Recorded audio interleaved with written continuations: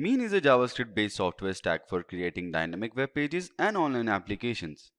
MERN application can be developed in one language for both server-side and client-side execution because all components of MERN stack support JavaScript programming. Hello everyone and welcome to Simplilearn's YouTube channel. I hope you are doing well. Today, we will be taking you through the MERN stack full course. This MERN stack full course is designed to help you understand the most widely used concepts of MongoDB, AngularJS, Express.js and Node.js in an exciting manner. In MERN stack, we use Angular framework. You can also go for React full course after learning Angular. The link for React full course and MERN stack full course will be in the description box. In this full course, you will also learn about MongoDB, how to install and use the database. After, we will also learn about Node and Express in detail and then Angular. In the end of this full course, you will be able to understand and deploy MERN stack. Before we begin, let me tell you guys that we have regular updates on programming videos. So if you are a programmer and want to learn something, then consider getting subscribed to our YouTube channel and press the bell to never simply learn. So without further ado, let's begin and see what's in it for you. First, we will see the introduction to this full course and then we'll see what is MongoDB. After that, we'll see comparison between MongoDB and MySQL. Moving ahead, we'll see what is Express.js. After that, we'll see get and post methods in Express.js. After that, we'll see what is middleware. After that, we'll see how to connect client side to the server side. Moving ahead, we'll see what is AngularJS, features of AngularJS and the companies that are using AngularJS. Moving ahead, we'll see how to install Node.js on a Windows machine and we'll see overview of a Node.js. After that, we'll see what is Node.js npm. Moving ahead, we'll see how to build Node.js REST API using Node.js. And in last, we'll see how to connect Node.js to MongoDB. So let's start this course. Over to our training expert. So what exactly is MongoDB? It is a document-oriented NoSQL database. It was initially released in August 27, 2009. MongoDB replaces the concept of rows of conventional relational data models with something called documents. It offers developers the flexibility to work with evolving data models. Since it's document-based, MongoDB allows embedded documents, arrays, and represents complex hierarchical relationships using a single record. It is also schema-free, which means that the keys defined in the document are not fixed. As a result, massive data migrations can be ruled out. But you must be wondering, when there's something like SQL, why is NoSQL or MongoDB used? There are a few reasons why MongoDB is widely used. First up is flexibility. MongoDB's notion of documents that can contain sub-documents nested in complex hierarchies is really expressive and flexible. Flexible query model. A user can selectively index some part of a document or a query based on attribute values, regular expressions, or ranges. Next up is native aggregation. Native aggregation allows its users to extract and transform data from MongoDB and either load them in a new format or export it from MongoDB to other data sources. It makes it extremely compatible. Lastly, as mentioned earlier, the schema-free model. Now, applications get the power and responsibility to interpret different properties in different ways. Now that you know what MongoDB is and why exactly it's used, let's have a look at the characteristics of MongoDB. Firstly, it's a general purpose database. Now, MongoDB can serve heterogeneous loads and multiple purposes within an application. Again, it has a flexible schema design. Document-oriented approaches with non-defined attributes that can be modified on the fly is a key contrast between MongoDB and any other relational database. Next up is scalability and load balancing. It's built to scale both vertically but most importantly horizontally. Using sharding, an architect can share load between different instances and achieve both read and write scalability. When it comes to load balancing, this happens automatically and transparently to the user by the shard balancer. Again, we have aggregation framework. Now, MongoDB offers an extract, transform, and load framework that eliminates the need for complex data pipelines.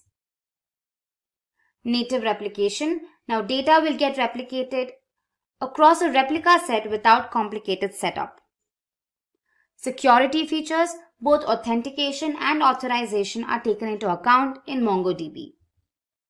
Next up is JSON. Now, JSON is widely used across the web for front-end and API communication, and as such, it's easier when the database is also compatible with the same protocol. Lastly, we have MapReduce. Now again, MapReduce is an excellent tool to build data pipelines, and MongoDB uses MapReduce readily. Now let's quickly have a look at the working of MongoDB. Data is stored in documents with the help of key-value pairs. Now, the data is stored in the BSON format. At the back end, MongoDB converts JSON data into a binary format known as BSON. MongoDB also makes provision for nested data. Now, all of these documents are stored in a collection.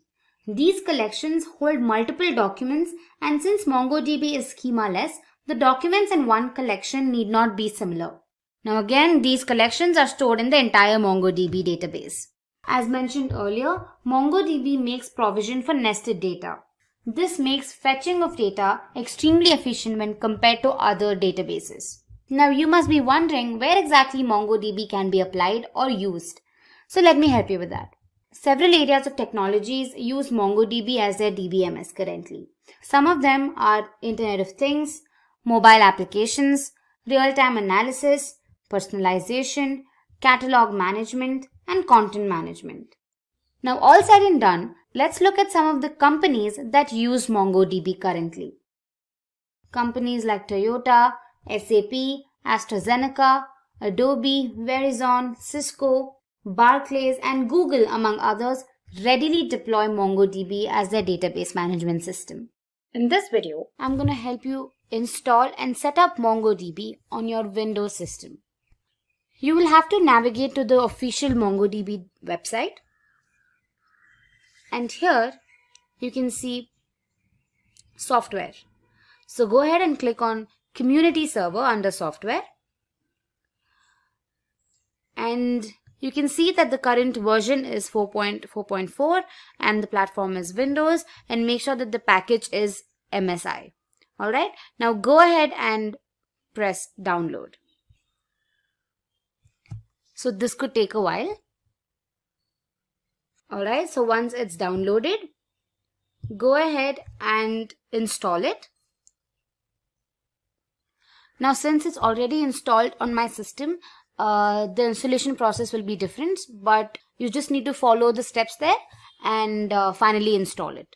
So once you're done with the installation, you can go to your C drive, and here you can click on Program Files, and you can see that MongoDB is installed.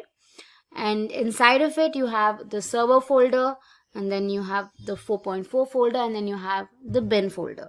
Right? So here you have the application, that is your Mongo and the MongoD applications. Both are executable files. Now the MongoD file or the application is the daemon process. Now this is the background process that makes sure you retrieve the data from the database, access the data. So it does all the background tasks.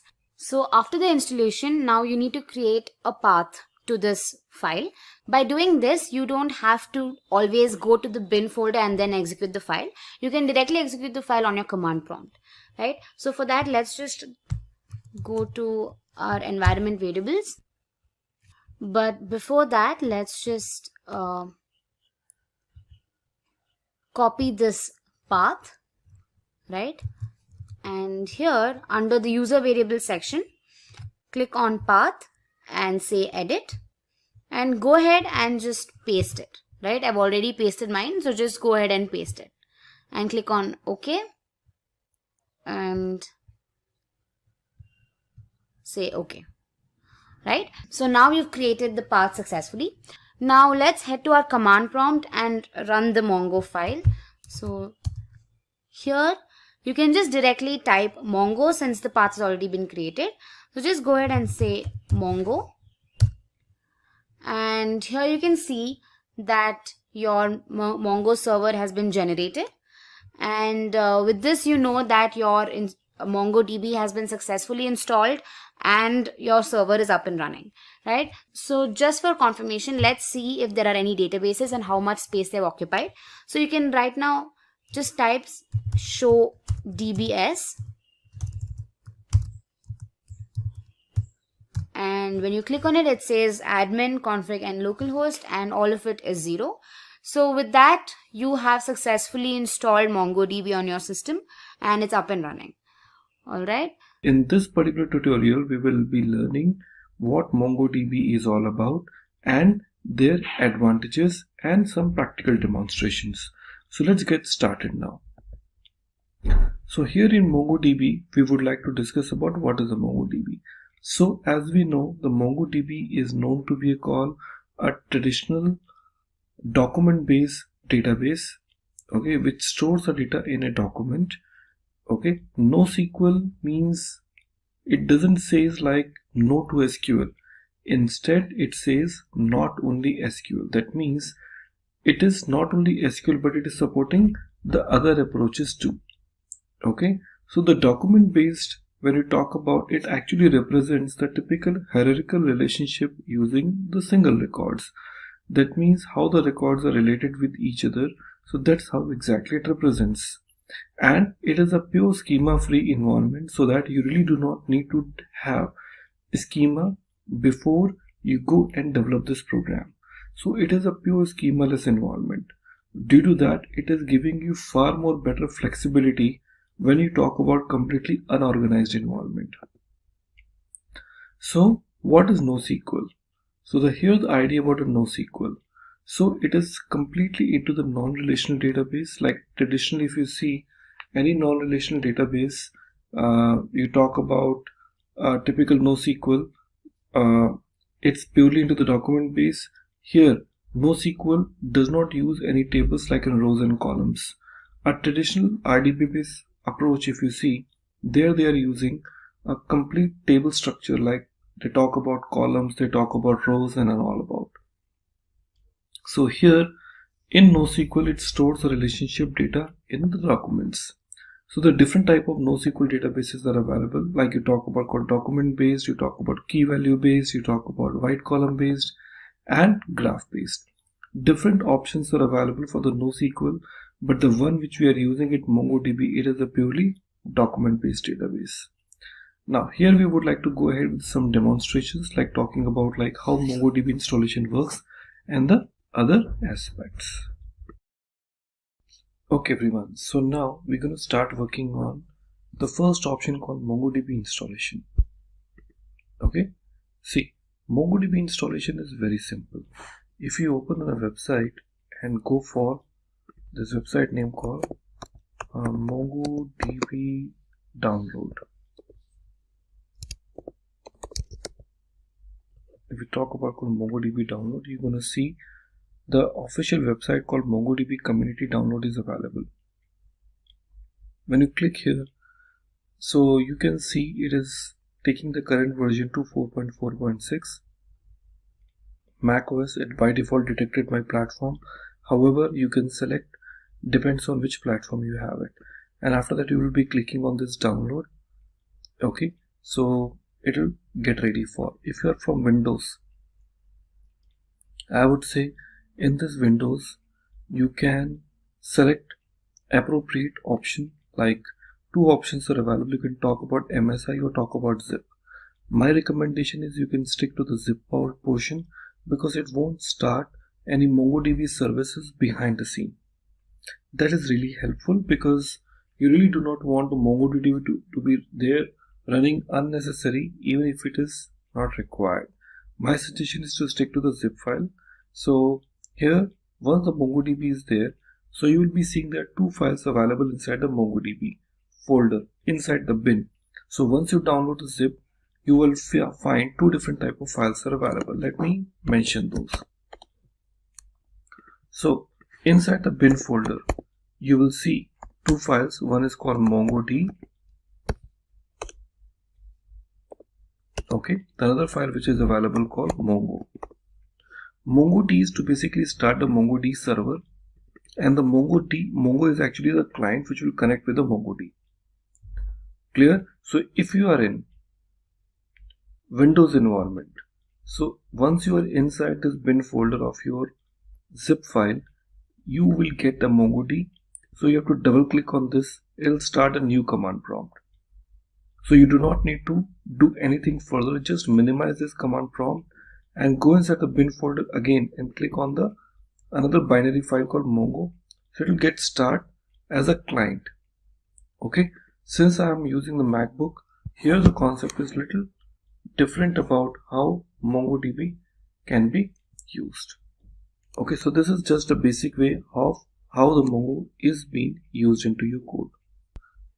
Okay everyone, so now as we are in the MacBook, so here to start MongoDB we have a very special way to start with. So here I'll start with my terminal, and here I would like to paste one very simple command to start my MongoDB database, that is called MongoD, and after that you have to say --db path. It is the place where your database will be starting. And one more important thing I forgot to mention, like MongoD would not start automatically inside your Windows machine unless inside your C drive you have to create a new folder name called data, and under this you have to create a new folder name called db, because automatically when the MongoD starts, it looks inside the C drive data inside a db folder. There your all records will get stored. So do not forget, whenever you're trying to use the MongoD, so you must have this particular folder structure in place in your local machine. Otherwise this is not gonna start. Every time you start your MongoD without this location, it automatically terminates. So to avoid those, make sure that you have this DataDB folder ready with you. However, you can also change the location of this particular folder structure, for which we will discuss it little later on. But as of now, we can see I'm giving my location that is called --db path /datadb. I hit enter. You can see now my MongoDB is starting now, and since it's stuck, so I have to start the new terminal now. So here I open another tab and type Mongo, and the moment I type Mongo, now you can see it is now connected with my MongoDB, and now it is ready. That's the first thing you need to remember. Okay, now to check which other databases are available to you, so you can just type show DBS. So it will show you the number of databases which are already there inside your existing newly installed MongoDB. But you can go back and create new database too. Here you can see some databases are already present. However, you go back and create the new databases into your system. And to create this database, we have a very simple option available here, name called use SimpliDB. If I say use SimpliDB, it automatically creates this database and take you inside. Let's see. Now you can see you say use SimpliDB, it automatically creates, though it is not there, but automatically takes you in while creating those. Okay, so that means you are in current database name called SimpliDB. So if you're not sure which database you are in, so you can just type DBS or DB, and it will show you that your current database is SimpliDB. That's it. So your database is set, and we are all good to go ahead with our next level development. Hello everybody and welcome back. In a previous videos you have seen like how to create a database and how to identify whether my database is there or not. So if you remember, previously we have created our database using use keyword. So if I just see my databases which we have created last time, so how we can check this out? We can say show space DBS. Okay, so you can see we have got database list, but we do not have any database which we have created last time is registered here. That's quite surprising, because when we have created our database, it should be listed here, but it is not. Let's do one more time. I'm saying use SLDB, and I'm saying switch to SLDB. Now when I say once again show DBS, so I still don't see my databases listed here. There is a reason. The reason is, according to the MongoDB rule, unless we have minimum one record or collection stored inside my MongoDB, it really can't show in the list. Now I want to tell you about a few important things. Now here when we talk about called MongoDB, in this MongoDB compared to the relational database, here the table which is actually in RDBMS it is called, here it is called collection. Okay, DB is still called DB here. Okay, that means the database will be still called database, but row, what you use this word in a traditional RDBMS, here it is known as called document. If you remember, I told you like it is a document based database. So here every single record what you try to insert, it is not called a typical row, it is instead called a document. So every table is called collection and every single row it is called document. That's what exactly the difference is. Okay, now here once it is ready, we will go ahead and talk about our next feature now. Well, we have to basically go and create a new collection. Okay, so what you can say, db dot create collection, and here I can pass my collection name. I can say demo collection. So once it is done, I can see it is collection is created. In typical language I can say the table is created, and now when I try to see same show DBS, I can see my database is now listed.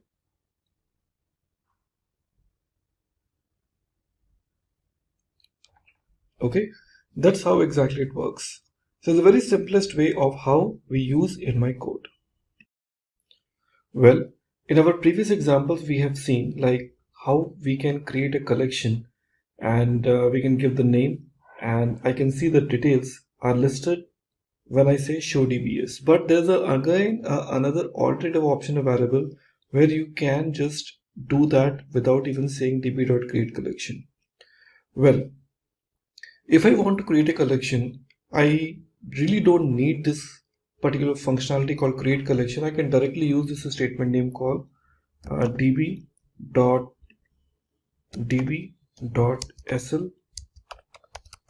student dot insert, and here we would like to add the property like a name, and here we can say admin. Now what does that meaning is, when you say db.slstudent.insert and I hit enter, you can see this uninserted one, and surprisingly when you try to say press enter, you will see this SL student is not a collection which we have created earlier. So what this line does, this line not only create the collection for you but also add a record inside with this property called name, because that is a MongoDB, and MongoDB is always following the JSON based structure, and due to that it goes with the key and value pairs.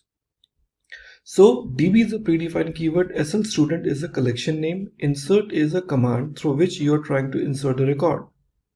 Now to check how many collections are there. Okay, so we have one property called show collections. When I say show collections, I can list down those number of collections, or else I can say tables in a typical RDBMS language which are there added in my system. So SL student in which I can see the record is inserted. So if I want to confirm, I can simply say db.sl student.find. Find is a function through which I can list down those number of records which are added. I say find, and you can see that the records are received. At the same time, when I say db dot the name call demo collection, okay, db dot demo collection dot find, I'll find no record. Reason because this collection was created, but there was no record which was inserted in. But you will see when I write this command called slstudent.insert, it not only create a new collection for me, but also insert the record into my table, also called a collection. That's where exactly it is giving you the advantage when you want the collections to be created along with the data. This is the way how you can really do this. Clear? But whenever you talk about db.createCollection, many people always think about what is the significance of having this db.createCollection. Look, db.createCollection is having its own significance.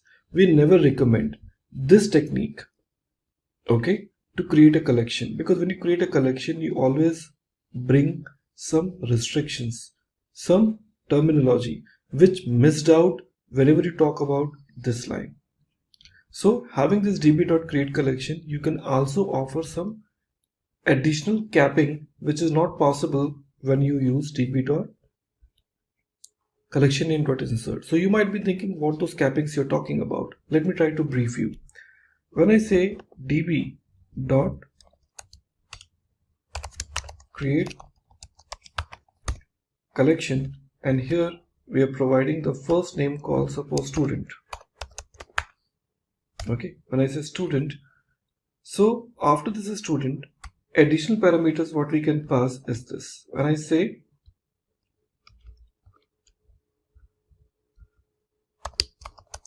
capped colon true, what we say, capped colon true. So you are enabling the capping. After that, the next parameter I'm going to pass, that is known as called size. In this size, we are providing the size. Suppose I'm saying 5 to 4, and also we are saying 2880. That is the size of 5 MB, and here we are giving call max colon 5. What exactly that meaning is? See, the meaning is very simple. Whenever we try to bring this create collection option, so capping true means you are enabling the capping. So what does that meaning is? It is trying to say in this particular collection name called student, maximum number of documents can be either 5 or less than 5. Clear? And the collective size of documents cannot be increased to more than 5 MB. That means you're trying to say either by adding the total number of 5 records, the collective size of 5 documents will reach to 5 MB, okay, or else the maximum number of 5 documents can be stored. So whichever fills earlier. You may have a total number of 4 documents which are pretty heavy and they reach to the size 5 MB, and beyond that the next document won't be added, or else you can have the 5 documents which has not yet even reached. So any option will help you to achieve this. So that's where exactly you can offer the capping, but this is only possible when the user is trying to say db.createCollection. This option is not possible when you're trying to use this. So that's the benefit of having this db.createCollection, and this is what we always recommend. Well, now we would like to talk about our next feature here inside the same MongoDB. So we now know how to create a collection, how to create a database, and how to switch from one database to the another database. Now we will tell you like how to insert a document. So far we have already seen how to insert a document inside the MongoDB. Now we would like to also show you how we can insert the documents using multiple techniques. So remember one thing, MongoDB comes with two different types of documents. One is called relational document and second is called embedded document. Mostly while working with MongoDB, we always recommend you to use embedded documents because that helps you to scale up your application without any hurdle. Okay, the embedded documents means what? That means the I would say the parent record as well as the child records, both stores in the same location. Fine. So how exactly that is? Let's take a look about this example. Here we would like to insert some records by saying db.student. I do not have a student collection, but I'm just telling you db.student.insert. Here we would like to add some records. What I'm trying to say, the registration number. I'm just saying 1, 2, 3, 4. You can give anything. Now the next one we will talk about called name. This name we can say student1, followed by the next one. I'm talking about which course the student has registered, so we can say course. Inside this course we would like to say the course name. So let's say course name. We are giving the course name called MCA. Okay, followed by another property called duration. Okay, I'm giving this duration is called 3 years, like that. After that, this curly braces is closing. That means, see, the idea is like you see the course is an embedded document, because from course you have got few more properties like in course name and duration. I'm closing this and starting the another property, and that is called address.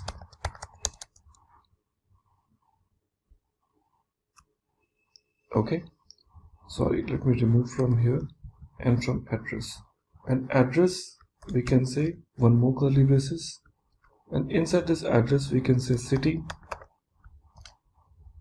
I'm giving the name called what? Bangalore. The another one we are using that is called state. Let me remove this state colon KE. Okay, and the third property we're using that is known as called country. Here we're saying IM, that is called India. So it is closing here.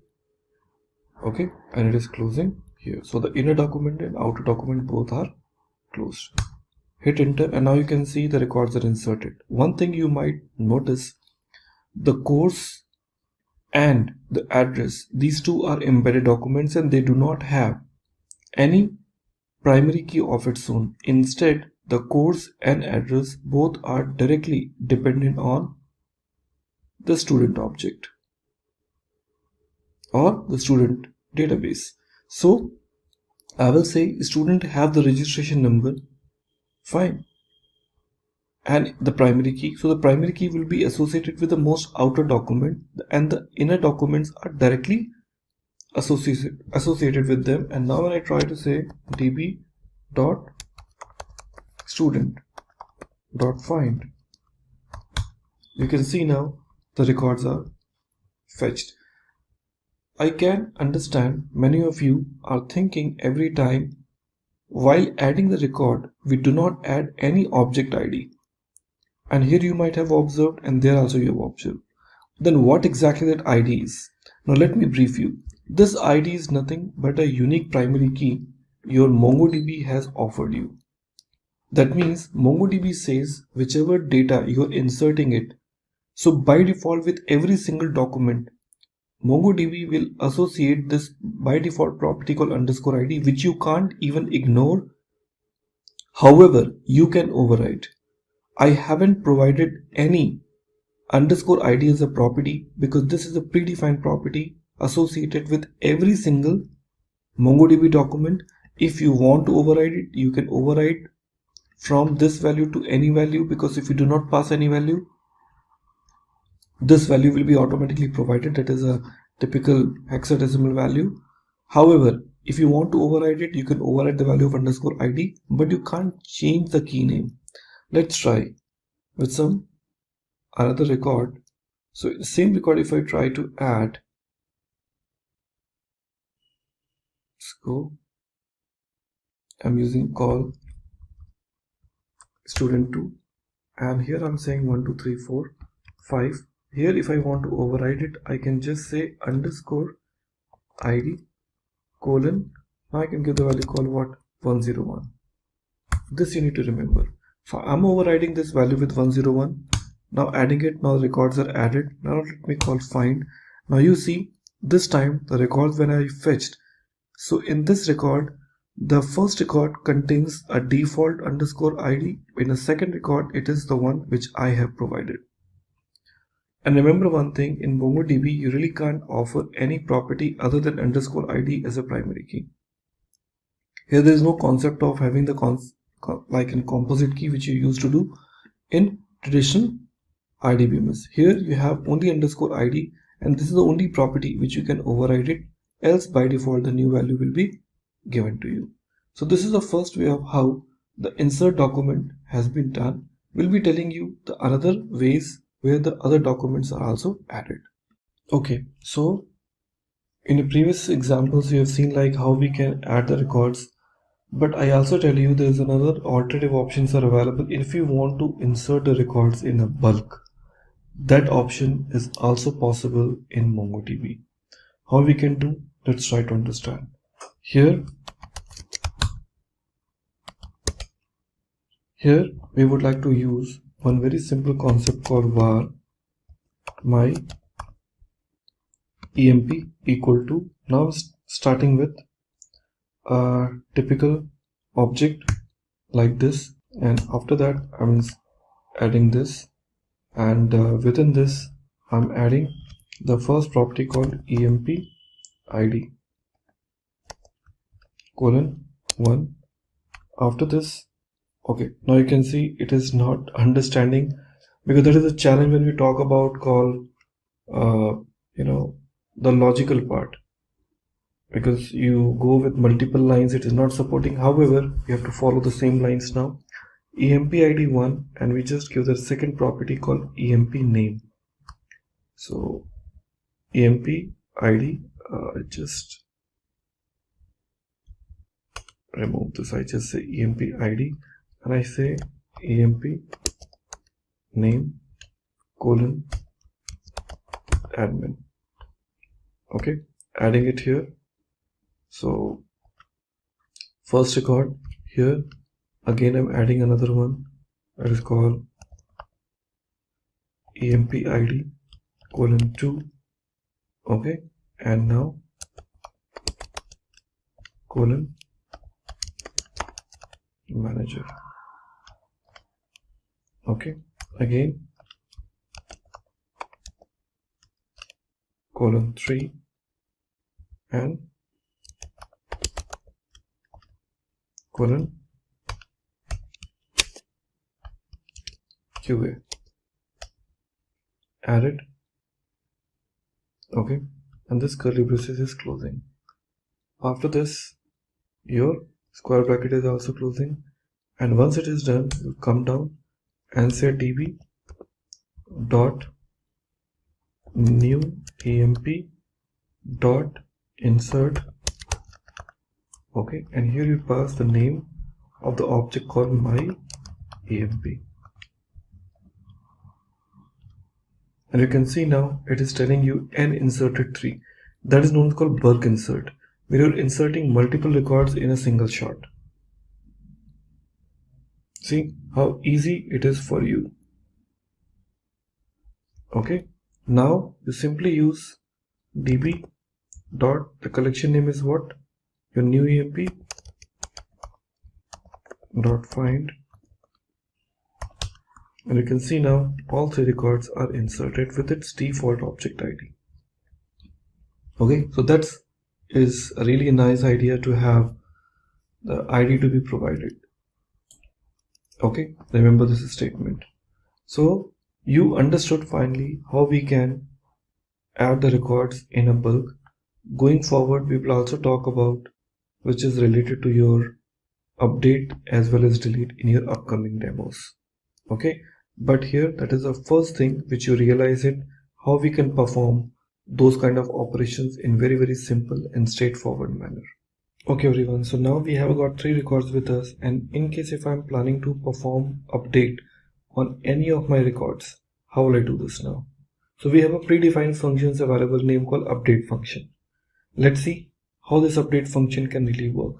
So we use this statement name called db dot, what is my collection name, which is known as called a new emp, okay, dot update. Okay, so what I will do, I will say db.newemp.update here. Okay, now when we talk about called update, we have a statement available. Okay, what is that? That is called emp id. We have called emp name. So we say wherever the emp id is this, I want to change what? The name. How can I do this now? Very simple. To perform this, what I would like to do now, I want to basically add few more records to give you some more better idea. You can see now here we have a call admin id name. So I just do one thing, I just change the IDs 1 2 3, I just say 4, I say 5, I say 6. Okay, and I call this again. The 3 records are inserted. Now let me try to call find. Now we have total number of 6 records are available, where admin is repeated, manager is repeated, QA is repeated. Now let me try to update the record. Okay, now I want to say db dot new emp dot update. Here I would like to perform the property like in what? Name, I say emp name colon, I say admin. Okay, so I just close that and I use another curly braces with dollar set. Set means you want to set the new value. Here we are giving emp name. Okay, what I want to do, I say wherever the name is admin, change to what? Admin new. That name I want to change it. Close this, and run. Now you can see it is saying n match to 1, and the record fields are updated like this. Let me check. Well, here I will see the value called admin new is updated, but I have one more admin called admin. It is not changed, and that is something which you need to notice. What you need to notice is like when you try to perform update. So what MongoDB does, it starts from the top, find the first record, change the value or modify the value, and come out from the loop. It doesn't carry forward its search process for the next level of results. And that is something which is, I really want to do that. So in case if you are planning to change those values multiple times, so what you need to do, let's take a look. Here in the similar example, here we have a call name admin, second property we have a call manager. Let's try to say managers are repeated twice, so we just want to change to new underscore manager, and I want to update multiple values. So what I will do here, I will put comma and say multi colon true. Okay, saying multi-colon true, that you want to say, hey, I want to update multiple search or multiple repetitions. Hit enter. This time you can say it is saying and match to and modify to. That means 2 records found and 2 records are modified. Let's check. There we go. We have got new manager is updated in both the location. That's something which is really awesome. because this is how you try to perform the multiple changes. Well, in our previous examples, you see like how we can perform the update part, but we have a one more beautiful feature available inside the MongoDB, and that is called how exactly we can perform Upsert. Clear? Let's talk about Upsert. Upsert is a combination of update and insert. Let me try to show you one magic here. Here, when we talk about called update part, you see now, here we are trying to say this point. Yeah, you see about multi-true we have used. Now here, this multi-true is we're trying to update, but let's talk about something called manager2. Enter. Now you can see it is saying no records found. Clear now, no records found. But there's one concept available named called Upsert. Upsert means if I try to perform Upsert, it means if the records are not available, it'll insert the record. I want to show you one simple example now. Here we are using multi-true. Okay, so as I can see, we're using something called name, and we're performing this update part. So in this update part, we are using this $set new manager. So here, rather than using multi-true, we are saying upsert true. When I say upsert true, so what happened now? They say n matched 0 and up inserted 2 and modified with id this. That means when I try to call this find function, you will be seeing now we have got the another record has been added. Are we clear now? As a new record. So upsert does what? Upsert says like if the records are found, I will update it. If it is not, I will insert it. That means if I try to call the same thing, manager2, fine, it is added as a new manager. Now if I just try to say not manager2, I will call QA, and here we are saying emp equal to new underscore QA. And now you can see it is saying n matched 1, n upserted 0 and modified 1. So it is clearly telling you like, hey, I did not find any inserted part, but yes, I matched one record, I found one record, and the one record is updated now. That is very, very beneficial feature when you really want to perform upsert. So that is the advantage of upsert. That is what's called update plus insert. Very important feature that depends on the requirement. If you want to add, you can certainly add this. So the way we have tried to add this upserted part, we can also try to perform the delete part also. Okay, so MongoDB also helps you to perform the delete part. And how you'll be trying to add it now? Let's try to understand. Here in my code, if I want to perform any delete part, I have this statement name called db dot, the option we are using it, that is now called collection name emp, new emp, sorry, dot, we have an option name called remove. In this remove, we would like to offer the property. Okay, and what we're talking about now here, let's try to add the ID here or the name which you would like to import. So I want to say like emp name admin new. So we just say p name. Okay, and then name is called what?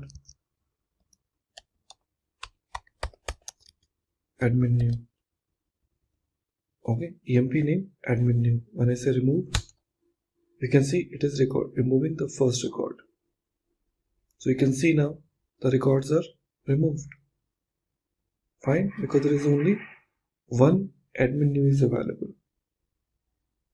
Okay, now in a similar way, if I try to remove the property called new underscore manager, new underscore manage with, hit enter. Now you can see the 3 records are removed. So it's not like update which removes update only one record. It can also eliminate more than one records at the same time. That's the benefit of remove. So now you can see we have already implemented some records. As I seen earlier, like we have performed the delete part now. Now when I try to say db dot new emp dot find, 3 records are available with me, 3, 4 and 6. Now when it comes to insert part we have seen, update part we have seen, delete part we have seen. Now it's time to basically fetch the records. So find function we've already seen, but in find function we also have some conditions, so-called queries. So in case if you want to limit the number of records into your application, you can also do that. Let's see, db dot new emp dot find. Clear now? So in find you can also pick up the specific records too, like when I'm saying dot find, and here we can just say name colon admin.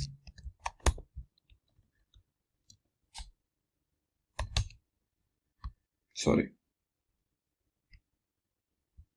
here to put curly braces.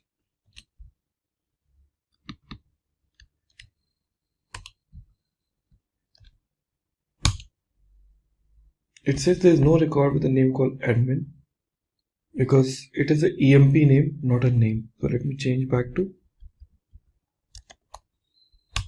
Now I can see it finds one record.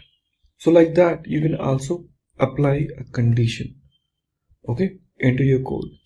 Now, in a similar line, if you really don't want to offer any condition, okay, but you want to limit the number of records to be shown, so you have this function available name called limit 2. 2 means only 2 records. Now you can see, though I have 3 records, but it is only showing me 2 records because I have limit those number of records into my code. Also, we can perform sorting in case if you want to perform the sorting in ascending and descending order. That also you can also do.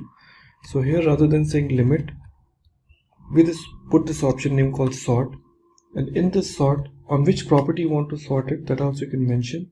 So we can just say emp name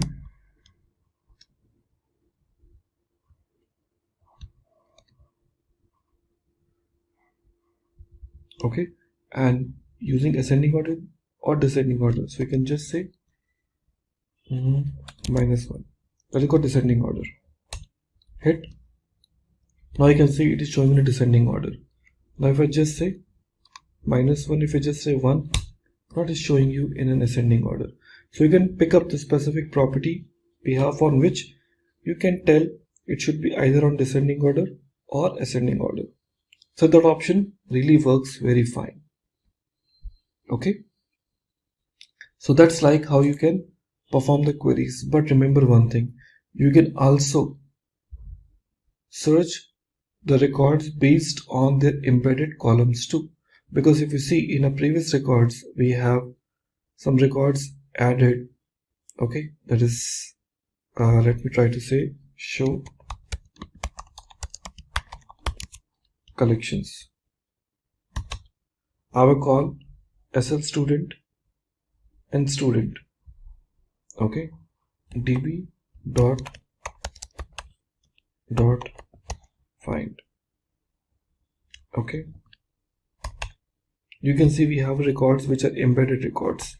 Now if you want to search the records based on their embedded properties, like I'm talking about address, there's one property name called city. Fine, so if you would like to pick up those records, these are also possible.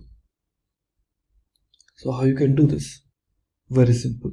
So you say db dot student dot find. Okay, so inside this find you can provide the specific properties, like my outermost property name is called what? Address. So we are using this option called address dot city. So we say city. Are we clear? Colon. I'm giving the city name called what? Bangalore. Clear? Let me close this. And that's it.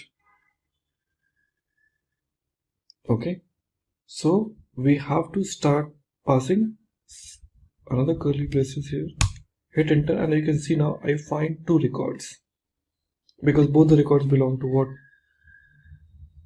Bangalore. So I'm getting this city Bangalore with me. That's really awesome. Like you can also pass the city accordingly. A part of that, we also have the other details also, okay, in which you can have the conditions based on less than, greater than, or whatever values you would like to make it is available and possible. Okay, so that's how the conditions are satisfied. So suppose if you would like to pick the users, are we clear, where the range which you would like to consider, so those are also possible. Like you can see we have this property name called what? EMP-ID 3 and 6. I just want to pick up only those records whose ID is greater than what? 2. So what I can say, db dot new emp, okay, dot find, and inside this find we can say the property. Okay, so what's property we're using? EMP ID. We are saying EMP ID here, colon, here we'll be using $GT. GC stands for what? Greater than, colon. We're giving the value called what? 1. Fine. Close this. Run. You can see you have received 3 records, 3, 4 and 6. In case if I just look forward for higher than 5, you will see only 1 record. So greater than, that's called GT. Okay, same option if I just say LT, you can see we have found 2 records. So less than, greater than. Okay, so that's how exactly you offer it. Okay, and also you can provide the condition so-called limit. As I can say find EMP ID the way we provided. So here I will not use less than. Okay, instead I'll be providing another property. Let me show you what. So here in EMP ID, whatever we have taken, so let me try to take the property called find, and here we're providing EMP ID, and then we're using another curly braces, and we're using $in. Is very important property, $in, colon, here you provide the details. I'm saying inside, so the property is 346, we are saying 3, 6. Close this, and you can see we got 2 records which matched with 3 and 6. That's the benefit of having this. Okay everyone, so in our previous example we have already seen lot many activities. This time we are trying to offer you something very interesting feature, and that is known as called working with indexing. See, MongoDB is one of the most popular tool, and one of the reason why it is very popular because it is having the facility of having indexing. Now what exactly the index does? So friends, main job of having this index is to basically give you the concept of like how one particular document, which is huge document, in case if you would like to perform any sort of indexing inside this, how you will be applying this. So to apply indexing into my code, let's try to understand why index is really required. Without indexing and with indexing, how you'll be making a difference into the code. So to make it happen, we would like to insert some records to confirm. Okay, so what I will do is in step number 1, previous records, if I see, I have got 46341, depends on what earlier records we had it. So we had a call new emp. So db.new-emp.find. So we have total number of 3 records are available. So it's okay, we can have this 3 records with me. Now let me try to apply indexing. Without indexing, if I want to find the result, what outcome I'm gonna receive. So to know about how much time it's gonna be taking if I have got large number of records with me, I'll be using this statement name called db dot, the name is called new emp dot explain, and here I'll be using one predefined functionality called execution stats.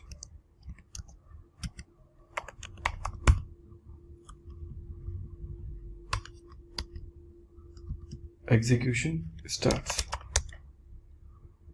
Okay, now here after the execution stats we'll be using dot find. We'll be using the first property here.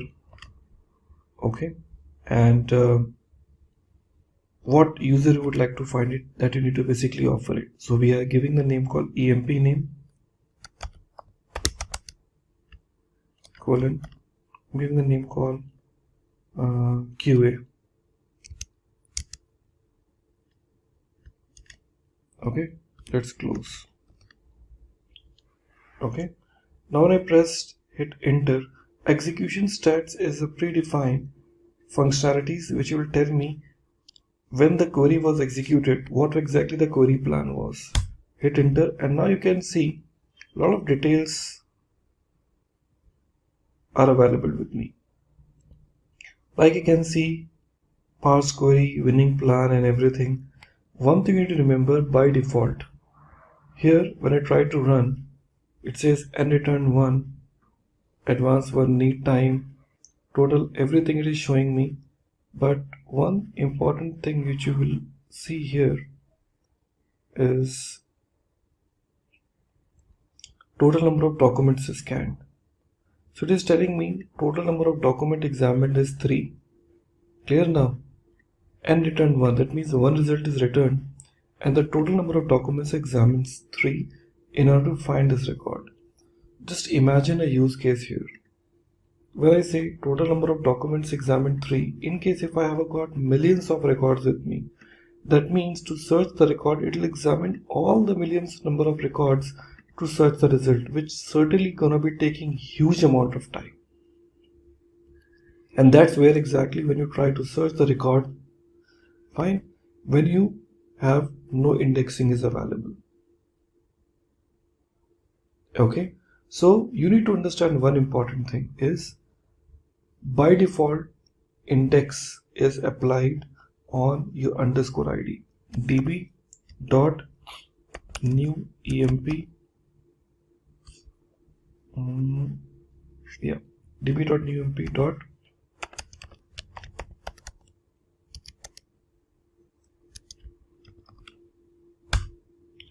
when I say db.newemp.getIndex is a predefined function, it tells me like, hey, by default index is applied on underscore id.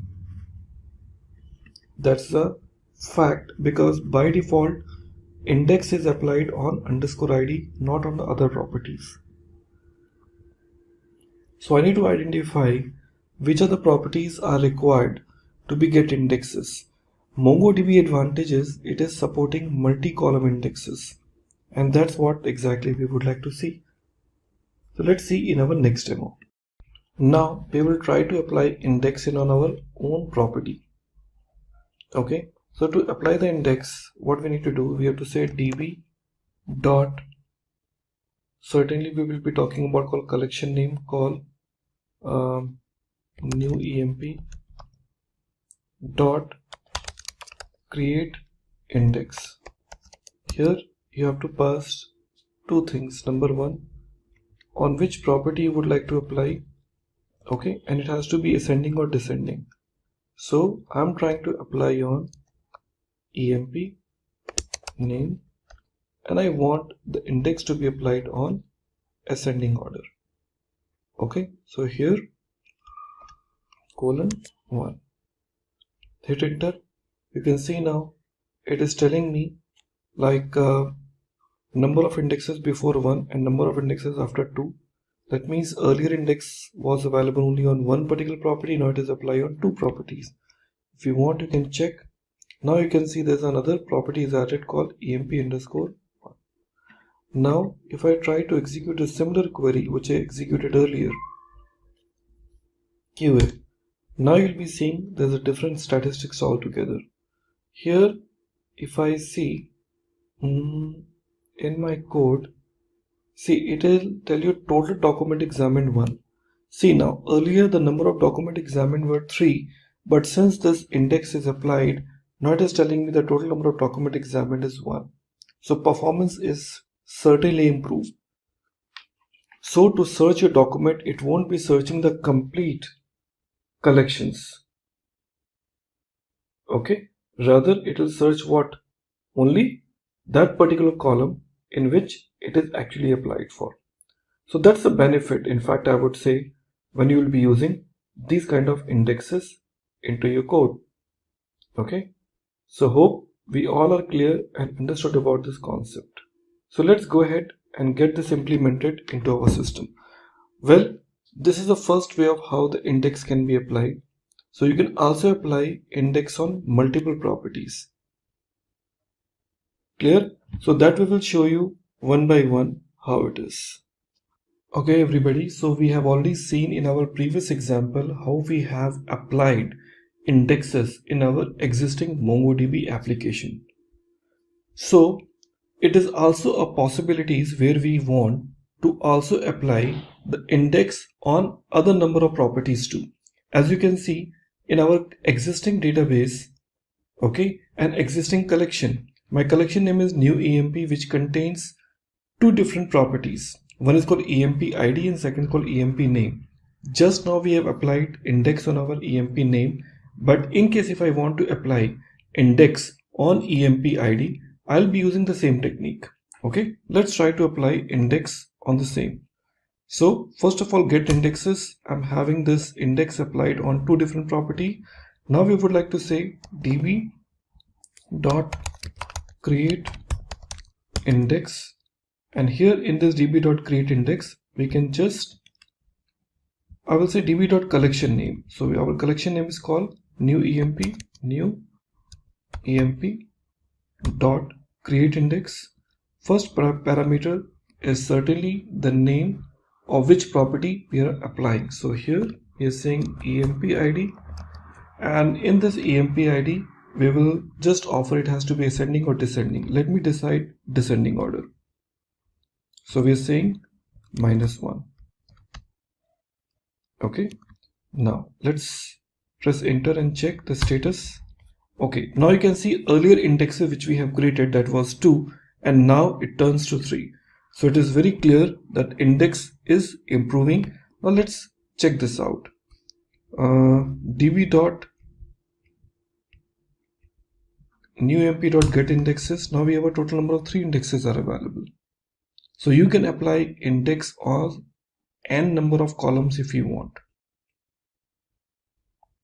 Okay, at the same time, the way we have created the index, in case if I want to drop an index, so we can also drop. So what we can do, db dot new emp dot drop index, and in this drop index we have to provide which particular index we would like to drop. Remember this point. In case if you're planning to drop any sort of index, so you need to provide which index. So you should have that particular index name.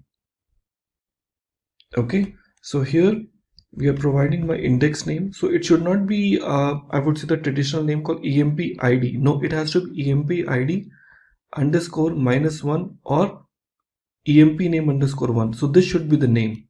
I'm saying emp name. In case if you try this, you see it is saying index not found with the emp name, because internally it maintains with this name. Let's try this out. We say emp name underscore 1. Let's try, and now you can see new index was 3, okay, 1. Okay. Now you can see we have a call emp id and underscore id. So now we have only two indexes left. There's no emp name anymore. This is how exactly you can drop the indexes. So it is very simple and straightforward way of how in MongoDB you can perform your activities. Hello everybody and welcome back. In the previous examples of MongoDB, you might have considered we have used lot many operations. In our last video we have seen how to utilize indexing into our code. Now in our next journey of our MongoDB, we will see how aggregation works. See, in MongoDB, aggregation plays a vital role, and aggregation comes with so many handy functions with MongoDB which will help you to perform and to apply some very simple code snippets into your ongoing I would say the requirement, which can make your query so much seamless. Now we will see how this aggregation really works, and to work on an aggregation we have taken some default database name called AggregateDB, and here we have a call student as a by default collection in which we have some set of records are already added. Now if I just want to apply aggregation, now I would like to tell you about what exactly the aggregation is. See, ideally when you talk about call aggregation, okay, so aggregation is nothing but a call aggregate. Like RDBMS, if you see, we have a call aggregation there. So in a Unix command, like you talk about shell pipeline, means the possibility to execute an operation on some input and use that output as an input for the next command. That means the output of one particular execution becomes an input for others. So MongoDB also supports same kind of concept in aggregation framework. There's so many type of functionalities are available which we will see one by one into our next code. Okay, now here we want to confirm about a few important things. Now here let me try to bring some of the important well-known, I would say, the functionalities of our aggregation framework. First we use a term name called $project. The project is basically designed for select a specific fields. $project is designed to select what specific fields from a collection. We used to talk about called what? $match. The match is responsible to filter out the operations. Are we clear now? It is designed to filtering out the operations. You talk about $group.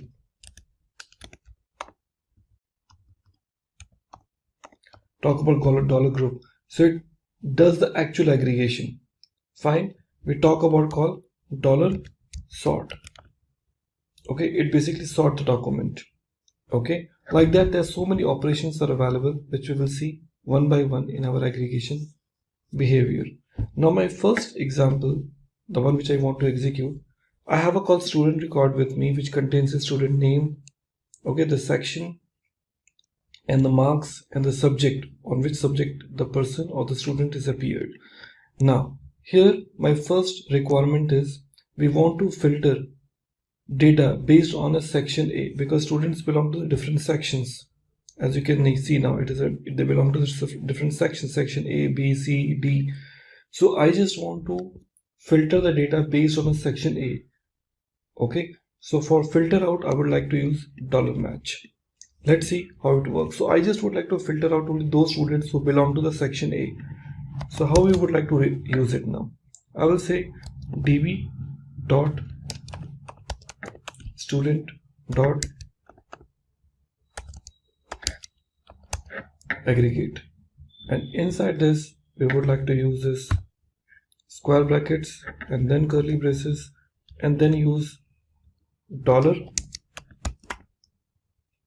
$match.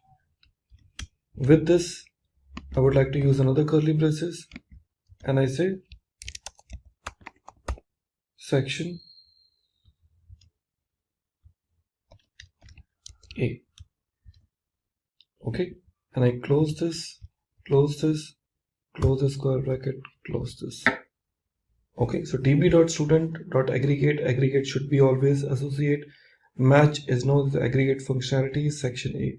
Hit enter and you can see now it lists down all those students who belong to the section A. Okay, very simple and straightforward example. Now we would like to use the second example. So we want to find out all the records where the section is A and we are using AND operator. Marks is greater than 80. There are so many students who have a different marks like 70, 19 and whatever. So we want to use both the conditions together. So how are you going to be using this now? Remember, not only the section A but also marks who are greater than 80. So similar thing, we have a call match. Okay, after this match we are starting this curly braces. Okay, so after this match we would like to bring AND. We say dollar and again colon. Again we are starting this square bracket now. Okay, we talk about what? Section A, number 1, and after this the first curly braces we would like to use marks. So we say marks colon and once again we would like to start curly braces and here we use dollar GT, that is called what? A greater than colon 80. Okay, all are closed. So you see like here we have got this square bracket and round brackets. So what else is left? So we have a call 80, we are using another curly braces needs to be closed here and then square bracket, okay, and followed by again curly braces, again curly braces, again square bracket, again round brackets. Okay, let's see where it has gone wrong. So we are using this db.student.aggregate, we are use this square bracket, then curly braces, then we use dollar match. Okay, after the dollar match we are using another curly braces and we have a call AND operator. After this AND we have a call this square bracket, then curly braces, section A. After section A is getting closed we are using another curly braces, marks colon dollar GT. Okay, and we are using what? Colon 80.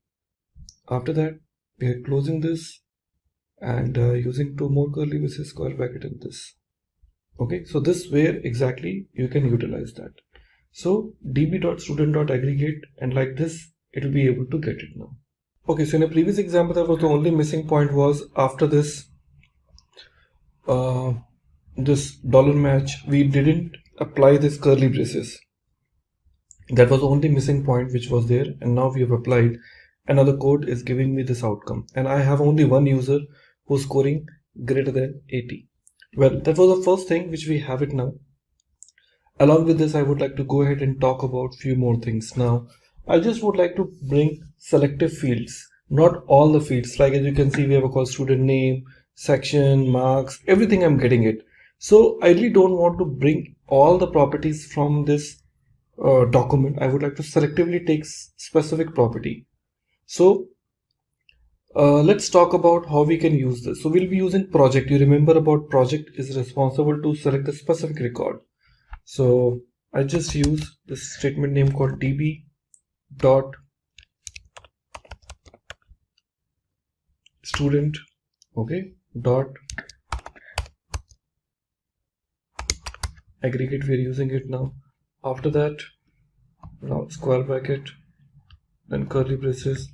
Now we are trying to say dollar project. What we would like to use? Dollar project and colon. We are trying to use student name, okay, colon. Okay, remember one thing, 1 means I want those, 0 means I don't want. So whichever property will be enabling it by giving the 1 as a digit, that means it is it is expected to be displayed. So I'm saying 1, comma, I'm saying section colon 1. Okay, and I'm also looking forward for marks colon 1. That's it. So now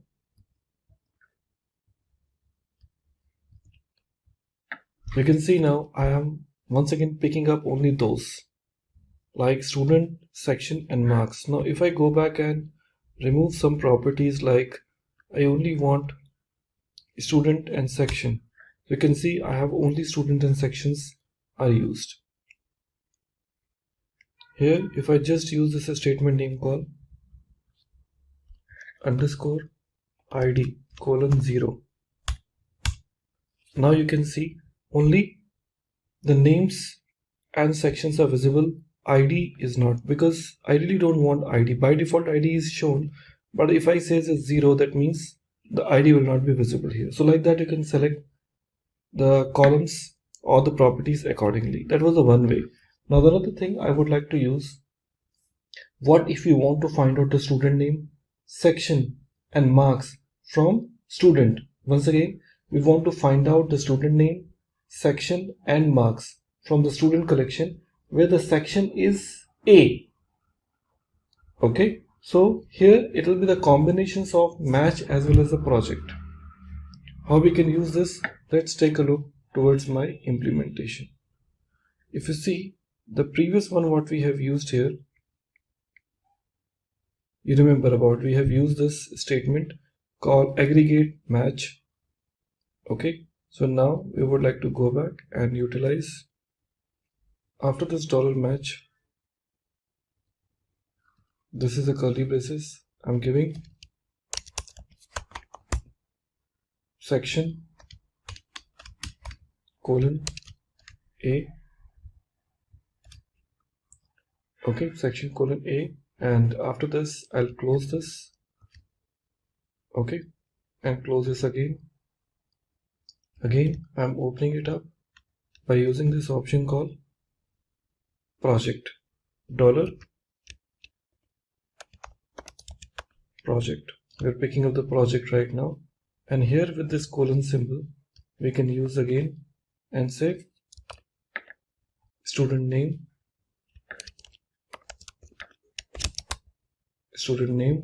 colon, we are using 1 comma section colon 1 and 1 marks colon 1, and now closing this. Now you can see I got those. So the requirement was we want to find out the student name, section and marks from student collection where the section is A. So you are not only using the match, okay, but also using what? The selective details. Like this you can implement it. Okay, that's where exactly the projection really works. So projection gives you lot many opportunities which you can utilize it for your own, and also it comes with lot many predefined functions like in some AVG and all. So let's talk about those functionalities too. So this is the first thing which we have seen, aggregations are taken place.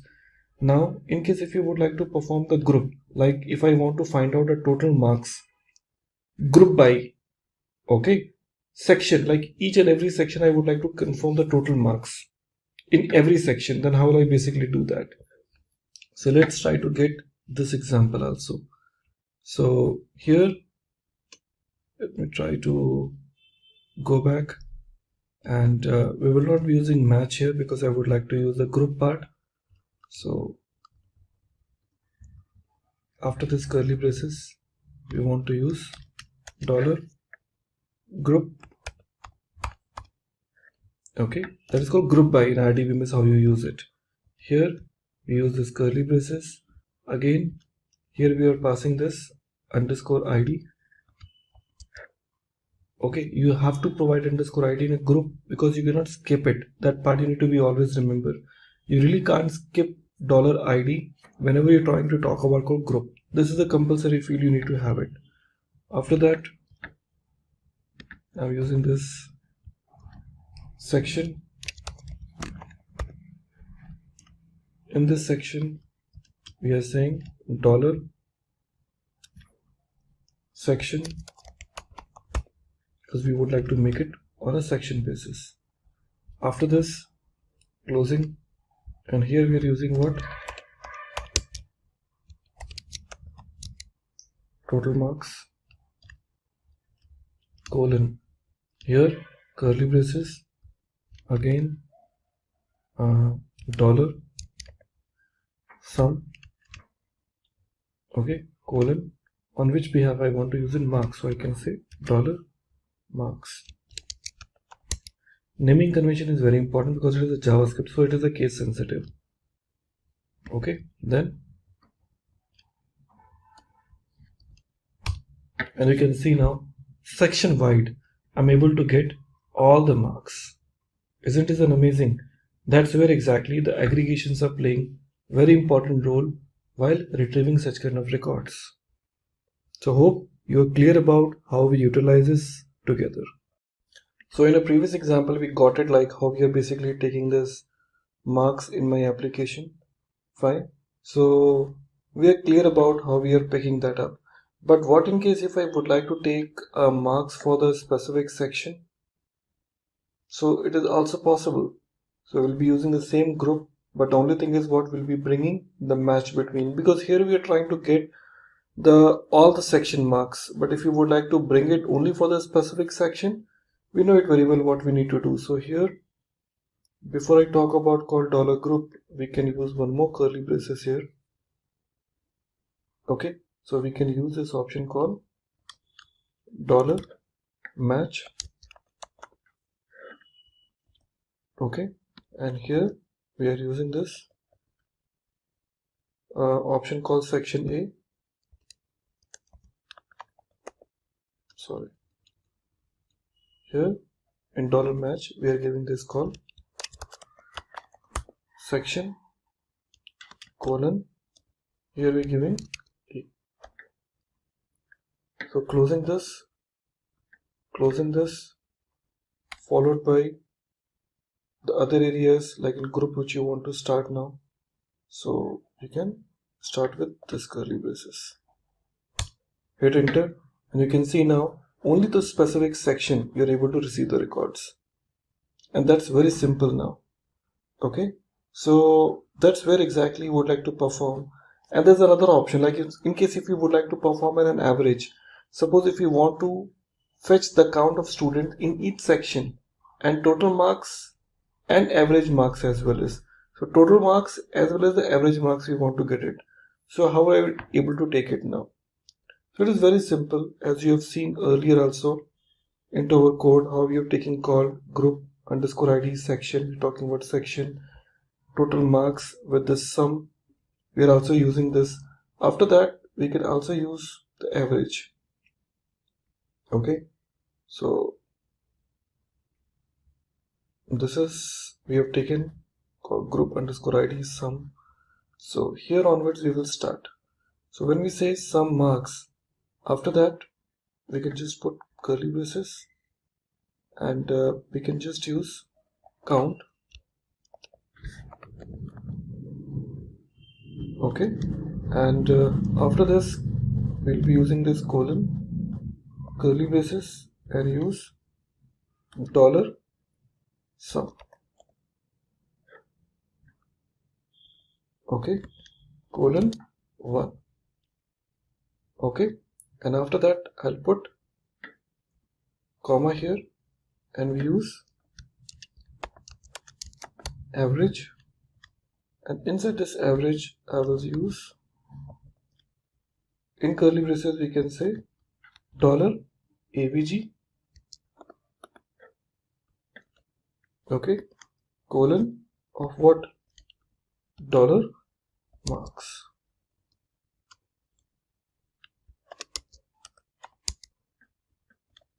Very simple. So curly braces is closed. Okay, so total how many? 3 curly braces will be closed, 1 square bracket and round brackets. and now you can see you got the average markings in each and every section. So just imagine how easy it is for you to deal with the aggregations.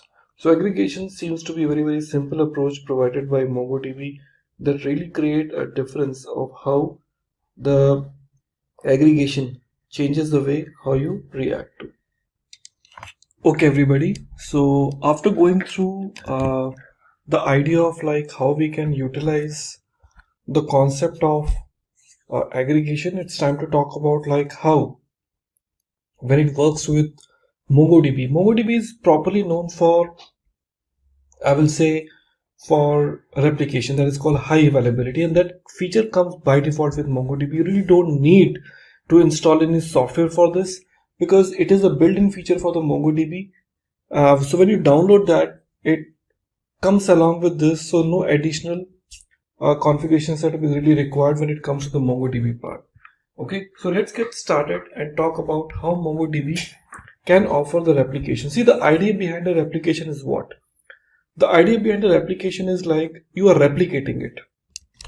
Okay, so when you talk about replication, you are replicating your data to where? To the multiple childs. So here in MongoDB, we have one concept available. Okay, that is known as called master. Okay, and slaves. Okay, master is one and there will be multiple slaves. Okay, so these slaves where your records are actually stored, and this is a master which will be responsible to replicate the data to all its childs when the request comes. Due to that, in case if one particular node fails, so automatically the data will be taken from the other nodes. That's the beauty of having this master and node slave process. So to make this possible, we have a very simple option available.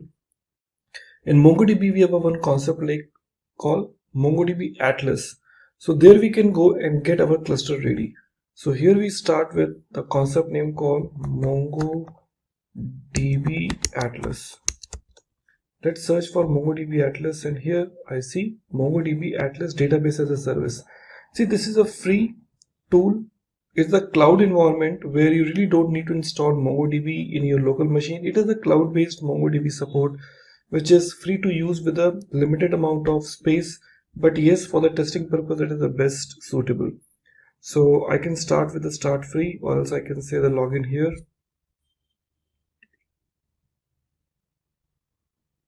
Okay, from there onwards I can go ahead.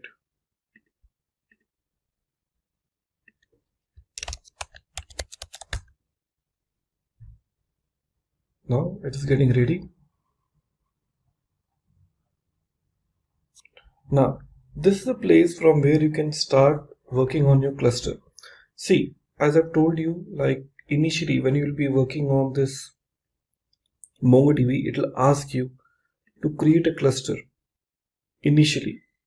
Okay, since I already have a cluster with me, okay, so I really don't need to create it, and as a free tier, it will not allow me to have more than one cluster setup ready.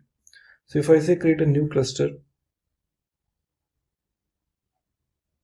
okay, and I say by default AWS, okay, and let me close down this notification. AWS, you can select any other cloud provider, and 8 GB RAM, cloud backup, cluster name. You can see now it is taking me 0.54 per hour. Reason being because I already have a cluster with me. Hence, more than one cluster is not allowed in a free tier cluster. So I have to cancel this. But you can go and create a cluster the way it was offered there. So if you want to create, you can just go ahead and do nothing. Just select by default AWS, select your location. Okay, give the name of the cluster. You want to give anything, you can give it here. Otherwise, let it be the by default name cluster and say create cluster. It will take a while, minimum 2 to 3 minutes, depends on the availability. It creates a cluster for you, and your cluster, once it is ready, it looks like that. Okay, so here in this application, you have to go back and understand what is there in a cluster. So when I click on cluster 0, you can see now here we have got 3 nodes available. One is called primary node, which is called master, as I suggested earlier. And now we have a called slaves. Automatically, when the clusters are created inside this MongoDB, by default, it will be 3 node cluster, where the 1 will be the primary and 2 will be secondary. Based on your package, whichever you have taken it, you can increase the number of nodes later on, but as a free, I'm gonna get, or I will be receiving total number of 3 nodes available here. So records, whichever will be stored, it will get stored automatically in both the nodes, secondary nodes. And from the primary, I can insert the record, and secondaries, I can read the records. Remember, you can't insert the records into the secondaries. You can only insert the record only in your primary record. Secondaries are not allowed to insert. So this is your replica set. Okay, these are the nodes which are available to you. So when you click on this primary here, you will see it is telling you no data available. Nothing is there because I haven't stored any records as such. So I just go back to my cluster.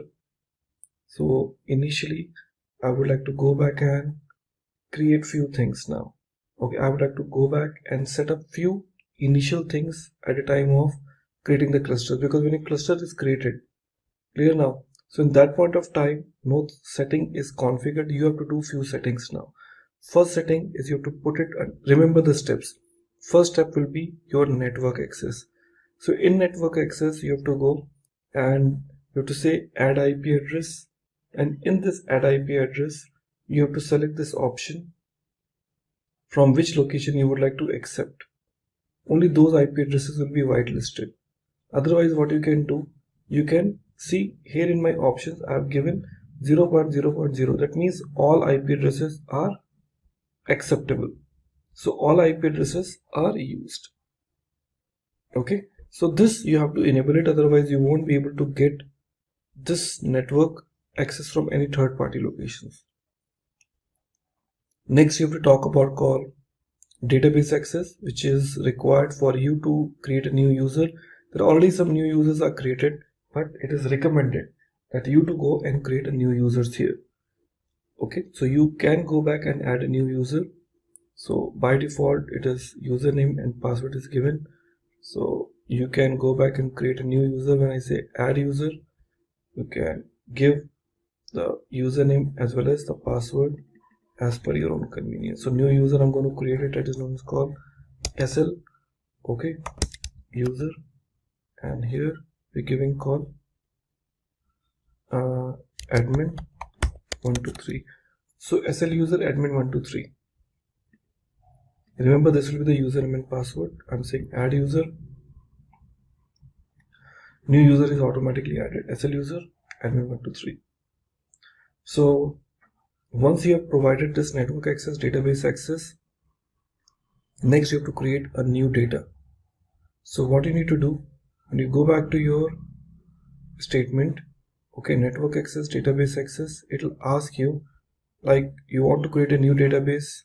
So I just go back to my project 0. There will be an option called collections. You have to go back and create a new collection here.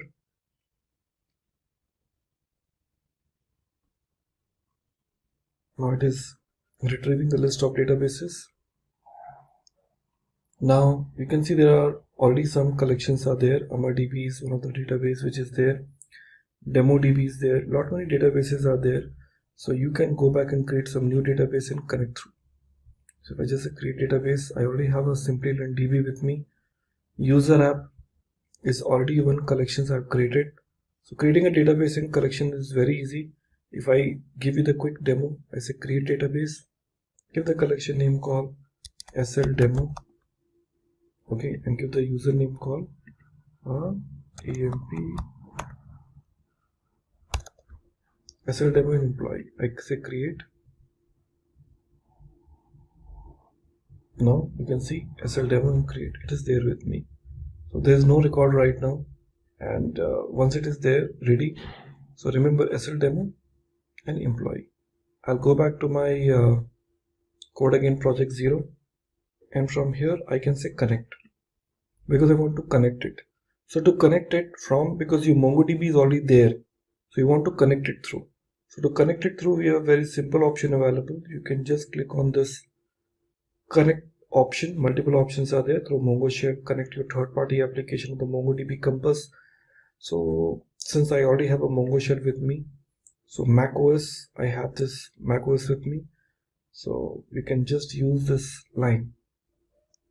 Okay, so if you have a window, we can select your window. Since I have this Mac OS, I'm selecting this line, but I need to replace with this, you can see this username. Okay, and you have to give the username here. I'll select it this. I open my terminal. Okay, and this is, I'm just closing this and opening up another terminal here. Since I want to connect with the Mongo shell now, so what I need to do here in this, I'll just paste that, the command which I have it now. Username is, you remember I told you, you call some users which you have already created. Let's check.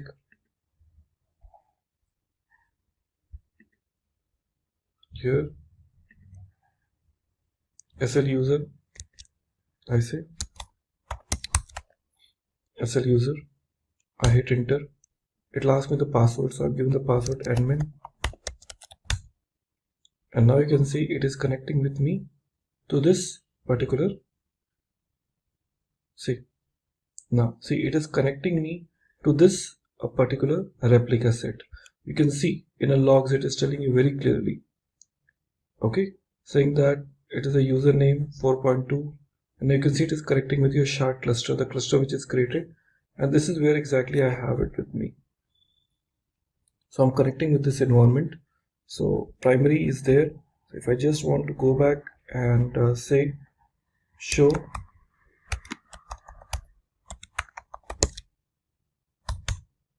collections, so I can go back and create a new collection here. Okay, so it's up to you now. By default collection which is their employee, so I can say db dot employee dot insert, and now here we can just add name.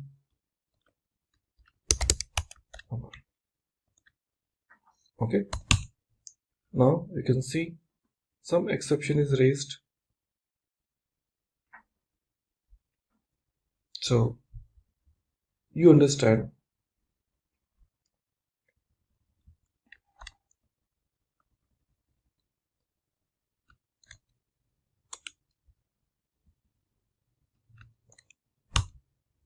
Now you can see the records are added into my primary cluster. So if I just go back and go back to my project 0 where we have got collections, here you will be getting the SL demo employee, loading the documents.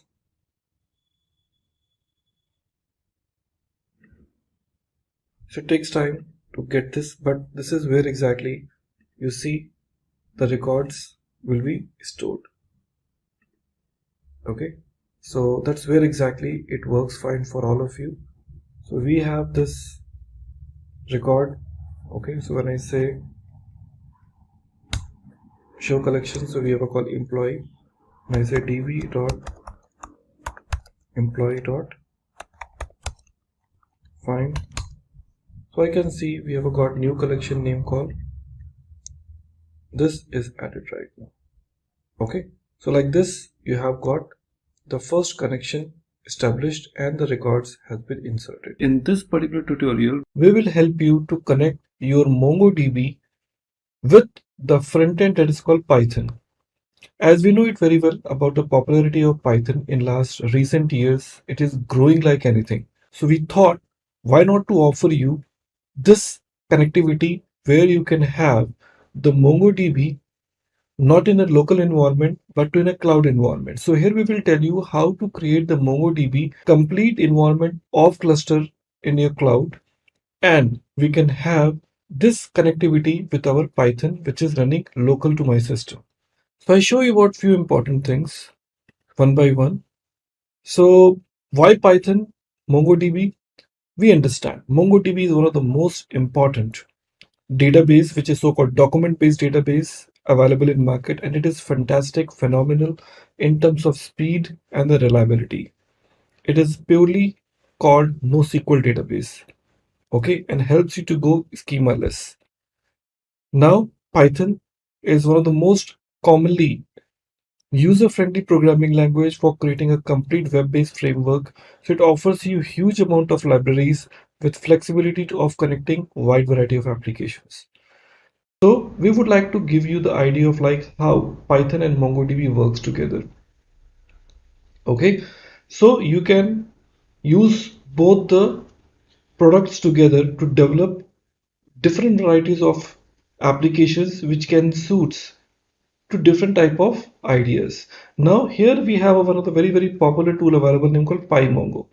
So PyMongo is actually the Python library, which is a kind of a driver through which you will be able to connect with your MongoDB and perform basic operations whichever you expect. Okay, so let's go ahead and start working on those demos. Okay, so we will start with creating a MongoDB environment with cluster in one of the very popular tool that is known as called MongoDB Atlas. So we'll be opening our website and go here and talk about called MongoDB Atlas. I search for MongoDB Atlas, that is basically the MongoDB way called database as a service. I'll be selecting the first option and go to the start free because it's going to offer you by default some 500 MB of free space. I say sign up with Google. Going ahead and selecting this. Okay, I say accept and say submit. Okay, so it is starting up now. It'll ask you about a few things. I would rather say to select skip and continue. Well, it'll ask you about which environment you would like to take. So I like to take this shared cluster. I say create cluster. Now here it will take a while to get yourself ready for. We can see it is offering the sandbox of having 512 MB of free space. And this MongoDB, no backup, that is the by default cluster name. You can give the name of the cluster if you want, but let it be by default cluster 0. I'm saying create cluster. So my cluster is being ready. So it will take a while to get your cluster set up. So just wait till the time your cluster is getting ready. So I tell you about this cluster is going to give you by default 2 child and 1 parent, so called a 1 master and 2 child nodes, where your cluster will get ready. So you really don't need to set up any kind of cluster in your local environment, and that is the best environment I would suggest for most of your development, where your time reduced. There will be no software requirement because sometimes version to version it changes, and you can get all the benefits of clusters. So we're just waiting till the time the cluster is getting ready. So once the cluster is ready, you will be seeing some options where will help you to create the clusters in your upcoming demos. So friends, your cluster is now ready. You can see now in this cluster you have got this environment. So in this environment you will see there are some options they have given you one by one. Build up your cluster, create a first database user, add an IP address, multiple options they're telling you now. So how to set up? So the first build of the cluster, which we have anyways done. Next is called create your first database user. So select this. So it will highlight this area. Now you can say like database access, and I'm going to create a first new database user and new database user, giving the username called admin. Let's keep very simple username and password admin123. So admin123. Yeah, same, and say add user. Now you can see the user is created. Now let's go back to the next option. It's telling me the network access. Now go here and say sorry. Now say add IP address, and I'll say allow access from anywhere so that I can take it from anywhere. I say confirm. Now it is telling me about the progress. I select this. Now tell me about which type of collections you want. Okay, so I select this, and inside this I'll be selecting this called collections. Okay, and it's getting ready. So it is giving me some options.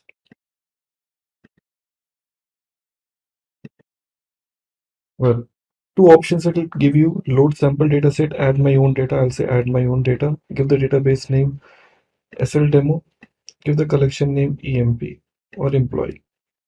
Remember, database name SL demo, or I can better give the name called SLDB. SLDB and employee. I say create. That is getting ready. Okay, so my database and table is ready. That's it. So I think we are all set with this environment. Okay, well, once it is ready, your collection is also ready. I'll go back and click on my project 0, and here, yeah. So once it is there, then I'll be clicking on this option called connect. Now it will give me the multiple options how to connect. So it will say connect with the Mongo shell, or it will say connect with your application, connect using Mongo Compass.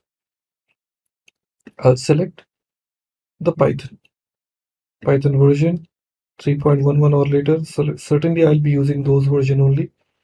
Okay, and in this I'm having this, so I will be using this to connect with my backend. So that's how exactly you have the setup of MongoDB cluster. Everyone, so we're all ready now with our setup. Cluster we have already created earlier. You remember about we have taken Python 3.11 or later. So here if I just go back and check, I have got 3.8.5, which is Python 3 version, which is available. So you can select based on whichever we have it. Say 3.11 or later, we can say 3.6 or later. So there'll be no much difference if I just see. Even if I just talk about 3.4, there is some change, but here 3.6 or later, it is same. So I have a 3.8.5. Okay, so I can use the same option. So here in my VS Code editor, I am using for my development. So here's a simple demo.py I have used. Welcome to check if it is working fine. So yes, it is working fine. I'll start working with my first program with MongoDB. So I just go back and say demo py, or I can say py demo.py. Okay, and here if I want to go back and start working on the development, remember one thing: we need first dependency called pymongo. Okay, what I need? Pymongo, and for this we have already installed this dependency here sometime back. This is how you need to install. Okay, so we have this statement name called what? Pip install pymongo. That is the first dependency which you need to download in order to work with this. Okay, so that's what we have taken, this install pymongo. So if you just see, you can go back and start developing this statement. Okay, so let's go back and start working on this. Step number 1, you need to always say import number 1, the one dependency which you've installed is called pymongo. So you can just say pymongo. That is a dependency we have recently imported from. Okay, let me go back and search from next point. So import pymongo from, here we are saying pymongo Okay, pymongo, and we're also saying import Mongo client.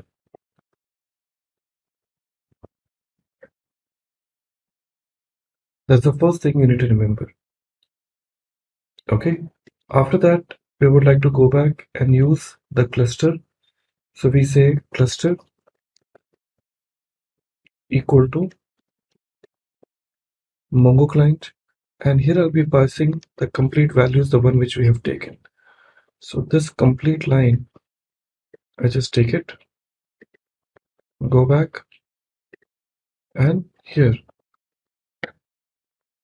I'm pasting it. Now here I have to basically replace this password with admin123. Okay, and we are all set. Okay, now once it is ready, we can go ahead and define db equal to cluster and provide which database you're talking about. Okay, so you remember about we had a database which was available to us that is known as called SLDB. So I can just use the same SLDB there, and accordingly I can use which collection I'm connecting it to. So accordingly I can go back and insert a record. Okay everybody, so I can see I have got this file with me. Going forward I have to tell, so this is what exactly the connection URL you have received. Now you have to define which database you're working on. Let me say db equal to cluster, and we have to provide in double quotes the database name called SLDB. If you remember, we have used this. After that, we have to mention which collection it was. So collection equal to db, and here we just give the name called employee. That was our collection name. So once it is ready, then I have to basically perform some insert operation. So I just say post. Okay, it's just a name equal to, and here we just provide the properties like I would say name. So it is a JSON based database, so I can just use the name. I say Amar, and once again I can just say email and say amar@email.com. That's it. So this is just the data which I have. Now I want to insert, so I can certainly say collection dot, because I want to insert only one record. You can see I have one functions coming up, collections dot insert one, and pass post as a parameter. Now we are all done. Let's try to run this. So I'll be running this with Python 3 pymongodemo.py. Hit enter. Now it's done. Let's confirm. Here into my code, I will just go back and check here inside my applications. I can just go back to my collections, and in employee, yeah, there we go. We have got some records coming up here.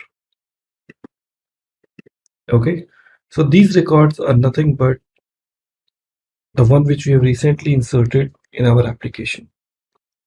Okay, so fantastic. So first example is working perfectly fine. How we can have the records coming from the Python and insert it there. Like that, I can have as many number of records I can add it.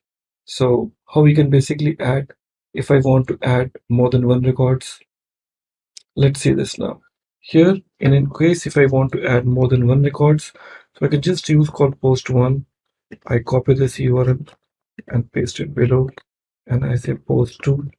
I say Amar, I say Amar G email amar12@mail.com, and rather than saying insert one, I can use insert many, and inside this I'll be using this square brackets and pass post one comma post two. That's it. Okay, so let's change the little name because it is already there. Let's insert. Yeah, records are inserted. Let me verify once again by refreshing it.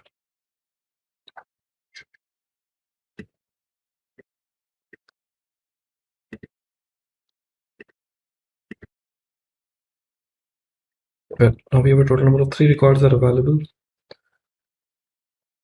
Yeah, there we go. So records are added. Perfect. So like this, you can have as many number of records you can basically add it. In a similar one, the way we have basically used this, I can also perform the search part too. Okay, so in case if you want to perform the search part, we have a very simple statement available with us. What? I'll go here the way we have added this. So in this, I'll just these records which are added inside my application, I would not execute this. Rather, I would like to go back and say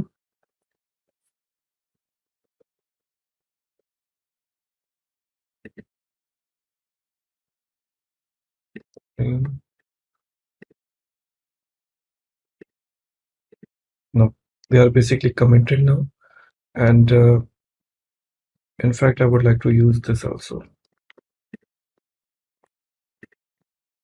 Okay, I'll go here and find results equal to same collection dot find. If I want to find a name, we can just use curly braces name colon Amarche. Okay, so let me say print and pass results. Okay, let's run this. Okay, so it will print what? The results for me. Okay, so it is just printing what? The cursor object for me, saying that hey, this is what the record is available to me. We can also change in case if we do not think the correct result is coming up. We can also go back and we can use some alternative option that is called for. Okay, so what we can do, let's take a look here. We can use for. With this for, I can say result. Okay, in results and print this result. That could be one option through which you can get the details with you. Okay, so what you can do, you can run this code again. Oh, I forgot to put this semicolon here, or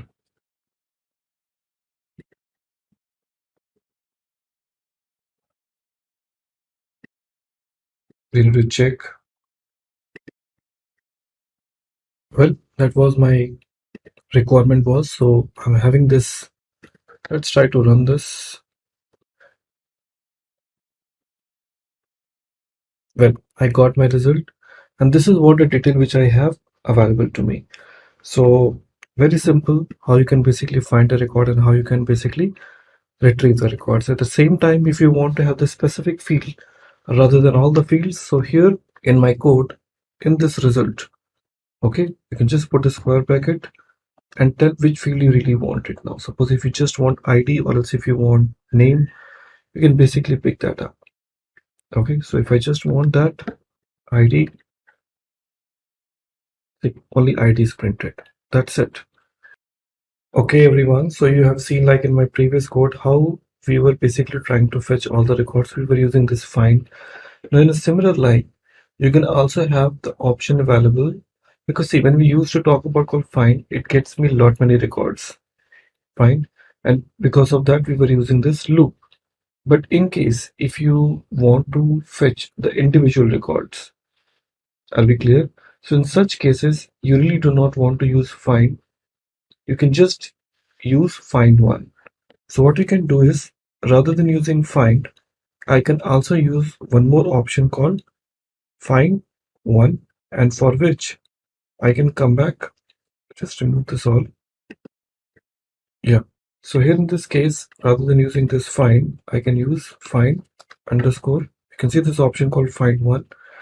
Here we talk about which are the properties you want to skip and which are the properties you want. So I can just use this option called underscore id, okay, colon 0. Okay, I just remove this underscore id 0, and here just print what results. That's it. Let's run.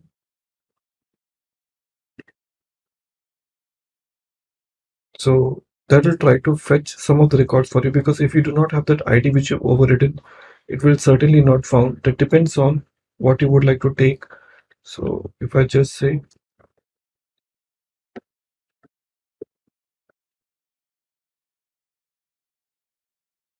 this is having some issues, but no problem, but you know it very well how it basically takes. Now in a similar line, we would like to also perform one more activity to talk about delete. So for which what I will do is this, I just want to uncomment it. Okay, and I would like to insert some records here. So here I want to add the ID by my own with name. So we already have this name. Email, I have it. I would like to use underscore ID. Okay, so we have this property underscore ID colon 101. Okay, comma, like this. Copy the same, using it here, and this time I'm using 102. Name and everything, it'll be taken. Let me say user 1. Here we try to say user 2. Okay, so collections dot many result find 1. I'm just deleting it all, and let's try to execute it first. Okay, so it's executed. Going back.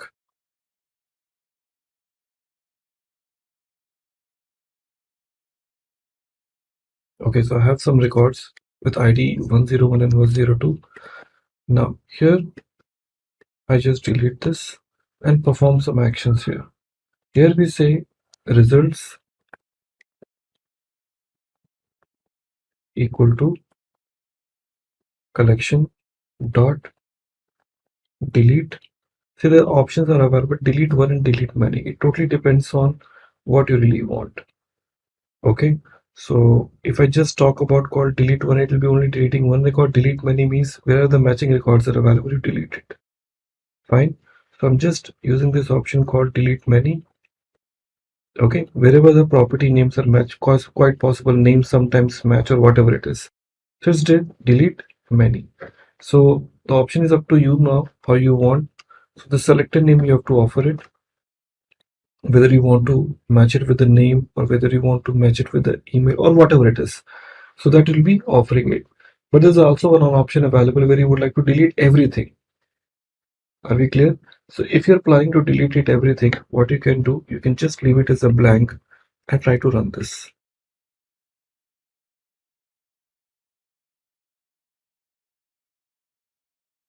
So collection dot delete underscore many. Let's check.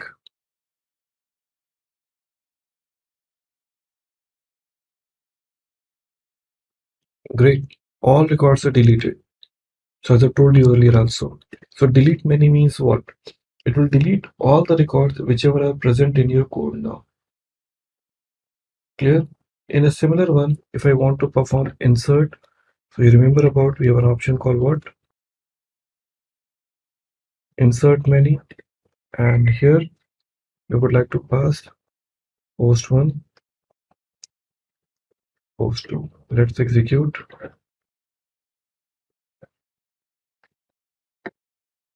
So it will add the records inside this. Okay, and next time what I want to perform, after adding this record, I would like to perform the update part. Okay, So what I really want in my update, let's take a look. Update means certain properties I'm looking forward to be get updated. Okay, so in case if I want to check whether record has to be updated, I would first go and check whether the record does exist or not. Yeah, we have two names, user1 and user2. Let's go back and update part. Here I just say collections, okay, dot update one, update. You can see update one here. Very simple functionality. Here you will go and tell which ID you would like to perform an update. So I say underscore ID colon. Which ID you want to consider? I'm saying 101. Okay, and what else? So I just use another curly braces and I say, sorry, dollar set. And after this, I use this colon, use the curly braces, name, okay, and use what name you want to use it. So suppose there is a user one, I'm saying user 123. Okay, let's see.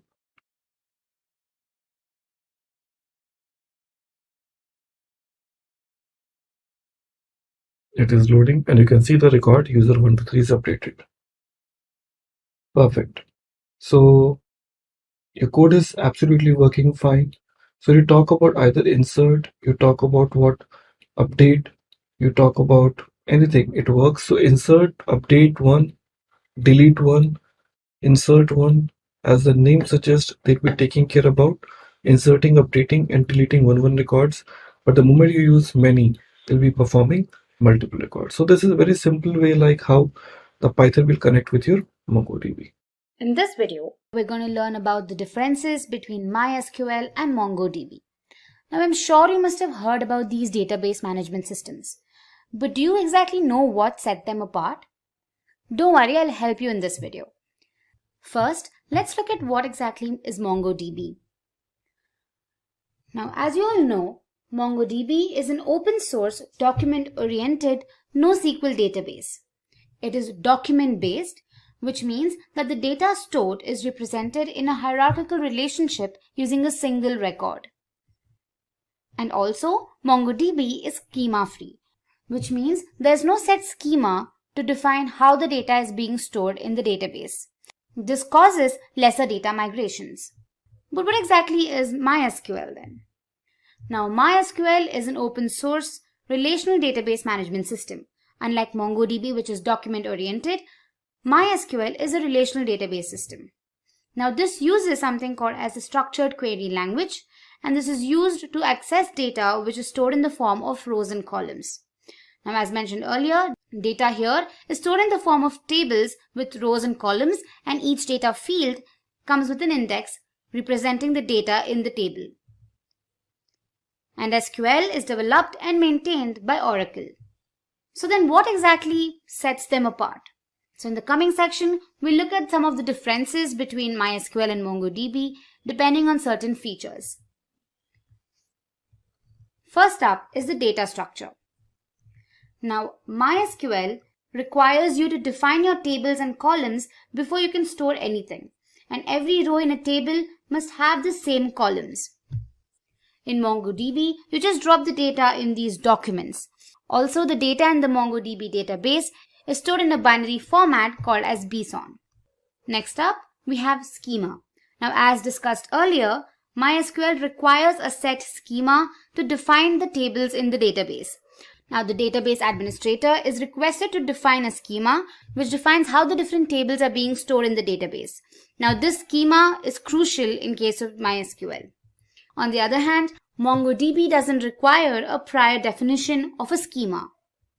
Next up is languages. MySQL uses the structured query language to perform actions on the database. It is used to retrieve data, add data, update, create a new dataset, etc. In case of MongoDB, it supports a JSON query language to work with data. Next up is foreign keys. Now, MySQL supports the usage of foreign keys. Now, if you don't know what exactly a foreign key is, then SQL uses foreign keys to link one table to another. Now, these foreign keys make data retrieval easy, especially when there are multiple tables interlinked with one another. In case of MongoDB, there's no support for foreign keys. Next up is replication. Now, MySQL supports the master-slave and the master-master replication. In this setup, data set from one master database server can be copied to other servers. In case of MongoDB, it uses something called as sharding. Now, sharding allows partitioning of data across multiple servers using a shard key. Don't worry if you're not able to understand these concepts well. In the coming videos, we'll explain these concepts in detail. Next up is scalability. Now, SQL database can be scaled vertically, while MongoDB can be scaled both vertically and horizontally. Now, horizontal scaling means scaling by adding more machines to your pool of resources, while vertical scaling refers to scaling by adding more power, like, for example, CPU or RAM. Moving ahead, let's look at performance. Now, MySQL is optimized for high-performance joins across multiple tables, while MongoDB is optimized for write performance. Talking about community support, some of the popular GitHub repositories on MySQL currently are mysql.js/mysql, and then there's MySQL server. And at the time of writing, there were about 222,000 repositories on GitHub with 7 million commits for MySQL. In case of MongoDB, few popular GitHub repositories are MongoDB/Mongo and Doctrine/MongoDB. And at the time of writing, there were about 177,000 repositories with about 923,000 commits. According to Google Trends, MySQL is largely used compared to MongoDB. So now the question arises, which one should you choose? Well, if your application requires multi-row transactions, like for example an accounting system, then a relational database would be more ideal. But if you're using MongoDB, then it is more suitable for real-time analytics, content management, Internet of Things, mobile applications, and so on. Also, MySQL is a great choice if you have structured data and need a traditional relational database. In case of MongoDB, it is an ideal choice if you have an unstructured set of data. So you could pick your choice. And if you're partial towards one DBMS, let us know in the comment section below as to why you like that particular DBMS. Node.js is a fast JavaScript runtime environment, but it does not support request handling functions, HTTP methods, or serving files. So Express.js comes into the picture. Express makes the Node.js code easier, as Express provides a wide range of features to develop both web and mobile applications. It is used to build single-page, multi-page, and hybrid page web applications. As Express is written in JavaScript, it is very easy to understand for the developers who know JavaScript. Until now, Express is the most popular framework of Node.js. You must have heard about MERN Stack in web development, right? Where E stands for Express.js. It is a backend part of MERN Stack. It manages routing, HTTP methods, sessions, error handling, etc. Let's see what Express.js is. Express.js is a Node.js framework designed to build APIs, web applications, cross-platform mobile apps quickly and easily. It is very high performance, fast, lightweight, and unopinionated. That is, there is no structural way to write a code. Express does not force you to write a code in a fixed manner. Express.js is used as a server-side scripting language. Let's see the need for Express.js. But before that, let me give you an example. If you have to write a REST API using the core modules of Node.js and the same using the framework Express.js, you will realize that with the help of Express, it will take 5 to 10 times less code and time. That was the reason behind creating Express.js framework for Node.js. Express.js is time efficient, fast, money efficient, very easy to learn, and asynchronous. Let's see the features of Express.js. Fast server-side development. With the features of Node.js, Express saves a lot of time. Middleware. Middleware is a request handler that has access to the application's request-response cycle. Routing. This refers to how an application's endpoints, URLs, respond to client requests. Templating. It provides templating engines to build dynamic content on the web pages by creating HTML templates on the server. Debugging. Express makes it easier as it identifies the exact part where bugs are. Let's see the advantages of Express.js. Express is unopinionated and we can customize it and use it as per our needs. As it is written in JavaScript, a single language is used for front-end and back-end development. Express is fast to link it with databases like MySQL, MongoDB, etc. Let's see the disadvantages. The disadvantage of Express.js is that there's no structural way to organize things. Sometimes the code becomes non-understandable. There are so many issues with callbacks. The error messages that will come are very challenging to understand. Now we'll see the companies that are using Express.js. The major companies are IBM, Uber, eBay, PayPal, Accenture, Fox Sports, Netflix, LinkedIn. As per the nlib.com, there are more than 34,300 companies that are using Express.js. Now, I think you guys have a brief idea about Express, as it is a lightweight framework that gives functionalities to make Node.js easy. Express.js is trending so much because it is helping so many developers to save their time. It is so awesome that most of the companies are moving towards it. If you know JavaScript and Node.js, the framework Express is what you should know to strengthen your coding skills. Now here you'll find downloads. You can download Node from here and install it. But if you find any difficulties downloading Node.js, you can click on the link in the right corner to see how to download Node.js. Now, let's see the version for Node to verify. Here, I'm using Visual Studio Code. You can go and search it and simply download VS Code. After opening your Visual Studio Code, it will look like this. Here, you will find a terminal. Click on it. The terminal window will open. Here, we will write node-v. This will show us the latest version of Node.js. Now, we need to update the NPM, which is Node Package Manager. This bundle consists of all the repositories and packages required for development purposes. To do that, npm install npm globally. Npm install npm hyphen globally.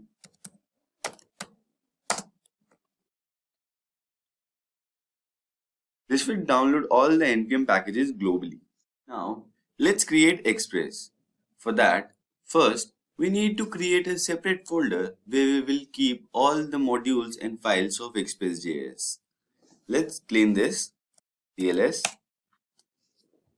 You can open the terminal by clicking on the shortcut also by pressing Ctrl and backtick. That will open the terminal for you. Let's make a folder mkdir. This is a command that is used to create a folder on the terminal. Then we will write our file name. I will write Express by Simplilearn. Enter. Here you can see the file name Express by Simplilearn has been created. You can also click here and enter your file name m.js. Press enter. As you can see, a new file has been created. Now, we need to install a package manager, that is npm. We will write a npm command. Open your terminal again. Write a command npm init. Enter. Enter. Version, enter. Description, in description you can write Express tutorial by Simplilearn. Enter. Enter. Enter. Git repository. If you have your Git repository, you can add yours. Enter. Enter. Author.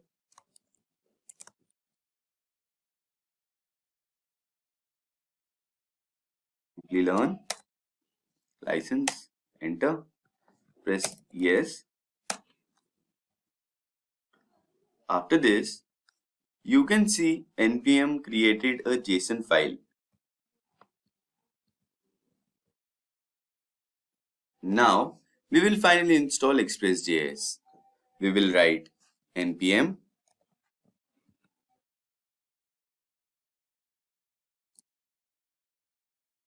install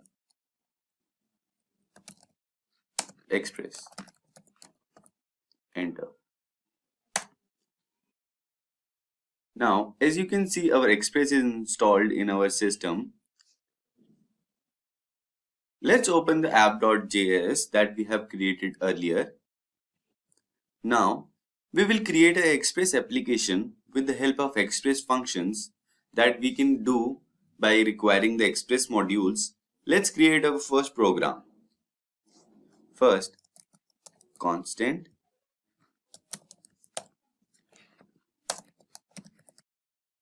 Express require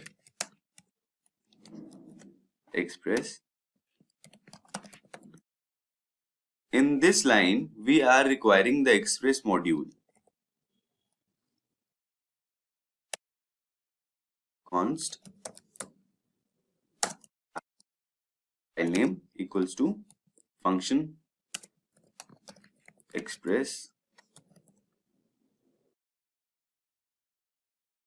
dot get to get the file.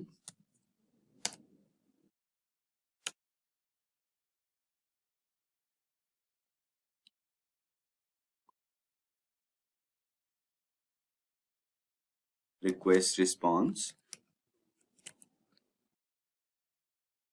to get the request and the response of the user. Function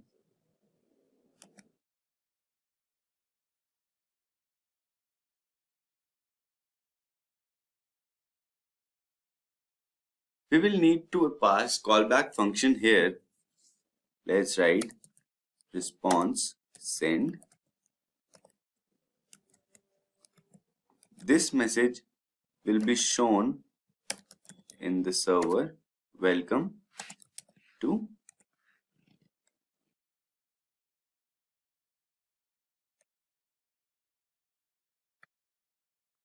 Simplilearn. Now here we will write a port number where the message will be shown to us. Add.lesson 4000. You can write anything.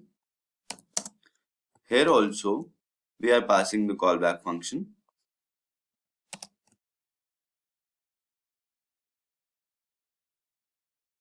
Console.log. In console log, we will see the message in the console.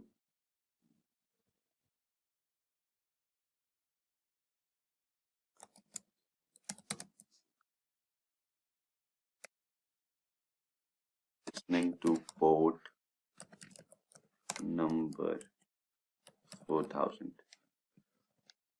Let's close this line. Save this. Let's run it. Open your terminal, new terminal. Now, to run this file, we need to go to the Express folder. cd Express by Simplilearn. We are now in a Simplilearn folder. Now, easiest way is to write the file name.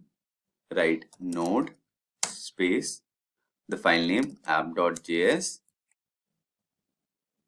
Enter. Now you can see it is printing our message listening to port 4000. Now we will see a message on the server. Open your Chrome.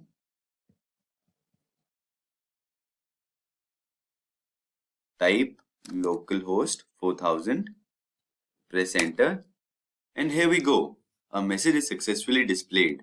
Welcome to Simplilearn. Get and post method are the standard HTTP requests used to create REST APIs. Get and post methods are used to send and receive significant amount of data.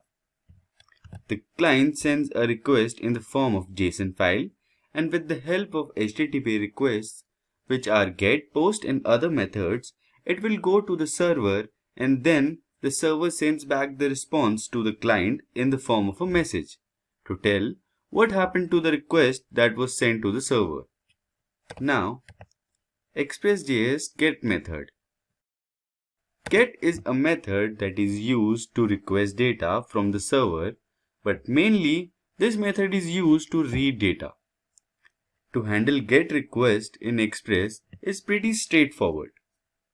GET requests are to be cached and remains in the browser history, and that's why the GET method is not used for sensitive data.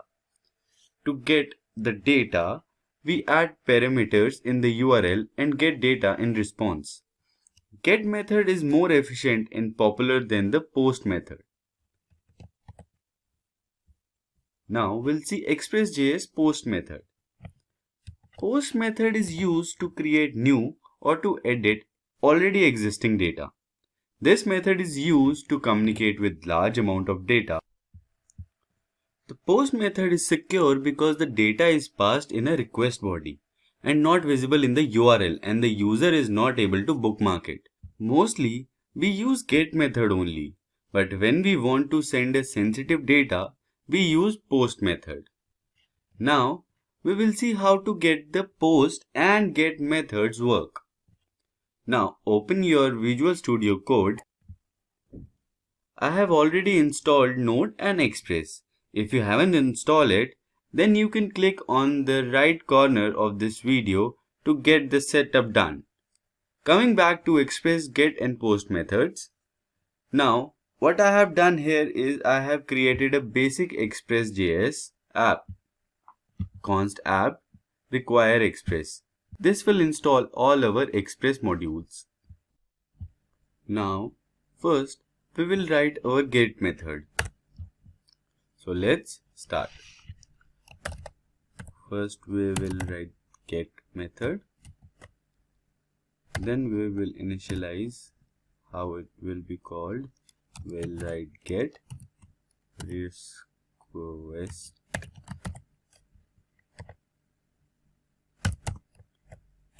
We'll create in function request parameters, request and response. Then we'll write the fat arrow function. In this we will send a response to the server. Hello, this is full.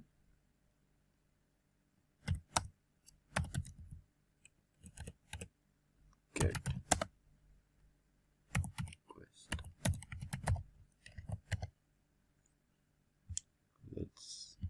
I have not initialized the brackets.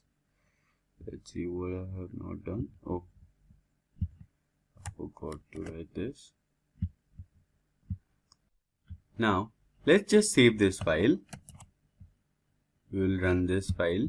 Open your terminal and write node dot, and I think I have done something wrong.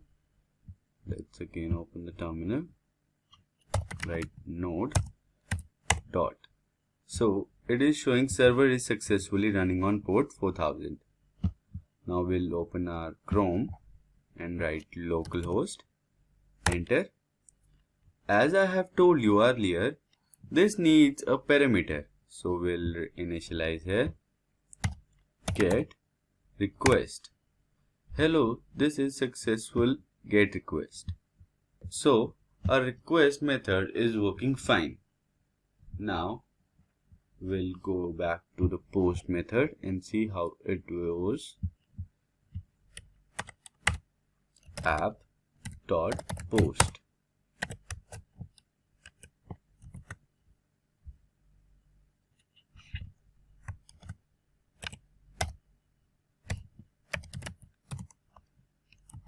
Request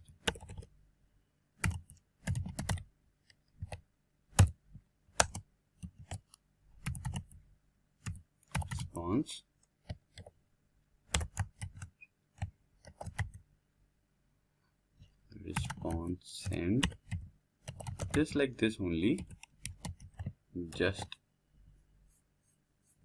post hello, this is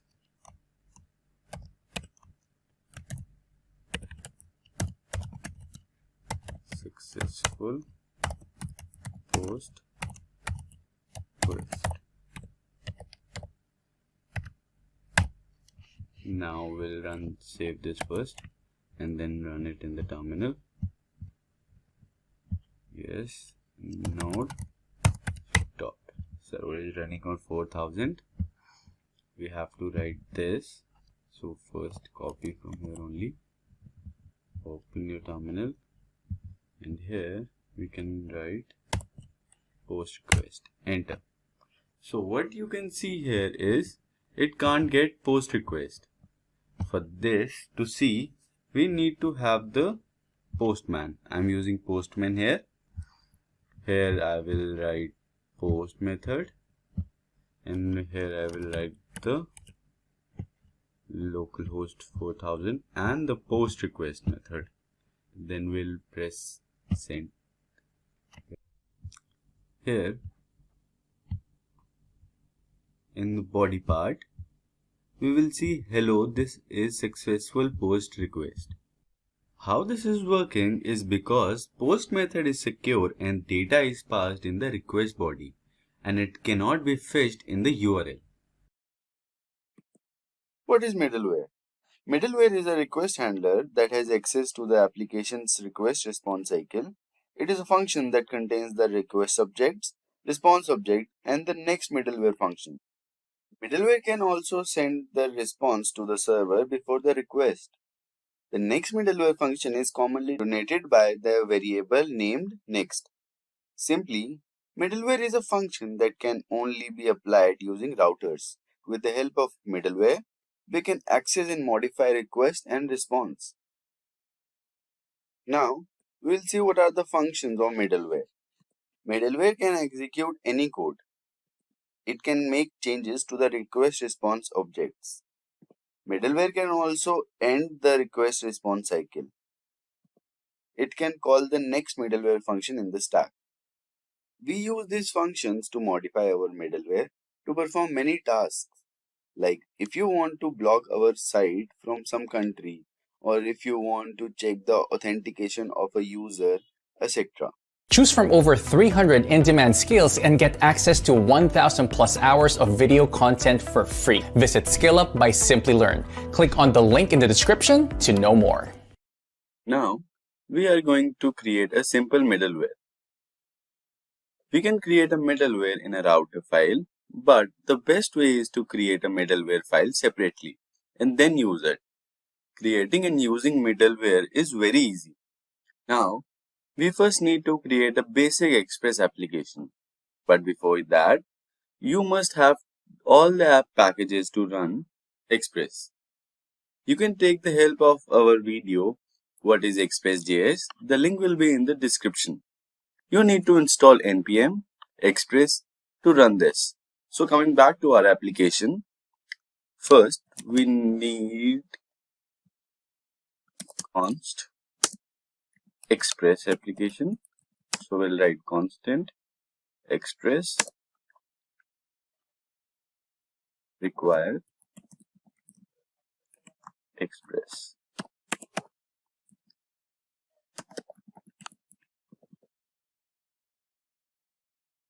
Now we'll write constant app equals to Express function. Now to get the data, we'll write app.get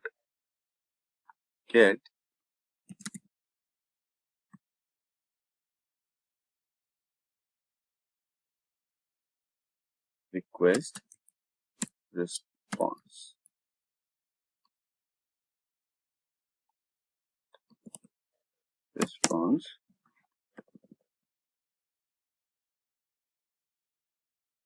Function,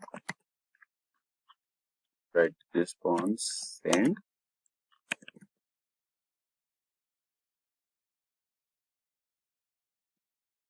Welcome to Simplilearn.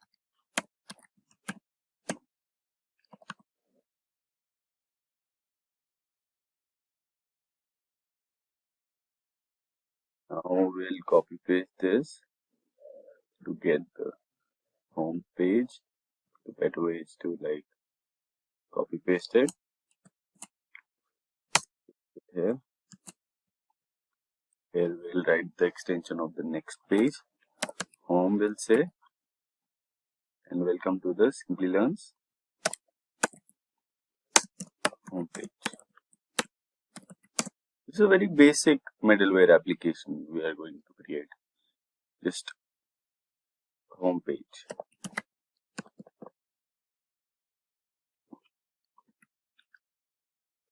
Now we'll make it listen to some port.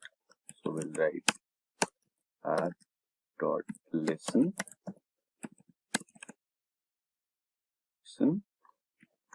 to port. We'll say port 4000.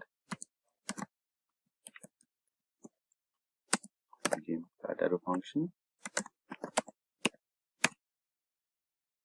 Console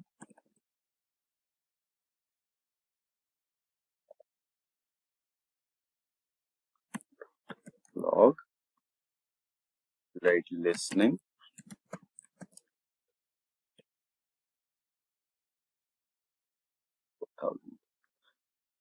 This message will be prompting to us on the console, the terminal. So we'll close these brackets.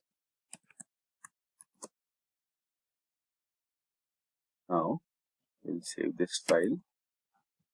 Open your terminal. First we need to go to this folder cd express by Python. Enter. Now we'll write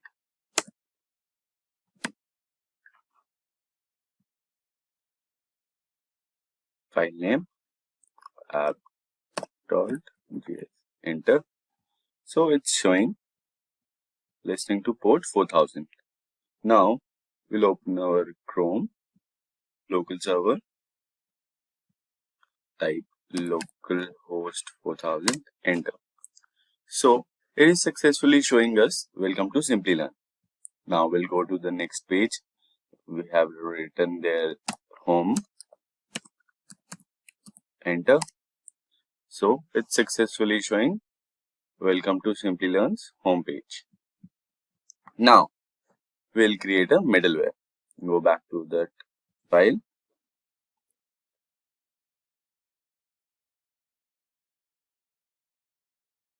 We'll write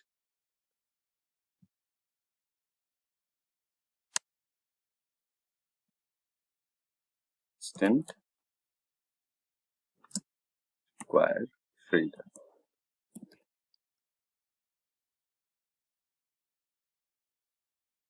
Request. You can write anything here. Request object.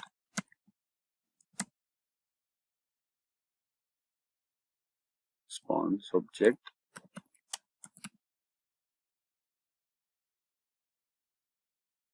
And next. And the fat arrow function. We'll write console log.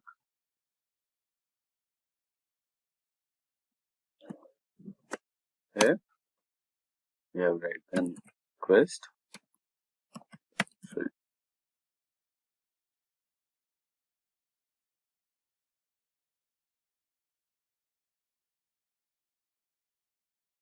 We'll use this by writing app.use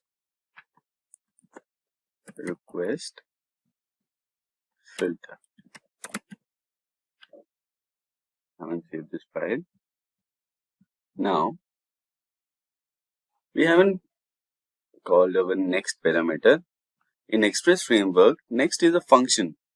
What we'll do is, we'll call it in the bottom of our middleware. We'll write next function. Save this file. Again, we'll open a new terminal where we'll go to our folder Express by Simplilearn. We'll write node, the file name app.js, enter. Now I'll open our file, go to the home, write localhost 4000, enter. Here it is printing welcome to Simplilearn. We'll go to the home page, /home, here, welcome to Simplilearn's home page. With this, we have successfully reached the end of this video. NPM, which is called as Node Package Manager, is Node.js built-in package manager by default. And Express.js is a framework of Node.js, which is fully built in JavaScript. It was first made and available for use in January 12, 2010. Let's move on to what is NPM. Let's take async as an example. NPM is incredibly easy to use, and all you need to do is to type npm install async to install the desired module in the current directory under node module folder. You may use need function on them as they use built-ins once installed in your node modules folder. The biggest software registry in the world is NPM. There are more than 80 lakh code packages in the registry. To share software, open source, developers utilize NPM. NPM is often used by businesses to control private growth. All of the Node.js packages and modules are managed through NPM, which also includes the NPM command line client. Along with the installation of Node.js, it is added to the system. NPM is used to install the necessary modules and packages in the Node project. Moving ahead, let's see what is a package. In Node.js, a package includes every file required for a module. You can add module in a JavaScript libraries to your project. Now, let's see the functions of Node Package Manager, which is NPM. Online Node.js packages, modules, repositories can be searched on nodejs.org. Use a command line tool to manage Node.js packages, dependencies, version control, and installation. Now, let's see how to install NPM. To install Node Package Manager, we have to install Node.js. For that, you have to download Node.js and install it in your system. Now, we will see the version of Node.js.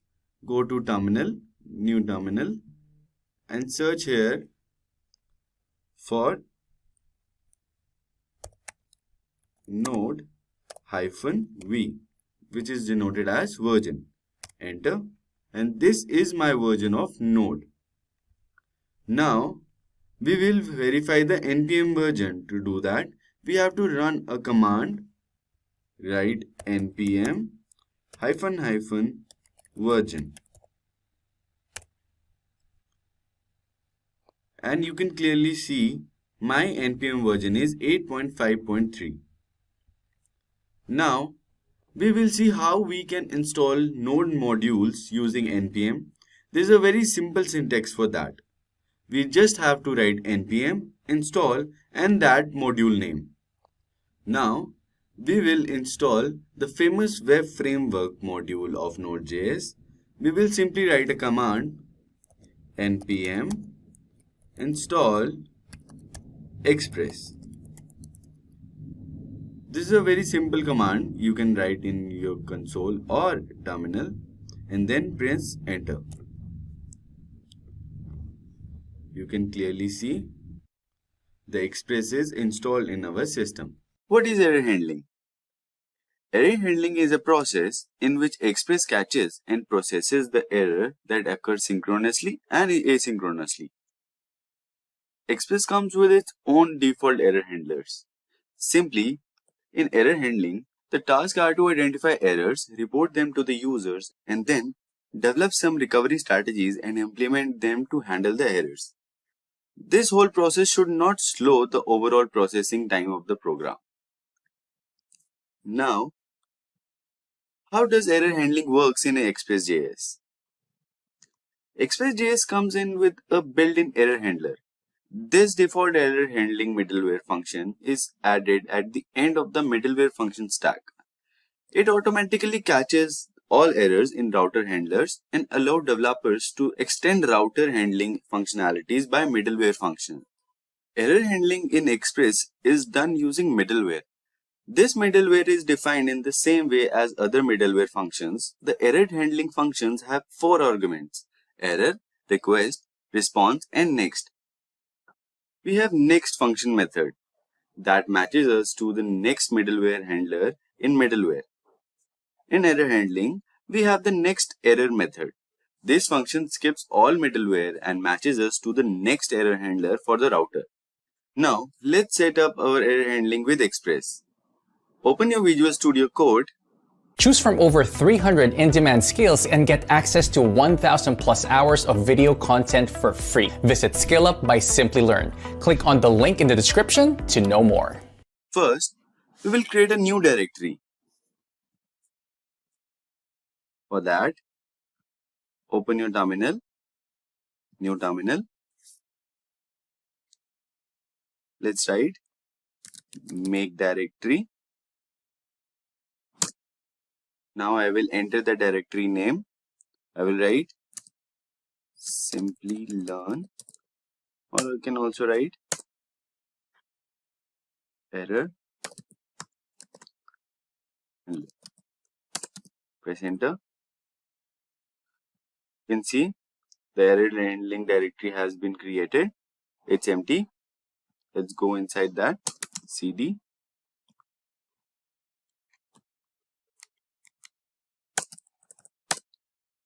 cd error handling. Now we are in the error handling folder. Now let's create a new project here. We'll write npm init #y. So, as you can see, the JSON file has been created in the error handling folder. Now, we will install couple of packages here. Okay. First, we will install Express. Write npm install Express. Now, we will also install Morgan, which logs the request. After that, we'll also install HTTP errors.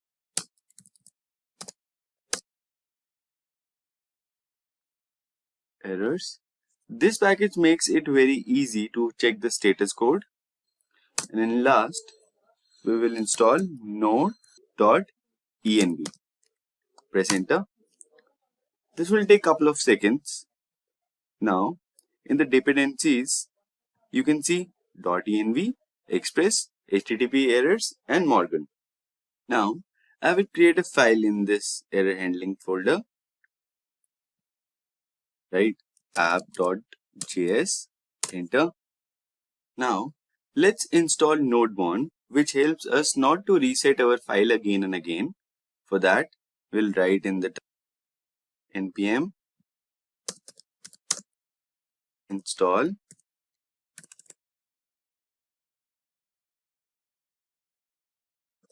-sign save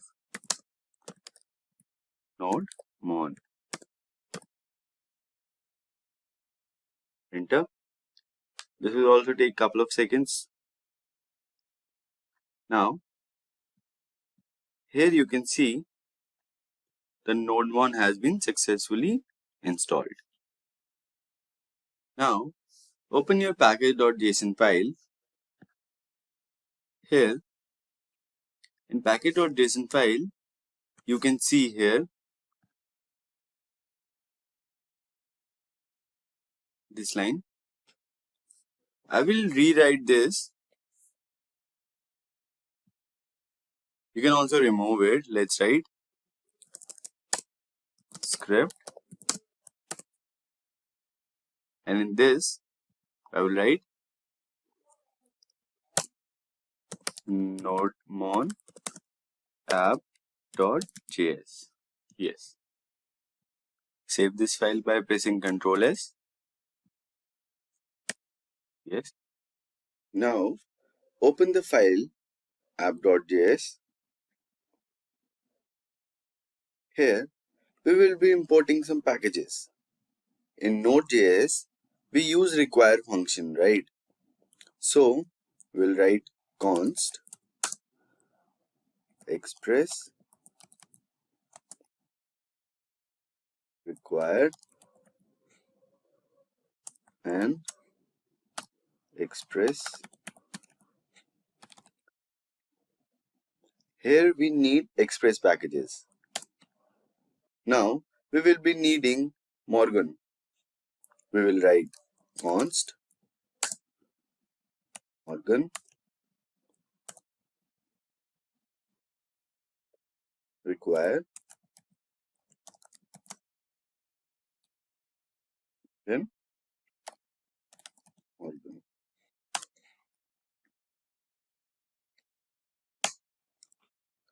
Now like this we will need HTTP packages. Const error create error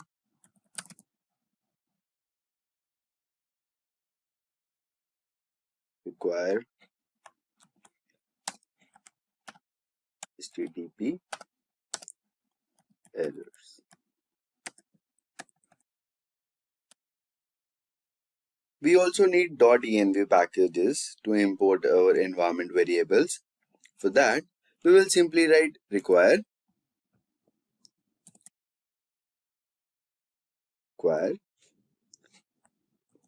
backtick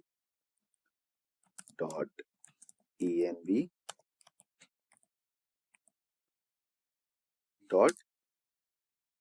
.config. For this command, we need an env file. We will create a file .env window. And here we have our env file where we can have our environment variables. First, we want a port for this application. So we will write the port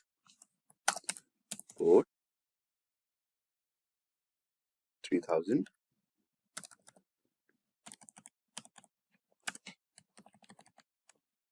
Save this file. Now, again go back to the app.js file. Here, first we will be initializing our app. We'll write const app express function.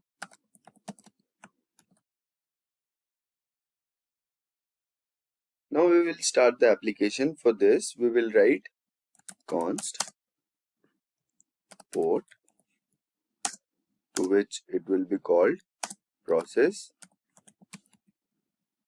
.env .port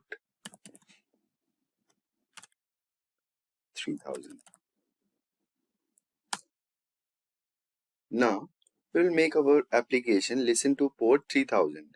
We will write app.listen port number port. It will call the port number, and here we will call the callback function getter function, and here we will make our log statement. For this, we'll write console log backtick server is running on port $, and port.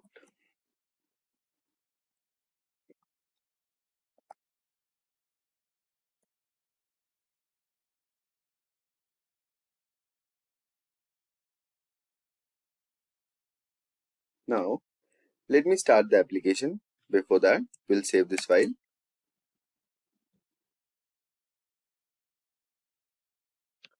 Now to start the application, we'll write npm start, enter. Here it is showing error. Let's find out. Okay, here I have wrote script. Here we need to write start. Save this file and now clear this screen. Enter npm start. So as you can see, it is successfully running in the port 3000. REST API are the standard way to send and receive data for web services. Client sends a request which goes to the REST API, then to the database to get or put the data. After that, it will come back to the REST API and then to the client. Using an API is just like using a website in a browser, but instead clicking on the buttons, we write code to request data from the server. It is very flexible and can handle multiple types of requests. RESTful API is very popular and very commonly used to create APIs for web-based applications. What is Express.js? Express.js is a Node.js framework designed to build APIs, web applications, and cross-platform mobile applications. It is used as a server-side scripting language. Express.js is high performance, fast, lightweight, and unopinionated.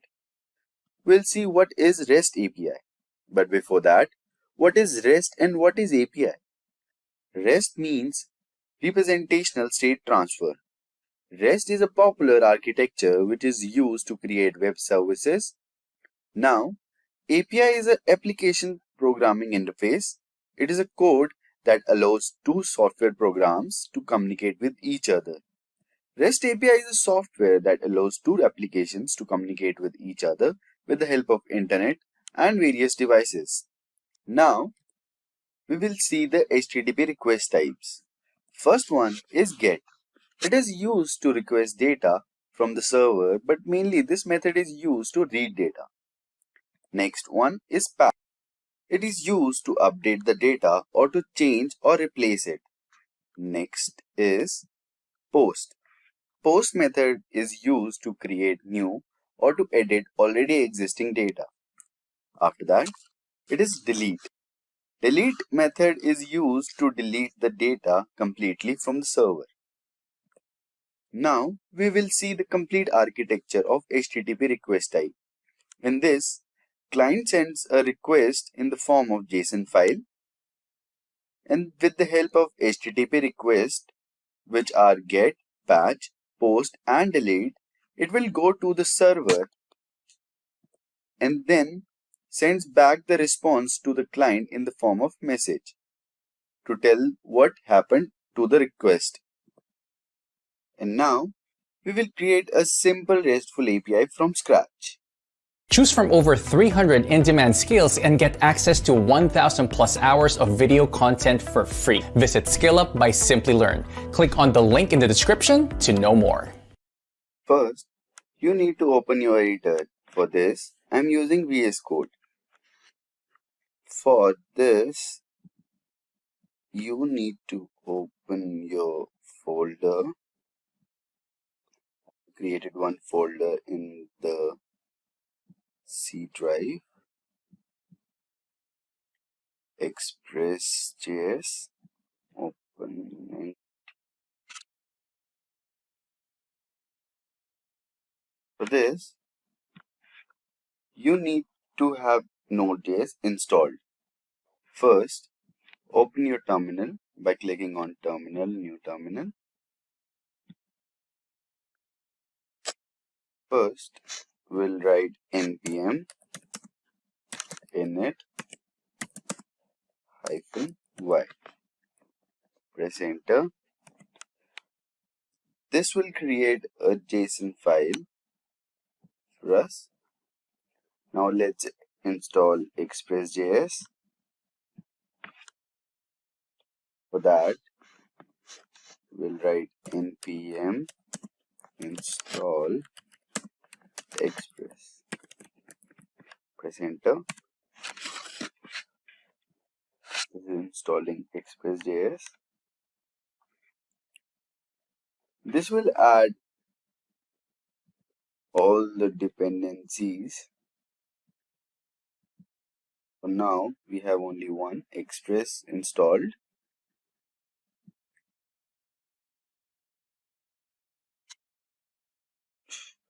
We need a file here to write our code. So we'll create a file called index.js. Enter. In this file, we will write all our code. Open index.js. First, we'll write const app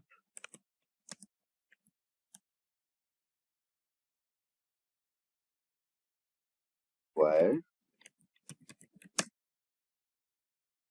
express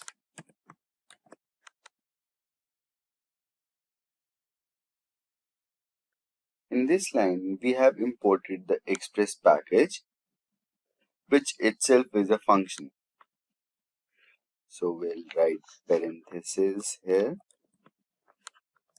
to initialize it. Now, we'll write const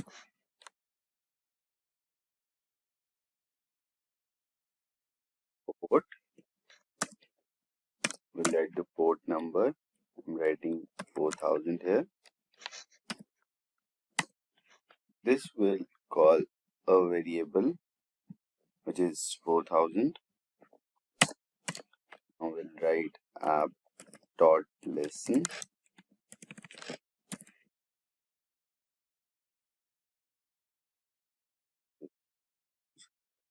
Till now, our API hasn't defined any endpoints.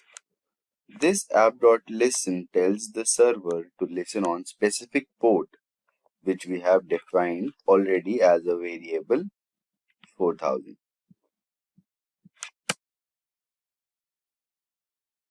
Now, in app.listen, we will write a second argument as callback to tell us the API is working or not. Then we'll write port, comma, we'll write the callback function here, we'll write fat function, console dot log backtick, it's running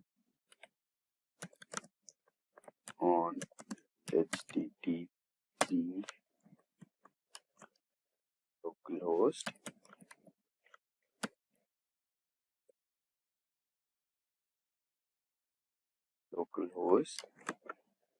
$sign and port, which will come under curly braces. Now we can run this app by writing a command on a terminal. First save this file.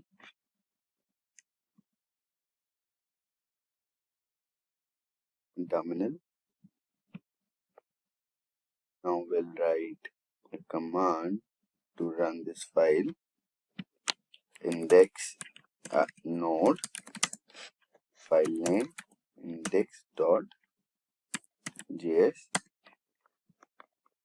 So it's successfully showing us it's running on HTTP port 4000. Open your Chrome or anything. I'm using Chrome here. I'll write localhost 4000, enter. Localhost, enter. Can't get. Now, if you open this URL, you will see this message. Can't get. This is because we don't have any API endpoints as of now. But Express.js is still responding with error message. You can add an API and call it. Every application consists of frontend, backend, and the database together. They form full stack. And in this video, we will be talking about React and Express.js. React was created by Meta and it is used to make web applications responsive.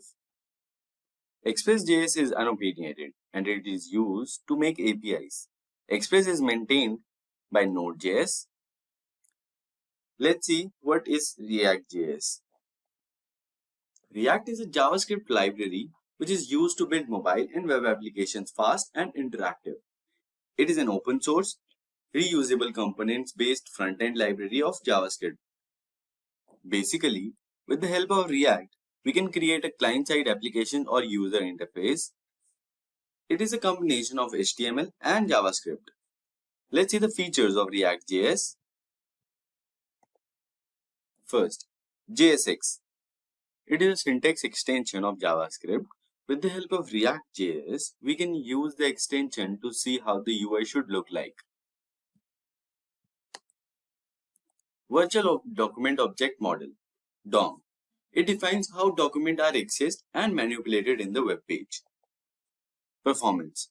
There are several ways to speed up your React application by using virtual DOM. One-way data binding. Information flows in one direction. React receives information through arguments and pass it by returning values. React goes beyond simple UI and has many extensions for complete application support, extended with Flux and Redux among others. Debugging. It is a small browser extension to make debugging easier and faster. Let's see what is Express.js. Express is a Node.js framework designed to build APIs, web applications, cross-platform mobile apps quickly and easily. It is very high performance, fast, lightweight, and unopinionated. Express.js is used as a server-side scripting language. Let's see the features of Express.js. First, fast server-side development. With the features of Node.js, Express saves a lot of time. Middleware. Middleware is a request handler that has access to the application's request response cycle. Routing. This refers to how an application's endpoint URLs respond to client requests. Templating.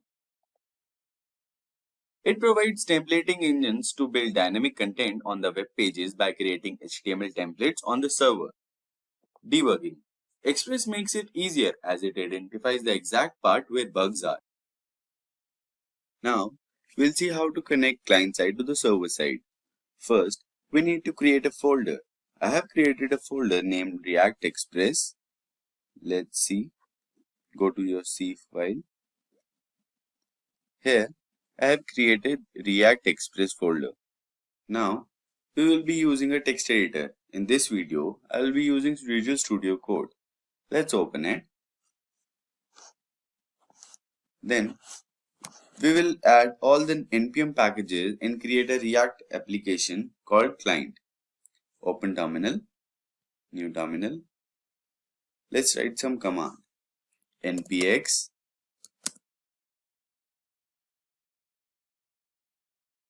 get React app client. Enter. This will take some time. Until then, just wait. Yes, so it's downloaded. Now, as you can see, the client folder has been created with all the npm files.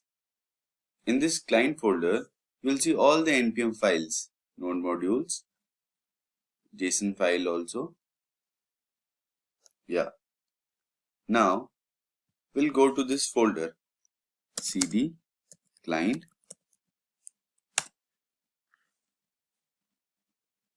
Now, to get this application running, type npm start. Enter. This command will start and compile this application. Now, it has opened a web page, localhost 3000. This is the first client-side application startup page. This will be now working as a client. Now, let's create a backend application. For that, first, clean this terminal. Let's open a new terminal.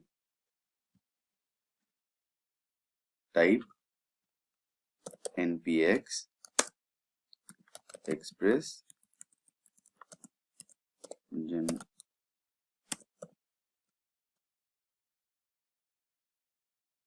generator folder name.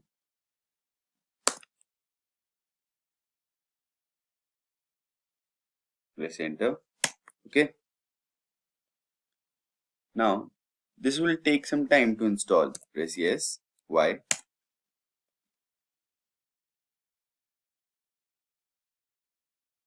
As you can see, a API folder has been created.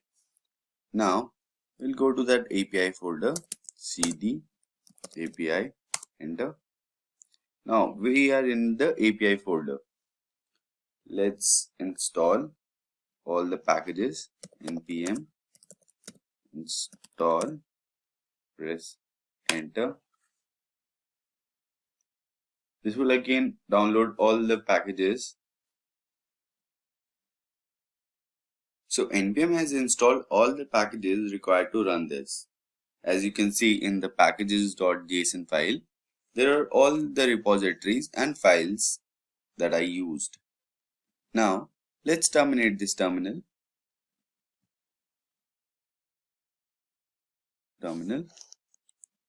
Now let's go to the client folder, cd client, press enter. Now we are in the client folder, npm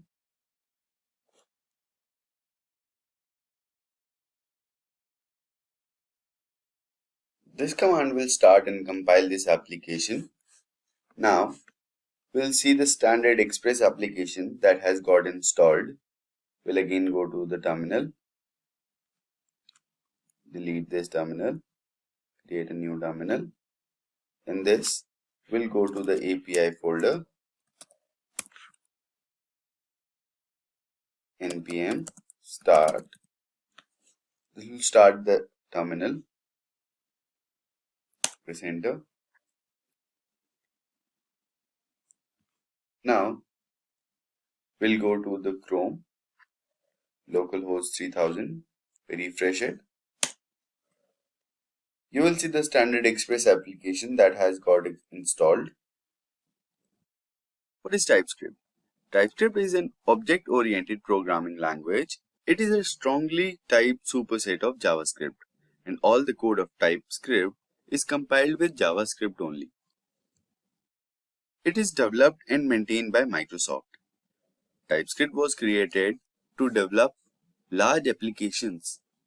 It is mainly used to simplify the JavaScript code so that it can be read and debug easily. What is Node.js? Node.js is an open source cross-platform JavaScript runtime environment, and it runs on a web application outside the client browser.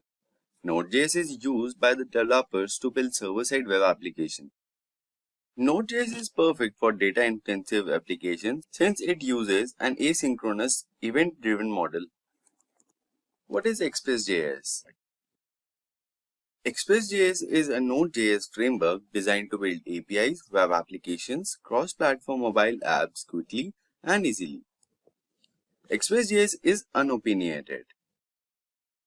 It is high-performance, fast, lightweight framework of Node.js. Express.js makes the Node.js code easy as it is used as a server-side scripting language. Now, we'll see how to set up Node with Express and TypeScript. Open your Visual Studio Code, new folder which I have created in the C drive, TypeScript. It's an empty folder. I'll show you. Open the terminal. I'll show you it is empty. ls. So the folder is empty. Now we'll make a project inside it. We'll simply write npm init -y for all the default values. Press enter. So you have seen the package.json file has been installed in this package. Let's clear it. Now the first thing you need to install is TypeScript. Type npm d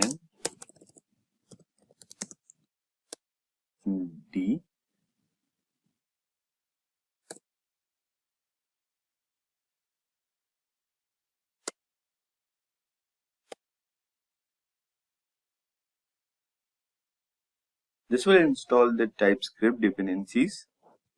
Now I will install two more dependencies. Please write npm I -node.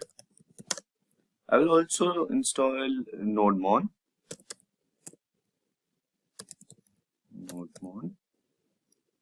Enter. This will install all the dependencies that will be needed in this project. Let's clear the screen. Now we have to install Express. npm install Express. Let's wait for a couple of seconds. The npm Express has been created. Open the package.json file. Here you see all the dev dependencies. Express, nodemon and tsnode has been successfully installed. Now we need to create a project inside this folder. For that we need to write npx -init. Wait for a couple of seconds. Here we go. Clear the screen. Now we'll execute npx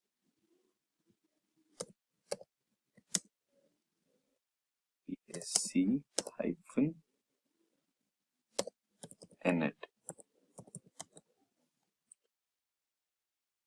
So it has already been here. You can see. Yeah. Now we will be creating a source folder. For that, write mkdir rc. Enter. This would be containing all our TypeScript files here. You can see it's empty. Let's create a file here.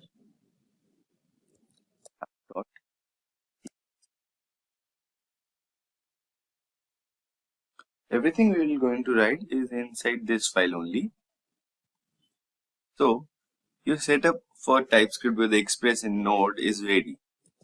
You can write anything here.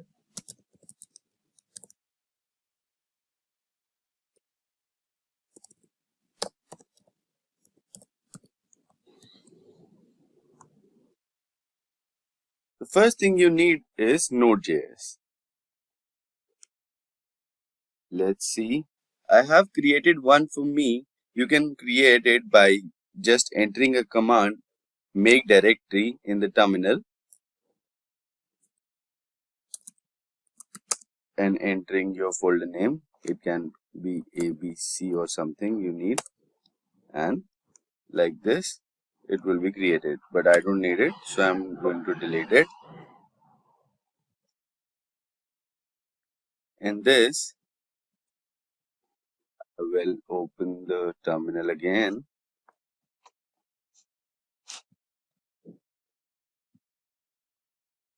I'll write a command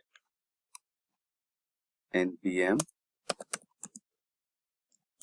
init y. This will create a JSON file for us. Like as you can see here, the JSON file has been created here.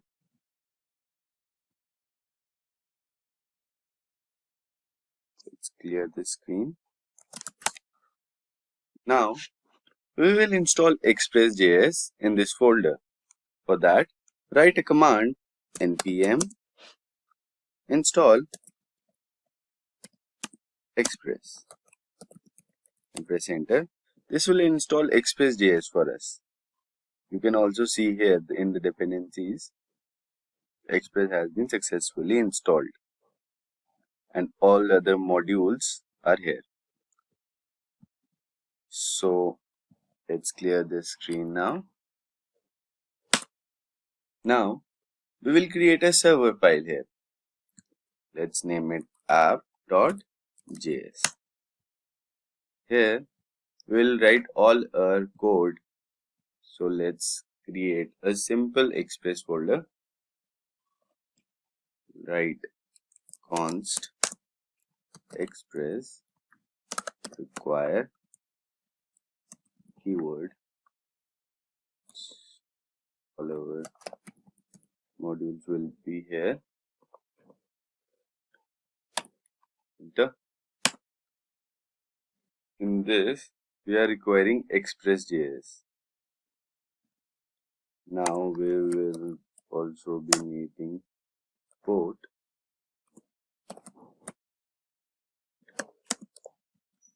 processes dot env dot port number that we're gonna write here. Using port number 3000, you can write anything. This will be our port number now.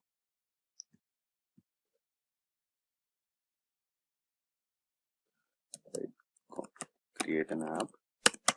The next line will create an app. Express function.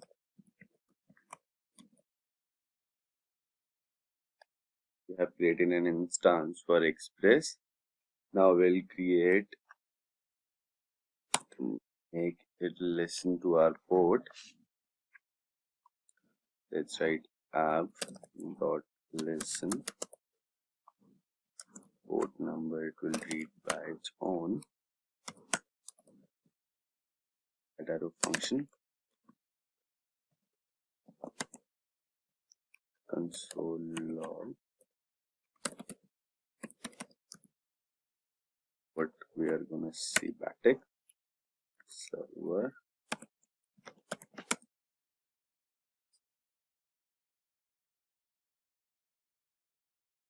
started at http localhost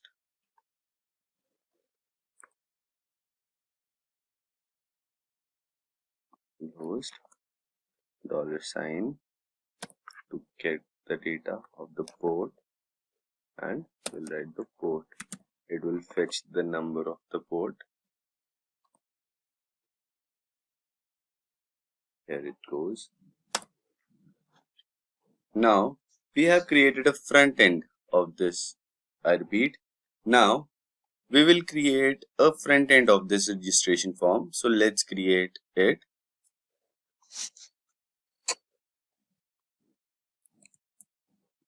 First here, create a folder public.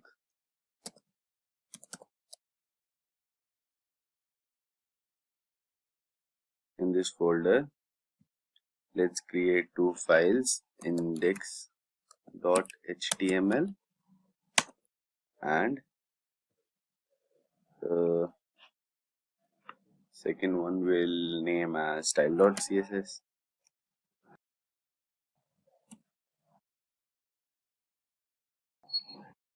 Now, in the index folder, we'll write all our front-end code. So open index.html page, write doc and enter.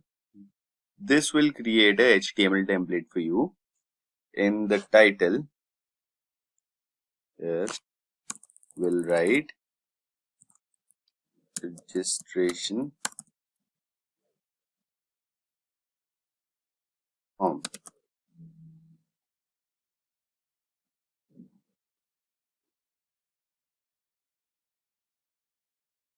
Now, in the body part, we'll write heading for this, h1, write heading, we'll just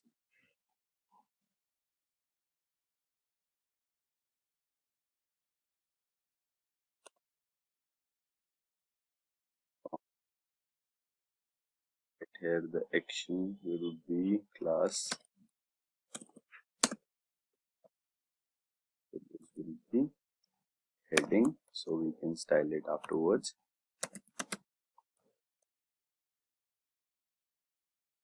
Heading. Now we'll create a form.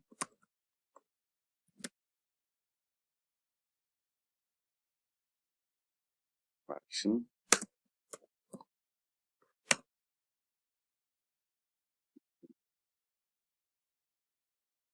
Here class will be form.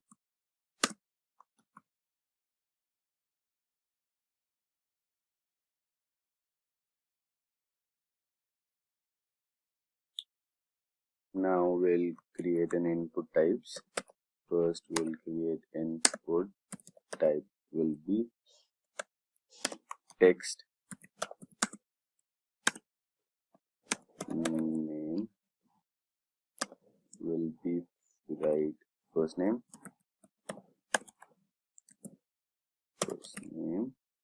this folder,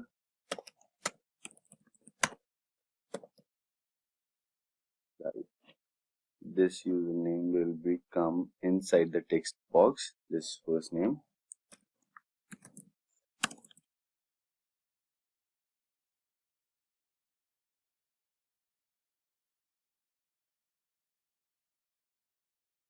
Name. Now we'll create few more like this for password, last name, age, number. Let's copy this input.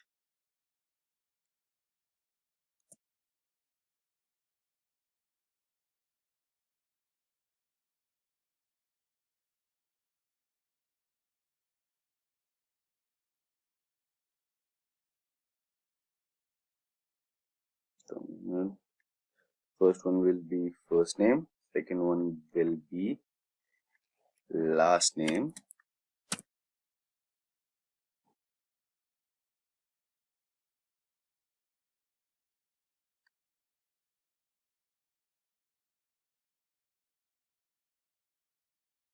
so we'll write the email,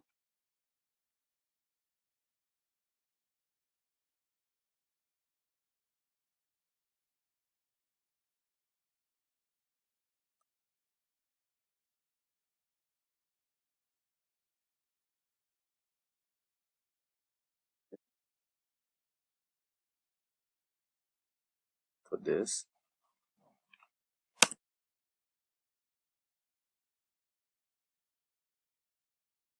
This looks good. We'll write type email. For email we'll write password. Placeholder we'll write will be empty, so no one will see our password. This will be an empty. Let's write it here. and we'll write in the placeholder password. Let's go to another one and let's create a first name, last name, email, password, and let's create one more, and that will be a age. For this we have to write here number.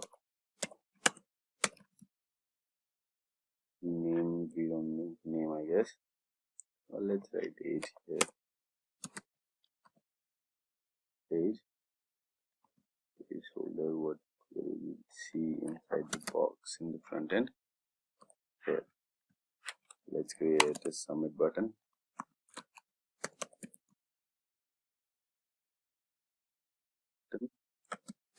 Type of the button will be submit.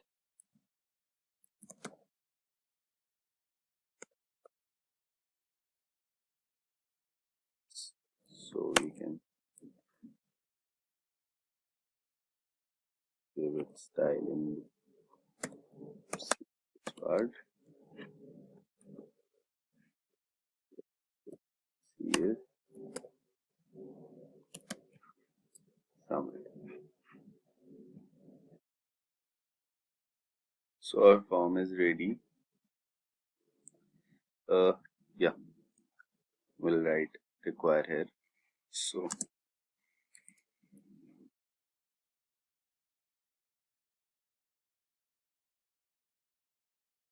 one will be left empty.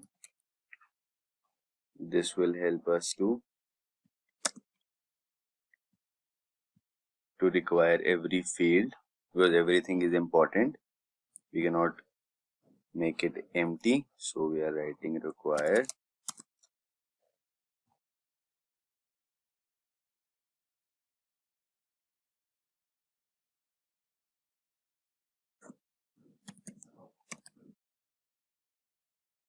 So our HTML page is ready. Here, let's see how it looks on this HTML page. Here, our registration form look like this.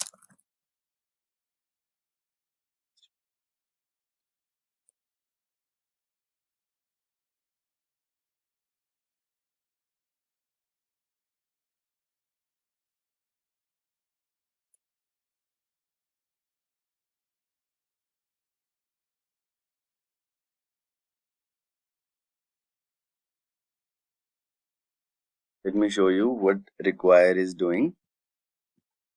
As you can see, please fill out this field.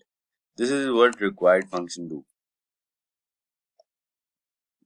Submit is. Now coming back to VS Code, we'll write some CSS code for styling. Here we'll write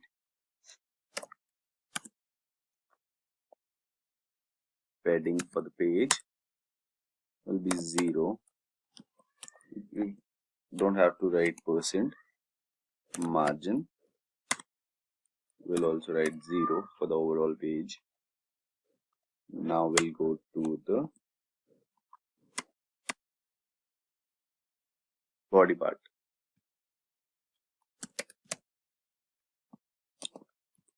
So the height will be 100 VH. Width will be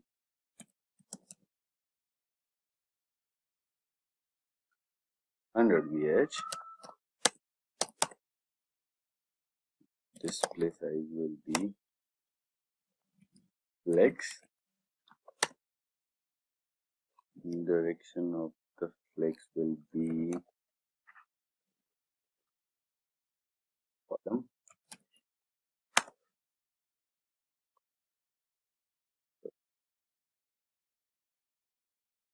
Right. Justify content will be in center. Alignment item center. this is how we will write a body part. Coming to the form of this page, form, right, everything will be same. We'll copy this,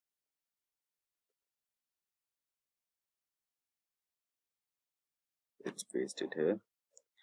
Don't want the height of the form this much, it will be, let's create it 40%. Width will be 100 only. Display flex will be here. Direction, all this will be column only. Justify contents, let's see in the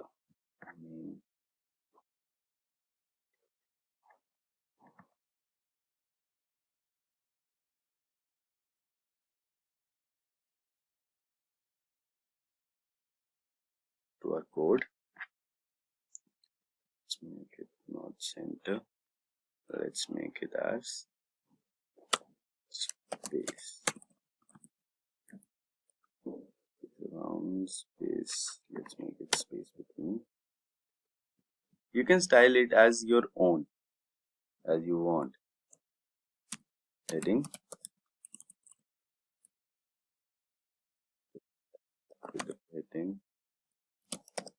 Display will be in line block.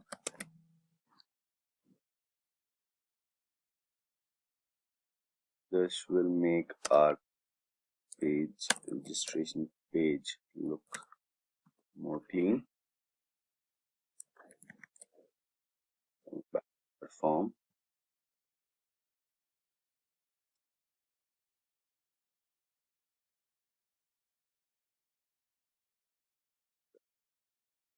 Here. Input.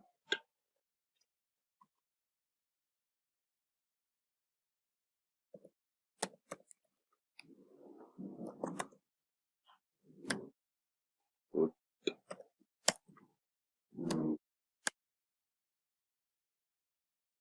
the output, it will be none. We don't need it. Padding we can do 10% from this side and 20 from the input is okay. Now we'll go to, let's do something with the button.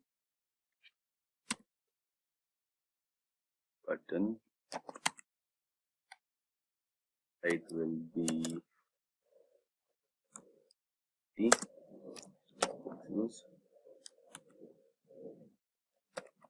Padding will be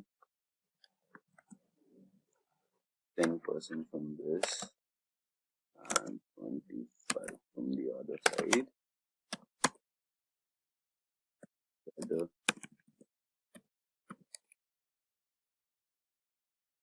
radius,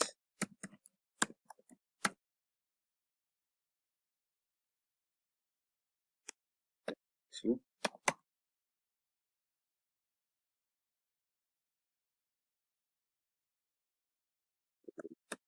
pixel. So the color for this,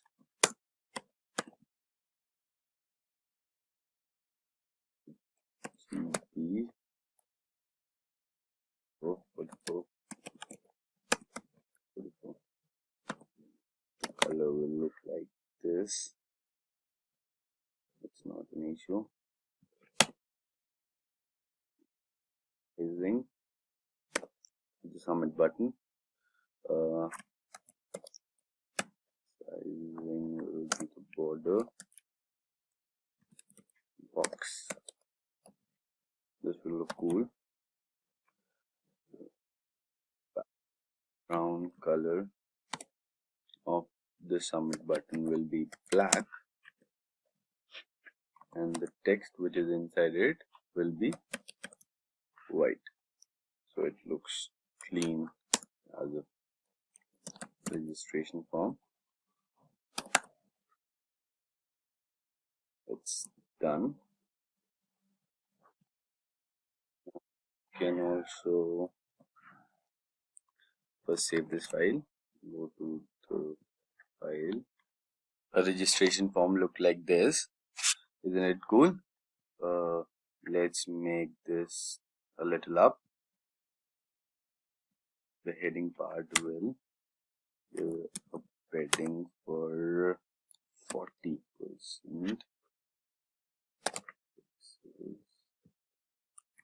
Get the CSS file, go to the form and see. Yeah, it looks cool now.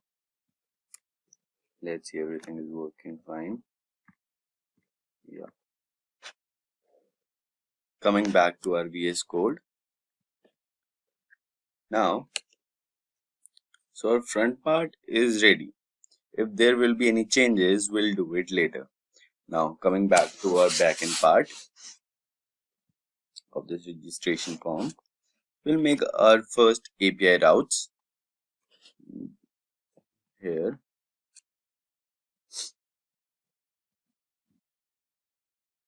it's right app.get on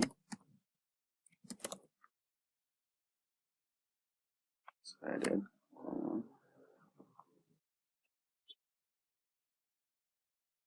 request response that arrow function. It's right here the response that the form will send.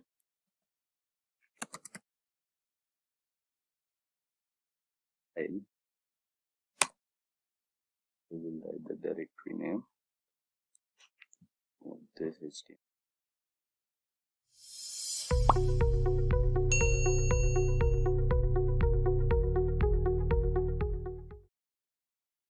MERN is a Java.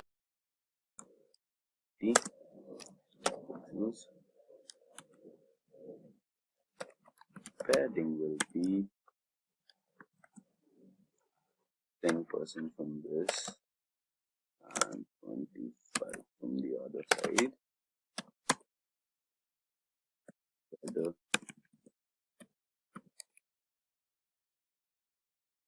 radius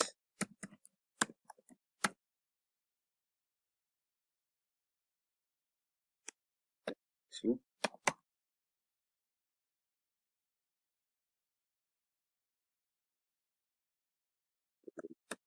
pixel. So the color for this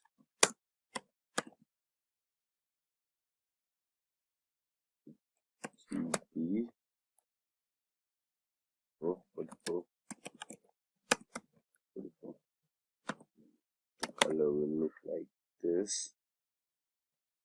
It's not an issue. Using the submit button. Sizing will be the border box. This will look cool. Background color of the submit button will be black, and the text which is inside it will be white. So it looks clean as a registration form.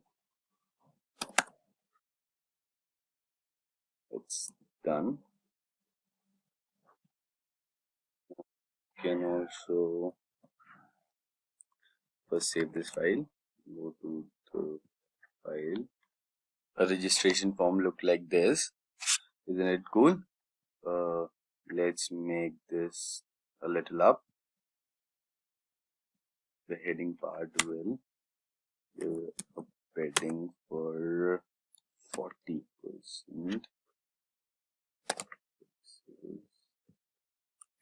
Get the CSS file, go to the form and see. Yeah, it looks cool now. Let's see, everything is working fine. Yeah. Coming back to our VS Code. Now, so our front part is ready. If there will be any changes, we'll do it later. Now coming back to our backend part of this registration form, we'll make our first API routes here.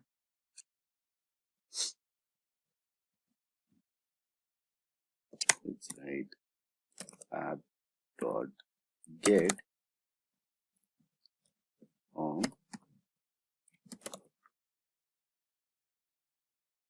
Added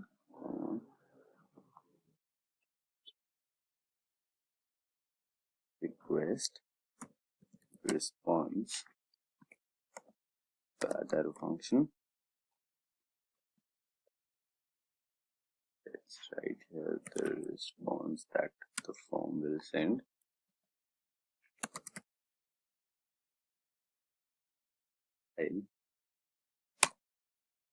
We will write the directory name of this HTML file. It's right here. Directory name plus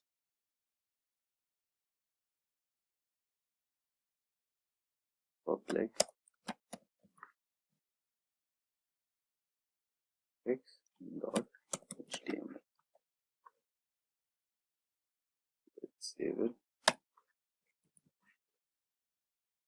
Coming back to our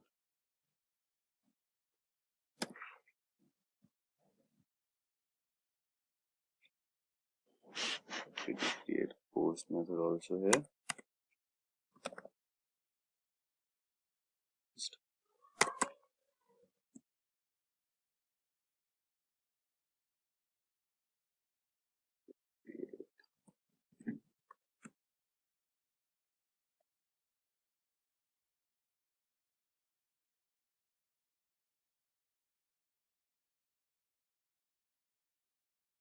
Form post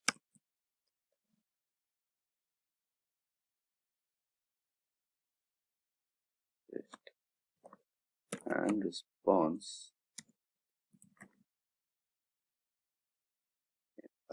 function will be here.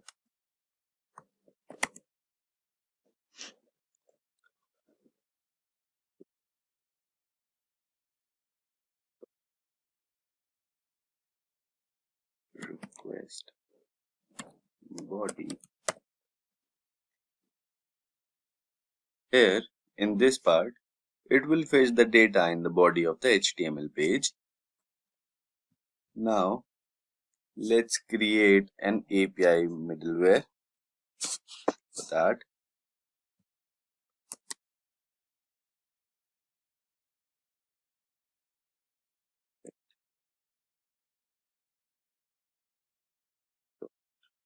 use Express.js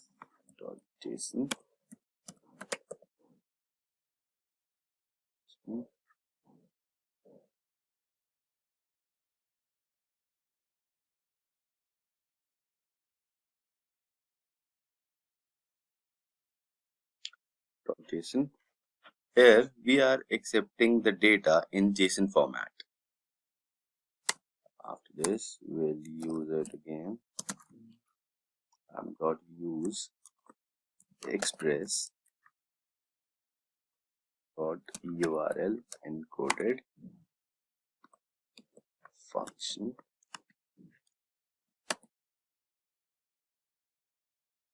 This is basically to decode the data sent through HTML form. Dot use again. This will express dot will write static function will be public folder public.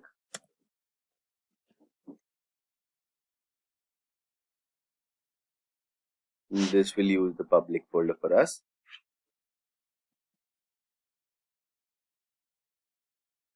Now we'll save this file first. Open your HTML file and write in the form part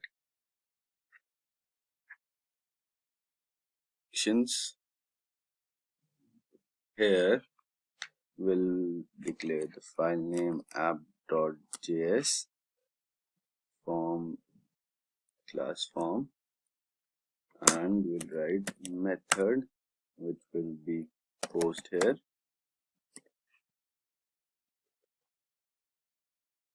Everything looks good. We forgot to write inverted commas here. Save this file. Now open the terminal and write node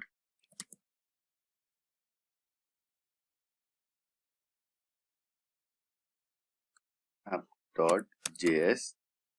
Press enter. So our code is running fine. Let's open it.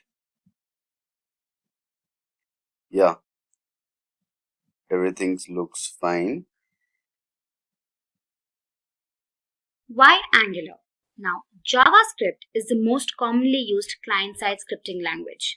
It is written into HTML documents, enabling interactions with web pages in many unique ways. So, as a relatively easy to learn language with almost pervasive support, it is exceptionally well suited to develop modern applications. But the question arises, is JavaScript ideal for developing single-page applications that require modularity, testability, and other features? Perhaps not. However, we have a variety of frameworks and libraries designed to help us with such things. With respect to front-end development, Angular and JavaScript together bring in structure and consistency to your web applications and also provide scalability and maintainability. Now, Angular is specifically developed for single-page applications. So now the question arises, what exactly is Angular? Angular is an open source JavaScript framework written completely in TypeScript. Now it was primarily aimed to develop single page applications and is maintained by Google. Angular as a framework provides a few advantages while also providing a standard structure for developers. It is designed for web, desktop, and mobile platforms. Now, if you have a doubt here as to what exactly single-page applications are, let me help you with that. Now, these single-page applications are basically applications that get loaded just once. So, the main page gets loaded onto your browser. So, any further interactions does not lead to loading of subsequent pages. Anything that has to be done further is just an addition to the already loaded page. So, these single-page applications are primarily developed using Angular. Moving ahead, let's look at the features of Angular. We have 4 features that we're going to be discussing. We have the document object model, TypeScript, data binding, and testing. Now let's look at them one by one. Now the document object model treats an XML or an HTML document as a tree structure. Now here every node in the tree structure defines an object representing a part of your document. Angular uses the regular DOM. Now let's suppose you've made 10 updates on a single HTML page. So every time you make a change, the corresponding DOM or the tree structure needs to be updated. Now Angular updates the entire tree structure of HTML tags. Moving on to our next feature, we have TypeScript. Now TypeScript defines a set of types to JavaScript, which helps you write JavaScript that is easier to understand. Now all the TypeScript code compiles down to basic JavaScript that can run smoothly on any platform. Now TypeScript is not mandatory for developing an Angular application, but it is highly recommended. The main reason it's highly recommended is that it offers better syntactic structure while making the code base easier to understand and maintain. Now TypeScript can be installed as an npm package. Now to do that, you just have to run the command npm install -g TypeScript on your command prompt. Next up is data binding. Now data binding is a process that allows you to manipulate web page elements using the web browser. Now it mainly employs dynamic HTML and does not require complex scripting or programming. It is used in web pages that include interactive components like calculators, tutorials, games, etc. Now, incremental display of a web page makes data binding extremely convenient when pages contain a large amount of data. When it comes to Angular, it uses two-way data binding. So any changes made in the UI element is reflected in the corresponding model state. And conversely, any changes made in the model state are reflected onto the UI state. Now, this allows the framework to connect the DOM to the model data via the controller. The last feature we're discussing is testing. Angular uses Jasmine to run its various tests. The Jasmine framework allows various functionalities to write different kinds of test cases. Karma is a task runner for the tests that use a configuration file to set the startup, reporters, and testing framework. So with that, we've covered the features of Angular. So let's go ahead and understand the architecture of Angular. Now, Angular is a full-fledged MVC framework. It provides a strong opinion on how the application should be structured and offers bidirectional data flow and updates the real DOM. MVC, short for Model View Controller, is an architectural pattern that separates the application layer into model, view, and controller. Now, model here relates to all the data-related logic. View, on the other hand, is used for UI logic of the application. And controller is the brain of the setup. Now, it is an interface between the model and view. Moving on, let's look at the advantages of Angular. First up, we have custom components. Angular allows you to build your own components that can pack functionality along with rendering logic into reusable pieces. Data binding. As discussed, Angular allows you to effortlessly move your data from your JavaScript code to the view and react to user events without having to write any code yourself. Dependency injection. Angular allows you to write modular services and have them injected wherever they are needed. This greatly improves the testability and reusability of the same. Don't worry if you can't wrap your head around these topics. We're going to discuss them further in the coming videos. Next advantage is testing. Angular has been built from the ground up with testability in mind. You can literally test every part of your application. Comprehensive. Angular is a full-fledged framework and provides out-of-the-box solutions for server communication, routing, and more. Lastly, we have excellent browser compatibility.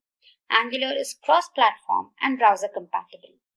An Angular application can typically run on all browsers, be it Chrome, Firefox, Safari, and platforms like Windows, macOS, and Linux. Now, many versions of Angular have been released ever since its inception. All of these versions have added to the efficient working of the framework. Now, here are the different versions released. First up was Angular 1. It was built on JavaScript and completely based on controllers. Next release was Angular 2. Now, this incorporated the component-based approach, wherein the entire UI was divided into several components and lastly integrated to give the final logic. Next was Angular 4. It included router updation.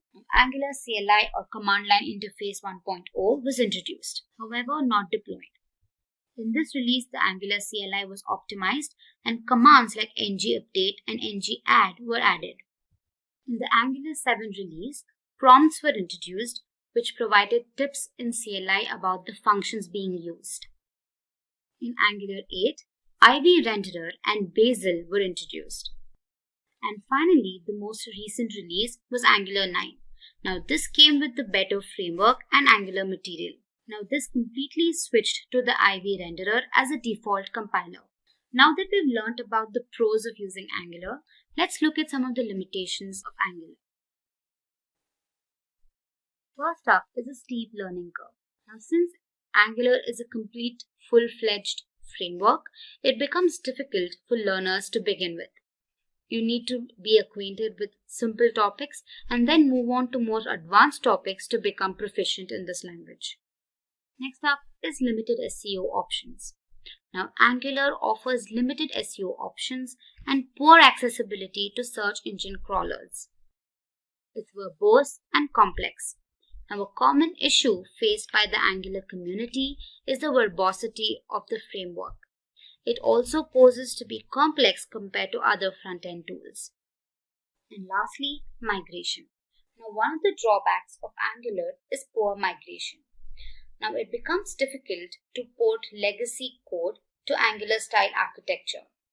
Also, with each new release, it is painful to upgrade and a lot of them are not backward compatible. Next up, let's look at the Angular learning curve. Now, if you wish to learn Angular, you need to be acquainted with basic topics in Angular.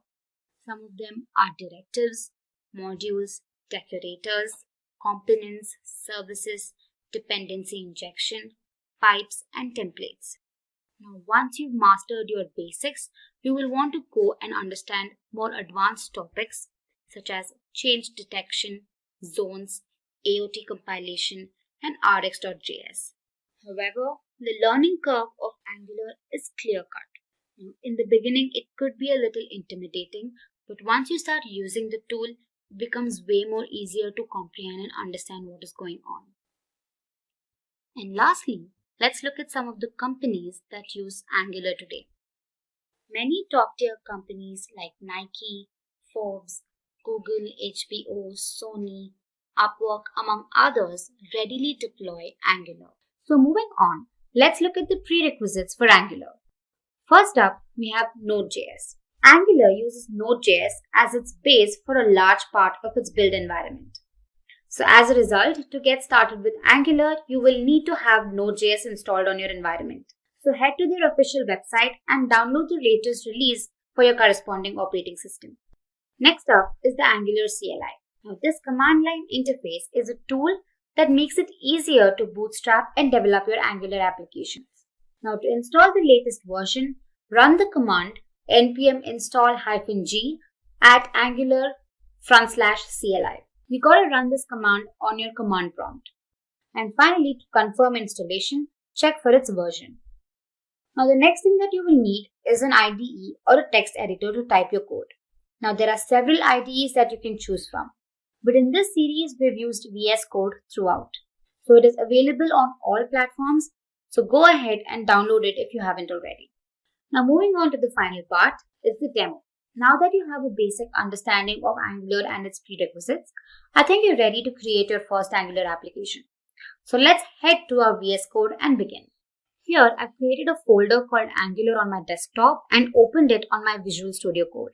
So to create your app, you need to open the terminal. Just go here and select New Terminal. And now type in the command ng new and provide the name for your app. So I'm just going to say hello world. So now this is going to create, just say yes. So basically what happens is that when you run the command, it will automatically generate a skeleton application under the folder that is hello world in our case.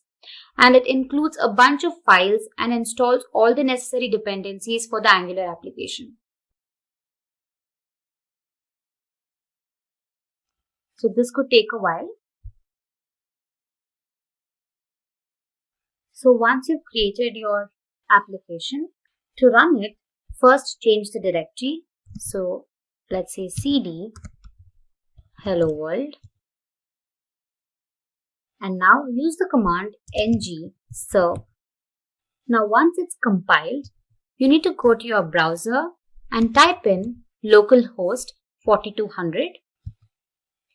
And once you do that, you can see your UI. You can see that the application has been loaded onto your browser and it says hello world app is running.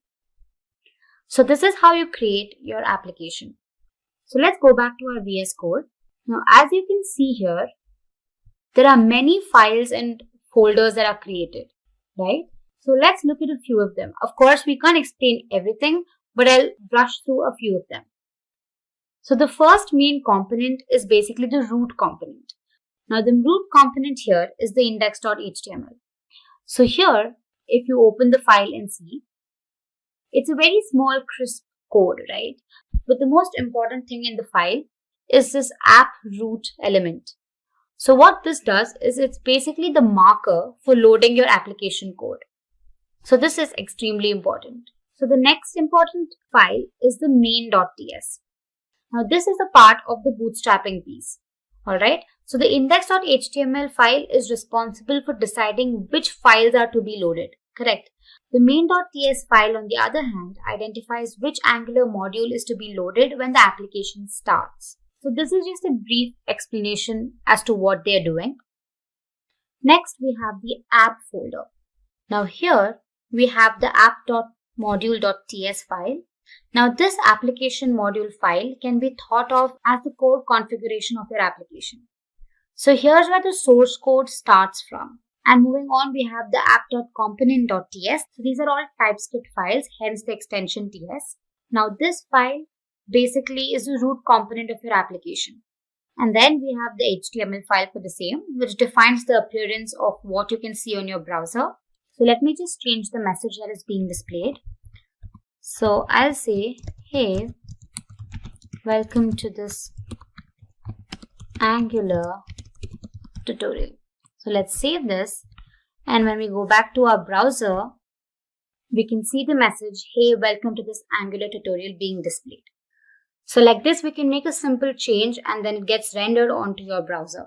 So this was just a brief explanation of what happens in the background of your application. First, we'll get acquainted to what exactly Angular components are. Then I'll help you create an Angular component by showing a quick demo. And lastly, we'll learn about component decorator metadata. But before we begin, make sure to subscribe to our channel if you love watching new and interesting technology videos. Also, hit the bell icon to never miss an update. So what exactly are Angular components? Now, I'm sure everybody uses web applications. And one of the most widely used applications is Gmail, correct? Now, to help you understand what components are, consider them as Lego blocks. Now, they basically are combined together to form the final application. So in this case, here we have the logo component, then you have a sign-in component, an image component, and then a create account component. Now, all of these components generally don't affect the working of each other. But however, when embedded, they define the UI of your application. So I hope you understood what components are. So to go ahead, let's discuss some of its common features. Now, firstly, they are the building blocks of an application. Generally, you have a root component, which is basically the app component, and then it branches out into other components, creating a hierarchy. And these components are a subset of directives. Now, don't worry about what directives are because we'll cover them later on in the series. But to give you an idea, there are three types of directives. You have the structural directives, the attribute directives, and the component directives. Only one component can be instantiated per element in a template. Now, components are typically custom HTML elements, and each of these elements can instantiate only one component. Now, don't worry, you'll understand this better when I show you the demo.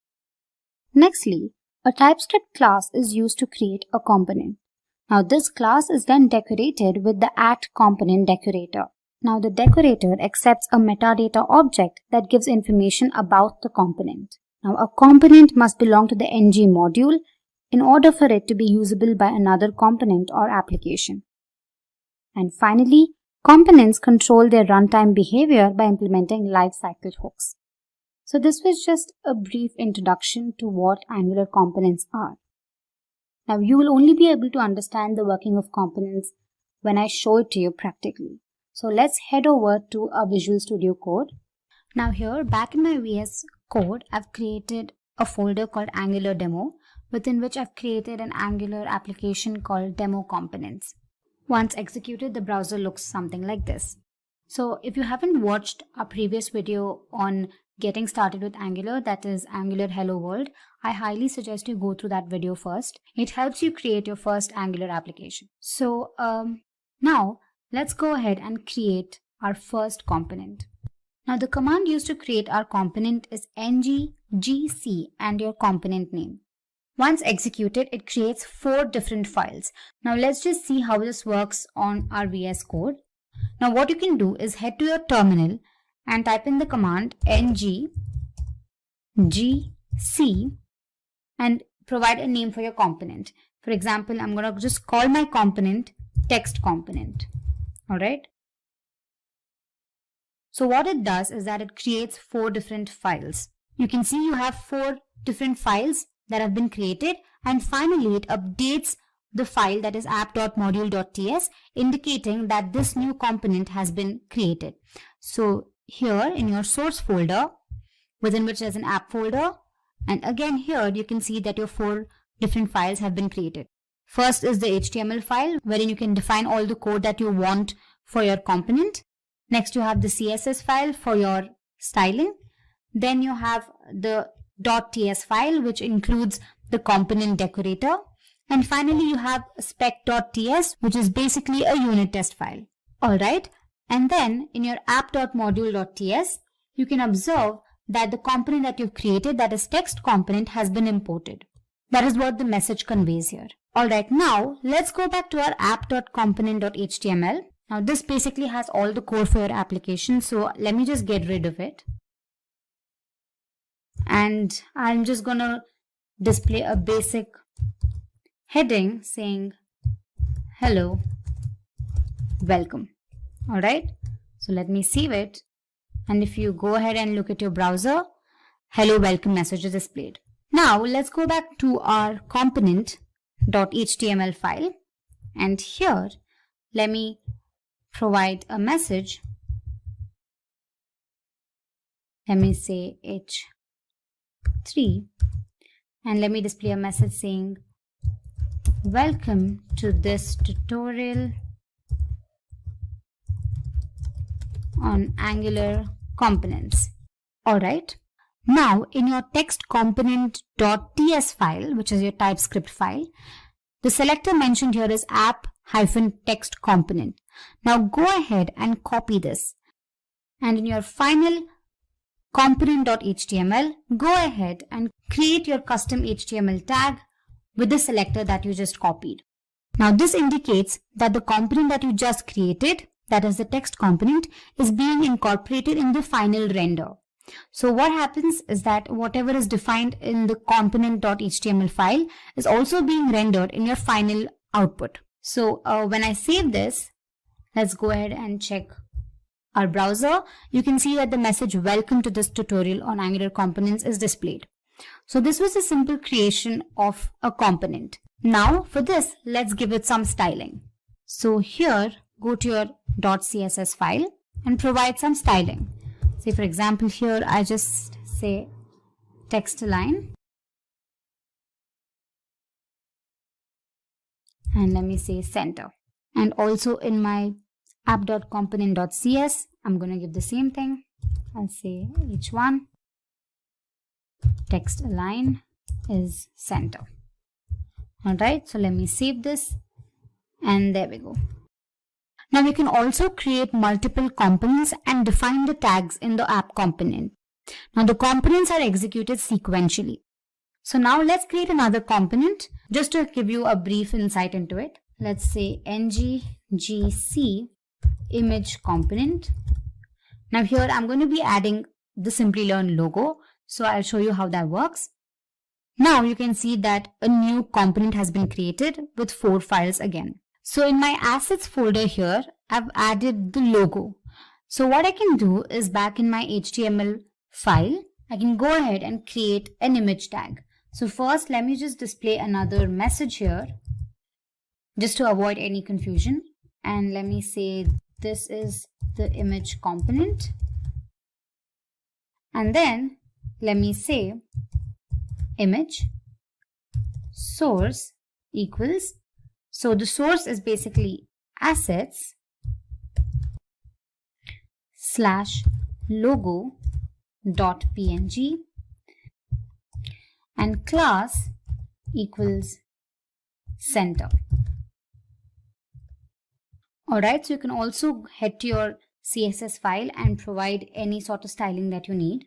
So let me just say text align to be center, and then let's create a styling for the image, and here I mentioned the code for the image.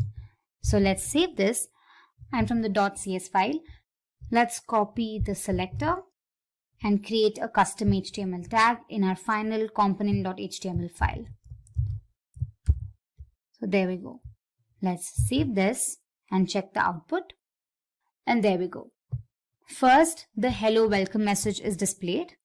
Next, you have the message displayed from the first component, and then you have the second component. So this is how you can create your own components, and don't forget to incorporate these selectors into your final HTML file. So moving on to our next topic, component decorator metadata. Now, as mentioned earlier, the @component decorator accepts a metadata object that provides information about the component. Correct? Here is a list of properties of the metadata object. First up is the selector. Now, basically, the selector is a CSS selector that identifies this particular component in a template. Now, this corresponds to the HTML tag that is included in the parent component. You can create your own HTML tag. However, the same has to be included in the parent component. So to help you understand that better, let's head back to our VS Code and say, for example, in our text component here, the selector says text component, correct? For the time being, let's change it to say n component. All right.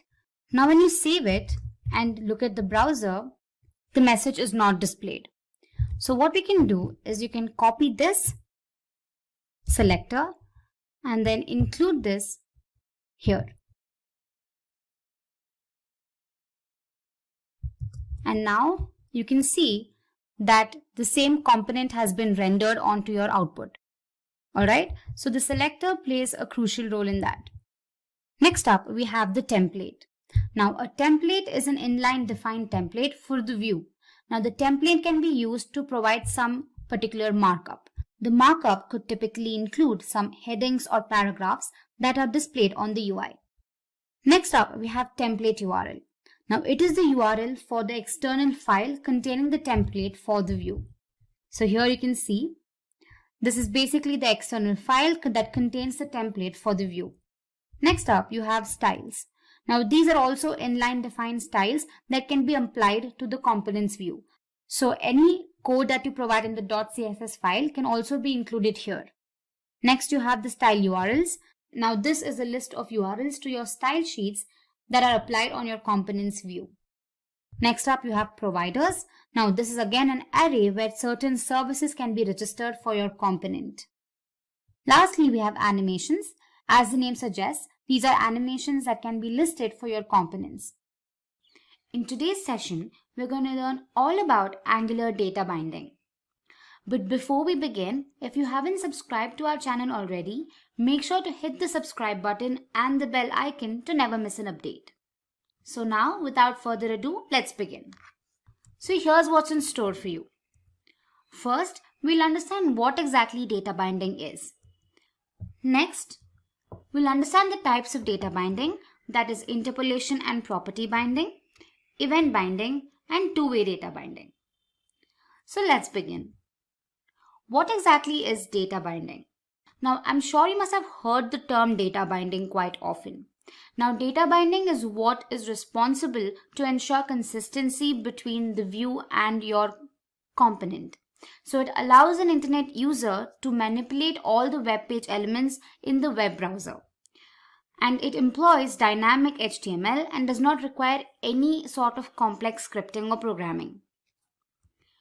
It is generally used for web pages that contain interactive components like calculators, tutorials, and games. And lastly, it ensures incremental display of a web page. Now, in simple terms, what I'm saying is that data binding ensures that any change made in the UI of the application is also reflected in the component and vice versa. By doing so, data binding ensures consistency throughout the application. So now let's have a look at the different types of data binding. First up, we're going to be learning about interpolation and property binding, next event binding, and then the two-way data binding. So what exactly is interpolation and property data binding? Now, when it comes to interpolation binding, it ensures that the values are reflected from the components to the DOM. In this technique, text representing variables and components are placed between double curly braces in the template. So Angular finds the variable matching the text in the component and replaces the text with the actual value assigned to that particular variable.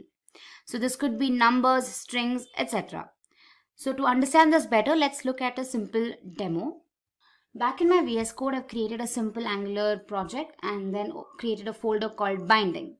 Alright, and I've displayed the message welcome on the screen here. So now in my component.ts file, I'll create a variable. Let's call it name.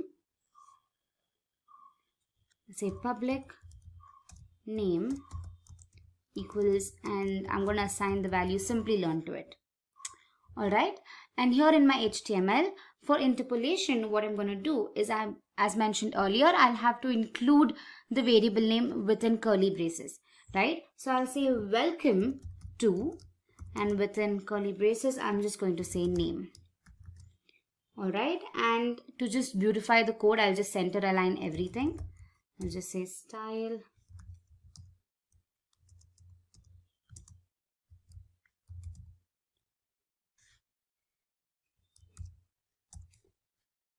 Now here in the browser, we can see welcome to Simplilearn being displayed. As you can see, this part is being replaced by the value of the variable name, which is Simplilearn. Alright, we can also add another one. Let's just create another variable and saying public. I'm going to say topic and let me say data binding. Alright. And in my HTML file, I'll create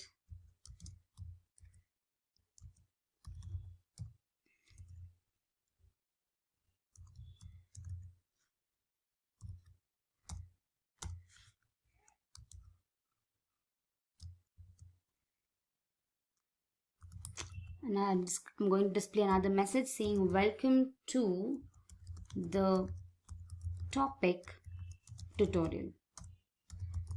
So topic here must be replaced by its value. Alright, so let's see that. So let me just save this and have a look at the browser. So here you can see that welcome to the data binding tutorial is being displayed. So this is a simple example of interpolation binding. So now moving on to property binding. Now again, property binding is a one-way mechanism that lets you set the property of a view element.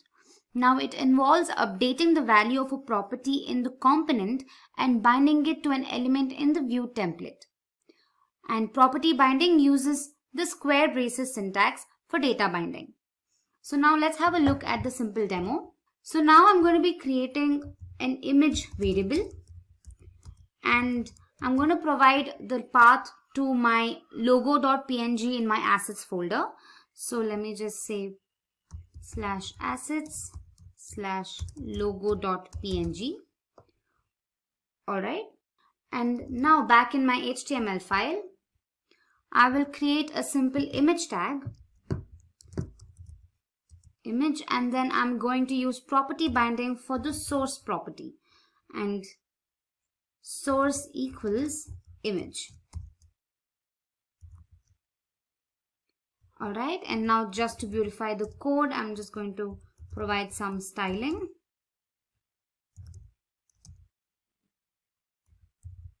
With some height and width.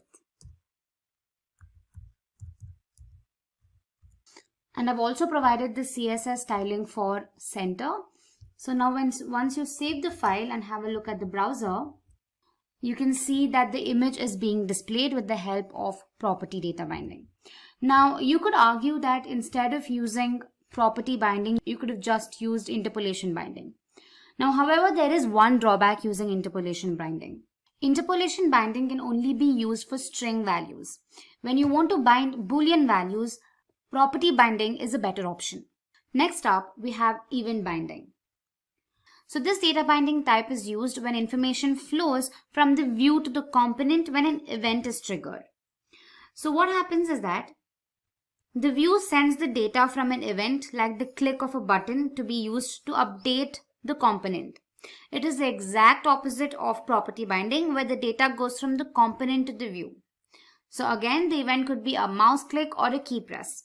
So now let's head to VS Code. So here I'm going to be creating a button for the click event. Alright, so let's just create a button.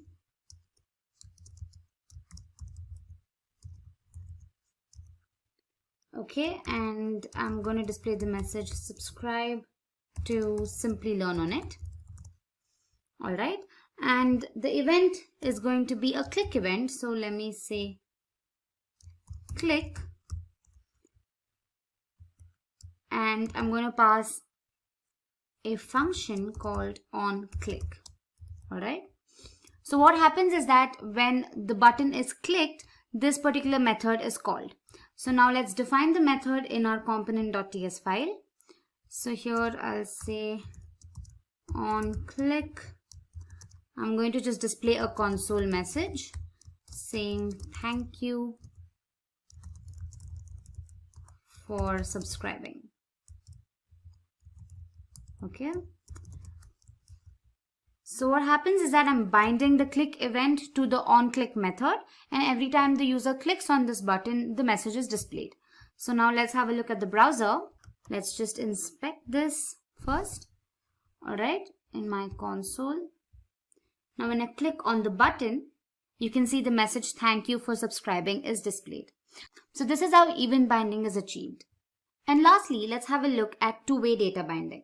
Now, two-way data binding is a mechanism where data flows from the component to the view and back. The component and view are always in sync, and the changes made on either ends will immediately update both ways.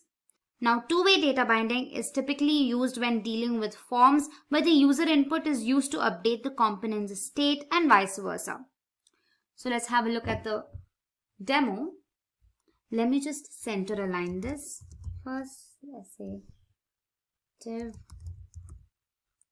style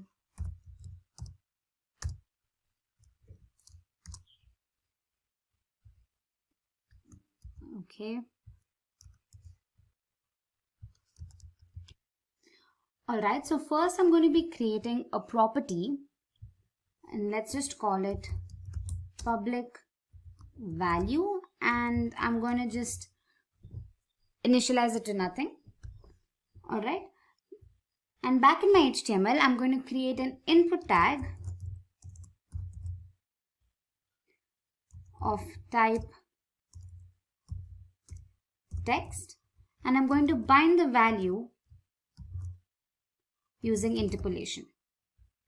Alright, so basically what we're doing is that every time the user provides a value in the input box, that has to be reflected in the model as well. So we're making sure that the view and the model are in sync. And to make sure this happens, we have to make use of the ng model directive.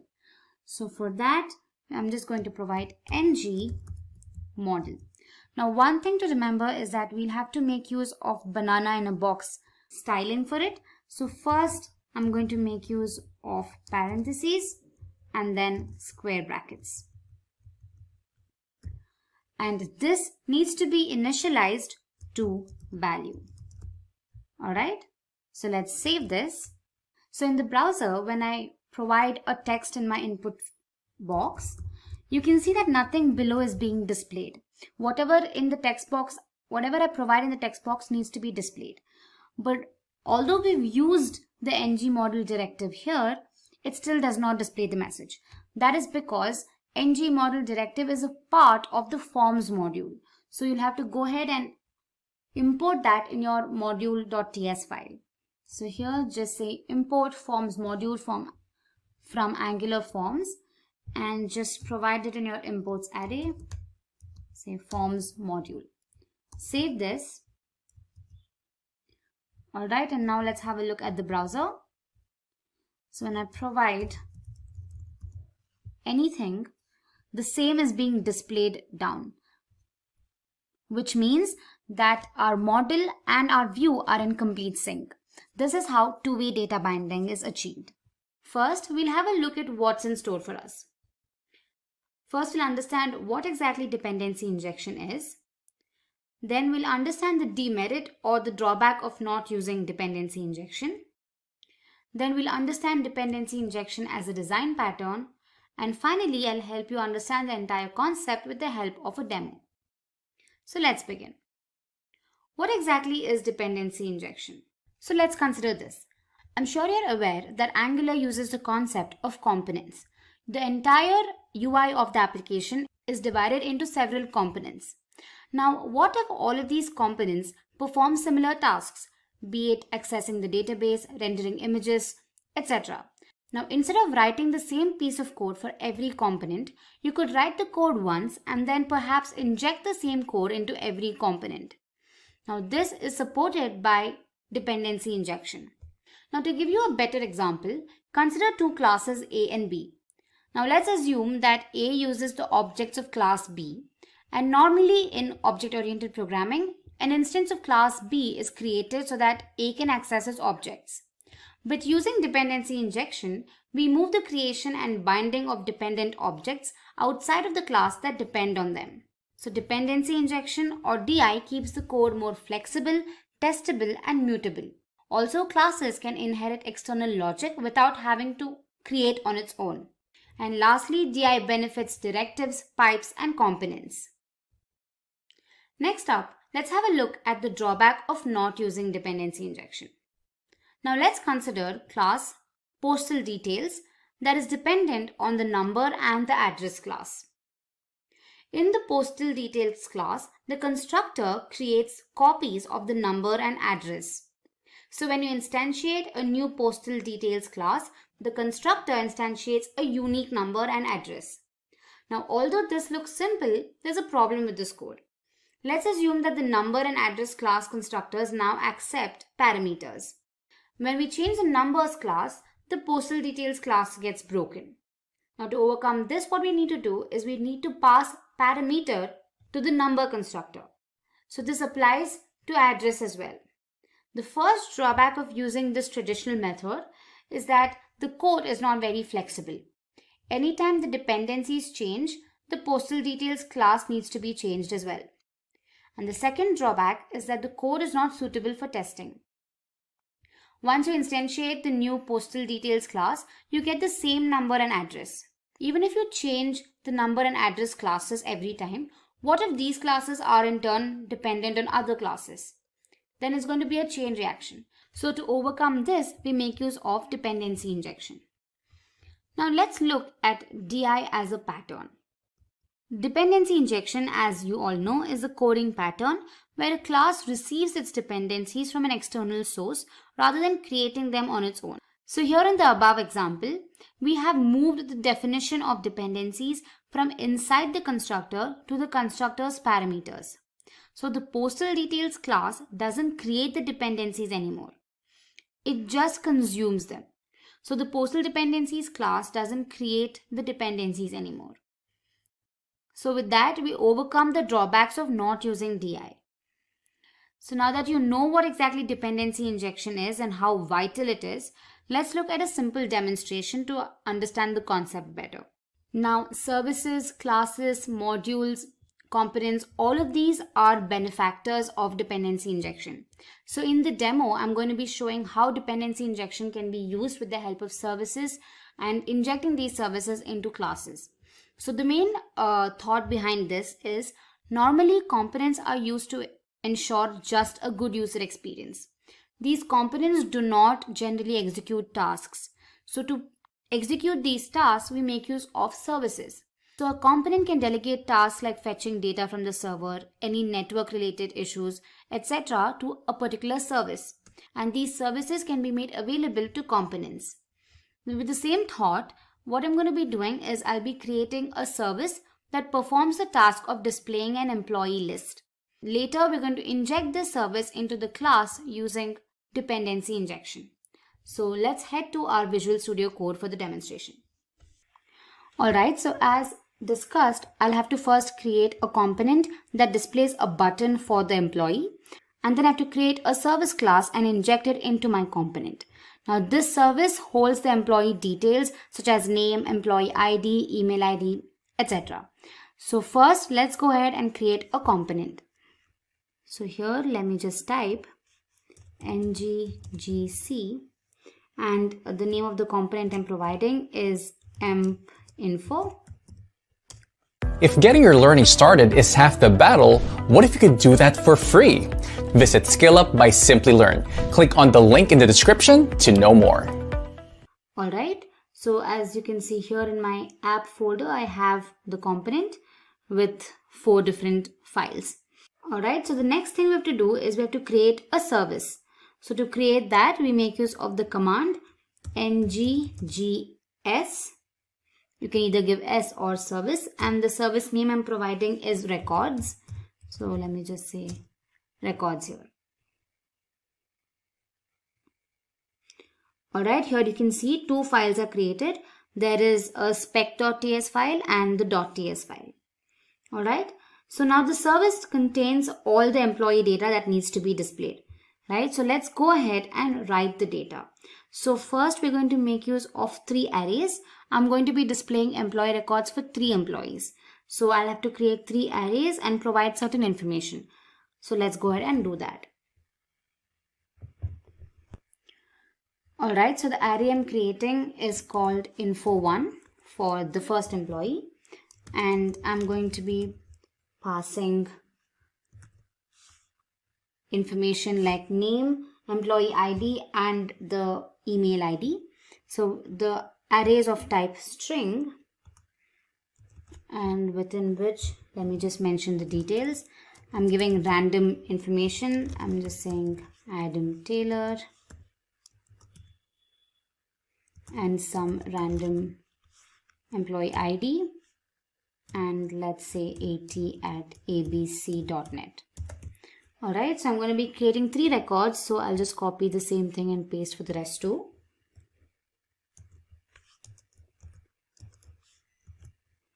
Let's just change here, provide a different name here.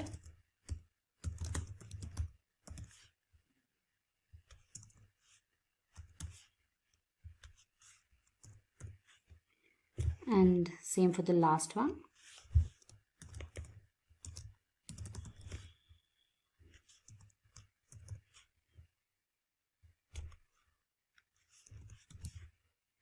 And let me change the name of the array as well. Alright, so with the agenda to retrieve this data in our component, we make use of the method for the same, right? So this method returns the employee data. So let's go ahead and create this method. I'm going to call it getInfo, and then just say string, and then this will just return this .info1. Alright, I'm going to be calling it getInfo1 for better understanding.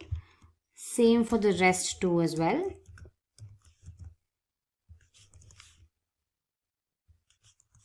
I'm just going to return different arrays here. Alright, and lastly info3. Alright. Now in order to retrieve this information in our component, we need 3 more arrays, right? 3 more arrays that will receive this data. Let's go back to our component.ts file here and then type in the following code. So I've created 3 arrays again. Info received 1, 2 and 3. Now what we need to do is we have to accept the information that is being sent from the service, correct? Now as I mentioned, services are implemented with the help of dependency injection. So what we need to do is we'll have to first import the service into the component.ts file. The key reason behind doing this is that when Angular creates this component, an instance of the service class is also made to perform the necessary tasks. Correct? So let's go ahead and just import it here. So I'll say import records service from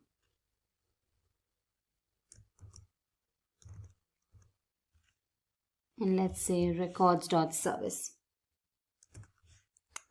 Alright, and what we have to do next is that we must also declare this instance that is being created in the providers array of the component. Alright, so let's just say providers and then say records service.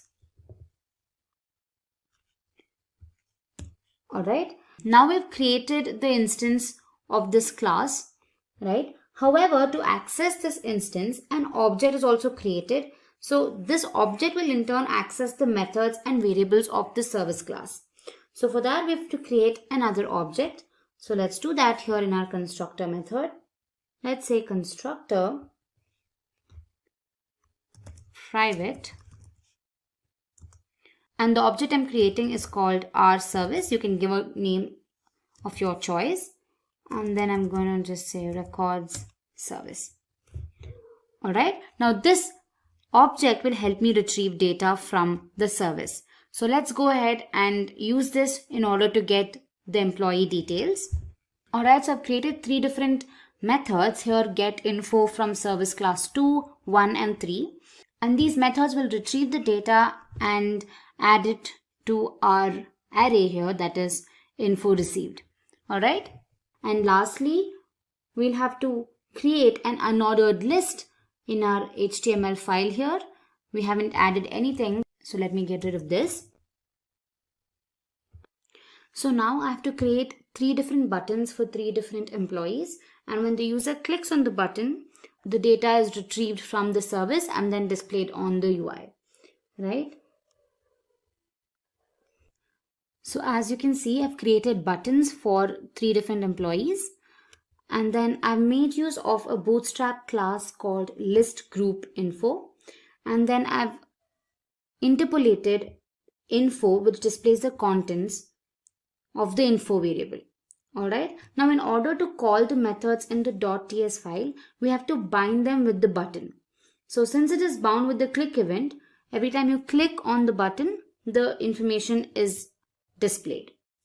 So now the last thing we have to do is we'll have to create a custom HTML tag for the component and then add it to the main component. So let's just do that. Let me copy this here. And then in my app component.html, let me get rid of this. And then let me just create this. I've just created the custom HTML tag for my component. And now just to beautify the code, I'll write a heading. And let's say employee details. And then I'll also add the Simplilearn logo, say image source. I've added the image here, so let me just say logo.png.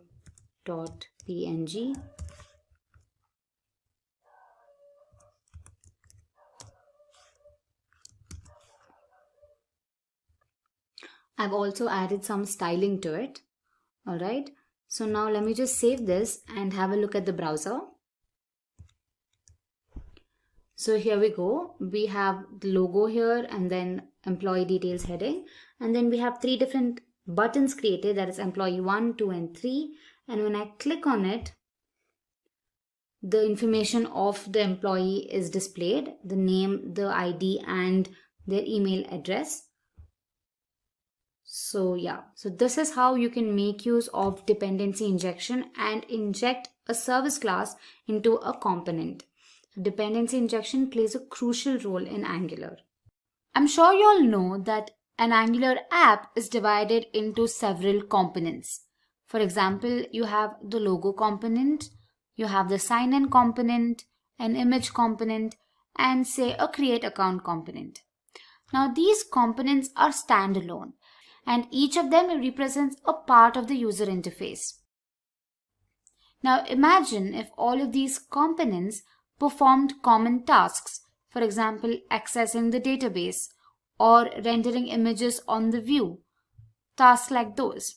Now instead of having to write the code for every component, you can just make use of Angular services. Now the service can be written once and then injected into all of these components. Now a service could be a function, it could be a variable or a feature that an application needs. So the main use of a service is to write code once and avoid rewriting of it. Now the same code can be injected into several components that make use of this particular service. But what are Angular services? So normally components are used to ensure a good user experience. Now that is the extent of it. Components make sure that whatever is being rendered onto the screen is right and pristine. But in order to execute tasks, we make use of services, and this approach is ideal. So a component can basically delegate tasks like fetching data from the server, validating user input, or logging directly to the console to a particular service. And these tasks can be made available to any component in the app. So now let's talk about a few features of Angular services. Now typically an Angular service is simply a TypeScript class with an @injectable decorator. This decorator tells Angular that the class is a service and can be injected into components that need that service. Now they can be used to share the same piece of code. They can also inject other services as dependencies. Now these services hold valuable business logic and can also be used to interact with the backend. Now for example, if you want to make AJAX calls, you can have methods to those calls in a service and then use it as a dependency in files. And as mentioned earlier, it can be used to share data among several components. In Angular, services are singleton, meaning that only a single instance of a service gets created and the same instance is used by each and every building block in the application. And finally, a service can be registered as a part of a module, or it can be registered as a part of the component.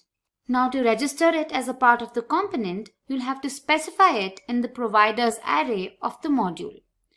I'm sure you'll understand the concept of services better if we look at a simple demo. So in the next section, we're going to look at a demo, but before that, let me tell you the use case. So basically in the demo, what we'll do is we'll create an employee details list. Say for example, you will have employee information like name, employee ID, and their email ID. We'll create a database of say 3 employees. And on the browser, when you click on the employee button, it displays the information about that particular employee. And at the end, we can also add information to the employee's details. So without delay, let's head to our VS Code and start learning Angular services hands-on. So here, first I've created a folder called demo_Angular, within which I've created a file called hello world. So this was previously used for a tutorial, so the name is just hello world, so don't get confused. However, when you look at the browser, I've written an initial code here, which is Angular services, and I have the Simplilearn logo. So back in my browser, this is what the UI looks like. So to understand the concept of Angular services, first let's go ahead and create a component. So here I'm going to say ng gc einfo. I'm creating a component for employee information. So as you can see, inside my app file, we have the einfo component, which has these 4 files. So if you're wondering what exactly components are and how this is working, then I highly suggest you watch our components video first. So now let's go ahead and create a service. So I'm just typing in the command ng g service. Here G stands for generate, and we're generating a service, and the name of the service that I'm providing is data. So now it creates a service which is going to be a .ts file. So you can observe that .service is appended. This indicates that it is a service. Alright. As mentioned earlier, we have to display the employee details. correct? So for that, in my component.ts file, I'm going to create an array that displays the employee information. In our case, I'm creating 3 different employee records. So for that, I'll have 3 different arrays. So let me just call the arrays info received 1, indicating this is the information of first employee, and this is going to be of type string, and I'll just initialize it to null for now. Alright, and I'm going to create 2 other arrays, and let me just change the name of the arrays. Alright, so now to retrieve the information, I'll have to create a method. Again, I'm creating 3 methods for the 3 different employee records. So I'm going to call the array get info from service 1, indicating it's again for employee 1, and I'm just going to leave it as it is for now. I'll tell you how the information is being received, and I'm going to do the same for the other 2 employee records. So let me just copy paste, and here I'm just going to change the name of the methods. Alright, so this is the initial code for retrieving information. However, we'll have to create the employee record in our service. So back here in my data.ts file, what I'm going to do is I'll create 3 different records for the employees. So let me say info1, which is going to be of type string.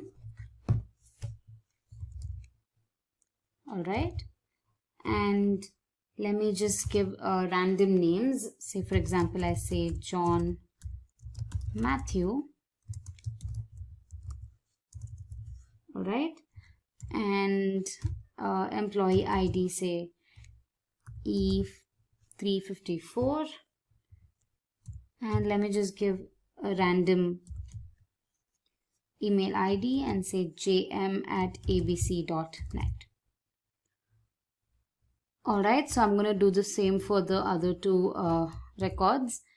So let me just create another one and call it info2, and the name I'm providing is say Rob Wilson with a different employee ID, say 673, and I'm just going to make it rw@abc.net, and another record for employee number 3, and I'm just gonna say Rose Adams with some employee ID and an email ID. Alright, so now we've created the employee records. So what I have to do is I have to create a method that returns these employee records, correct? So for that, I'm just gonna create another method called getInfo1, which is of type string, and it just returns this .info1. Alright, similarly for the rest of the 2 records, I'm just going to retrieve them. Let's say info2 and get info2, and again I'm just going to make it get info3, and this is going to return info3. Alright, so I'm sure you've got an idea as to what I'm doing here. So basically this information is going to be retrieved in our employee component, correct? So for that, I'll have to make use of dependency injection. So here I'll have to import the service that I've created. So let's go ahead and say import. The service was data service. Alright, from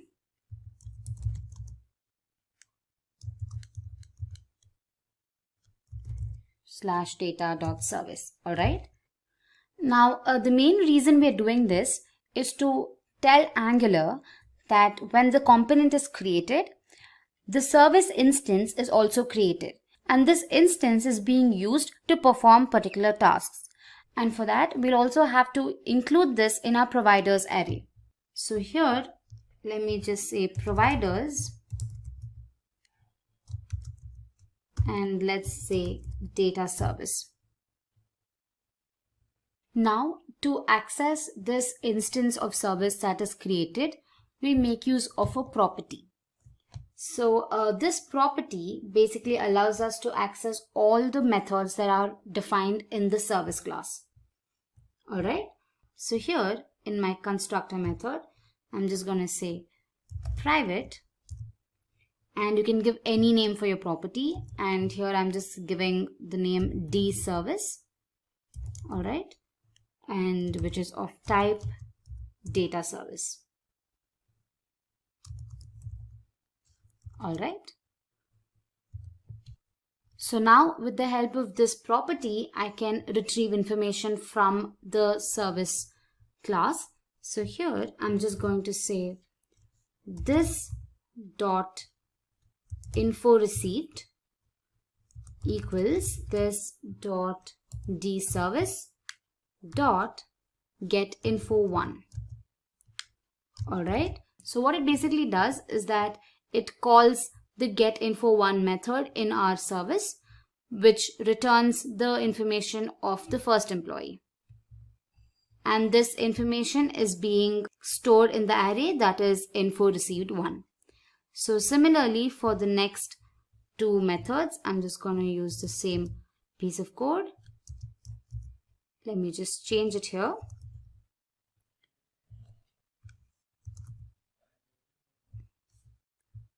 And same for the third one. Alright. So now that we have the logic behind what is being displayed, let's go ahead and create the UI for it. Here in my HTML file, I'm going to create an unordered list. And now I'm going to make use of the ng for directive to basically loop over the record and display everything.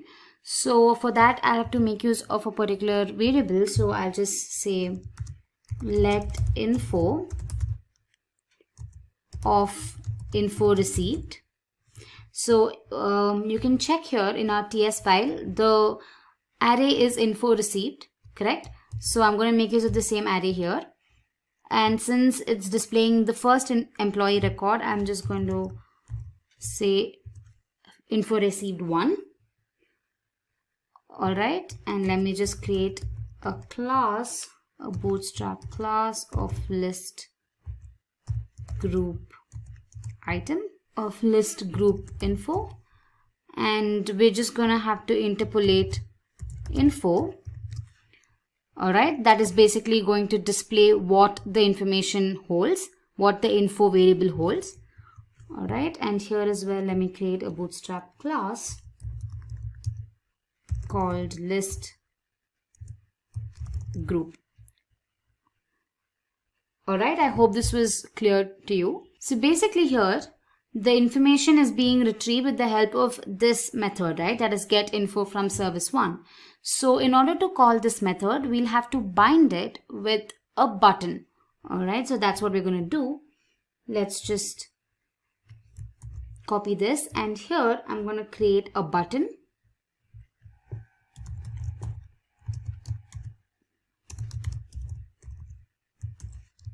Alright, and the type is button.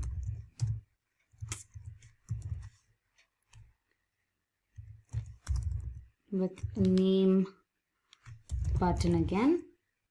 Alright, so I'm going to bind it with the click event. So what happens is that when I click on it, this particular method gets called. Alright, I'm just pasting the method here. And finally, let's just provide the name employee1 for the button. All right.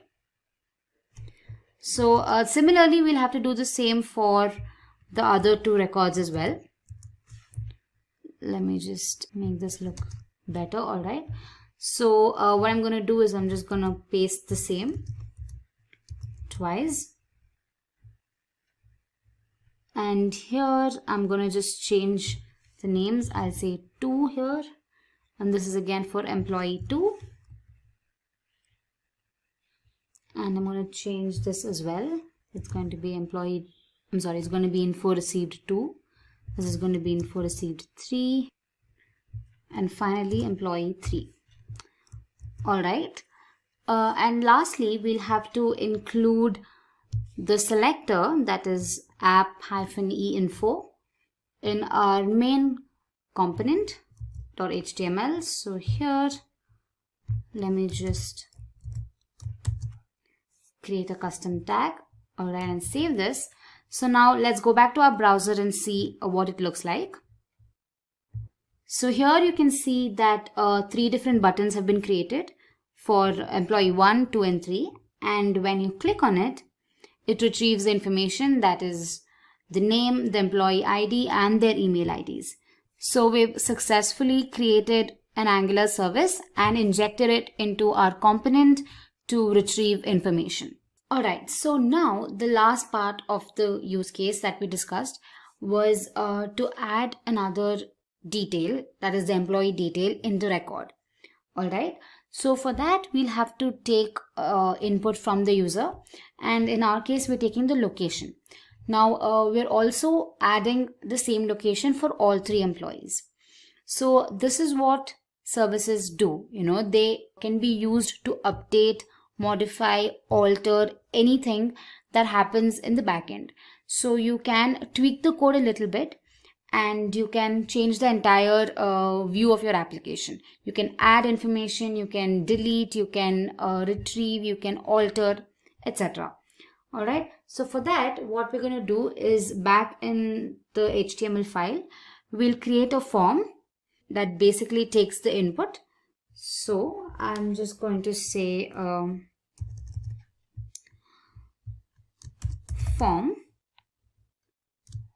All right, within which I'm going to be defining a div class, within which I'm going to be defining a div tag, inside of which I'll have the input tag of type text, and the name I'm going to be providing it will be location. All right, and we'll have a value, and I'll just leave it blank, and finally I'll have ng model. So if you're confused as to what I'm doing here, then I suggest you watch the Angular Forms video. It basically teaches you how to work around with Angular Forms. All right, and now after this we're gonna have a button. So let me say button.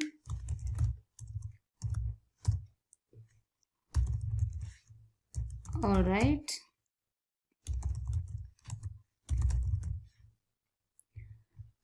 and I'm going to just say add info. Okay. All right, so now when I'm creating the form, I'll also have to create a template variable to access all the values within my form. So if I have to access the location, then I'll need a variable to access it. So here, let me just go ahead and create a template variable. Let me call it frm, and I'm going to make use of the ng form directive. So this tells Angular that this variable can be used to access all the values within the form. And since I'm using form here, I'll have to import it in my module file.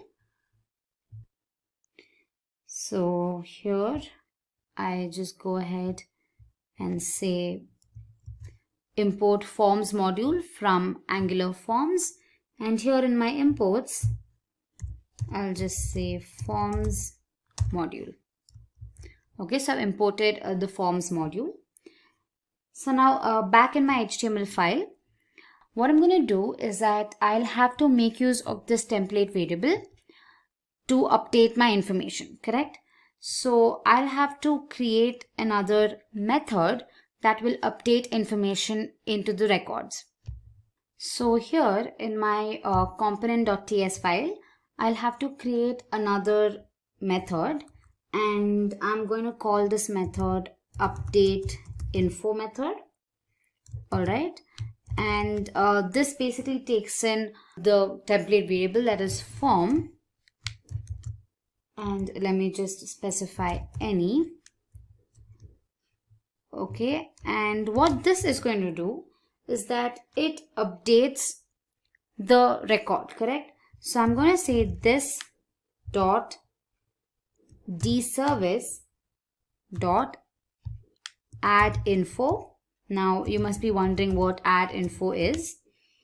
I'll just let you know in a minute. And the value that I'm going to be passing will be the value that you've provided as an input, which is nothing but form.value.location. All right. So now what happens is that I'll have to again specify what add info is. And this method is going to be defined in the service file, correct? So here I'm going to create another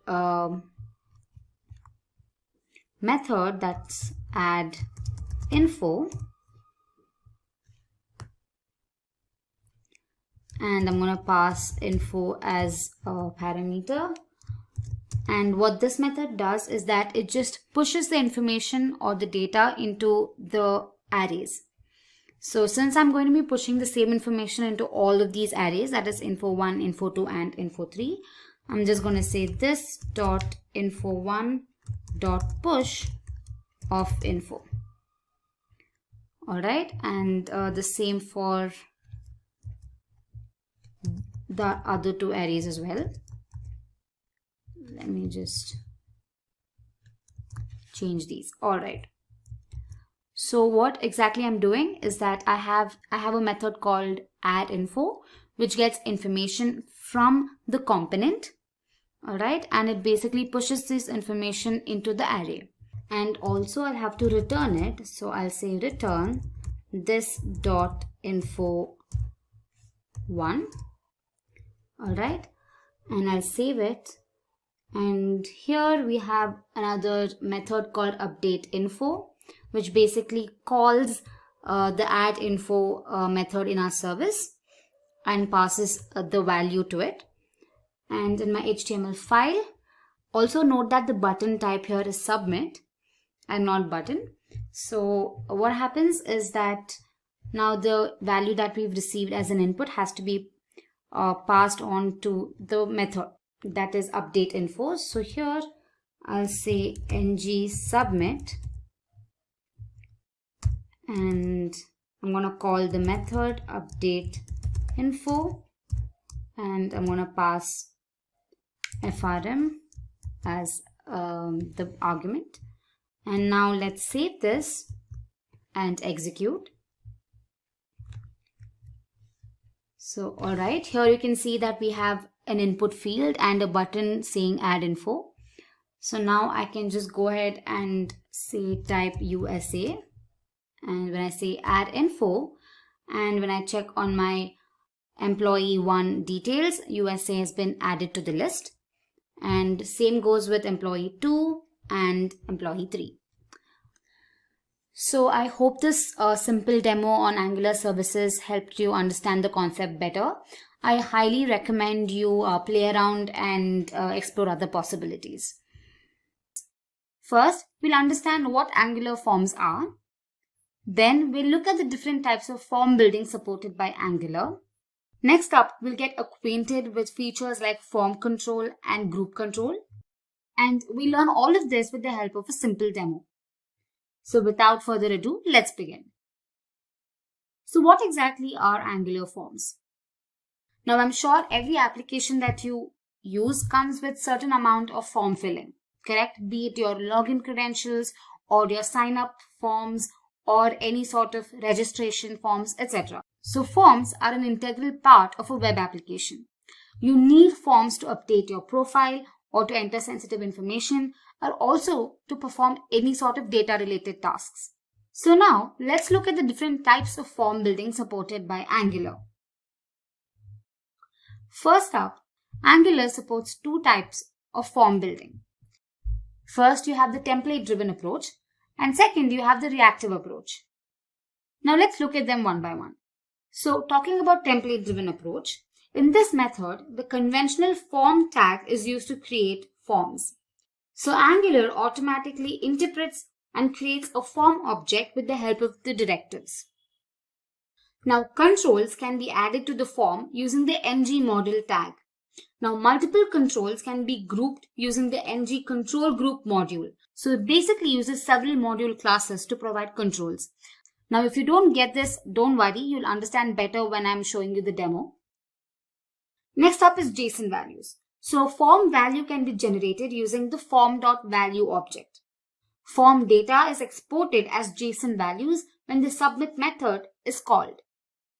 Lastly, basic HTML validations can be used to validate the form fields. In the case of custom validations, directives can be used. So arguably, this method is the simplest way to create an Angular form. So moving on to reactive approach. Now this approach is the programming paradigm revolving around data flows and propagation of change. Now with reactive forms, the component directly manages the data flows between the form controls and the data models. Now reactive forms are code-driven unlike template-driven approach. Reactive forms eliminate the anti-pattern of updating the data model via two-way data binding.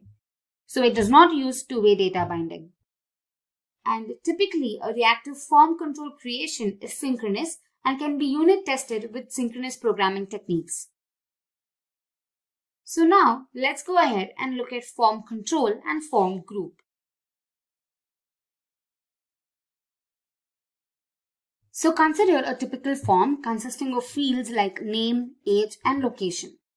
Now a form control is basically a class that enables validation of these fields. For each input field, an instance of this class is created. Now these instances help check the values of the field and see if they're either touched, untouched, dirty, pristine, valid, invalid, and so on. So this allows you to check every field for the value. It makes it easier to understand which field's value is invalid or which field has not been entered, etc. Now moving on to form group. So a form group class represents a group of controls. A form can have multiple group controls. The form group returns true if all the controls are valid and provides validation errors if there are any. So I hope this was clear. So moving ahead, let's look at the demo to explain all of these features. I'm sure it will become extremely clear once you look at the demo. So for that, let's head to our VS Code. So back in my VS Code, I've created a component called form component, and I've also included the Simplilearn logo just to beautify the appearance. So once you execute the code, this is what you're going to see on your browser. So you just have the logo at the moment. The first thing we need to do is we'll have to import the forms module. Alright. So, but before we begin, let me tell you what the use case is. So we're going to be creating a user registration form, which is going to include 4 fields. That is the first name, last name, email ID, and a password. Alright. So now let me show you how to import the forms module. So in your main app.module.ts file, you'll have to import forms module from Angular forms. Alright. And then in your imports, you'll have to just call it here. Alright, so this is just a simple step. And now once you're done with that, let's go ahead and start our form creation. So here in my component.html, let's enclose the entire form within a div tag. So here, let me say div class is a container. within which let me just have one heading which says user registration. Alright, and now let's go ahead and create our form. So first let me just say form. Now I'm going to create a div class for every field. So say div class equals form group. I'll explain it to you a little later. Now first let's create a label. So label tag for, basically it's the first name. So let me just say first name. And the tag will basically have first name again.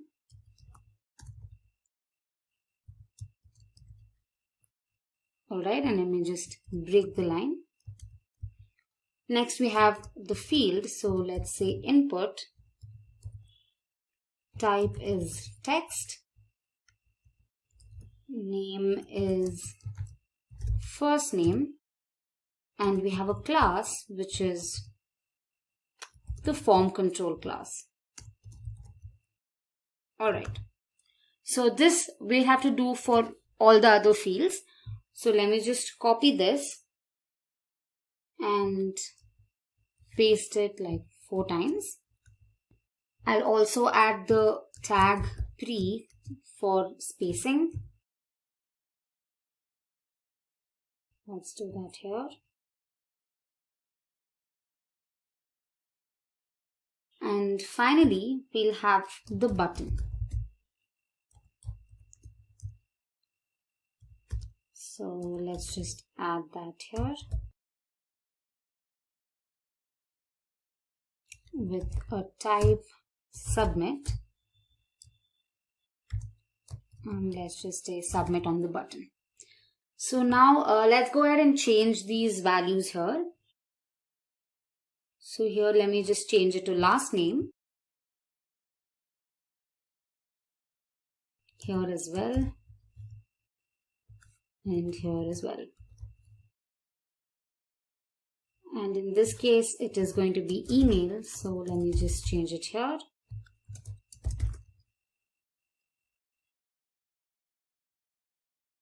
And finally we have password. So let's add that here.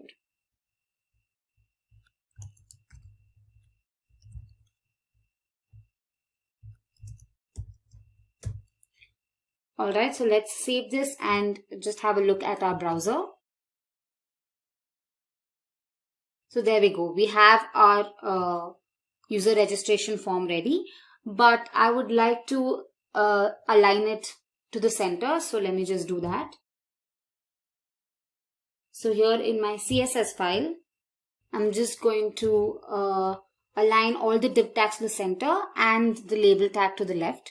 So let me save this and look at the browser now. And there we go.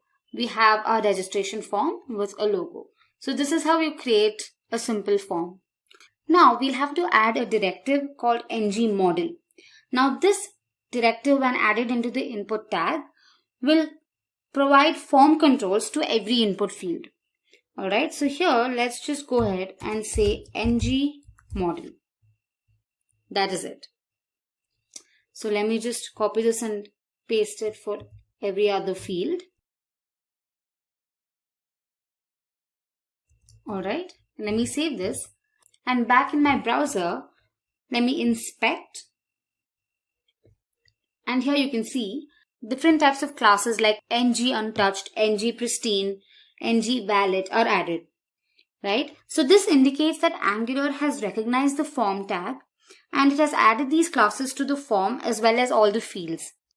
So this is achieved when you add the ngModel directive in your input tag. Now, back in my VS Code. Now every form has an output property attached to it called ngSubmit. Alright, so this property can be bound within a method called the submit method. So once submitted, this method is called. Right? So once we click on the submit button, this method has to be called. So to include that, we'll have to just say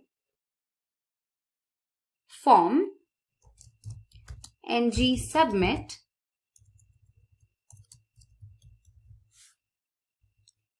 equals submit. Alright, so now we'll have to define the submit method in our component.ts file. So here, let me just go to our component.ts file and let me just get rid of unnecessary code here. And let's define a function called submit. And then here, let me just console log form submitted. Alright, so let me just get rid of this as well. It's unnecessary here. Let's save this. So what it means is that every time you click on the submit button, this method is called. Alright, so let's just have a look at the browser. So first let's go to our console. And when I click on submit, it says form submitted. Alright, so the next crucial step is to generate JavaScript representation. Now we'll have to make use of another directive called ngForm that is assigned to a template variable. Okay, so this JavaScript representation helps with validating all the fields. So I'll help you understand that better. So back in our HTML file, let's just create a variable first. Let's call it login. Alright, and say ngForm. Okay, now the ngForm object includes the JavaScript representation. So now while you're calling the submit method, you're going to pass login as a parameter. So let's just say login here. And in my TS file, again, let's just say login. And along with it, I want login to be displayed. So I say login again. So now let's save this. And if you have a look at the browser, let's click on submit. And now here you can see the JavaScript representation.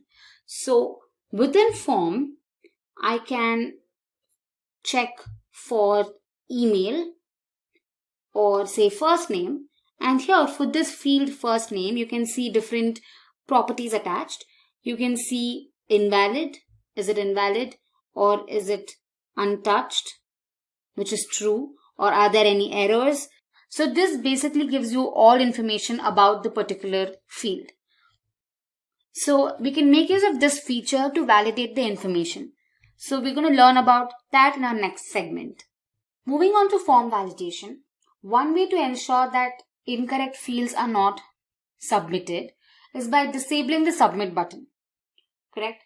Now apart from this, you can also specify certain properties in your input tag for the corresponding input field. Now, let's say that the fields can't be empty and the form only accepts names with a minimum length of 2 and the maximum length of 7. Alright, so here in my input tag, I just mention required, meaning this field cannot be empty, and min length to 2 and max length to say 7. Alright, so to check this, let's go to our browser, and here let me submit the form without filling the first name, and evidently there has to be an error. So when I submit it and I look here within forms and here controls, and my first name, you can see that an error is shown. Here it says required equals true. That means there is one error. Now you can make use of these form control objects. You can leverage form control objects to ensure field validation and display a message whenever an error occurs. Right? So to do that, you need to access these objects like errors or invalid or touched. All of these properties or objects need to be accessed. For that, we'll have to create a template variable. And then this variable is assigned to this object. So back in our VS Code, let's create a variable. Let me call it name, and let's say ng model. Alright, here the variable name receives the control object.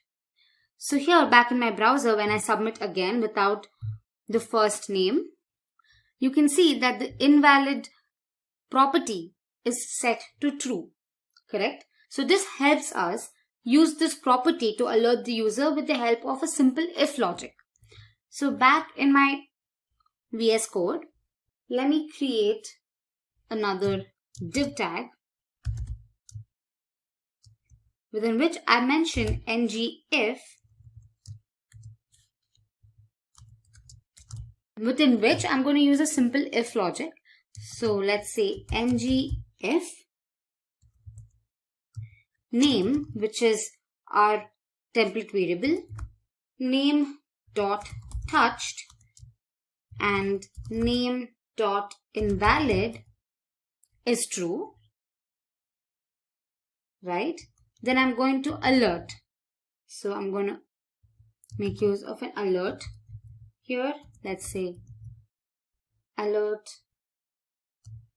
danger. Alright. So in my CSS file, I'll have to mention the simple styling for alert. So here, let me just say, so we're going to have the background color red for danger. Alright. And here I'm going to display the message invalid in bold. So now let's go back to our browser and check it. So let me proceed without entering the last name. It says invalid here. So this was a simple demonstration to show you form validation. Of course, you can modify the code depending on your requirement. Say suppose the length of the first name is too short, then you can alert the user with a different message. Or suppose they have missed out on filling a form field, then you can again alert the user. So you can basically make use of the nested if condition, right? Now just to help you understand that better, let me just show it to you. Now back in my HTML file, instead of invalid, let me have another tag, a paragraph tag, within which I make use of ng if again. Now ng if name dot errors dot required is true, then I display the message first name required. Alright, and if the length of the first name is not 2, now if the length of the first name is less than 2, then I'm going to display another message. So let me just say name dot errors dot min length. If this is true, then I'm going to say sorry, short first name. Alright, so let's save this and have a look at the browser. When I proceed without providing the name, it says first name required. But when I type in one character, it says sorry, short first name. But if I type in another character, it accepts. So I hope this made you understand how form validation works. So this was just a simple demonstration again. Now I highly recommend you explore these properties and play around with these objects. Trust me, it's really fun. So I hope this tutorial helped you out. Let's understand what exactly is Bootstrap. Bootstrap is a powerful toolkit, basically a collection of HTML, CSS, and JavaScript tools for creating and building responsive web applications and pages. It is a free and open source project based on GitHub and originally created by Twitter. Now, to put it more easily, Bootstrap is a giant collection of handy, reusable bits of code written in HTML, CSS, and JavaScript. It's also a front-end development framework that enables developers and beginners to design quick and responsive websites. Now, there are several advantages to using Bootstrap. To name a few, Bootstrap comes with a responsive grid. You don't have to spend time working on your layouts. Bootstrap comes with its own code for automatically resizing images based on the current screen size. It also comes with different components that you can use for your web page.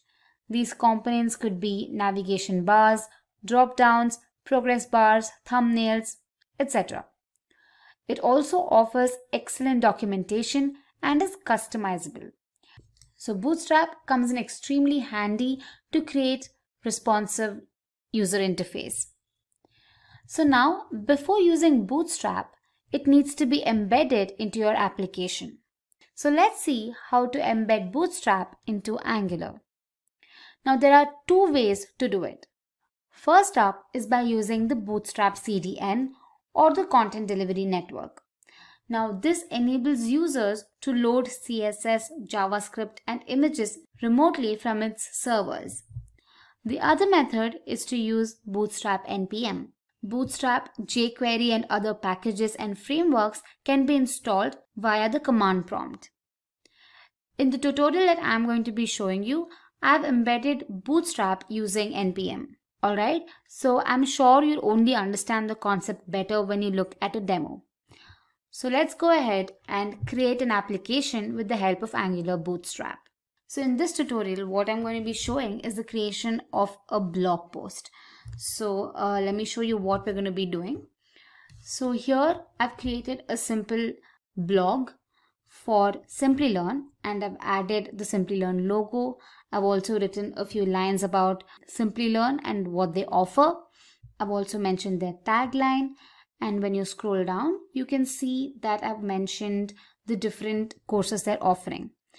And when you click on the More Info button, it navigates to the official page that gives you the overview for that particular course.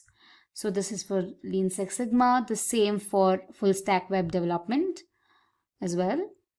And the same for the last one, that is cybersecurity. And finally, I've added a simple video here to just make it more beautiful. So I've added a simple video. And lastly, I've also linked our YouTube channel. So when you click on the YouTube icon, it will navigate to the YouTube channel, to our YouTube channel here. Alright, so this is what we're going to be creating using Angular Bootstrap. So I'm hoping you're all ready for it. So without further delay, let's jump in. So first, let's find the template that we want to use for our blog. So for that, I'm going to just go ahead and say Bootstrap blog template. And I'm just going to click on the first link that I get. And here you can choose the template that you like. So I'm just going to look for more templates here. And the one that we are going to choose is, this one. So which is small businesses. So you can go ahead and click on that. You can then click on live preview. And once you do that, you can just say view frame source. So here you can see that the HTML code is available. It has the head section and then the body section. So the head section consists of a lot of meta tags, and then you have the title, and then you also have the CSS file references. And then if you look at the body tag, you have different code for different parts of the UI. There's code for navigation bar, and then you have page content code, heading row, call to action, and all of that. And lastly, you have the footer. So what we're going to be doing is that we'll take all of the code, and then we'll have to create components for each of it, and then we'll include all the components in our main HTML file. So that is the best practice that Angular uses. So we're going to make use of components. And you can also see that when you scroll down, you can see that it has certain dependencies. So here it has the Bootstrap dependency, and then you have jQuery. So we'll have to download them. So we'll have to install them. And as mentioned earlier, we're going to be installing them with the help of npm. So for that, we'll have to head back to our VS Code. Here, back in my VS Code, I've created a folder called Angular Demo. And then I've also created a file called Demo Components. And here, I'm just going to say cd demo components, within which I'll say npm install jQuery. So this could take a while, and once you've installed jQuery, go ahead and type npm install Bootstrap. Alright, so we've successfully installed jQuery and Bootstrap. So now we need to add the references to these JavaScript files. To do that, go to your angular.json file. And here we'll have to add them in our build section. So here you can see we have styles and scripts. So in our scripts array, we define the relative path to these JavaScript files. So these files are generally stored in your node modules. So go ahead and here you can look for Bootstrap. Here you go. And then in your dist file, and then click on JS, and then you can see you have bootstrap.min.js. Well, I'm sorry, we need bootstrap.bundle.min.js. So here you can just right click and say copy relative path, and back in my JSON file in my scripts, I'm gonna just paste it here, and make sure to make it a path by providing //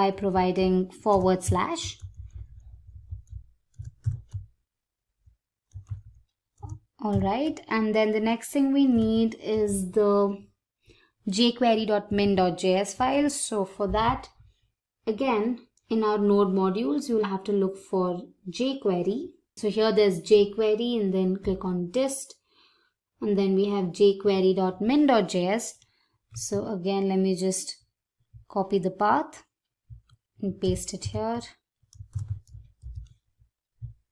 Follow the same procedure for this as well.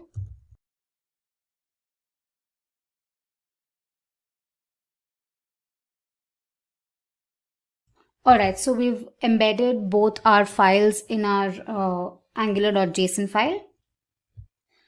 So now in our code here, in the beginning, they've also included the CSS file. So we'll have to embed that as well. So here back in Bootstrap, let me just add the CSS file as well. That's bootstrap.min.css. I'm just going to copy the relative path and just provide it here.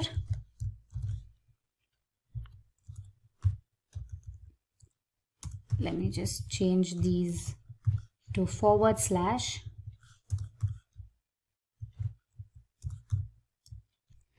Okay, so we have our custom style sheet. So what I'm going to do is I'm just going to copy this and just paste it in our, and then you can just paste it here. All right. So I think we've added all the dependencies and the custom style sheet and everything. So now let me just close all of these files. What we can do now is that we can go ahead and take the code from the source here. So I'm just going to copy the body tag. All right. So I'm going to copy this till the footer, and then I'm just going to paste it in my component.html file. So as mentioned earlier, I will create components and then place the code for specific parts of the UI in these components. So let me just see if I've got everything here. Okay. So I'll be creating 4 components. The first one will be for the navigation bar. The second will be for the introduction. And then the third one will be to display the courses that we're providing. And then lastly, we'll have the footer component, right? So first, let's create these components. I've also created a components folder here in my app folder. So I just have to type in the command nggc. First, we'll create the component for the top navigation bar. So I'm just saying nggc. So I'm just going to say components /navbar.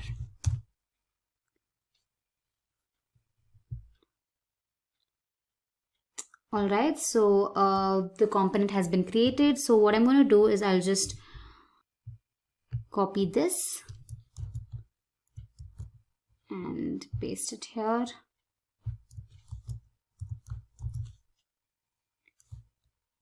Alright, and the next component I'm going to be creating is for the introduction, right? So I'll say nggc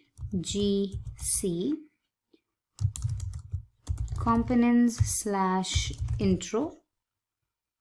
Alright, so I will have to take this code here. I'm also going to be including the call to action part.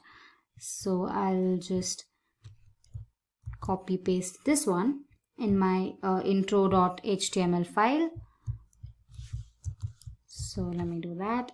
And then I'm going to have the main course content component. So for that, I'll say nggc components /courses. And we're going to copy the next part of the code. All right, until till the footer. Let me just add it here. And finally, we're going to create the component for the footer. So I'll say nggc components /footer.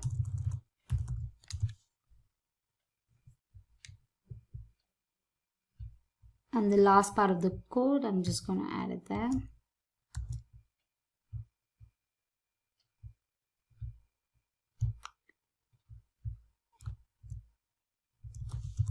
All right. So now we'll have to create the custom HTML tags for these components and then place it in our HTML file, right? So first one that we created was the navigation bar. So here, head over to the TS file, just copy the selector, and then here, and then in our app.component, let me just create the tags. Similarly for intro, just gonna copy the selector.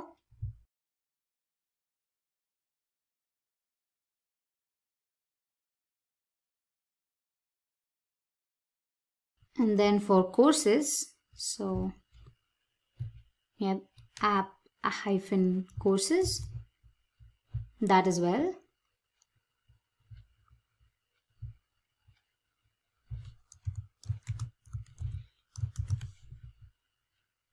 And then lastly, we have the footer component. So let me just copy that.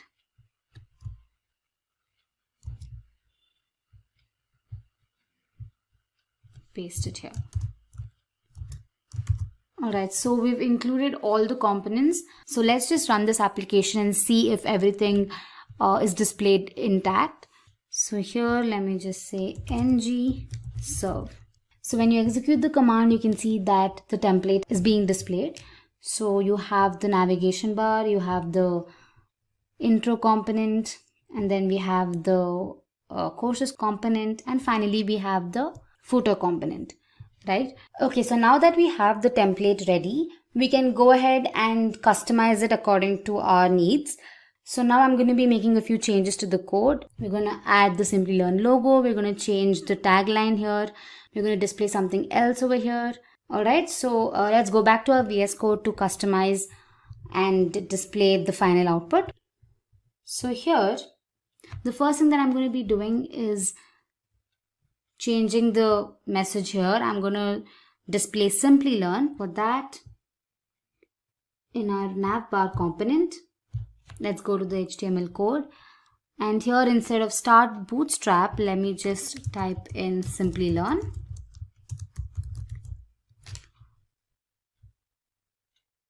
All right. So when you save it and when you look at the browser, you can see that Simplilearn is displayed. And the next thing that I want to do is I want to add the image, right? A Simplilearn logo. So what I've done here is I've already added the logo .png file in my assets folder. So I'll just go ahead and provide the path to this. So that's going to be in our intro file. So here, image source is going to be assets /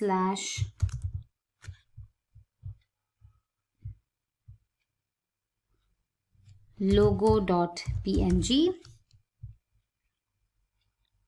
So let me save this. So there we go. The logo is displayed. So the next thing is we'll have to change this part of the UI. So the information that I want to display is this. I'm going to be displaying world's #1 online bootcamp and other information. So what I'm going to do is back in my VS Code, I'm just going to delete this. And instead of that, I'm just going to copy this. That's world's #1 online bootcamp. And then within the paragraph tag, I'll display something else. So let me get rid of this. Let me just copy the information that I want to display, paste it here, and let me just give a line break. Let me save this and see if it's displayed. So yeah, we can see that the information is being displayed. Next up here, instead of displaying call to action message, I'm going to display a explore programs message. So let's go back to our VS Code. Let me just say explore programs here. And then lastly, instead of this message here, I want to display the message get certified, get ahead with our programs. So back in our VS Code, I'm just going to get rid of this.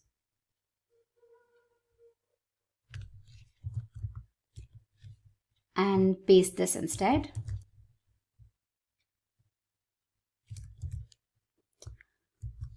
So when you have a look at the browser, let me refresh this.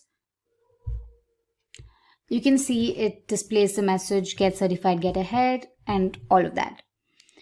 Well, now what I'm going to do is I'm really not happy with the font size and everything. So I'm just go ahead and add certain styling. You can customize this and provide your own font size and all of that. So here I'm just going to mention style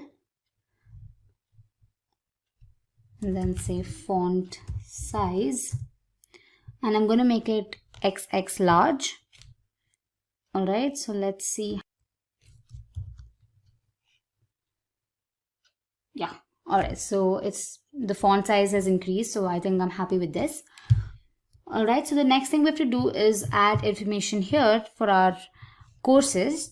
So back in our VS Code, we'll have to go to the courses component. So here I'm going to just type in the code for the different courses. So I already have it here. So the first thing is this message that I want to display. Let me just copy that. And for our first tag, I'm just gonna say postgraduate program in Lean Six Sigma. And the next information I'm going to be providing is the duration.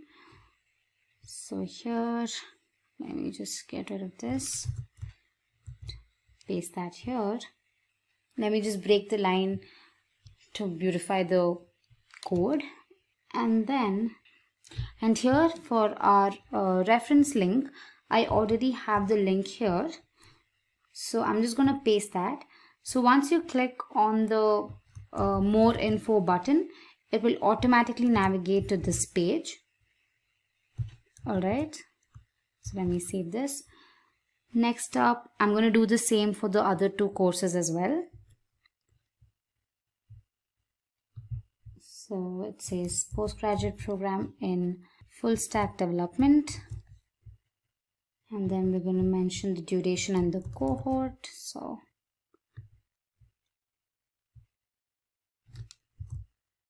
let me paste that. I'll also provide a line break, and then link, I have it here, so I'm just gonna paste that. And finally, for the third card, I have the third link here.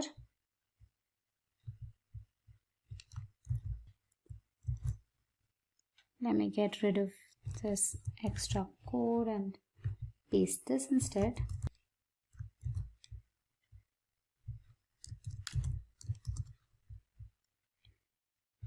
And then let's also provide the link for the same.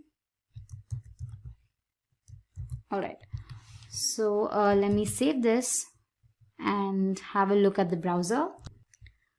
So you can see that the information has been added.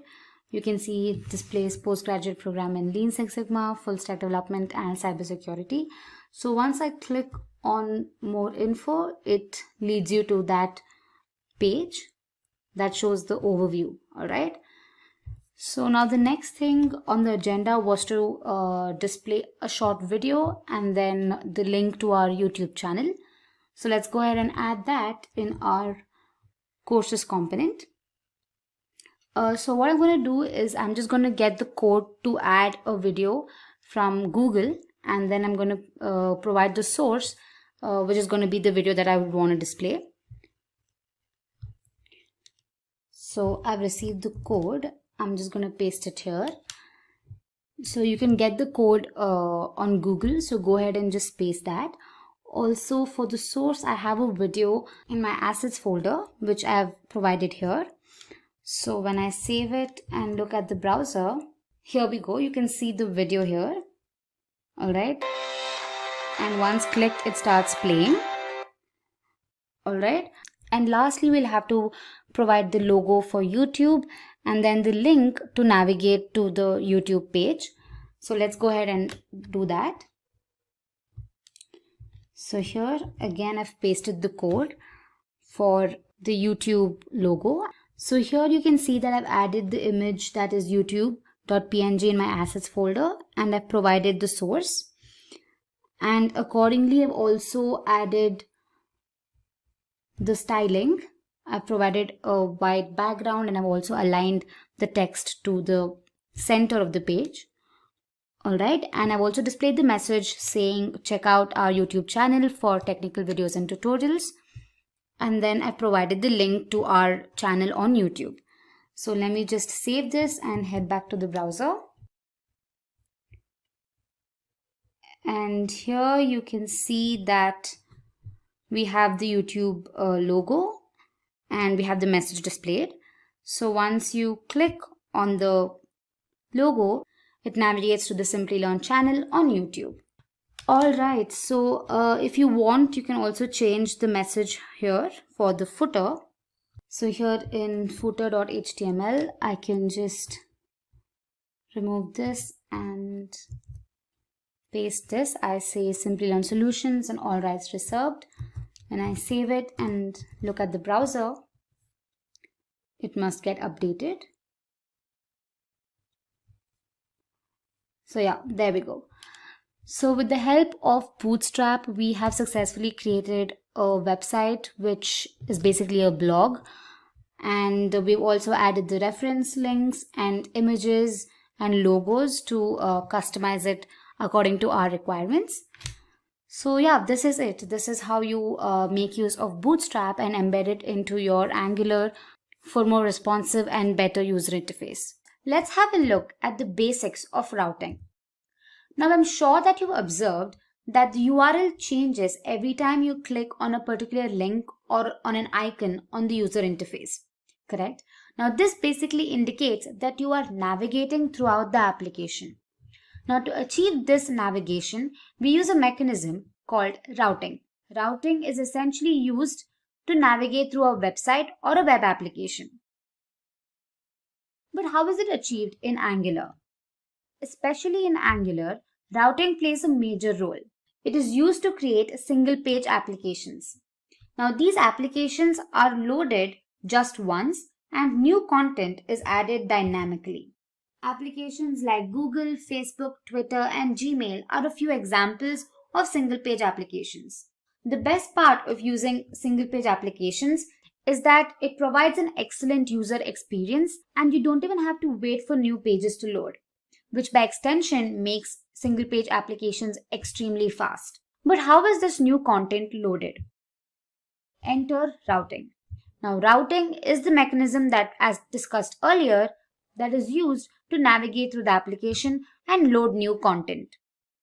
Routing helps Angular configure the route and the component that needs to be displayed. Now I'm sure you're going to understand the concept of routing better when you work on it hands-on.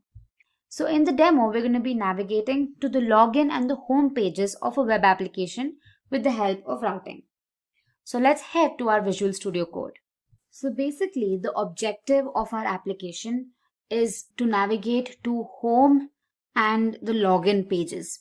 So when I click on the login icon here, it loads the login page.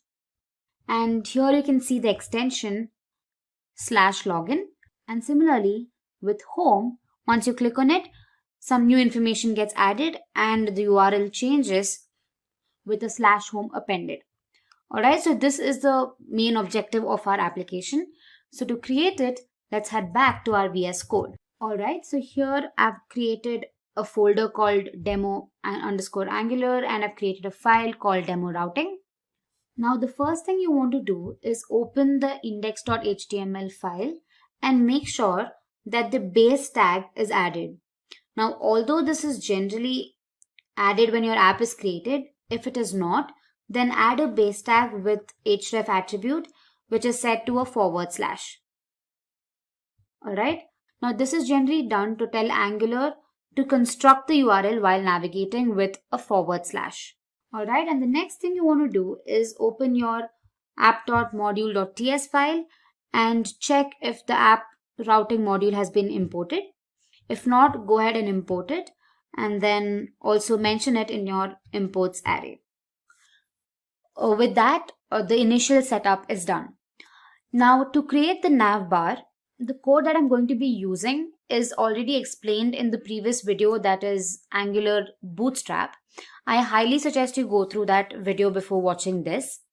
So the code is already available. I'm just going to create a component and write the code for it and paste the code in it. So let's do that. Let me say ngGC navbar.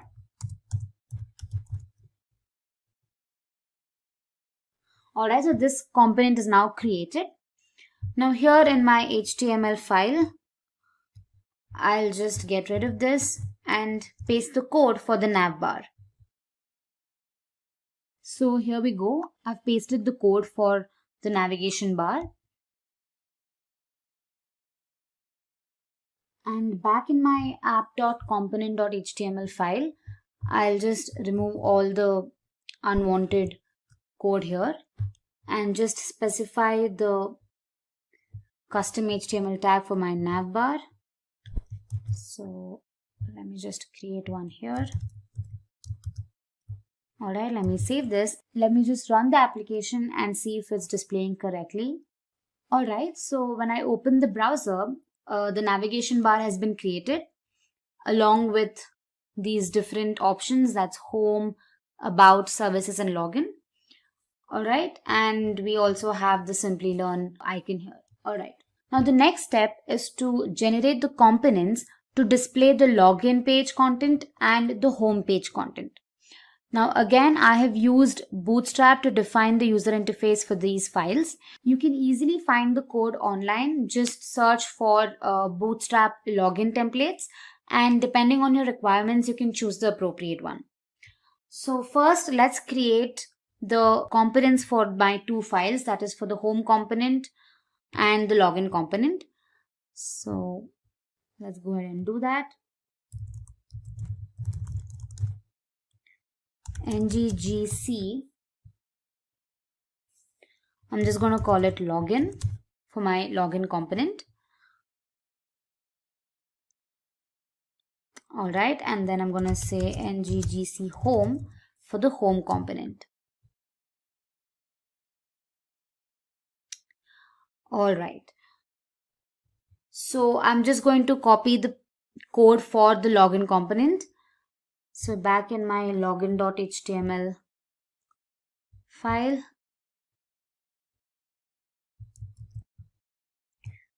I'll just paste the code here.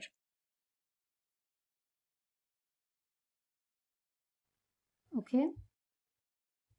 Also note that I've added the Simplilearn logo in my assets folder and then just provided the source for it here in my login component. Alright. So next up is the home component. And if you've seen the previous video, that is Angular Bootstrap, you might have seen that we created 3 different components, that is intro, courses and footer, which included the content for the intro message, for the courses and the footer message, correct? So here we're going to just paste the code for all of these 3 and then just display it when the home button is clicked. Alright, so what I'm going to do is I'll just paste it here. So this basically has all the content. One thing I want to tell you is that in the previous video, we made sure that the code was written in 3 different components. However, for this, I've just added all the code in the same component. Now, I agree that this is not the best practice. So if you want, you can go ahead and create 3 different components and separate the code into these 3 components and just add the custom HTML tags in your home component. I'm just hoping you're following me right now. And also here in my assets folder, I've added a video and the YouTube logo that needs to be displayed when the home icon is clicked. Alright, so now that we've created the home and the login components, the next step is to configure the routes for the application. Alright, so here you can see that we have a file called app-routing-module.ts file. So here we have the routes and the router module that is imported, and we also have a constant called routes, which is strongly typed to routes from the router package. Alright, now this array is used to define all the possible routes in the application. Now each route is basically an object with a path. So here in my routes array, I'm just going to go ahead and create the paths. That is, we have 2 different routes, right? One is for login and one is for home. So I'm just going to create a path object. So let's say path. Within curly braces, I say path. And then the path that I'm going to give is login. This is basically what will appear on the URL. Alright. And the component that needs to be navigated to is nothing but the login component. So let me just say login component. As you can see, the login component has been automatically imported. Now same with the home path. So let me just say path home, and the component that needs to be rendered is the home component.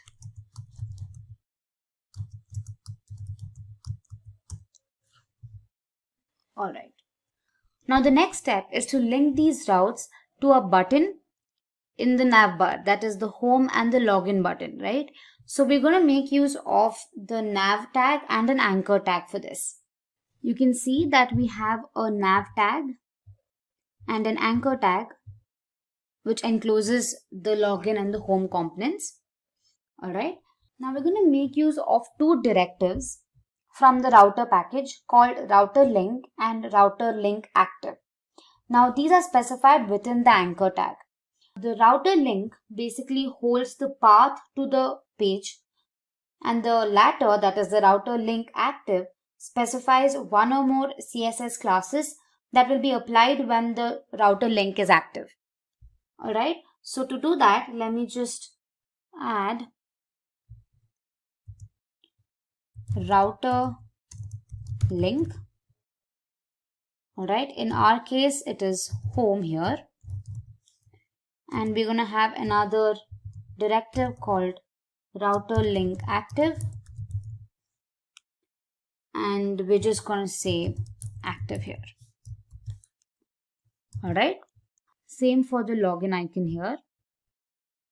Let me just copy this, and instead of home, the path we created for this was login. Alright, so this is how you can bind the route to your specific button on your UI. Now, despite of all this, how are we specifying where these components are to be displayed? Right? The answer to this is using the router outlet directive. Now again, this directive is available in the router package. So we have to add that in our app component.html file. So here, just go ahead and type router outlet. Alright, so with that, we've created a simple navigation bar which has different options, that is home, about, services and link. And once the user clicks on the home icon, it displays the content that is in the home component.html file. And once the user clicks on the login component, it displays the content in the login.html file. Alright, it's as simple as that. So now let's go to the browser and see if it executes correctly. So alright, we have the navigation bar, and once I click on the home icon here, alright, yes, we see that all the content has been loaded. You can see we have the intro section, we have the courses section and the footer section as discussed. And the most important part is that here in our URL, you can see that /home has been appended. This shows that a route has been created that navigates to the home component. So we've successfully created a route here. And for login component, when I click on this icon, you can see that the path changes here and the login component gets displayed. Alright, so this is how routing is achieved in Angular. So what exactly is Node.js? Now consider a scenario where a user interacts with a web application. The user only interacts with the front end of the application. But there's a lot of work that goes behind the scenes. Now in a web application, there's a front end, a server, and a database. The front end is developed using JavaScript and frameworks like Angular and React, while the server is built on Java, PHP, or Node.js, and the backend database that stores the data usually consists of MySQL or MongoDB. So Node.js is an open source, cross-platform JavaScript runtime environment for running server-side applications. It is used to develop I/O-intensive web applications like video streaming sites, single-page applications, online chatting applications, and other web applications. It is used by large, established companies and newly minted startups. Node.js was developed by Ryan Dahl in 2009, and at the same time of this session, its latest version is v13.3.0. Now that we know what Node.js is, let's go ahead and look at why it was so prevalent in the field of web development. Here are a few points. First up, Node.js is extremely fast. Being built on Google Chrome's V8 JavaScript engine, its library is extremely fast in code execution.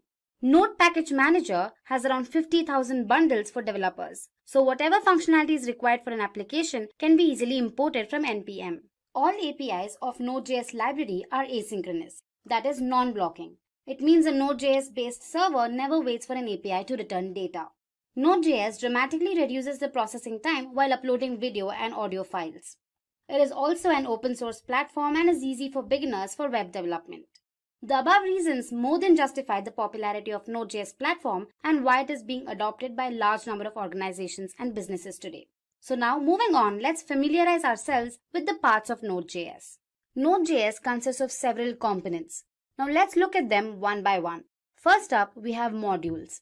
Now modules are like JavaScript libraries which are used in a Node.js application to include a set of functions. Now we can use required function with a parenthesis to include a module in a Node.js application.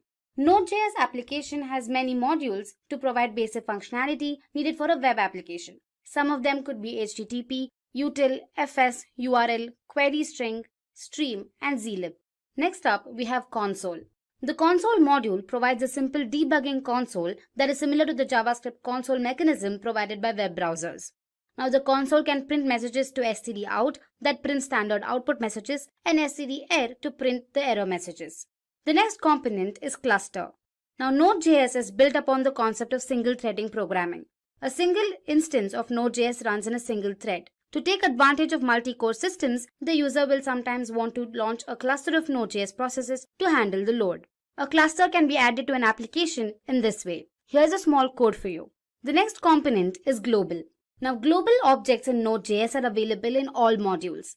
Now these objects are functions, modules, strings, etc. Some Node.js global objects are mentioned in the table.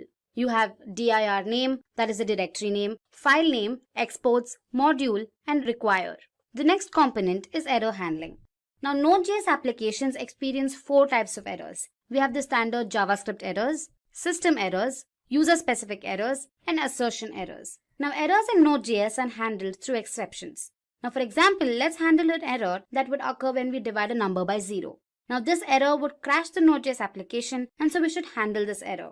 Here's a small code for you. Next up, we have streaming. A stream is an abstract interface for working with streaming data in Node.js. Streams are objects that let you read data or write data continuously. There are 4 types of streams. First one is the readable. These are the types of streams from which data can be read.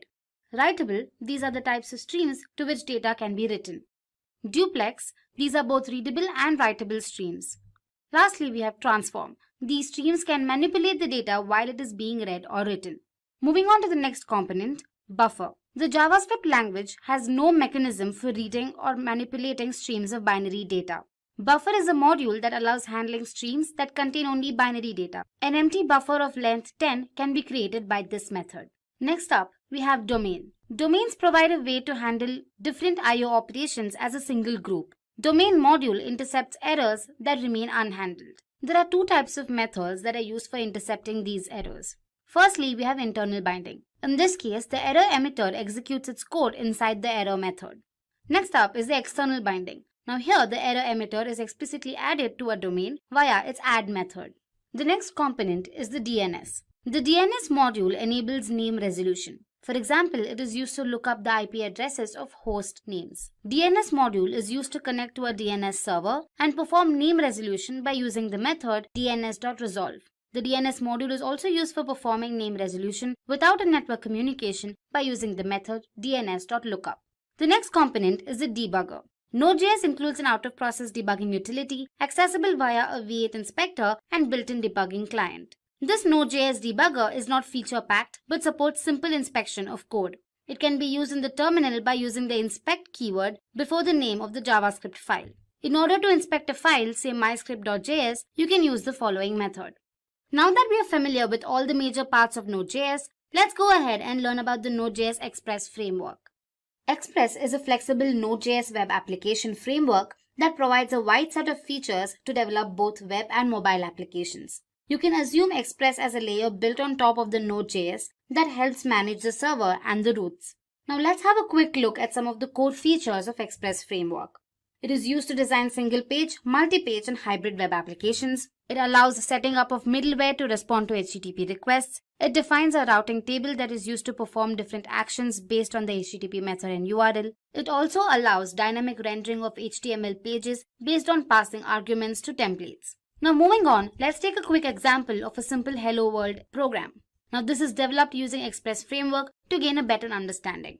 Alright, first up we have the var express. Now this is used to import Express framework into our Node.js application. Now the app.get method is a callback function with parameters request and response. The request object represents the HTTP request and has properties for the request query string, parameters, body, HTTP headers, etc. The response object represents the HTTP response that an Express app sends when it gets an HTTP request. Now the application will listen to the defined port, which in this case is 8081, and variables host and port will contain the address and the port respectively. Lastly, we have the console.log, which is used to show the address and port in the command prompt. So this is what the command prompt would look like. And finally, the output is displayed on the web browser. Having learned about the Express framework, now let's move on and look at the Node.js use cases. Now it is no doubt that Node stands out for its speed and intensive data exchange. So top industry leaders like NASA, PayPal, Netflix among others incorporate Node.js. First up, we have Netflix. The world's leading internet television network with over 117 million users is one of the top companies that trusted their services to Node.js. The reasons why the company chose to use Node.js were application scalability and data-intensive application. Now you must be wondering what application scalability is. It's basically the potential of an application to grow in time, being able to efficiently handle more and more requests per minute. And data-intensive application allows millions of people to stream Netflix simultaneously.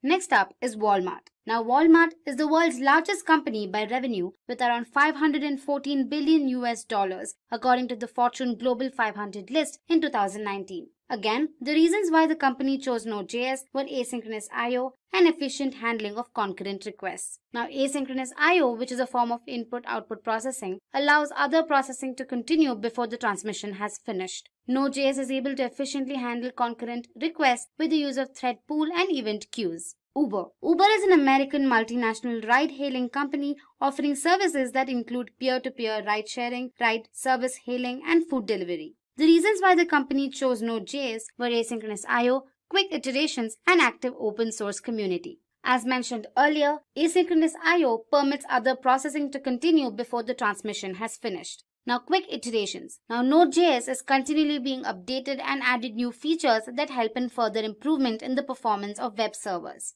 And finally, active open source community resolves many problems that an organization may face in a particular scenario. Next up, we have NASA.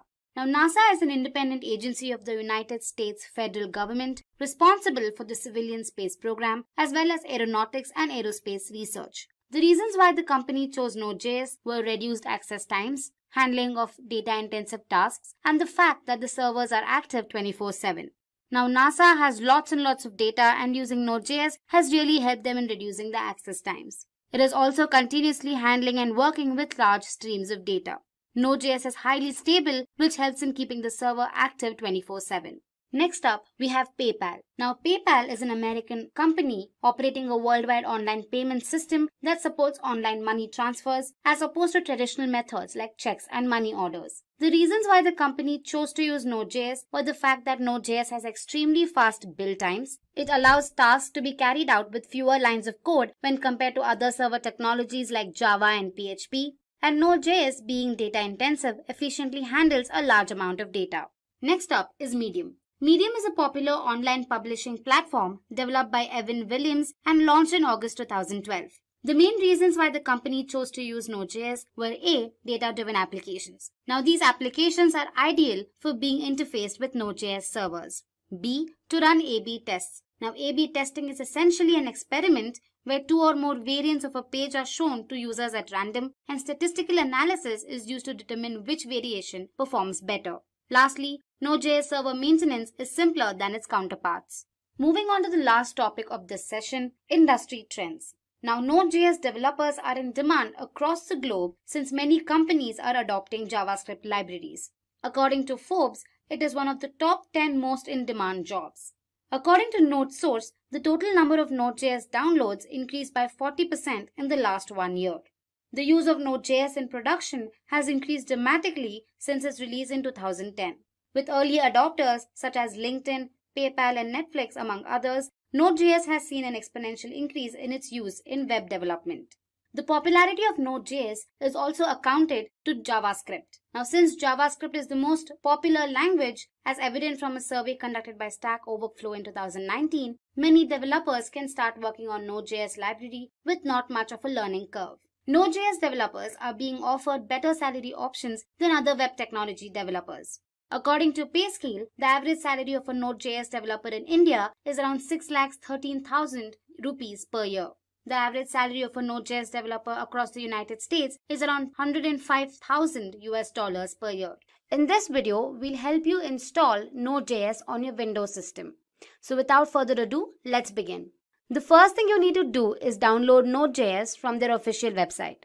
So go ahead and type download Node.js. Navigate to their official website, and here you can see the 64-bit version. So go ahead and download that. Once the download is done, go ahead and run the downloaded Node.js installer. Accept the license agreement. Keep the default settings as it is. And then say install. So with that, we finished the installation process. Once Node has been successfully installed, the next crucial step is verification. Now this process ensures that Node has been properly installed. To do so, we first open the command prompt and then type in a few commands. To verify the successful installation, we type in this command, node-v. Now this command returns the version, and if it returns the version, it means it has been successfully installed. So here we go, it returns the latest version. Now the final step is to update the Node package manager. Now this NPM is bundled with Node.js, which consists of all the repositories and packages required for development purposes. So to do that, type in the command npm install npm -- global. Now that we're done with the installation of Node, let's go ahead and implement a small program. For that, we make use of a text editor. In our case, we've installed VS Code. So go ahead and download VS Code. Once you're done with the installation, this is what VS Code looks like. So go ahead and click on File and create a new file. It's going to be a simple program where you're going to print a hello world message on the web browser. To do that, we make use of HTTP modules. So Node comes with built-in HTTP modules to transfer data across it. So for that, we make use of a require method. We create a variable first, say var HTTP equals require, and just say HTTP within single quotes. Now the HTTP module can create an HTTP server that listens to the server ports and gives a response back to the client. To do that, we make use of the create server method. So let's go ahead and type the code. Say http.create server, and internally it consists of a function. Now the parameters to this function are request and response. Now the response is basically used to write to the client. So we say response.write, and here we type in the message. We say hello world,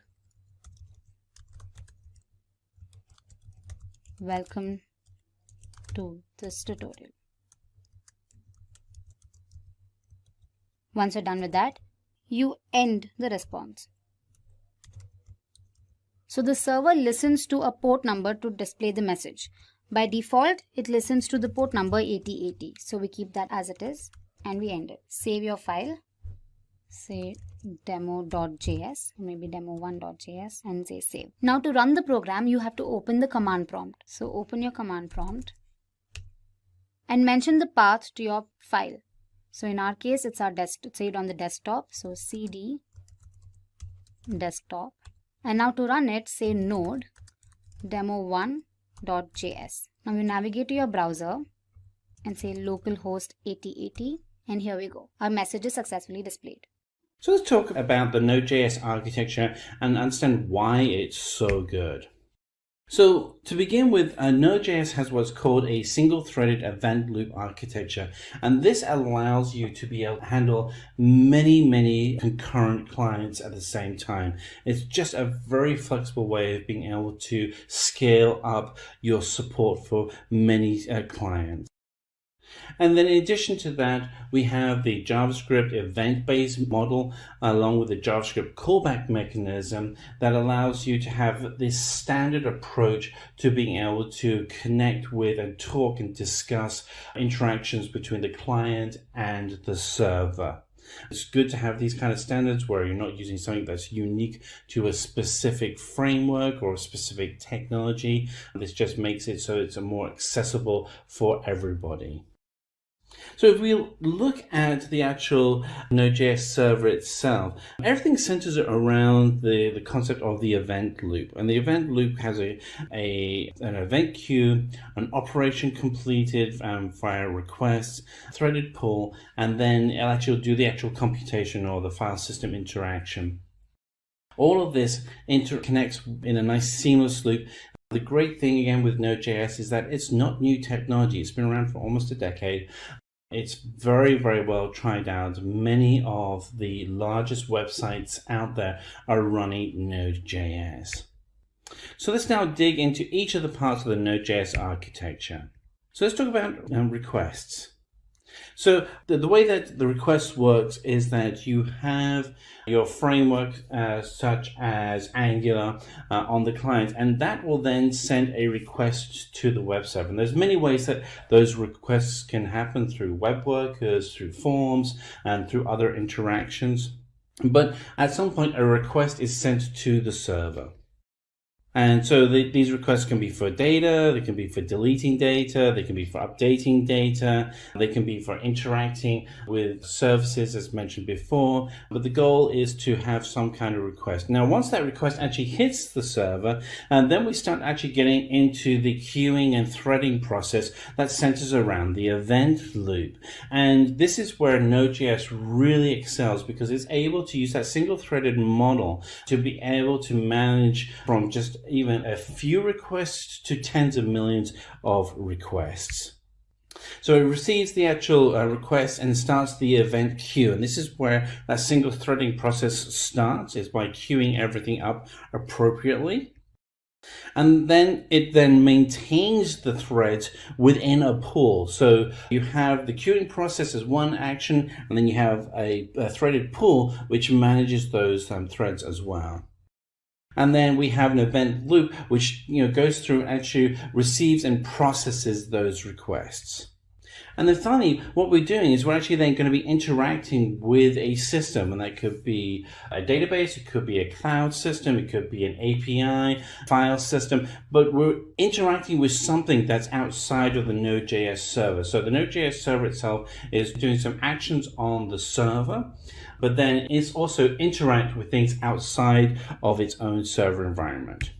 And so let's talk a little bit about that workflow.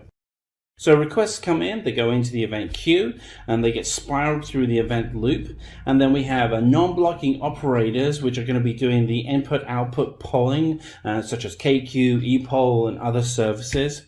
And from there, we're also going to be then interacting with the threaded pull, and we're using the blocking operations to manage that threaded pull. And that threaded pull is going to now then go outside of the server and interact with something beyond the server. So whether that is a database or file system or API or microservice, these are the things that can be interacted with. So let's go through what NPM is. So NPM itself stands for the Node Package Manager.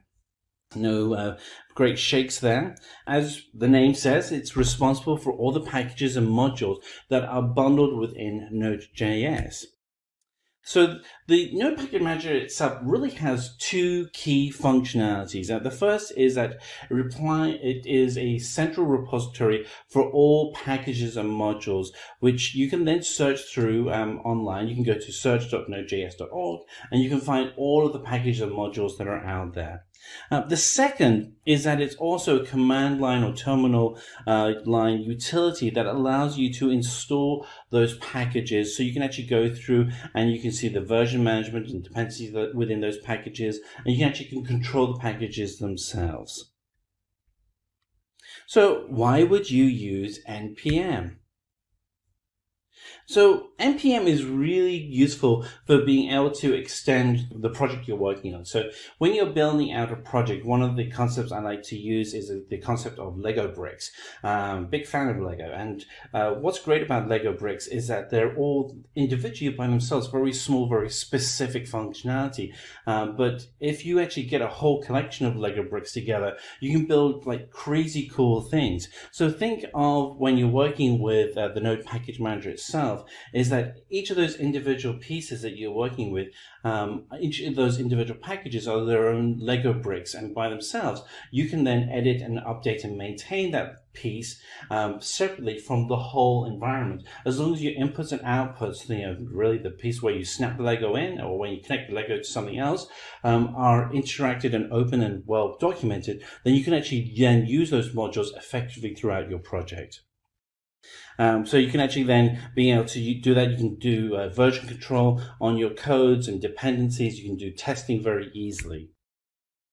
And then once you actually get to the point where you go, yes, I want to release a new module, you can do that effectively using NPM, and it will actually go through and do the actual deployment for you. So let's go through the NPM installation. So the actual package manager itself is included with the installation of Node.js. So if you've installed and you're running Node.js locally, then you've already installed the package manager. But you can also access it through command line or terminal window on your data server or in your server farm or via the cloud. If you haven't now downloaded Node.js, here's the website where you can go down to install it, and there's Windows and Mac versions of that code as well with the installers, which allow you to get up and going very quickly. You want to be able to run the installer and accept all the default settings. To begin with, you want to kind of have the standard setup so that you are most familiar with the normal settings before you start getting to the point where you're a master and you're tweaking things. There is a way that you can open up the command window or the terminal window. And once you've actually installed Node.js, to verify that it's actually installed, you can write the command node-version, and it'll actually then pull out the version of Node.js that you have installed, and then you'll be able to see that you've got it actually up and running. And then you can also do the same thing for NPM. You can do npm-version, and it actually will then show you which version of the Node package manager you have running, so you can actually take full advantage of that program and verify that it's actually up and running. So let's actually look inside of a package. So packages themselves are actually just JSON files. If you're new to this space, JSON file is a structured file format that's based on JavaScript. It's a very XML-like format for being able to write instructions for the actual package itself. And so the JSON file forms really kind of the heart of each package you create. It has all of the metadata that you'd have about a particular object, and then it provides a root directory to any of the applications or modules that the package may be referencing. In addition, it has any other additional information about the project that adds, such as dependencies and other files that need to be included. So here we have is an example of a package that would be created using npm JSON script. And you can actually take this package file as it is right here and use the command npm init, and it'll actually run this package. And so you would actually then have a demo application up and running really quickly. You can then go ahead, if you want to, you can edit any of these parameters. So like, for instance, if you wanted to change the description or the version or what is the main index script that would be written, these are all things that you can edit very quickly and easily. You can just use text editor to make any of these edits. And so we have the different metadata that can be updated. And so this is where we go in and do a full demo of working with NPM.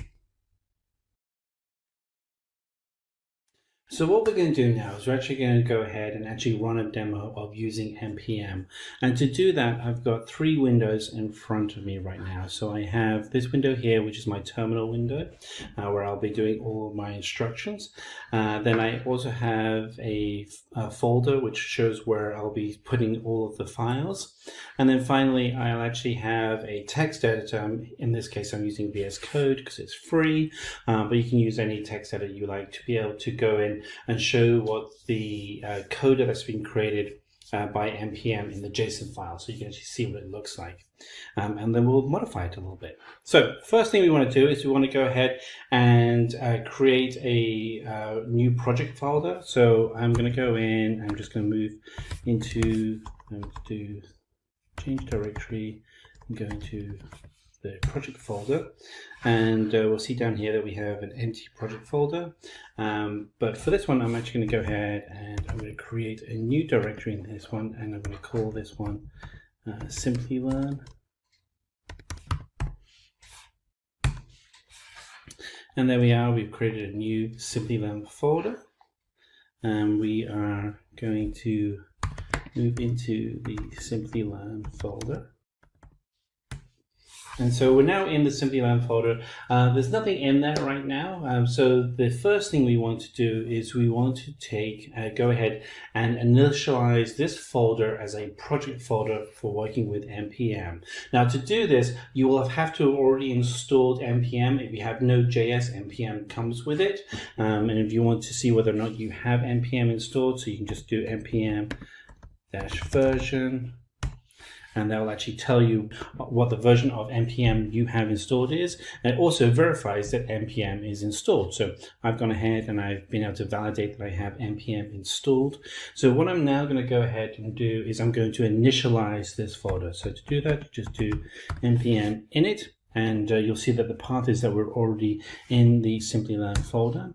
And then when you do that, it's going to ask you some questions. So what is the package name? We're going to go with the defaults for right now, and then I can show you how we can edit those in a little bit.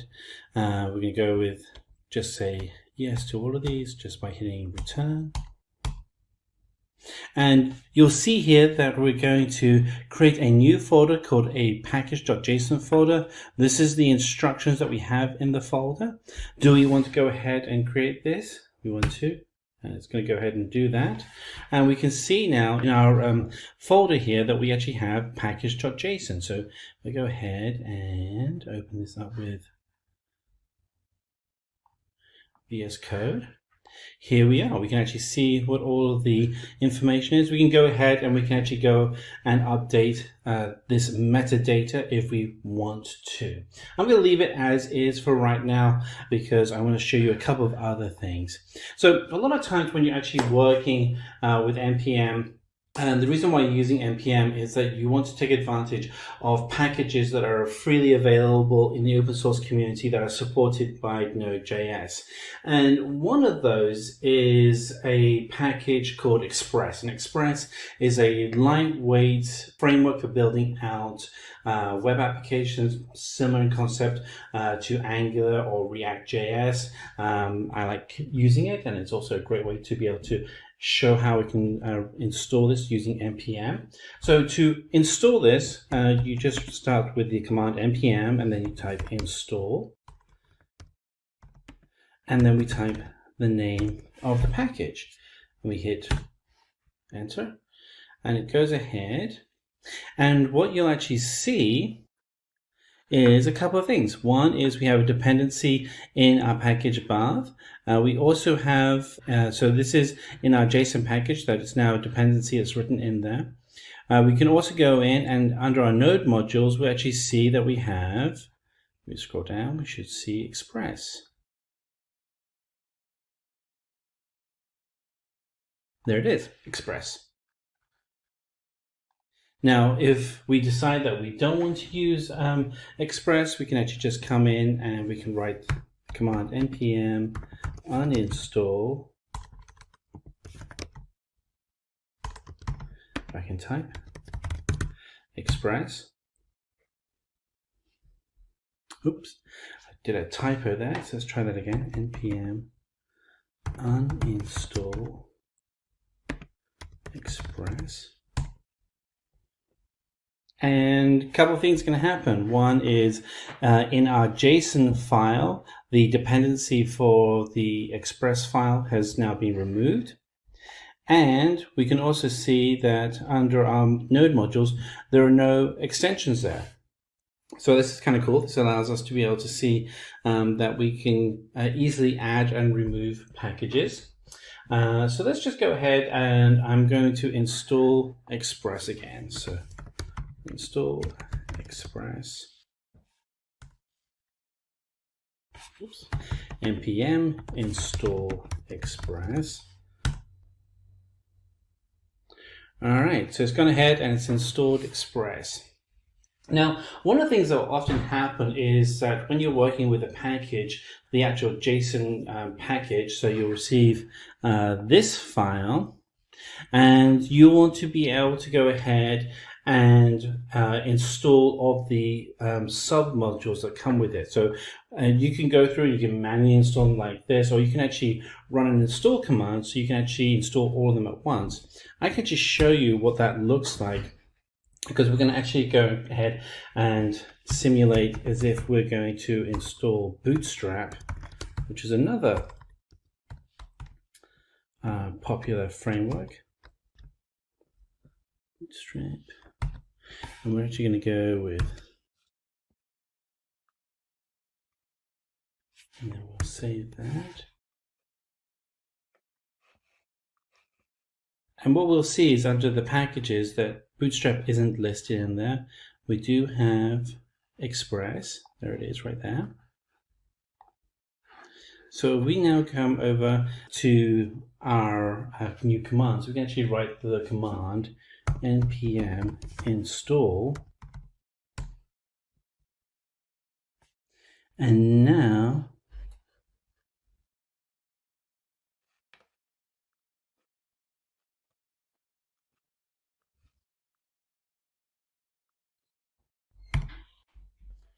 slight typo. Let's try that again. Let's do npm install.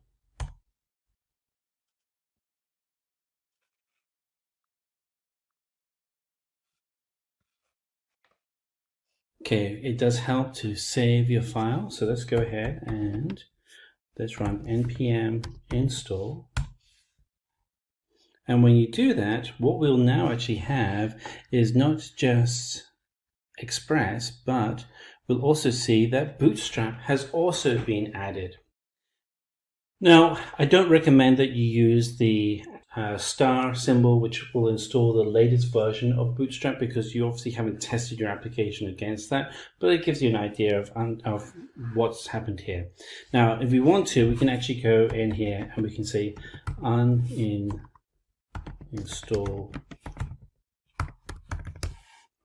Bootstrap, and it will actually remove that from your JSON package. So there we are. That's how you work with using npm, from getting started with a setup for a base initialization of your package, going through to creating the first package, being able to set up and control the naming convention for each of the items within the metadata that provides the instruction for the package, how you can then put in dependencies such as Express and Bootstrap, how you can install them and remove them, and actually do all of this through command line.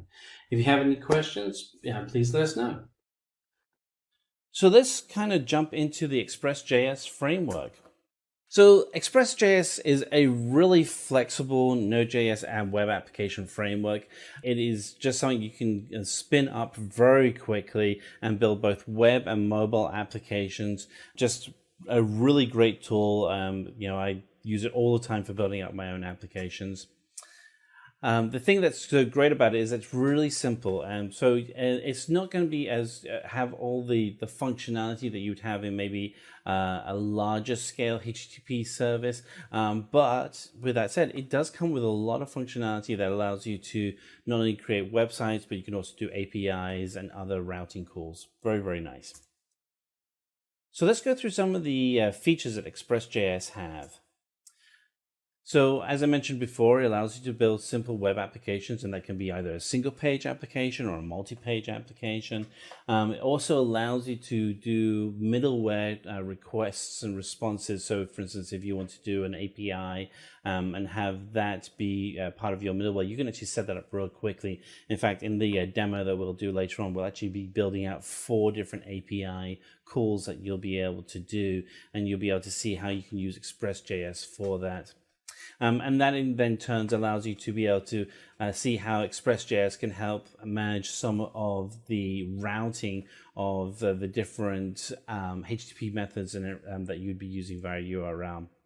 And then finally, it's just a great way of being able to dynamically test the work that you are developing. So you can actually build out a solution and test it right away in Express.js, have it in a single packet, and then once you get to a certain point, you can then check in the whole packet, even have it as part of your container, and then check that into your main project. And then if somebody else wants to then take on the work, they can then just pull that in. So let's kind of go step through a basic example. So here we actually have a full script for creating a simple hello world. And this includes installing Express.js, defining the ports it's going to run on, as well as a basic piece of code. So the first thing you want to do is actually go ahead and define how you want to install Express.js. And this is called the very first variable, which is requiring that Express be installed as part of Node Package Manager. npm will then pull in the latest version of Express. If you need to define a specific version, of course, you can do that. In this example, we're just going to pull the latest one, and then we'll go ahead with the second line, which will then install Express. And when you do it once, you'll see how quickly it installs onto your local development machine. The next parameters are actually a callback function. So if something actually happens when you go to the website where we're going to run our web application, you want something to pop up. And in this instance, we'll say hello world will pop up. The third block is all about where you would actually go ahead and host your code. So in this one, you'll see that the server is going to listen to port 8081. So that's what that function actually there defines. And then you can either put in a specific host address. In the demo, you'll actually see how we define that for localhost, but you can actually then point this to a production host environment if you want. And then the final line here is a command that will actually send a script to your terminal window telling you that which port and which host that you are listening to. So let's see what that would look like. So here we have our terminal window, and we're actually able to then run the hello world.js script that we just wrote. And then once we do that, it'll actually then post that we have an example app listening at, and here we don't have a web domain address, but we do have the port 8081. And in our browser window, it says hello world. So that's a quick breakdown of Express.js. Now let's jump over and do a demo. So the first thing we want to do to get Express up and running on our system is we have to have Node.js installed. So we're just going to do a Google search to let you know where you can find Node.js. It's actually at nodejs.org. So we select that link, that will take us to nodejs.org. And there are 2 types of downloads. One is the current download, which has the latest features. And then there's a more stable version that if you're new to Node.js, I'd recommend you to download. Next, we want to find a text editor, and we're going to go with Visual Studio Code, or VS Code as it's known. It's an open source solution from Microsoft that runs across all the leading platforms. This will default to our Windows platform, but you can run it on Mac OS and Linux as well. I really like it. It's a great code editor. It comes with a lot of extensions, and it's open source. Next thing you want to do is, because we're going to be developing APIs, we want a way to be able to visualize those APIs quickly, and a great tool is a product called Postman. Again, open source, and so you can go out and go to postman.com. Top right hand corner, you'll see a bright orange download button where you can actually go ahead and download and install Postman, and that will allow you to be able to access all of your APIs that we're going to be creating in Express.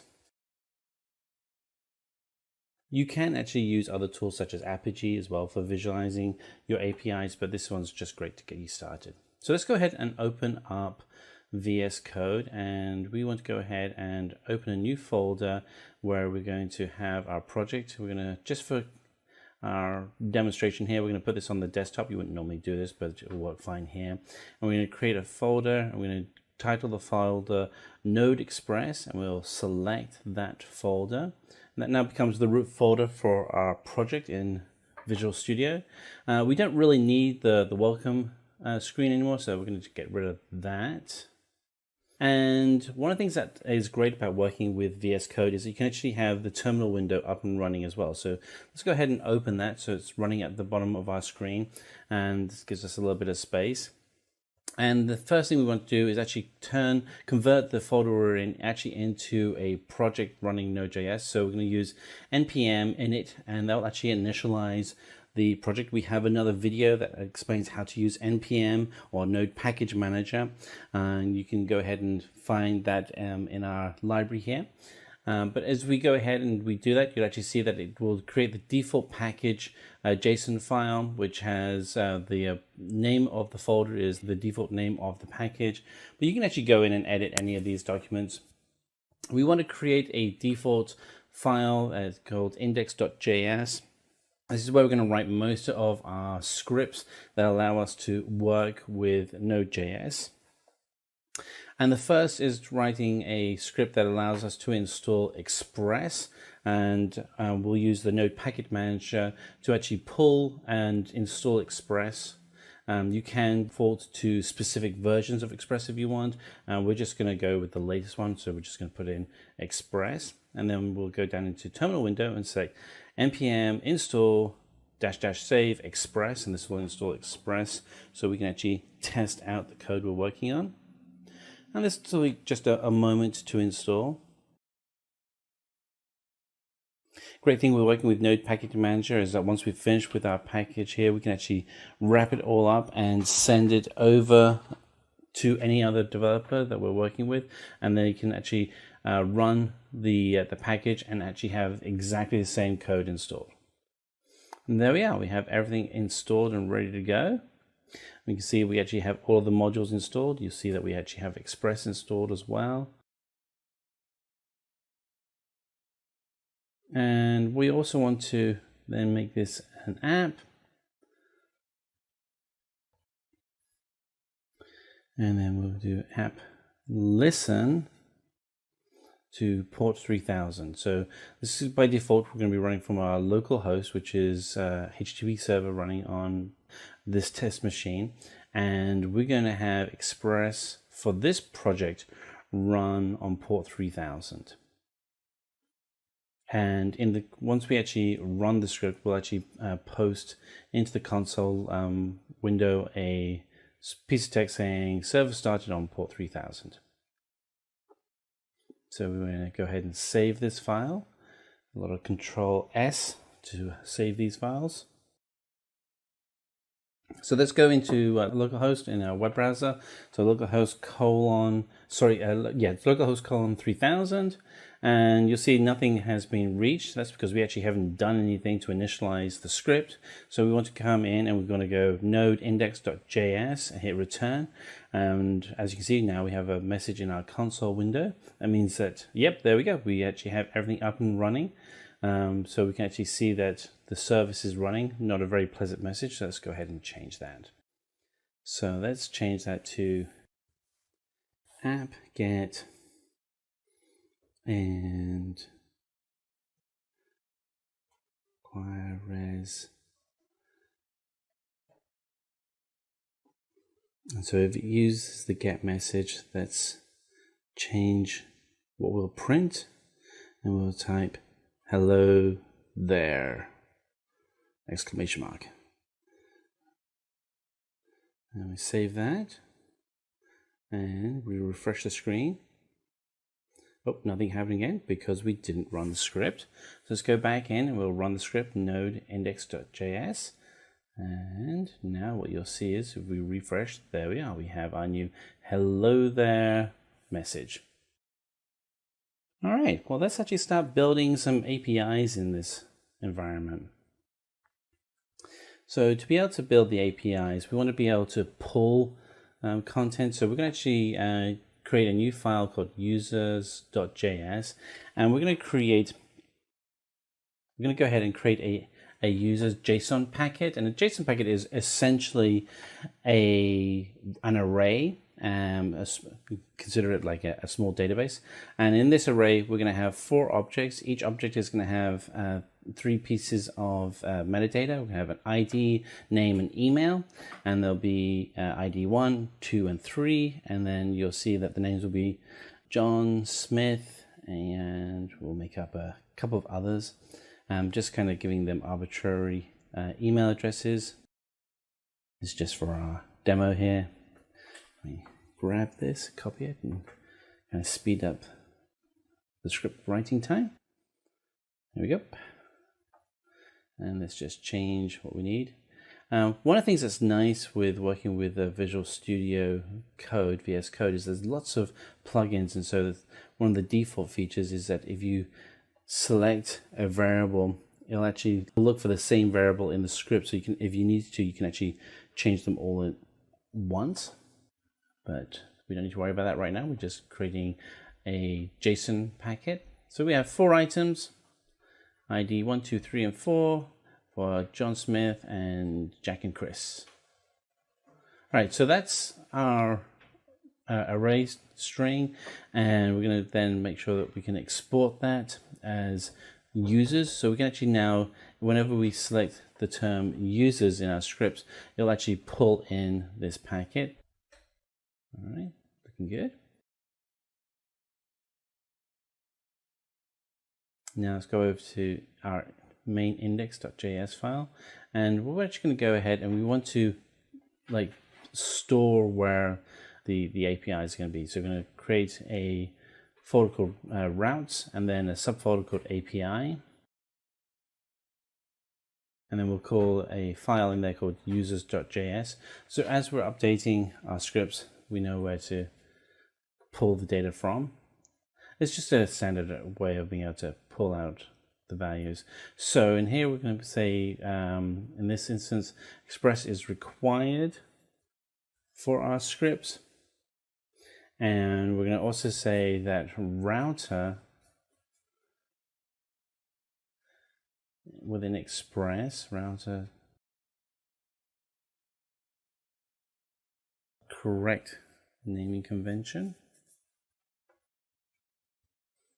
And the script is case sensitive.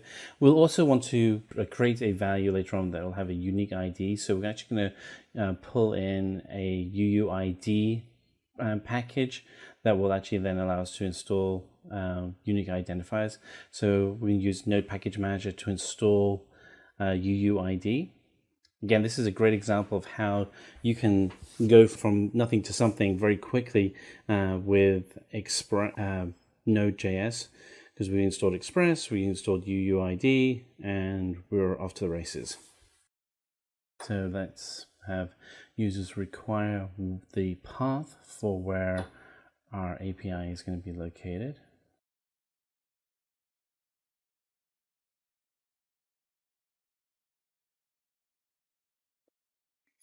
All right, so let's do a basic get, which will be to pull the records, and we're going to have it pull all the records. So router.get, and we're going to require it to pull all of the records in the JSON packet that we created.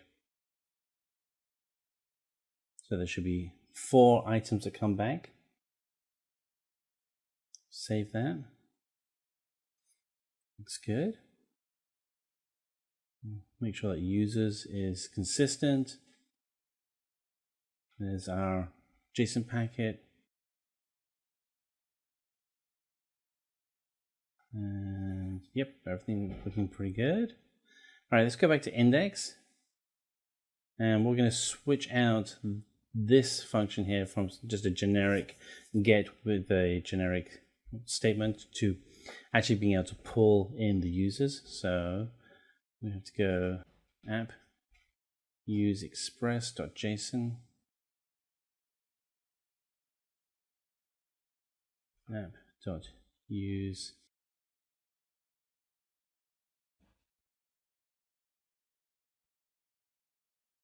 URL encoded extended false amp.use API users, so we're going to be pulling them all from the same location.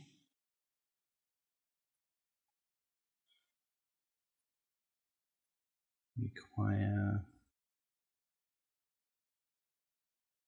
and where we have our API scripts. Okay. And then let's go ahead and open up Postman, because we're going to actually use Postman to actually show us what the results look like, because right now the results won't show up appropriately in our browser window.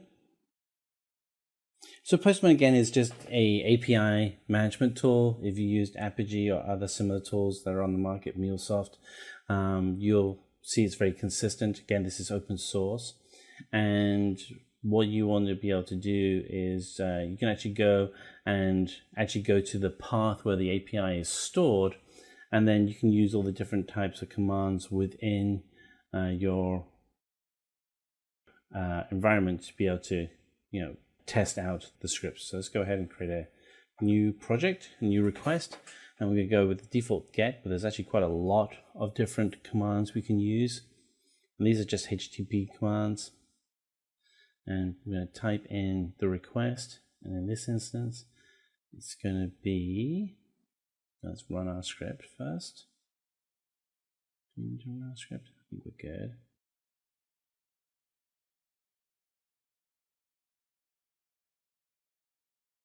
Let's make sure we're exporting the data correctly.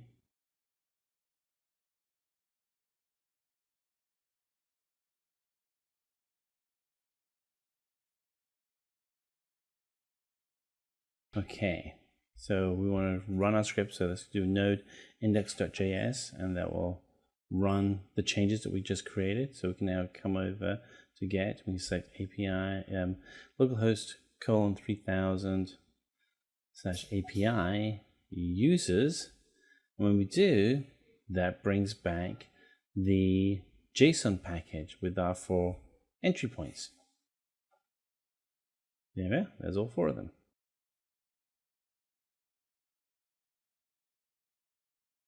So that's your first action.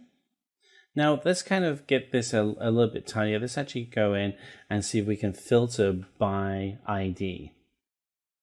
So we're going to go in and we're going to modify our script. So it's going to be route, and then we're going to put in the filter, and in this instance it's going to be ID, which would allow us to be able to just put a backslash against the end of the URL string we just had and put in a number or a unique identifier, and then that will actually then allow us to pull in that unique record.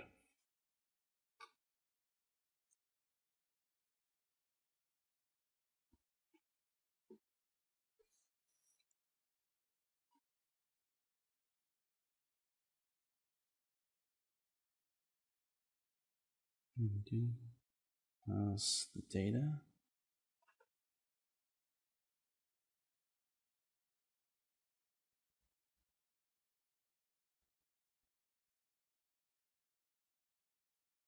Okay, so I found.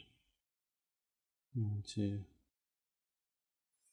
take the JSON and print it. So we're going to filter here against user ID and then publish the results.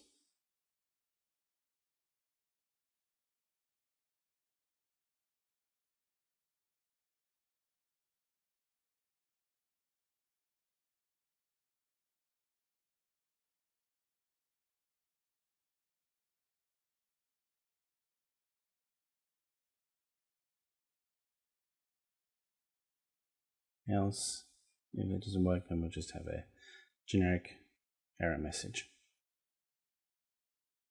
We shouldn't see this though in the demos we're creating. This is just good practice. So save that, and let's go ahead and rerun our node index file against that folder. And now we can actually come in here and we do \1, and that will give us just one record. And we could change that to 2 or 100 in this instance. And if it's 100, we'll just get a bad request error message. There's 2. All right. So that's get. So we've been able to pull all of the records. We've been able to filter against one specific record against a specific parameter. In this instance, it was ID. So let's go ahead and create a new user. And so what we're going to do for this is we're going to use the post command from HTTP to actually push and post data into the data source. The data source is our JSON packet, which means that we'll have to then push a new record into the JSON package using our array statements, because JSON is just essentially an array. And so we're going to post, and when we do this, we have to create a unique ID. So this is where we have to reference the UID. I'm going to do a v4 unique ID, which will be 4 groups of 4, so it'll be 16 characters. And then we'll have name and email we'll post.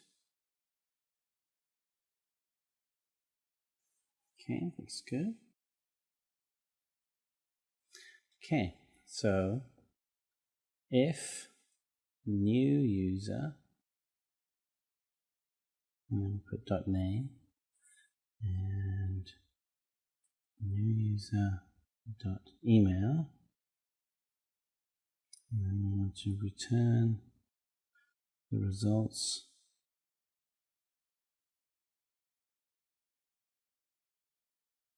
Okay. Right. And so users dot push. So we posted, which is a HTTP statement, and then pushing into the JSON packet array. Okay. Okay, that's looking good.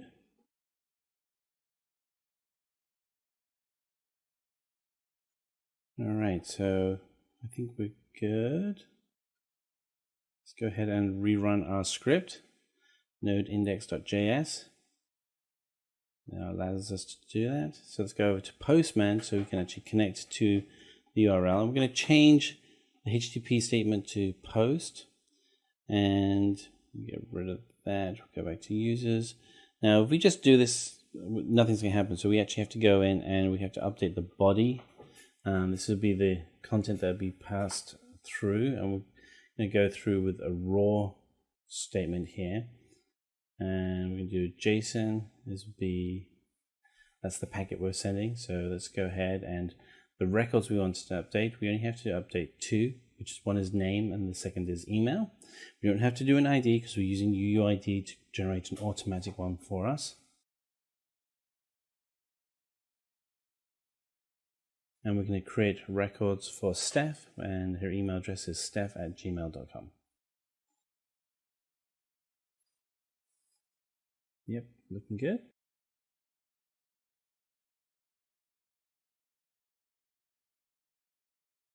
Okay, so let's go ahead and send that. We sent it.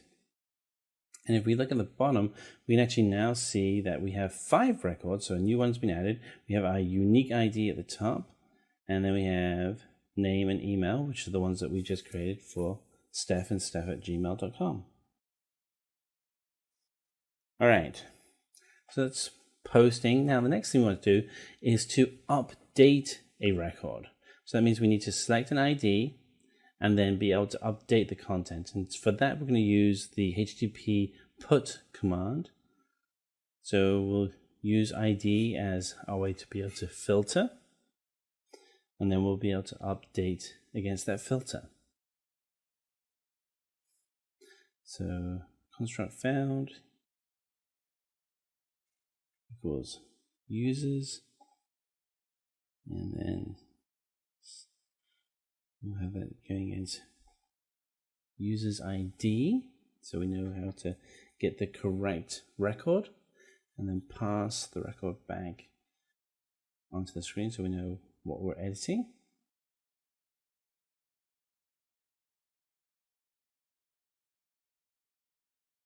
So if found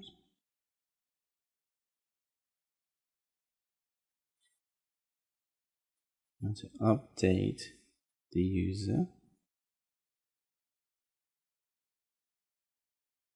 and I'm going to go ahead pull information from the body for what will be updated,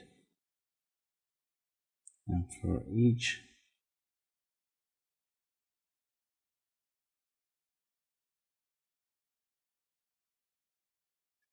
user ID and pass the integer.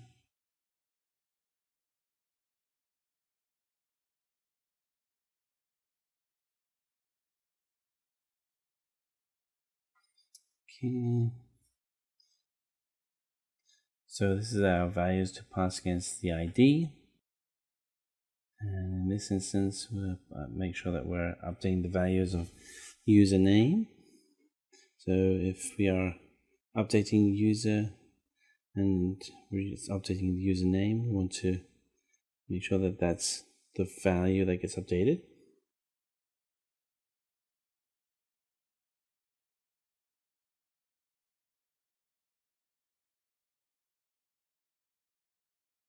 And then we also want to do user email. We don't want to update the ID because it's going to remain unique and consistent.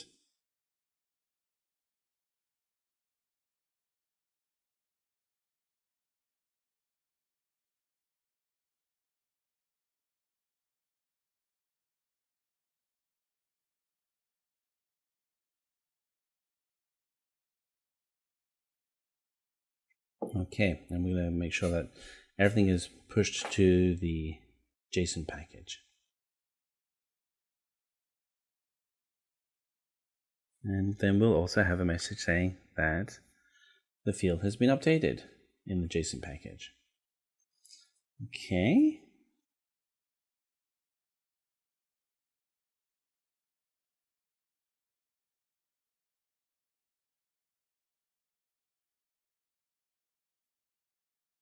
All right, so we'll run that script again. And looks good. So let's go to our folder. Let's change the HTTP post. Let's put it as get, just so we can see that we have all of the values in the array from the JSON packet. And now we want to select put, which allows us to update just one record.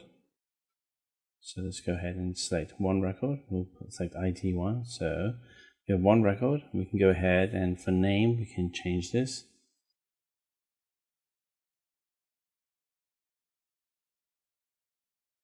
So let's go ahead and change these.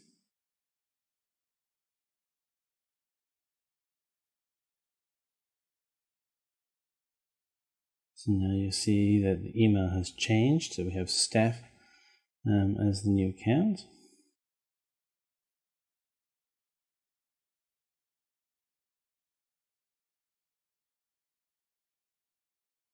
All right, our final API that we're going to create is to delete an account.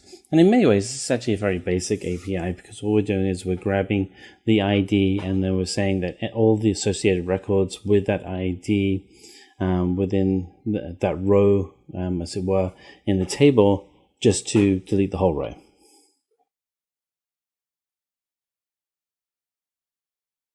And so we want to use, again, our ID as the unique value that we're pulling against.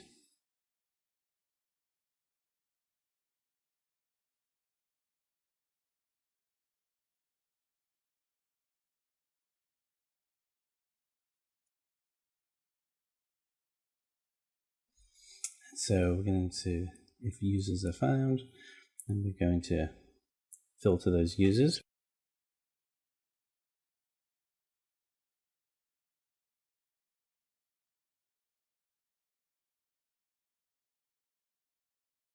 We're going to do that filter against user ID.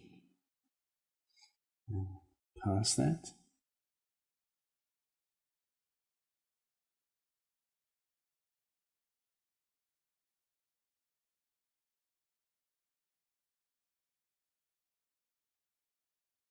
And we'll then go and post a message to our JSON packet saying user deleted.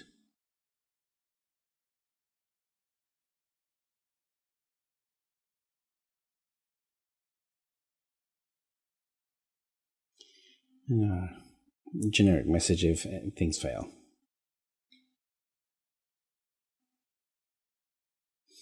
Okay, let's save that, and we'll see. We're going ahead and we're just deleting the record now,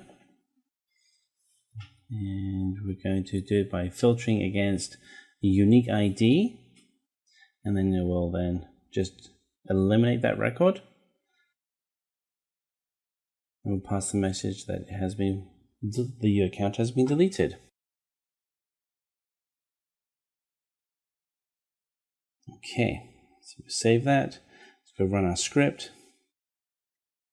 Node index.js.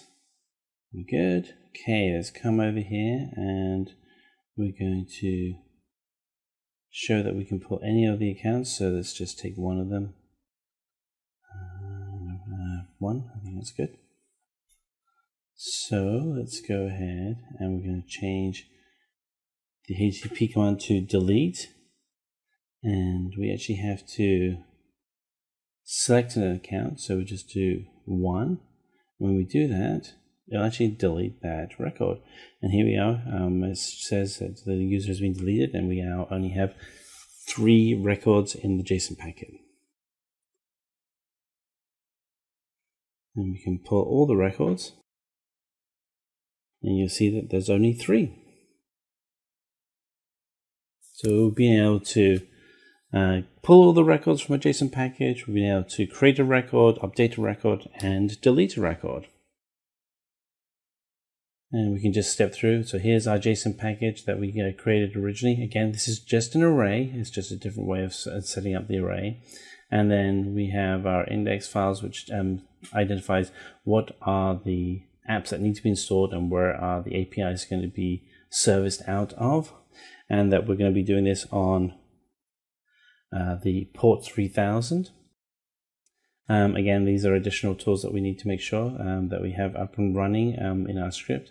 And so the first script was to get all the records. The second was to filter against a user ID for just a specific record.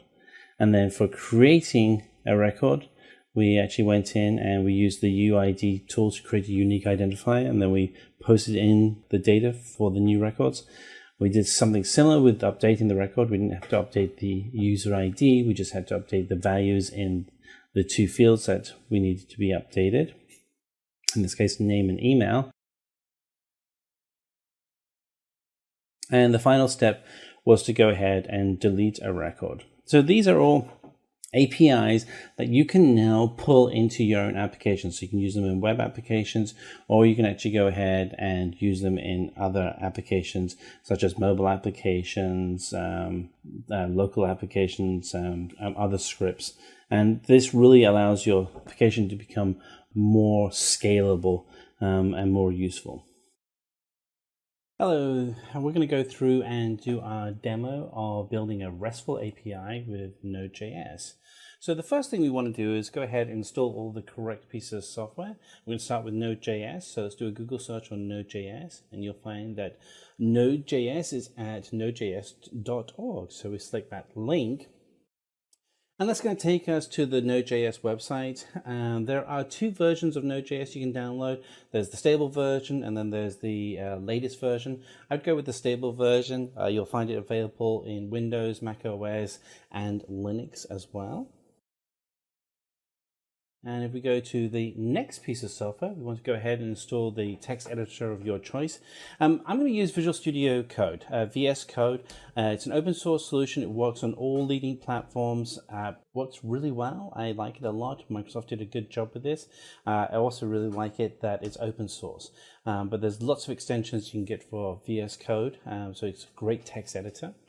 And we'll also need Postman. Postman is a tool that allows us to be able to view the APIs that we're going to create. So let's go ahead to postman.com. And again, it's another solution you can download for free. And so we're going to go ahead and select the download button.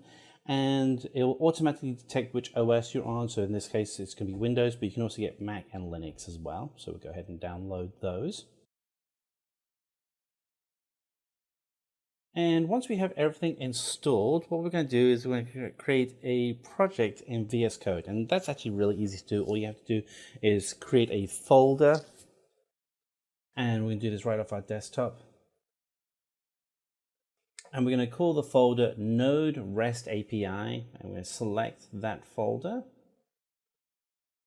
And you'll see on the left-hand column that we have the new folder that we created. We still have the VS Code welcome screen. We're going to get rid of that. We don't need that anymore. So let's go ahead. And one of the things I like with VS Code is you can actually toggle the terminal window. So let's go ahead and open up the terminal window so we can actually run that at the same time. And so we're going to move our cursor to the folder we just created. And there we are. You can see that. And what we're going to do now is we're going to initialize this with Node Package Manager to make this a package. And it's going to go ahead and we're going to ask for a name. We're just going to go with the default. So we're just going to say yes, yes to a couple of these. Yep, enter, enter, enter, enter, enter, enter. And is this okay? Yep, enter. All right, so now we have a new file, and this is our JSON package. It has all the defaults in it. We can go in and modify these if we want to. No need to for this exercise, but you may want to for the solution that you're putting together. And we're going to create a new file called index.js, and this is going to be the reference file that's in the JSON package for npm. And here we're going to put in our solutions that we absolutely have to have for this to run. So we're going to install Express, and Express is a web service application, but it's very flexible, and one of the things that we're going to use it for today is build APIs. So in our terminal window, we're going to type npm install -- save Express. This will install Express locally on our machine. And it takes a few minutes, but it's going to go and download all the latest features. This is going to be the latest version of Express. You can, if you want to, specify a specific version of software. For these examples, there's no need to do that. So you'll see that everything has been installed. If we expand the node module, we can scroll down and indeed, yep, there we are. We see Express has been installed along with some other pieces that are useful. All right, so that's our first piece. The next is we're going to define our app, and our app is going to use Express. And we want Express as a local host on our local machine on port 3000. So we've identified port 3000 as the default port for our application.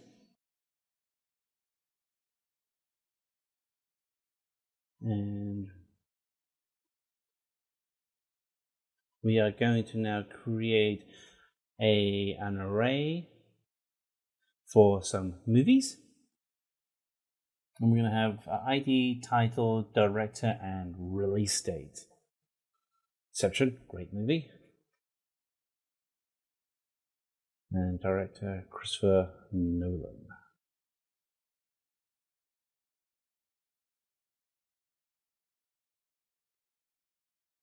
And that was released in 2010, yes, 10 years ago.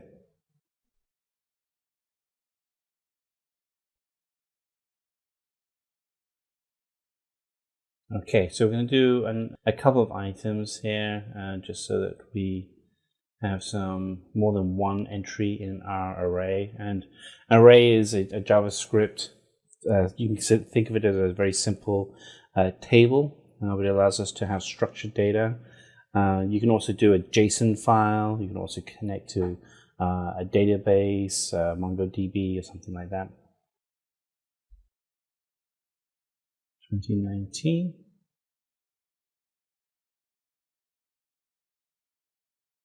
Okay, so we have 2 movies in our little array. That'd be more than enough for right now. Key part is that we have a consistent structure for the array of ID, title, director, and release date. And so we're going to create 2 APIs. One's going to be a get API where we'll get the list of the items in our API, and the second will be a post where we'll be actually pushing in a new item. So let's go ahead and start with the get, and what we want to do is we're going to select get/movie, and we are going to have this run as an API. And so what we'll do is we will test this in a moment. This will be running from our web browser. Actually, we'll probably open up Postman and run this through Postman. So, okay, that pulls all the movies. And we'll do another get in a moment where we'll filter by movie ID, but let's just get them all for right now. And we are going to listen on a server port. In this instance, it's going to be port 3000. And we already had defined the port as a variable earlier, so we're just referencing the variable, and the port number is listed at the top in line 4.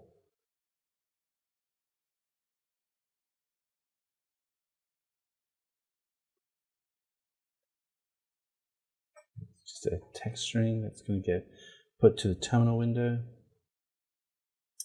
and it is going to dynamically grab the port, the value from the variable from 3000, and place it in our text string. Easy.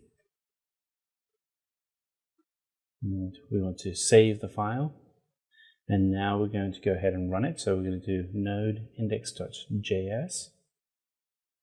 That runs the script and tells us that we're listening on port 3000. That's great. That means now that we should be able to go into Postman and grab the data from an API. So here's Postman. If you've not used it before, it's a great tool for being able to manage APIs. Strongly encourage you to have a go with this. So we're going to get the get command. And if you've done any applications, web applications, you've probably used get and post for the data that you're pulling and pushing from forms online. Same principle. So we want to go ahead and we're going to go and grab get.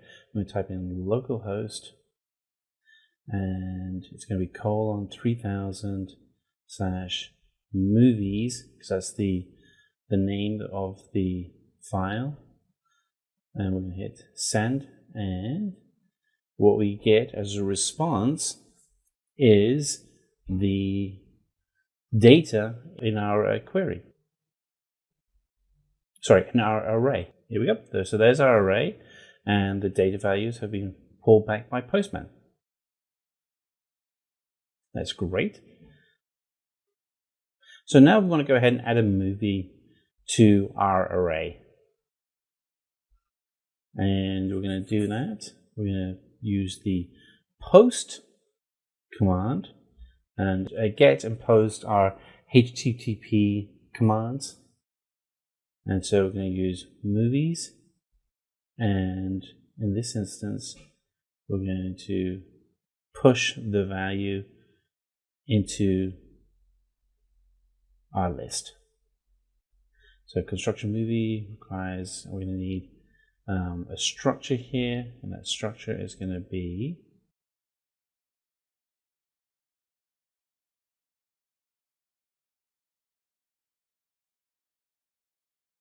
the information that's in the body, and then we're going to push to the log, our terminal window, and we're going to push. So here we're using push, and that's a term for arrays within JavaScript where we push the data into the actual array itself. There are lots of ways of being able to control data within an array. If you're new to arrays with JavaScript, I strongly encourage you to learn more about them. There's just an awful lot you can do with them. And then we want to have a validation message come up on the screen saying, yes, movie has been added to the list. So we'll save what we've just created. If we don't save it, it won't show up. And then we're going to rerun the node index.js file. You can see this is we've created here already an API that allows us to pull and push data in and out of a variable. Okay, so let's go back and we're going to change the header from being get to being push. So we're going to use, not push, post. So we're going to select post. And then what we want to do is the value inside of the body. And so let's go over. And we want to select body.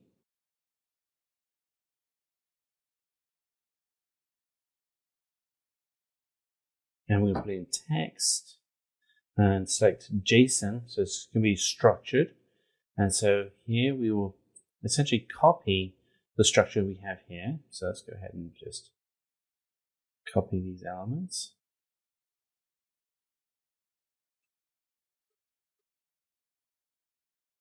And we have to give it an ID because we don't have an auto-generated ID.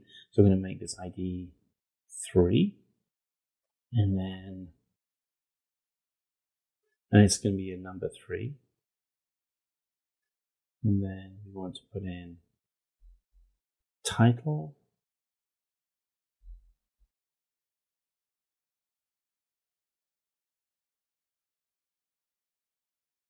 New movie. And we'll put in director.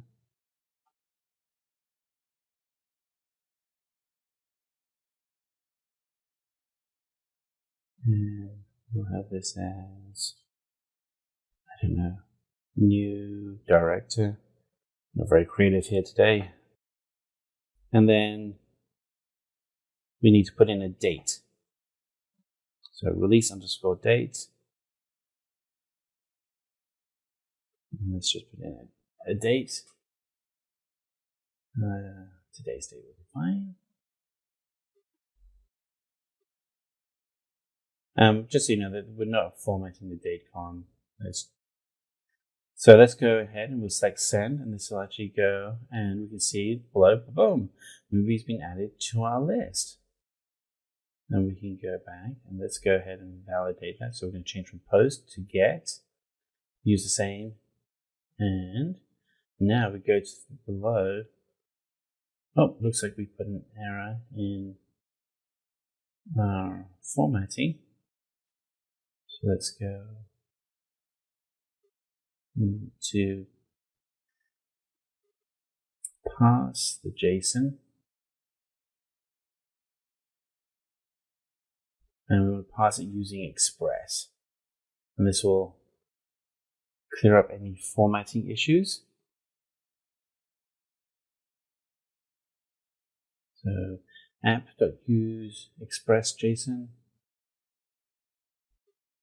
Express URL encoded extended false.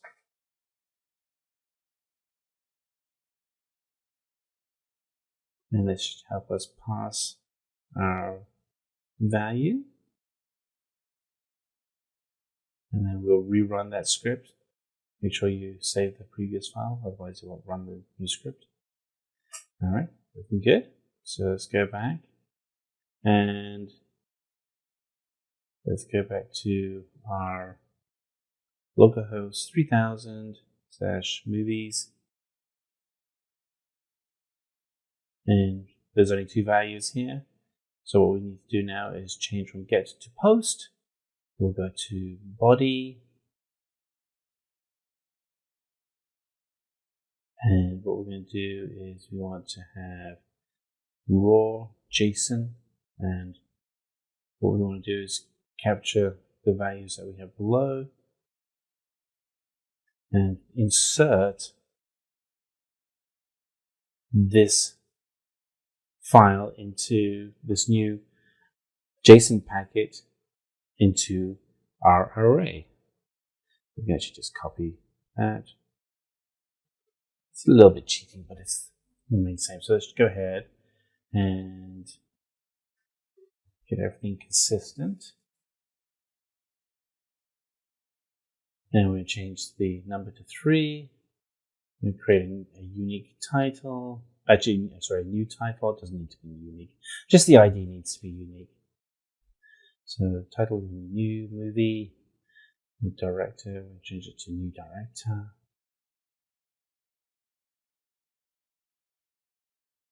And we'll change the date.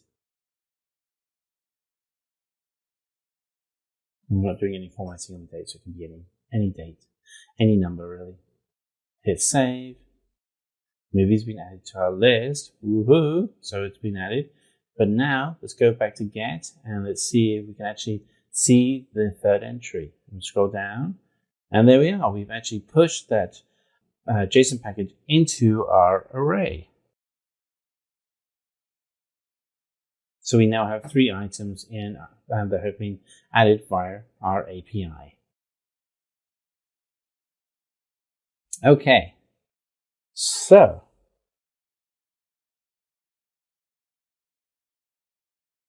now let's go ahead and search our movie database.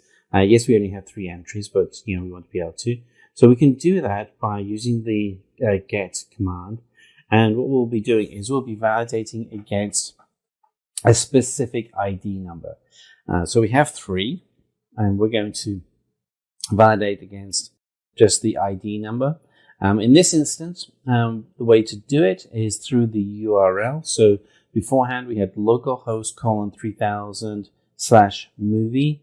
Now we're adding in /movie/ and then whatever number after that will actually filter against the ID. And that's essentially what we're doing here right now.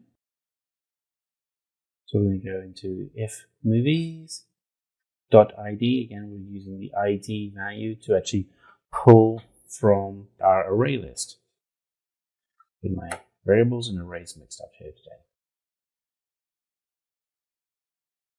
And then once we actually have the value, we'll actually post back as a JSON packet.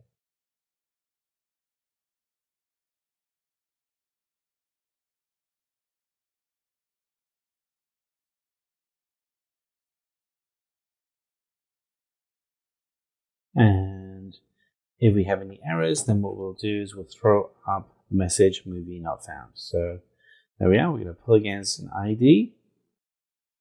And we should be able to then pull that up through Postman into our terminal window.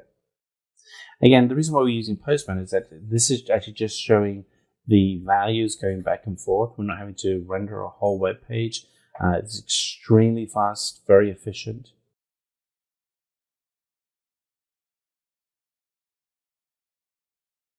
All right.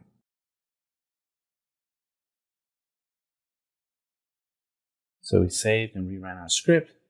All right, let's go back. And what we're going to do is we're going to change the value. So we're going to hit send.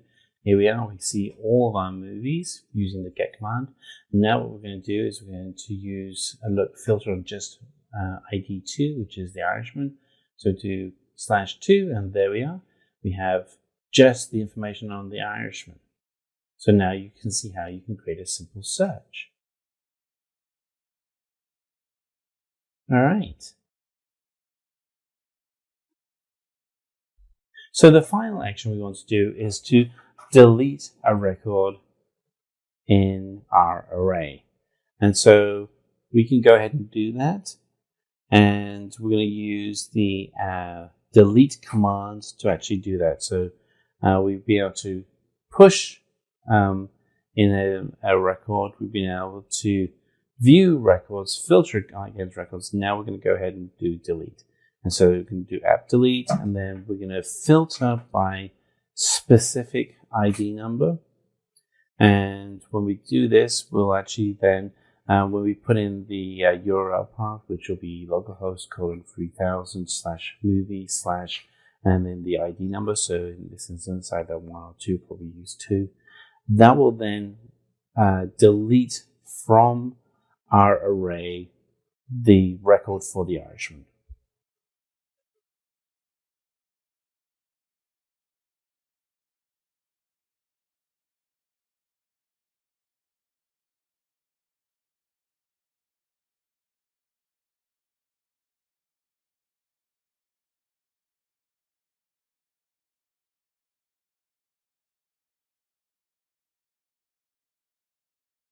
Save our files.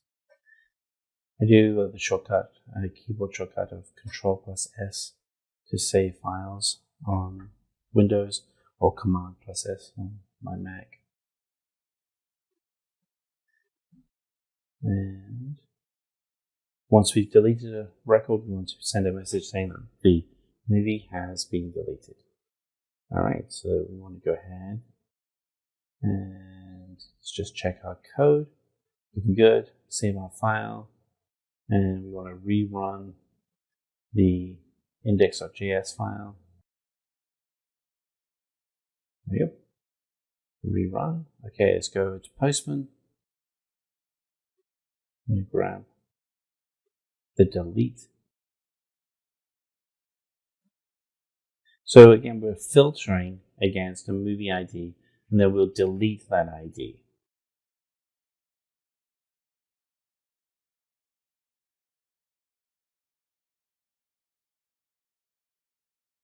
Okay, so we went against the Irishman, and we hit send, and there it is. Now we're going to change the command to delete. So we hit 1, we'll actually delete Inception. Movie has been deleted, that's great.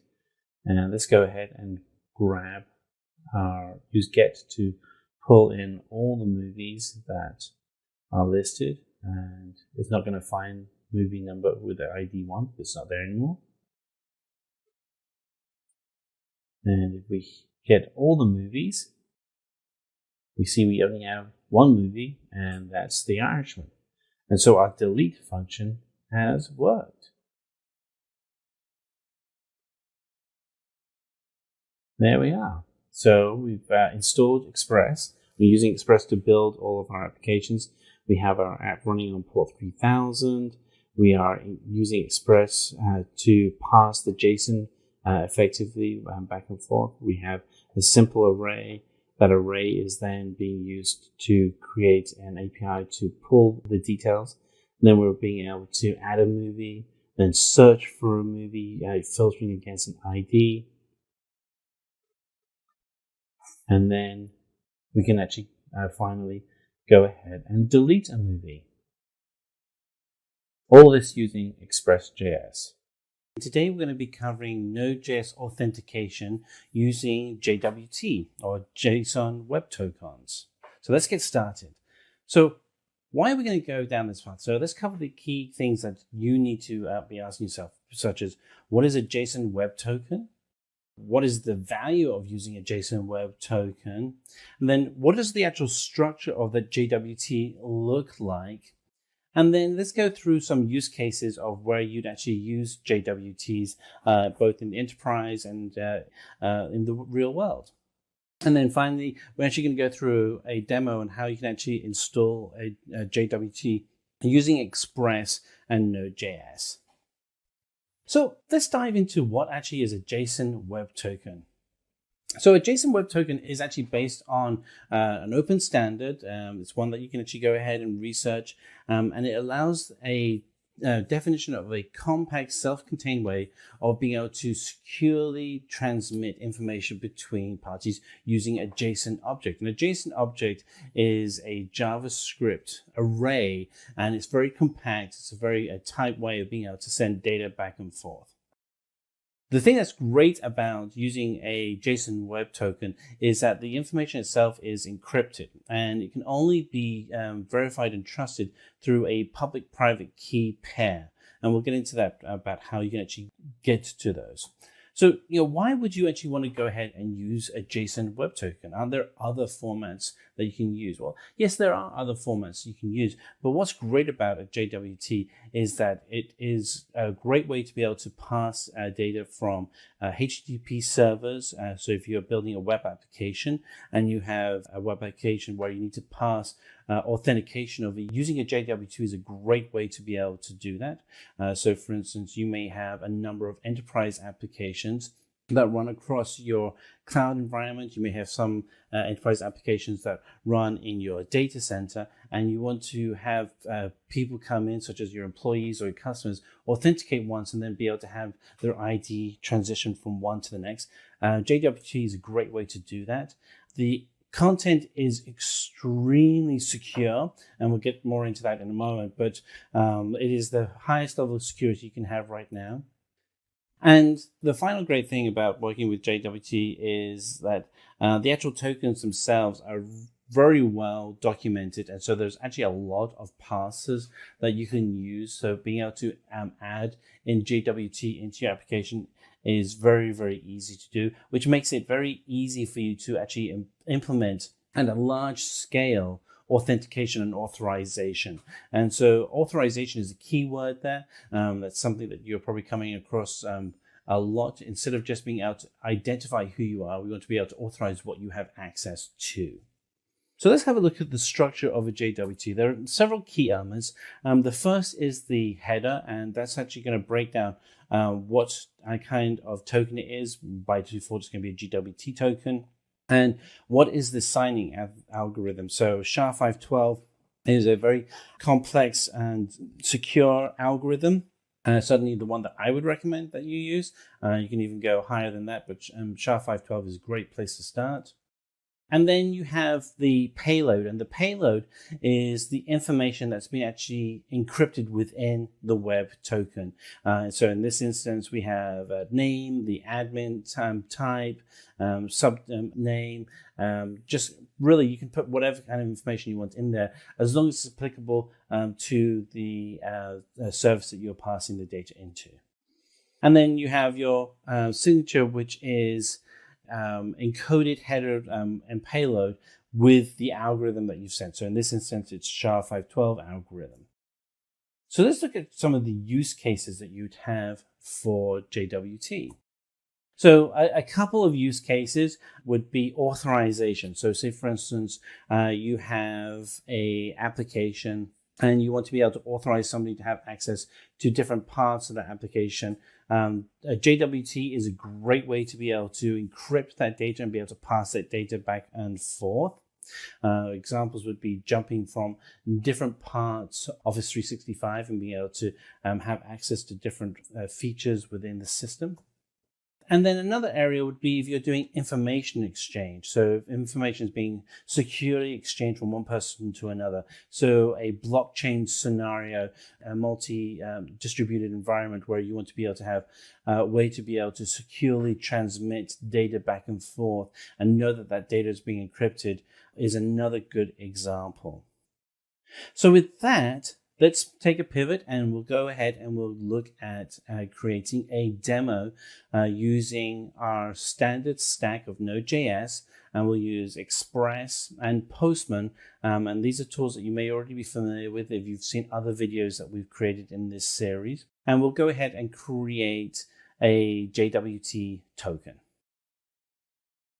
So let's go into our demo of how to create a JWT JSON web token. There's going to be some tools that we need to get started with. Node.js is the first, so let's go ahead and find Node.js at nodejs.org, and you can either download Windows, Mac, or Linux code.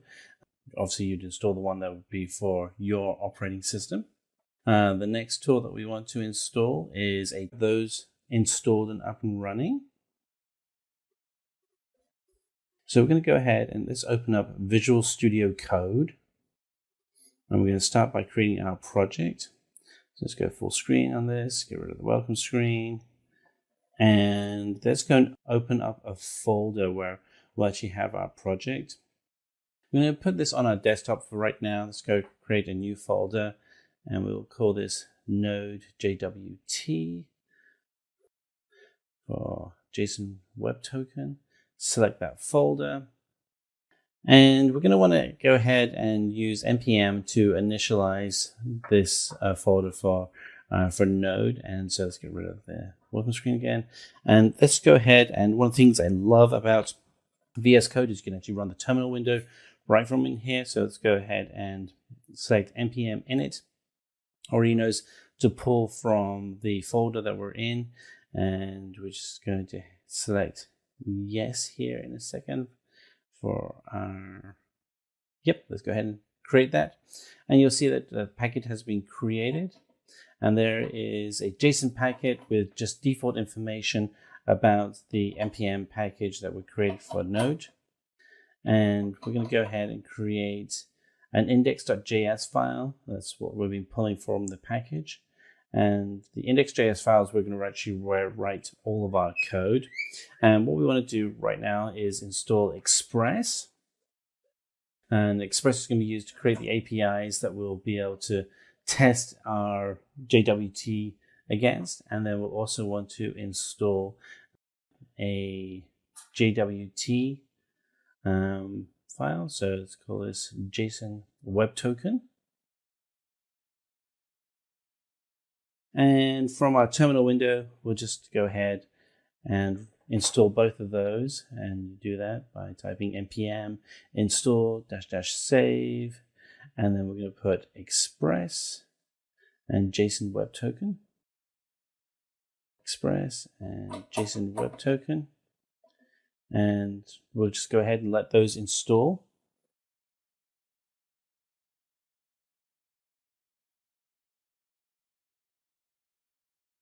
Only takes a moment for those to get installed. All right, we're up and running. Okay. So let's go ahead and start bringing in some of our apps. So we're going to create an Express app, and we're going to use the get HTTP header to have everything go from the, we're going to actually have everything running on our local host, and we're going to run everything off port 3000. We're going to do that in a moment here, but we'll have everything running off a sub folder called API. That's where our web application is going to be running from. And we'll put in a message that, hey there, to show that everything's up and running. Okay. And save that. And save. You can do Control+S to save your files, as you can with a lot of Windows applications. I encourage you to do that a lot. So let's go ahead and open up Postman. We're not even going to go to our web browser on this one. And open up Postman. Takes a moment to run the first time. Here it comes. And Postman, again, is a tool for being able to manage API calls.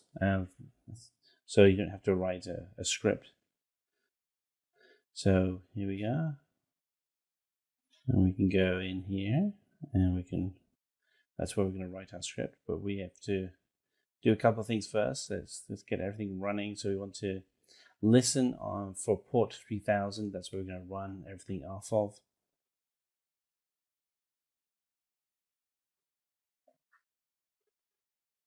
And in the console log, we'll actually throw in a message to confirm that we are running on, everything is up and running. We'll just say, okay, server started on port 3000. Again, we're going to be running everything off localhost, so you'll be able to see this. And this is, as you imagine, just a test environment. So let's go down into our console. We'll run this script, node index.js to run the script. It runs really fast, not a whole lot going on there. And we're having everything running off the API file. So let's go and we'll type in under our get localhost :3000 /API. And we hit the There's lots of different HTTP headers we can use. We're going to use get for right now. We'll send that. And hey there, welcome to the API service. So to be clear, this is just an API we're creating right now. This is not JWT. We'll get into that right now. All right. So we want to be able to post data, and post is actually pushing data in. So we're going to go into, going to create a login screen. Again, this is all API, so it's not real, but you get the point. And then we can construct a user. And let's go ahead and what we're doing here is we're creating an array of a random user, and they can have a name of ID1. The user's going to have an ID value, which is 1, a username value, which is going to be John, and an email value of john@gmail.com.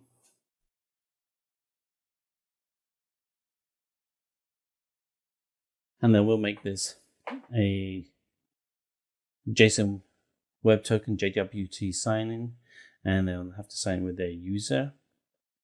And this is going to use a secret key, which will be our hash 512 token. And we'll respond to the JSON with the token.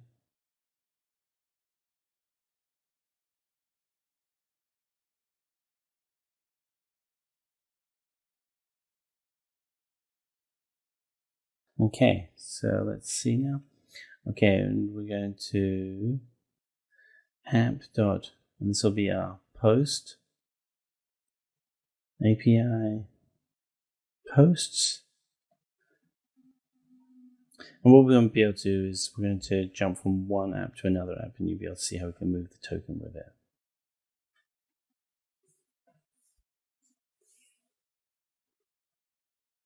And the message will read post created. All right. So let's just run that script. Index.js runs real quick. Okay. So if we come over here and we go to posts and hit send, and say message posts created. Good.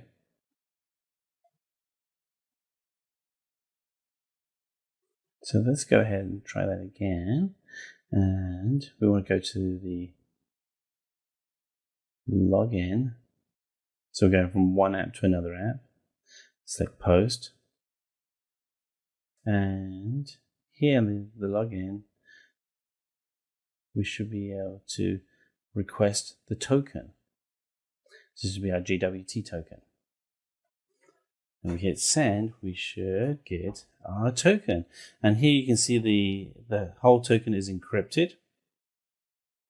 It's that huge long line. It's very unique.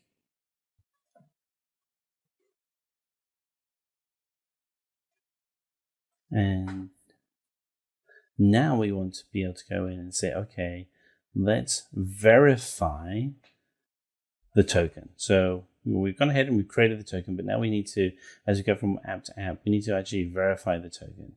So we're going to get an error message if we don't verify the token correctly. So we're going to put in a function to verify the token.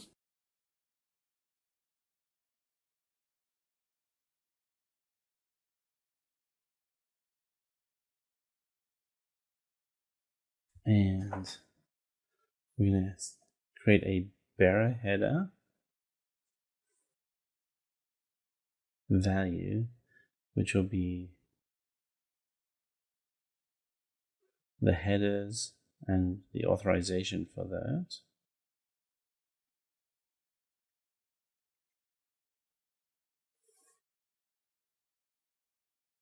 And if type of bearer header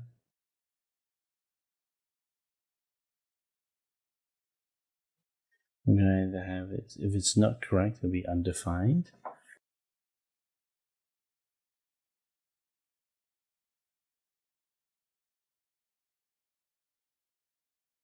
Otherwise, this buried token, it will be split.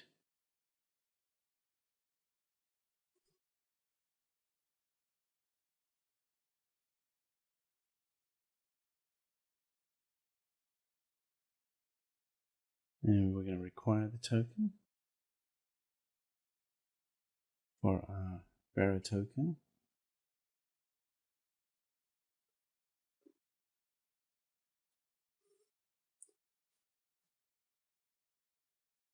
Else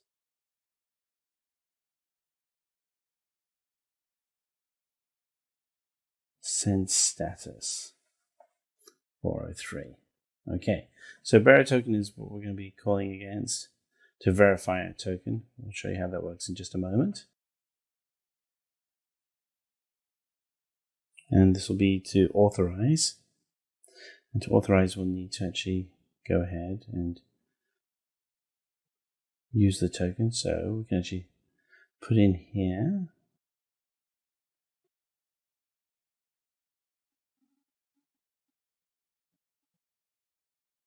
All right, so I think everything's looking pretty good.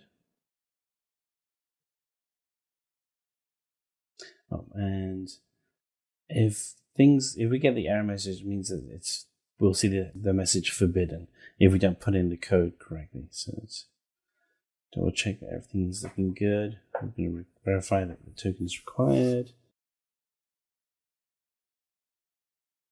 Okay. So if it is, then jwt.verify. And this will connect our token appropriately. And we'll be able to put that in as a part of our secret key.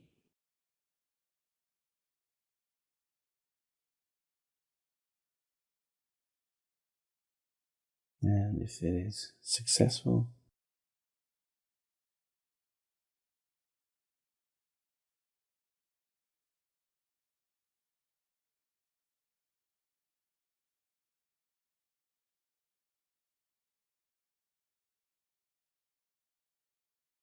we'll put in that message there.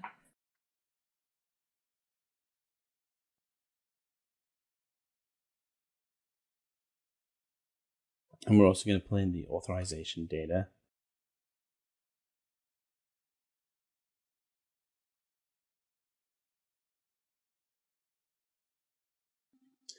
Yep, looking good. As you can see, a lot of the work is just making sure that everything is aligned up correctly. Okay, so let's run our code, node index.js. There we go, nice and fast. And we're going to go in and localhost API posts. We'll change this to post. So this one API, which is the API posts, which is up here. We're going to hit send. And you can see that we have the error code forbidden has come up, which is what we were expecting, because we haven't been able to put in a secret key. And put in the comment there, forbidden, so as we're stepping through the code. But now what we can actually do is we can go back and we can grab the token.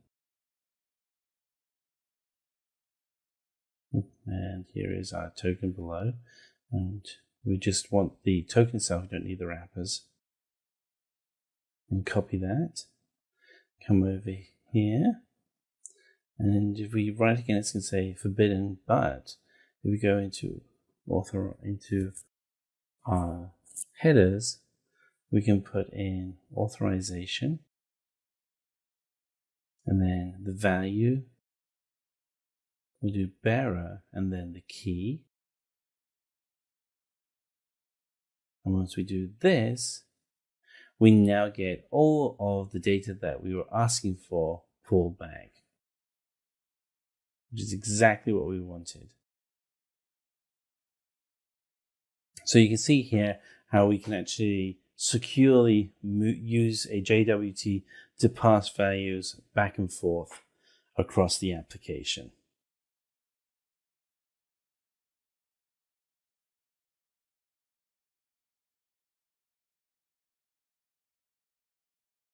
Okay. And we hit authorization, and we select that and approve it. Yep, we keep authorizing. So if you don't authorize, then you don't get the data.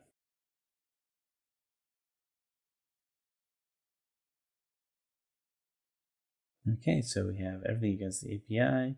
And we have one application which is called API Post. We have another application called API Login, and we're able to move the data back and forth using our secret key in our JWT token.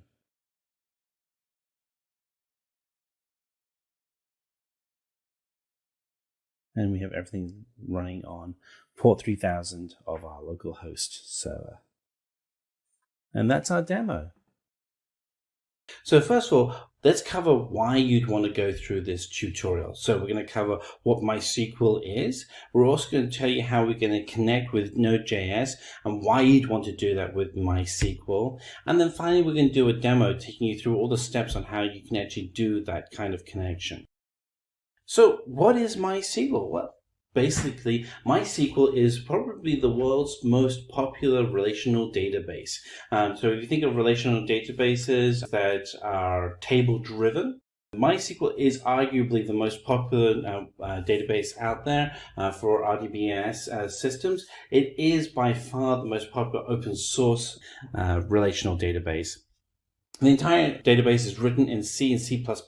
It's been around for a really long time. Again, it's open source, which is great, which means that there are no licenses or costs for actually using MySQL. And you'll find that companies of all sizes, from small mom and pop shops all the way up to massive global enterprises, are all using MySQL.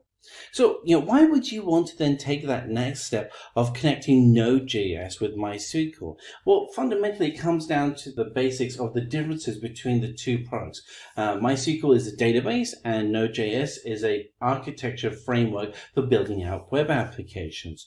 Again, with MySQL, it's open source. It's free to use. You don't have to pay anything. There are no licenses, which, if you compare it with other solutions out there, is a big deal.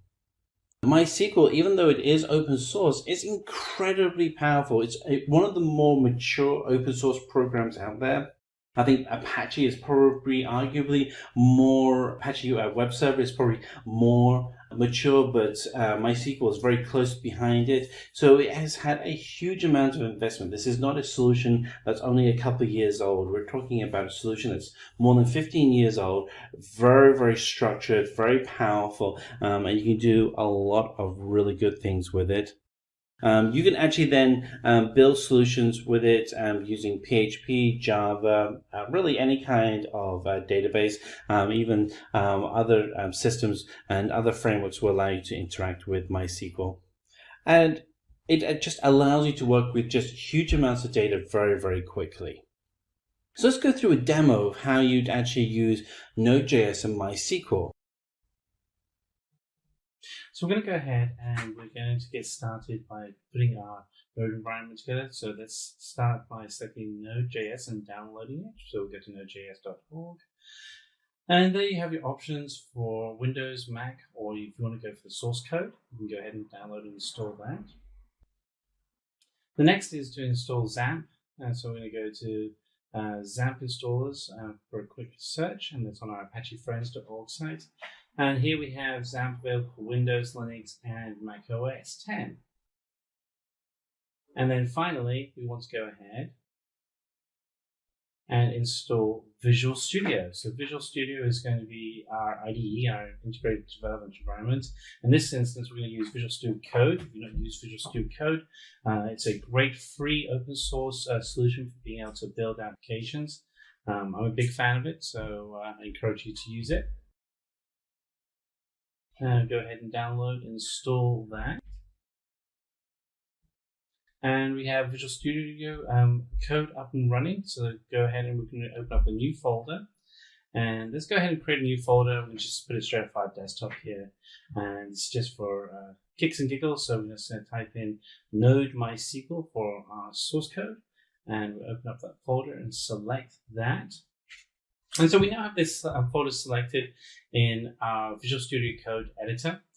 And what we want to do is we want to get rid of the welcome page. We don't really need that anymore. And we're going to terminal window so we can actually see the scripts that we're writing. We're going to be using terminal quite a bit in this. So for instance, we're just going to test that we have npm installed. We do, so that's great. And we're going to go npm init, and that's actually going to set up our own node package module. And we can actually see that the JSON file for that package has been created. So we go in there, we can see that all the defaults are selected. You'll see that index.js is the default file that will be created.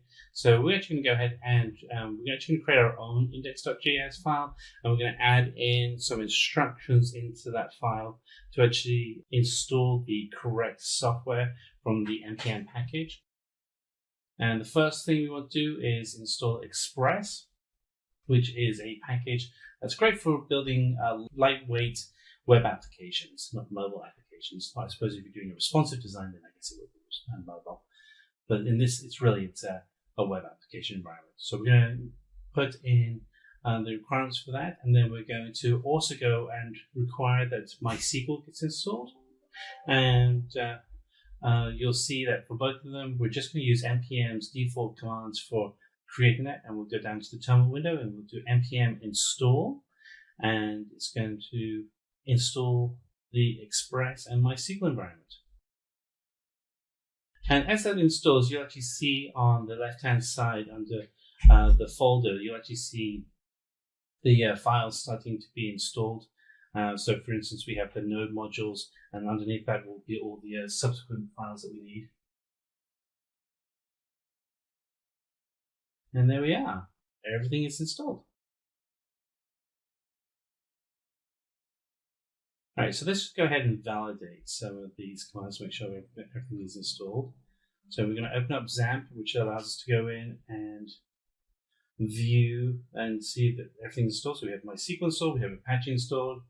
We can start and stop the services with XAMPP. Go ahead and do that. You can do this through terminal window as well, but the UI interface is really nice. So let's go into my SQL interface, and you'll see that we don't have any databases. These are all just the standard test databases, and so we have to go ahead and create one.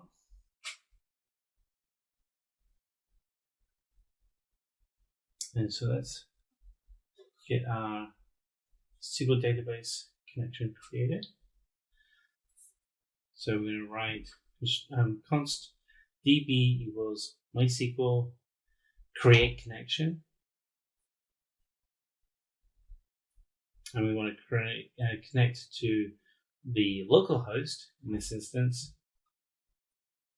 and user is just going to be a root user account, which is the standard user account that comes from MySQL.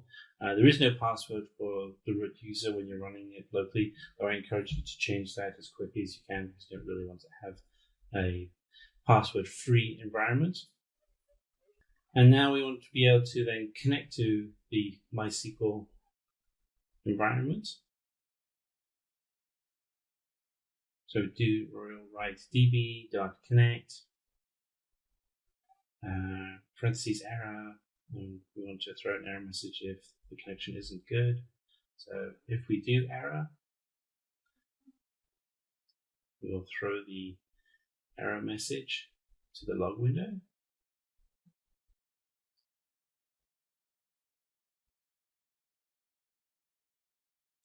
And if we don't, then we'll write MySQL connected. All right.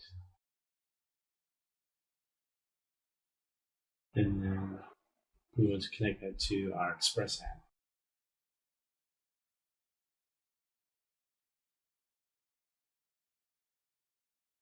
The next step we want to do after we made our connection is to go ahead and create a database. So we're going to do both steps at the same one. So we're running the script right now, and then we'll run the commands in the terminal window so we can actually create the database.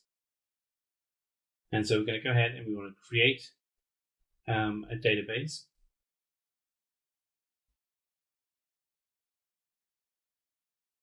And let's write let SQL equals create database. And we're going to call the database Node MySQL. You can call it whatever you want, but this is just a Node MySQL script with DB query SQL error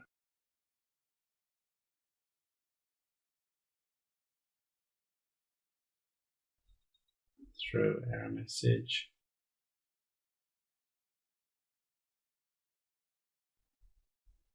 res.send database created.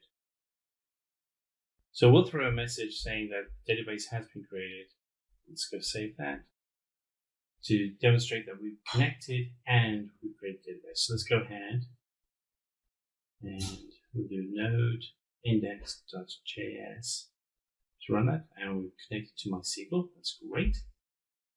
Good first step.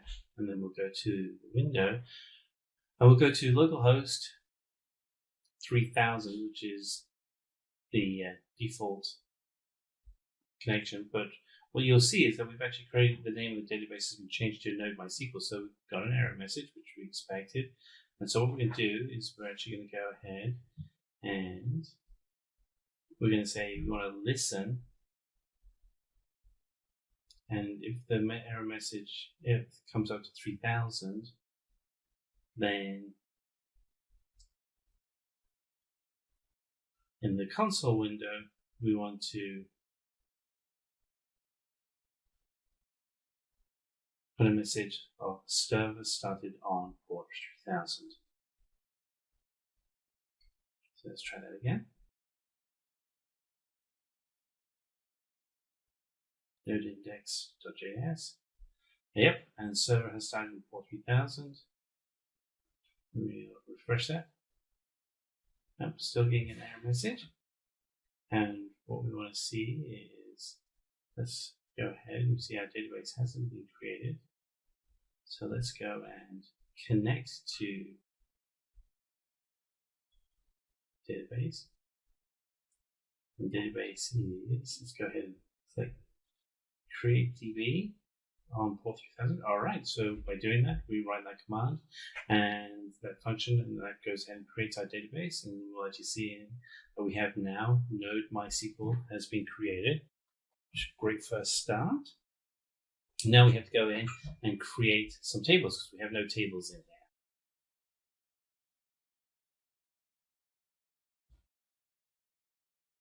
All right, so let's go down and let's go ahead and create a table.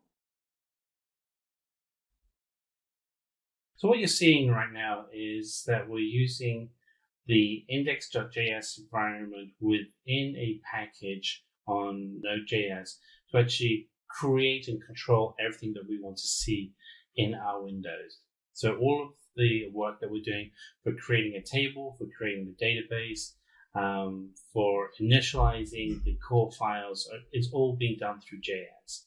And so here we are, we're going to create a new table. We call it it's going to be called the employee table.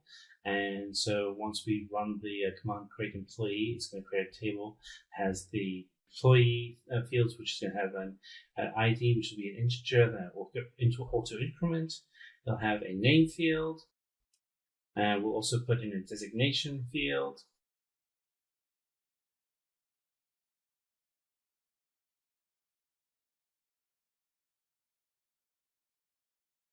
And we'll have a primary key as well. Keep it very simple for right now. And let's just put our DB connection so that everything connects effectively.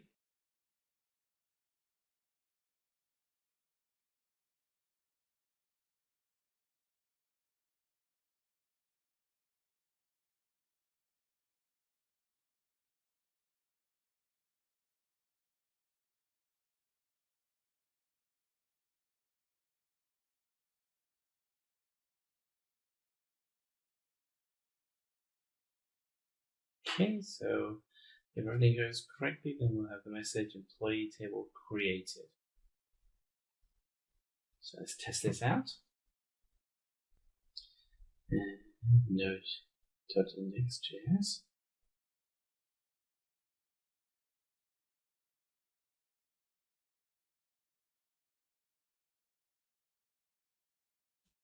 Make sure that the data we have now actually a database field that we can connect to. So we've got Node MySQL, so we're connecting to the correct database. Otherwise we get an error. And then we'll try that again. Yay, we connected to the database. So the database has a name. And because we've got Node MySQL, there's no fields in there yet. So let's go ahead and put in create employee for the fields, and let's run the function that creates the new table. And then voila, we have a new table. And so the next action we want to do is actually populate the table with a record. So this starts becoming familiar. So we're now going to put in a single record. We'll call it employee 1 for right now. And we'll write the function employee 1, and when we run that function, it'll actually go ahead and it'll actually insert the record into MySQL.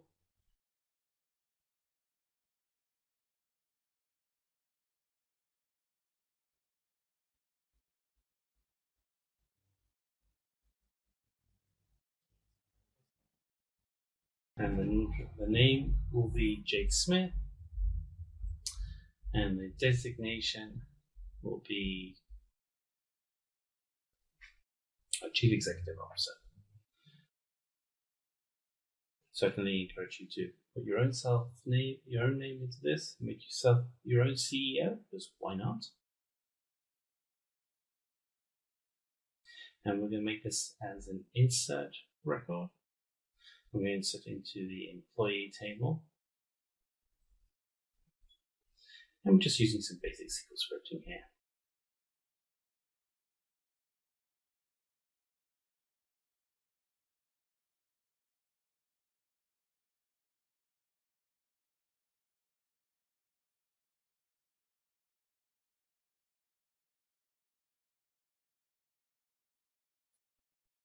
And what you'll see actually with Visual Studio Code is that it's actually providing a lot of prompts to make it easier to write your code.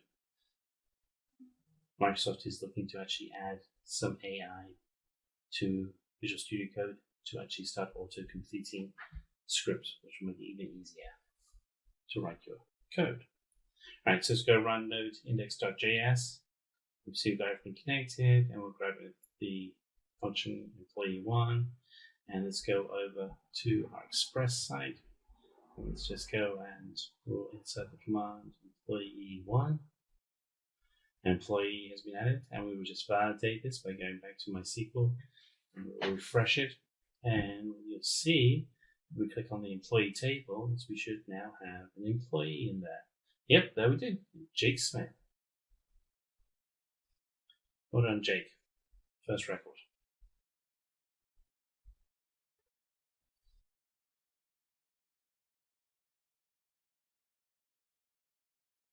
All right, so we want to be able to now select the employee. So let's go ahead and do that.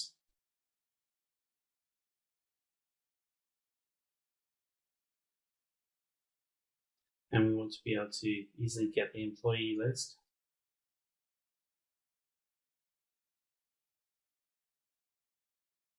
So let's use our SQL command, and we'll do select star, which is everything from the employee table. So we're actually pulling everything from the employee table. We're going to query the database.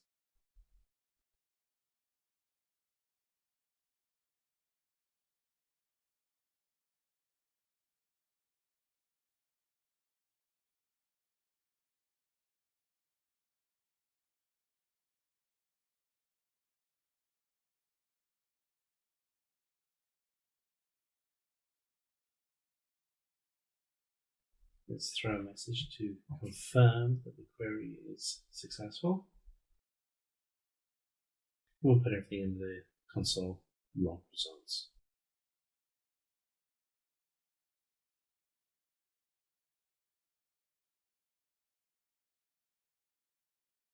Alright, let's give this a whirl.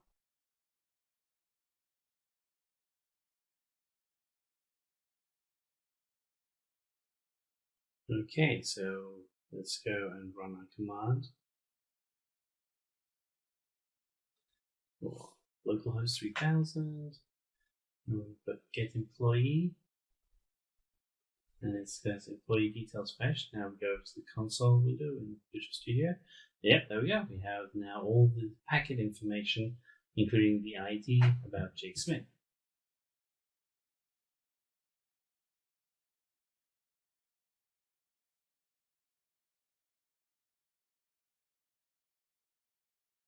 Okay, so let's go ahead and see if we can actually update the employee information. So as you can see, now we're starting to run into just our standard SQL commands. And so we want to be able to update the employee from a browser. And as you can tell, we're not using any forms or any other types of records. We're just simply interacting between the browser, the server, and the database.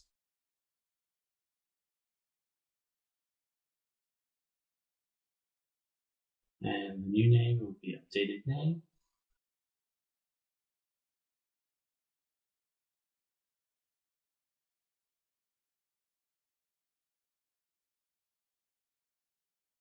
And we have to make sure we're updating the appropriate record.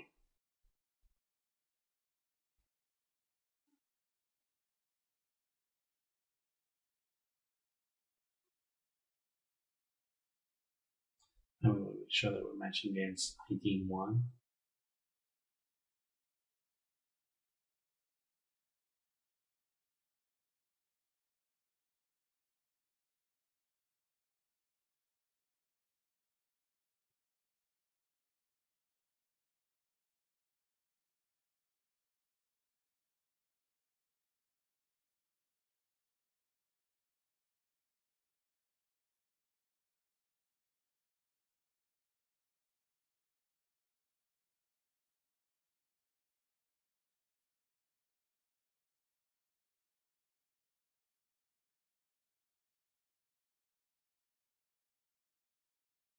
Right, so let's run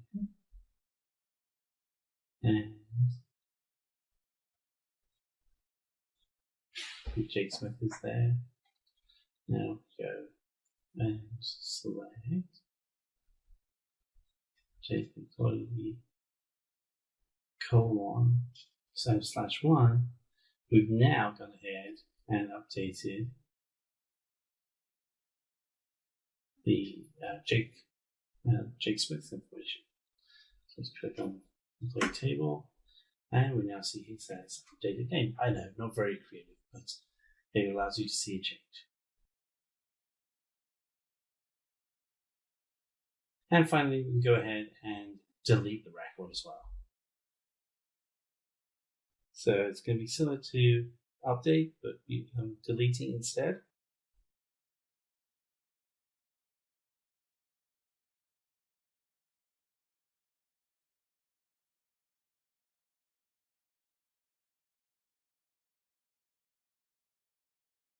And we're going to delete the record from the employee table, where name equals, where ID equals, sorry, and ID.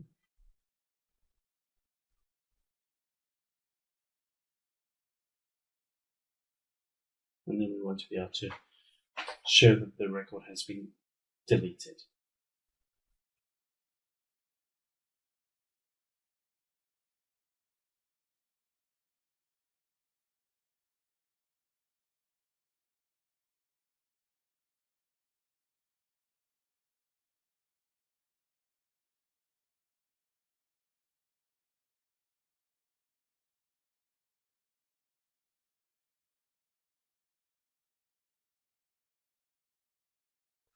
Yeah.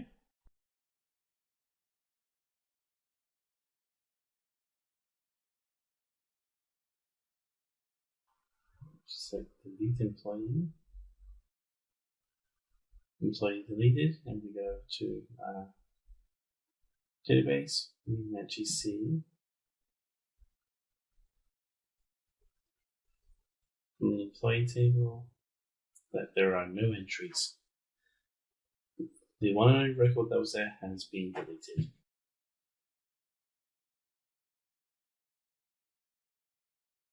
And so this shows you how you can very easily control everything from using your connection into MySQL right from Node Package Manager.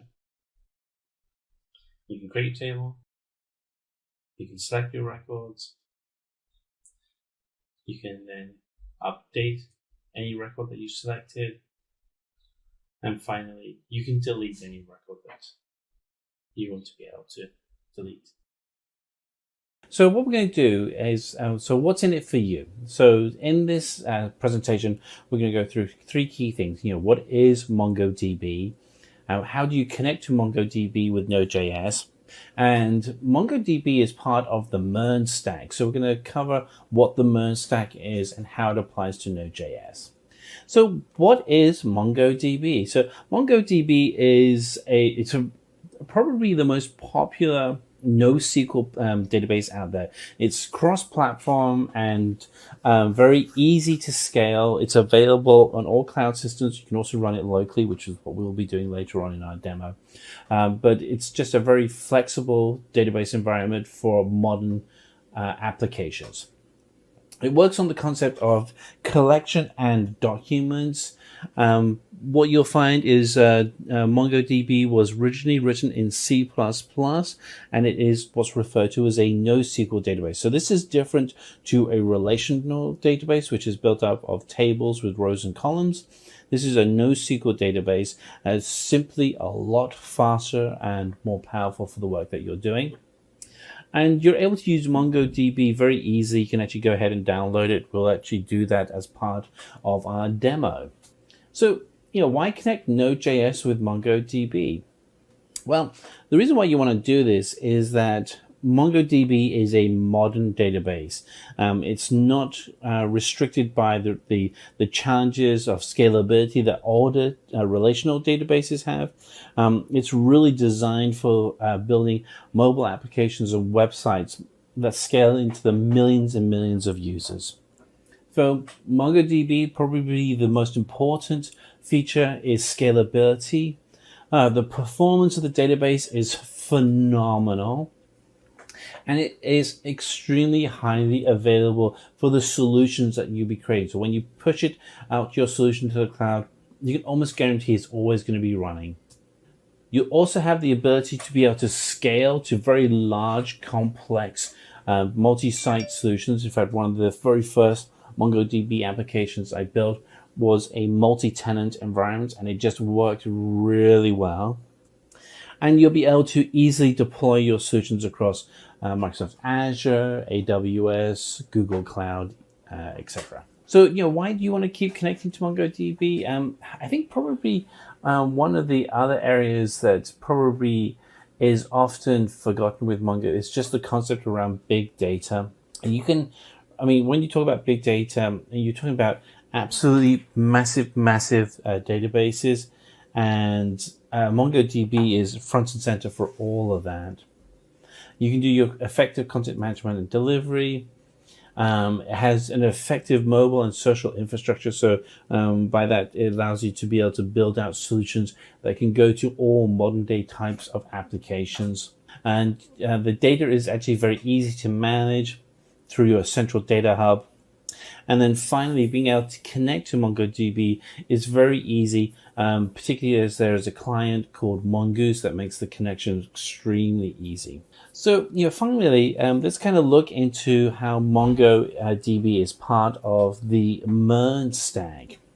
So MERN Stack is a JavaScript stack, and it's of JavaScript solutions that are built for modern single-page applications. And there are 4 key solutions in the MERN Stack. There's MongoDB, which is your database. Express, which is your server-side HTTP environment, React, which is the solution for being able to create your solutions on the client, and the Node.js, which actually manages the whole environment. It's really an environment that's designed to make it very easy to be able to build out modern-day solutions. So MongoDB is the M in MERN, Express is the E, React is the R, and Node.js is the N. So again, as you start working with some of our other videos that we have here, you'll be able to see how all of these tools really complement each other. So we've done an introduction on MongoDB. Really, the best thing now is to get your hands dirty by actually doing a demo. So we're going to go through a demo. What I would strongly encourage you, however, though, is that this demo really does build on a lot of the other videos that we've done in this series. You really do want to spend some time on the Node.js video, the Node.js for Express video, the Node.js for APIs video. Really, all of those videos help complement the work that you'll be doing with this video here. You'll see some real strong correlations, plus a lot of new content as well. So with that, we're going to jump into the demo. So let's do our demonstration on how to use MongoDB with Node.js. First thing we want to do is go ahead and install Node.js. So you're going to go and do Google search Node.js, and that should bring up a result of going to nodejs.org. And here you can download Node.js for multiple platforms.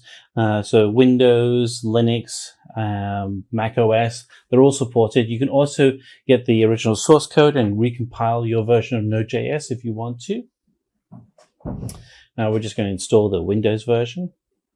And the next thing you want to do is install your favorite text editor. I'm going to install Visual Studio Code, VS Code. It runs on all leading platforms, Mac OS, Windows, and Linux. It is open source. You can edit it. I like it because you can do an awful lot with it. Just a lot of extensions. It's just a great tool all around. So that's the next thing you want to install. And then we want to go ahead and we want to go to mongodb.com so we can install the MongoDB database. So you want to go to Software, Community Server, and you want to then select the MongoDB Community Server, which platform you want, and where it's going to connect with, and you want to select the download to install that, and that'll take a moment or two for you to download and get that up and running. Once you've done that, we want to go ahead and we're going to open up VS Code so we can start editing and the code that we need for our new solution. So let's go ahead and create a folder off our desktop that we'll use for MongoDB. So I already have a folder created called demo. I'm just going to select that.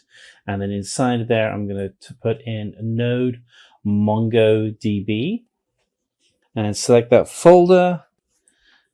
And that's going to open up VS Code. It's going to have our folder in here. So we're going to get rid of the welcome screen. We don't need that. We do want to, however, open up our terminal window. So we're going to run that. That's one of the things that I really like about VS Code is you can actually have your terminal window or command line window actually inside the development environment you're working in. So you don't have to be jumping from one solution to another. And then we're going to initialize our package. So npm init for the folder that we're in. It's going to create our Node package manager. It's going to create our default package. And we're going to hit return. That's going to go ahead and start the process. And we're just going to go with the default settings that npm is going to give. So just hit return, return, return a few times, and that'll get up and running for you. And our entry point for the application is going to be index.js. There we are. That's our JS package, and there we have everything. This is just the the JSON package that provides the instructions that npm would use to pass the program. Now you notice that we have index.js as our leading file, so we actually have to add a new file here, and we're just going to call this one index.js. So we actually have a file that can be referenced. And now we're going to go ahead and we're going to actually put in our default application. So Express is going to be required. So we're going to make sure that that is included in our first line of our instructions.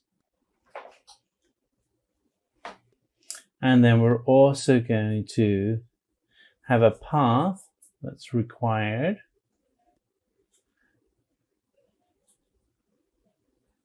And we're going to require handlebars.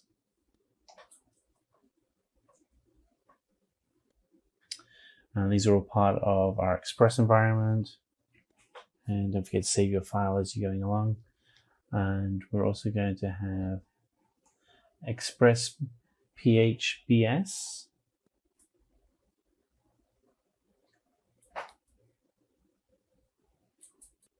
And this is going to be our Express handlebars. And we're all going to allow insecure prototype access. You wouldn't normally do this, but because we're running everything locally, it just makes it easier for you to actually get all the code in.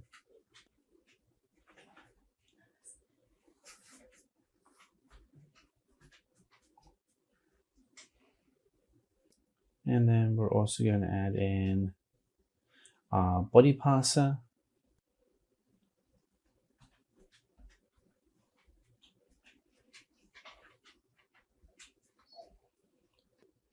And these are all the required solutions that we need to be installed when you're running this package.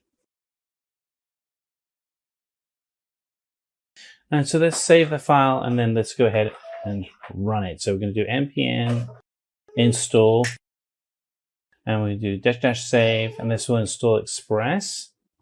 And we're also going to have an install path, handlebars, Express handlebars, and this is where we'll install the prototyping. And we'll also have the body parser installed, and we're just going to run that.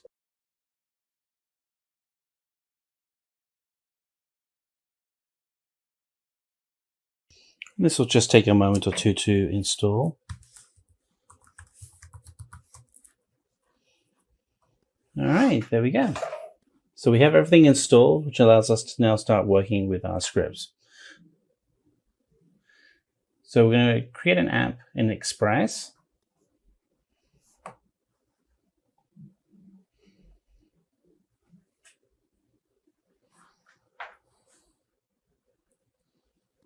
And we're going to listen on port 3000. And we're going to have a message, then go to our console log.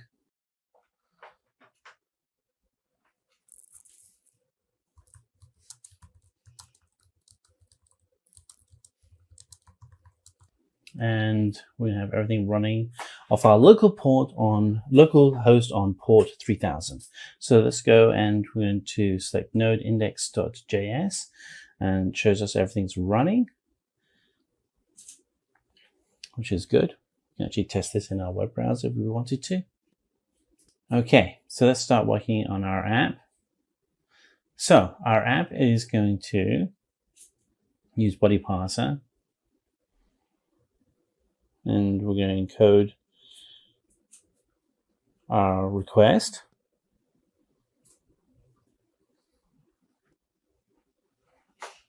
And the goal here is we're going to create a file that's going to go back and forth to MongoDB. So body parser is going to use JSON to encrypt the content. and we're going to do a get command to get our results. And if you've seen the API video, then we did that here. In fact, it's probably a good idea to actually sit down and look through some of the other videos that we've created, such as the Node.js for Express, Node.js for APIs, and Node.js for authentication before doing this video. We're going to create a default page, and it's going to say, welcome to the students database. The principles that we're putting down here, you'll be able to apply to any solution that you're creating with MongoDB. And so we want to have a simple action that we're going to put on here, which is going to be click to gain access.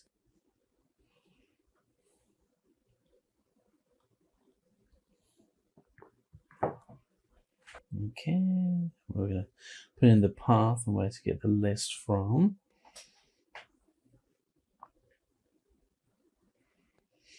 Okay. All right. So here is our basic web page that we're creating. Nothing fancy,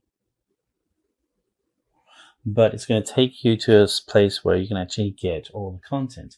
Now, what we're going to do is we're actually going to go and pull the content from Mongo. So we'll run this, and we can open up a web browser, and you'll see what it looks like. So let's go to localhost, close out these other tabs, don't need them. Localhost 3000.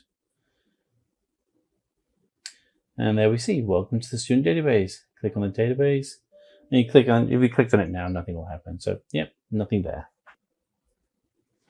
So let's make something happen. Okay. All right, so let's begin extending our app. So what we're going to do is we want to set the views.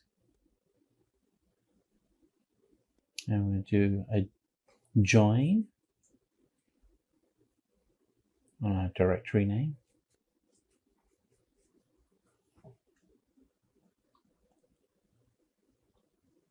And app engine. So let's go for our views. We don't have an app engine yet, but let's go ahead and create a new folder. We can call that one views, and let's expand that. Actually, that should be okay. HPS.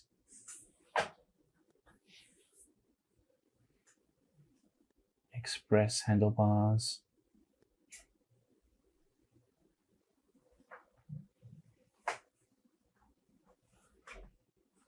And we're going to allow prototype access for our Express handlebars.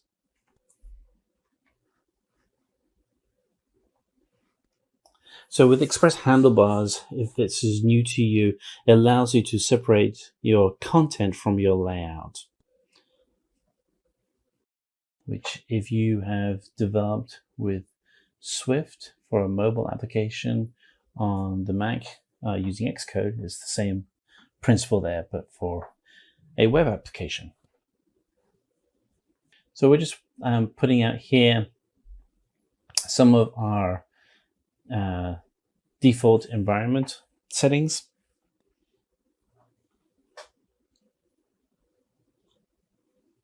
And we're going to set our view engine for handlebars. And just checking through our code. It's looking good. Okay, so that provides that. So let's create a new folder under our views, and this one we're going to call layouts. So again, this is where we are splitting our layouts.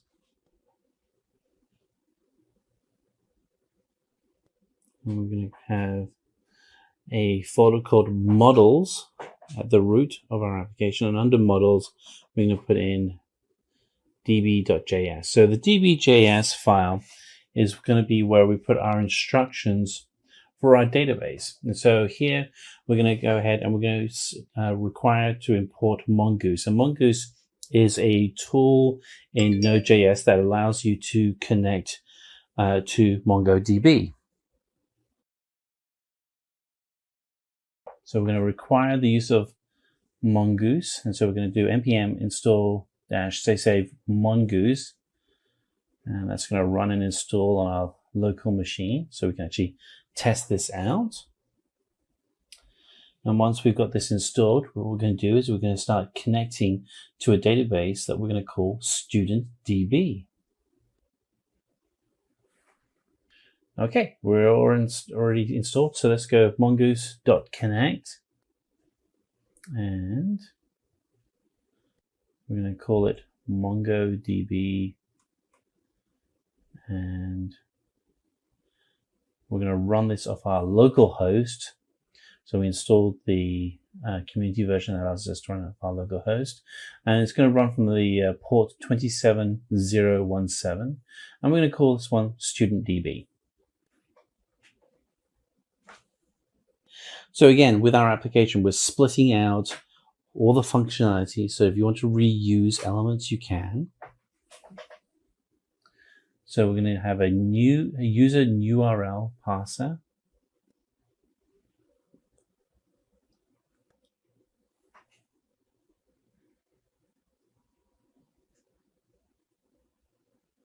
And we'll make sure we capture everything correctly. Okay, so if error, then we'll send a message to the console log.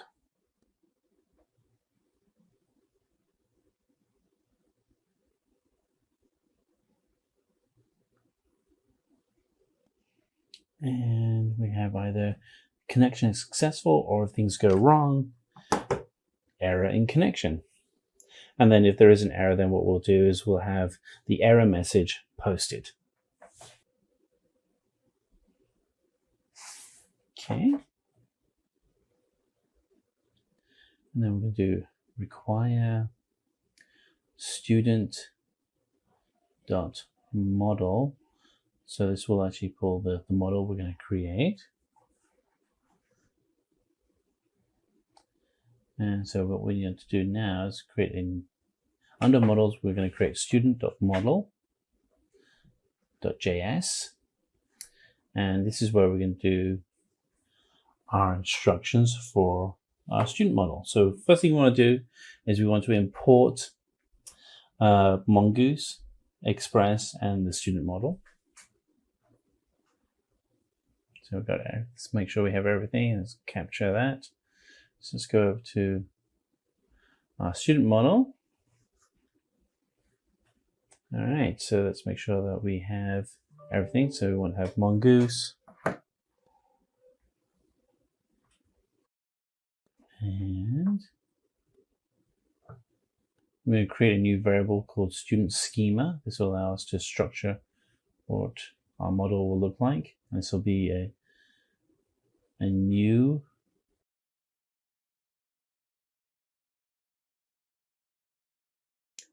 schema in using Mongoose.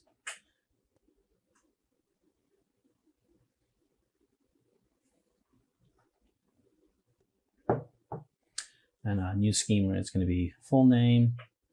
And we're going to break down our JSON package. So we're going to put in the instructions for what the schema would look like. So we have the type, we have required, this field is required. And the second value is going to be email. Type string. This field is required.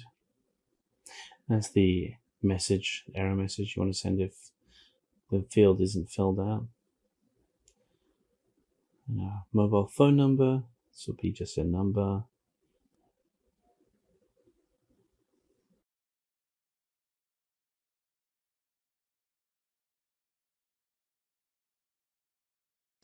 And we're going to have city, and the subtype will be, let's just make this a string. We're just going to try and keep this simple for right now. And the tilde is required. All right, so here's our schema. Looking pretty good. All right, mongoose.model, and connect this to our student model. So we want to go ahead and save that. Okay. Okay, a new folder, and this new folder is going to be called controllers. And we have a new file under controllers.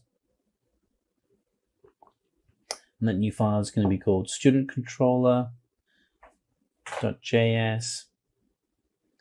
Let's go in and see what we're going to add here.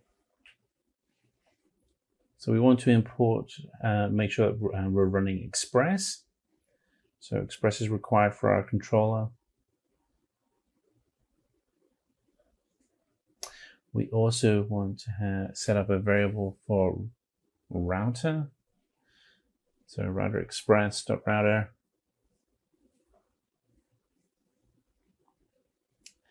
And we want to make sure we're also connecting with Mongoose. So we have a connection to MongoDB. And we also want to make sure that we have connection to our student model. So mongoose.model and our student model. And this allows us to make sure that we have this student model pulled over effectively for our controller, for our student controller. Okay, so let's go to router, get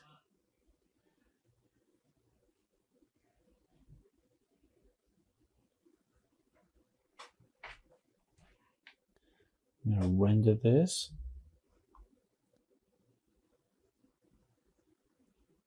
And student/add or edit. We'll come into that in just a moment. So we want to be able to view title, and this will pull in the insert student.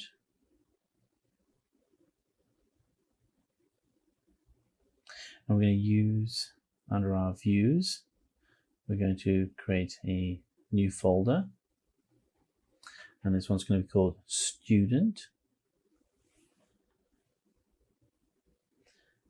And we're going to create a new file. And this one will be add or edit.js. Oh, HPS, sorry, for our handlebar.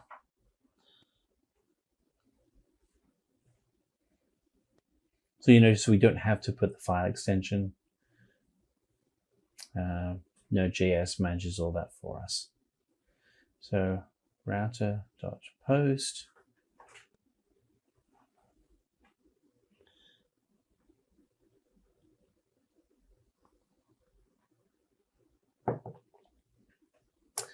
So this will be we're going to get our content, and then we're also going to post content. So the post will go back as part of our body, and there'll be an ID.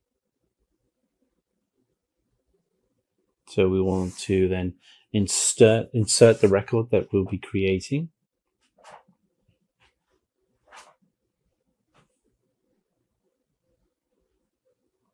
So again, if you've worked through the Node.js API video, then you'll start seeing that there's some commonalities here of being able to insert or update a record. And we actually cover that using just a sample JSON package. This really takes it to that next level.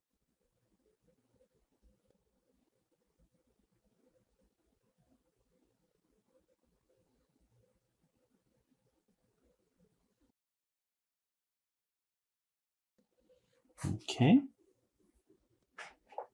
Okay, so we want to put in a new student record, and so be student, and we're going to have their full name is going to come from our body.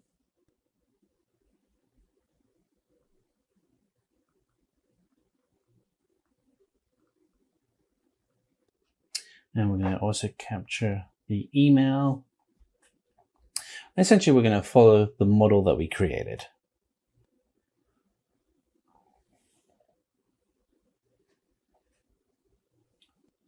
And our mobile phone. Finally, with a student city.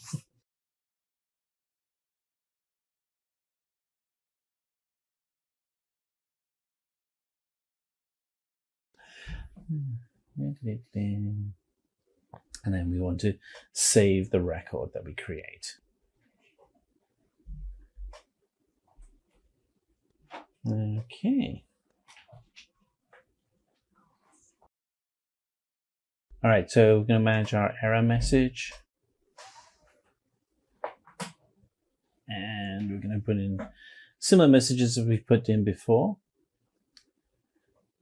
So we want to redirect to our student list. And we're going to go ahead and create that in a moment. So let's create a new file, student list.hps.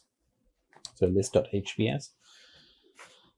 And here, so what we do is with student list, that's actually going to manage then the controls for being able to display the records in the database. And then we'll put our message. If there's an error, then we'll put an error message there and ask it to report the error message. We're going to try and not do that. All right, so now the next step we need to go through is we want to call a function to update the record.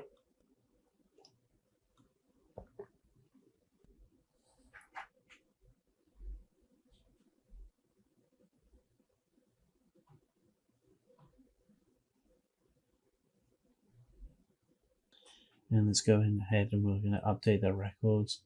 And we do the student.find1 and update command.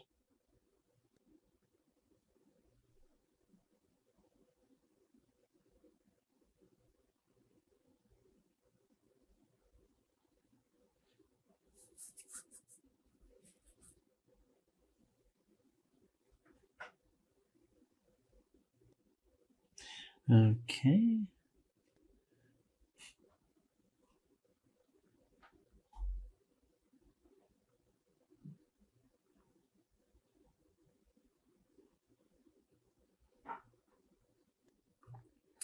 Okay, so we will redirect to our student list as needed. If not, we'll throw an error message to our console log.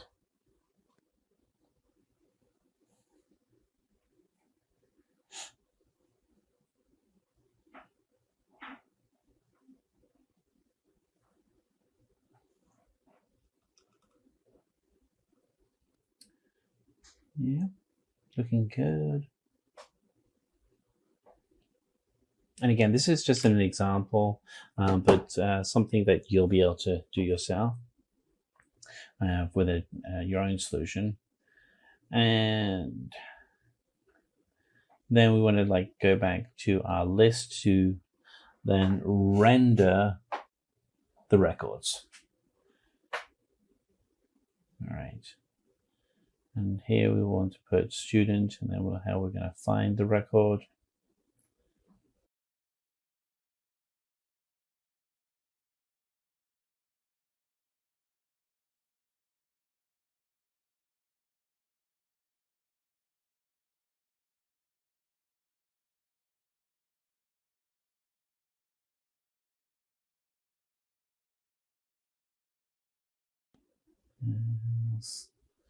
We'll throw a error message to our console log. So as you can see, we always throw an error message to the console log. Error messages are really useful.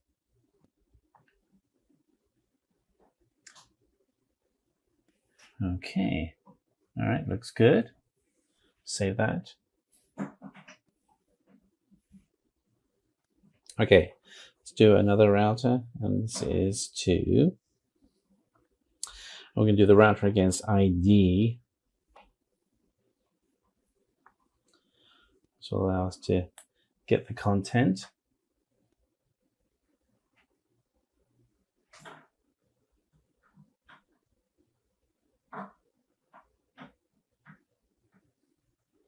So we'll be able to get the information by ID of the student.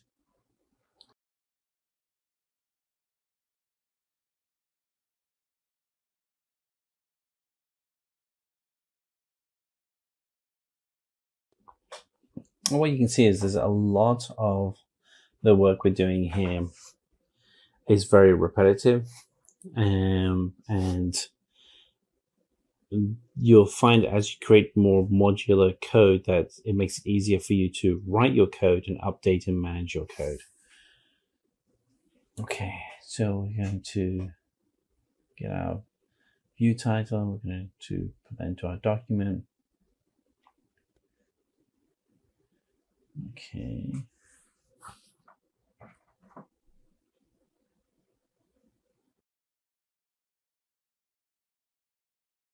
All right, so our next router is, we want to be able to delete a record by ID.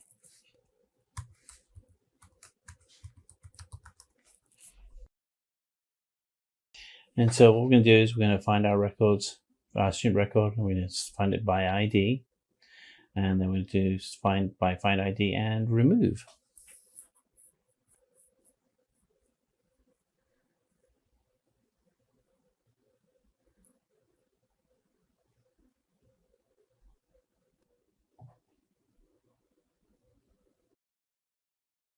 Okay, so we're going to, once we've removed a record, we're going to redirect to our list so we can show our student list. Otherwise, we'll send an error message to our console log.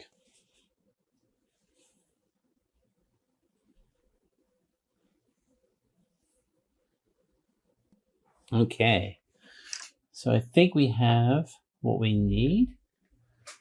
Maybe there's one more thing. Oh, I think we need to. I think this is good.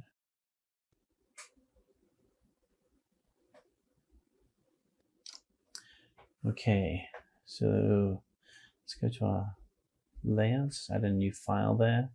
We're going to call this one main layout.hbs.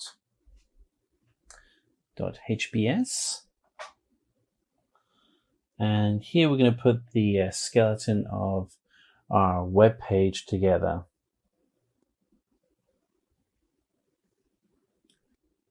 Let's write this out.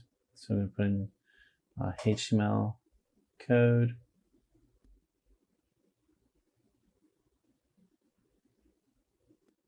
And we're just going to keep this real simple.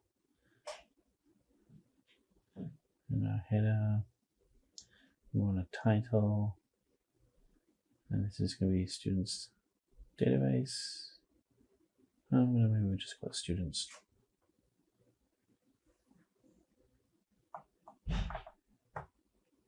So we now go to, we're going to try and find out Bootstrap 4. We're going to just grab that, and we're going to use Bootstrap to get started.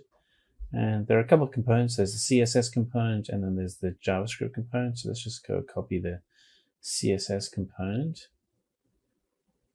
And then we're going to just link that into the header section of our web page. So, and then here's an example of different components you can create. If you haven't used Bootstrap before, it's an open source framework originally developed by Twitter. Great tool. So here in our header, we want to put in the link to the CSS. There's that. And Now we'll need to also put in our own styles.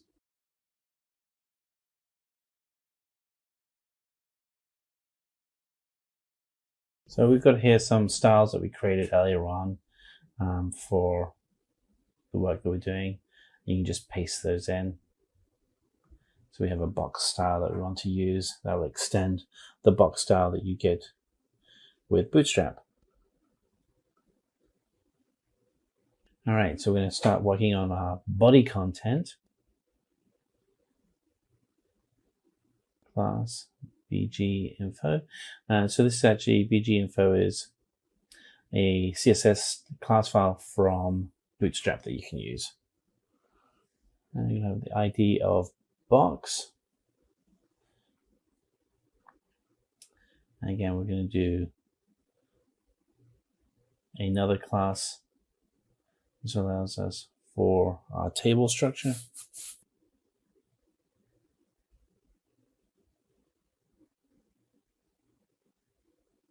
So a little bit of knowledge of Bootstrap is great here. So what we're going to do now is we're going to put in the content, which we're going to call body, and this will show up on the screen. So again, we're pulling from records within Bootstrap. Dig through Bootstrap, there's lots of content there for you to be able to take advantage of.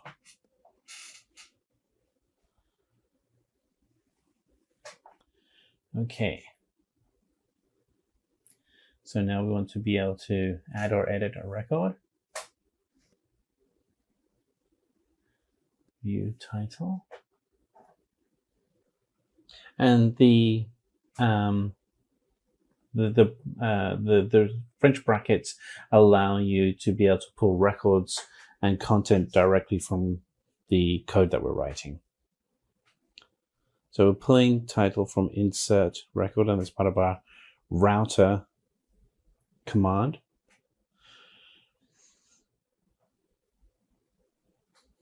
And then we'll put in our form.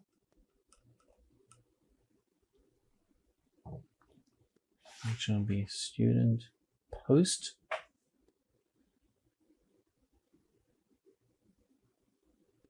I'm just going to do a basic form here, nothing fancy.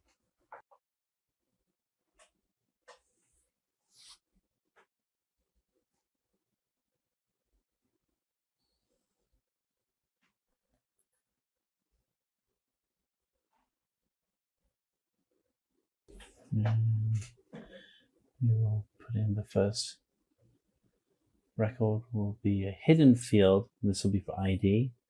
So we want to generate the ID. We don't want to have somebody put that in. And then we will put in our form elements. So we'll have, first will be a label. That'll be full name. And there'll be an input field. So it'll be text in the input field. And again, we're using form-control, which is from Bootstrap CSS. And then we'll have the full name and placeholder will be full name. So where we have name there will actually match up with the value that we're putting in our model. So here we have student full name. So we're matching everything up to the model that we created.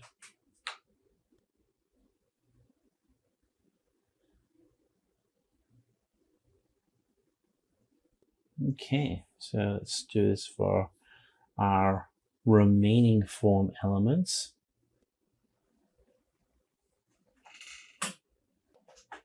And again, as you see, we can put this together really quickly.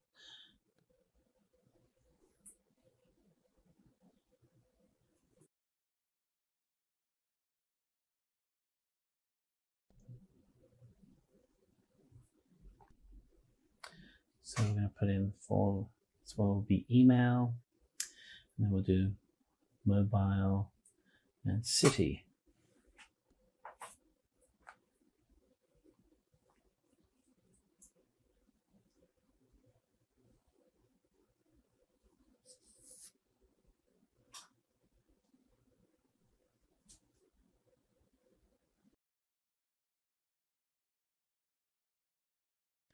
And here we keep going.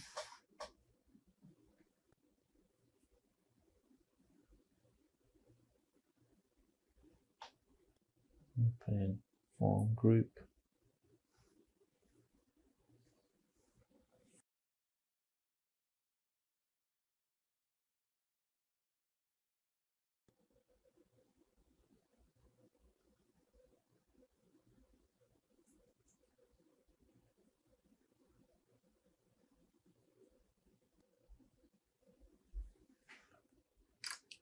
And we'll be able to have the type of tool for putting in mobile.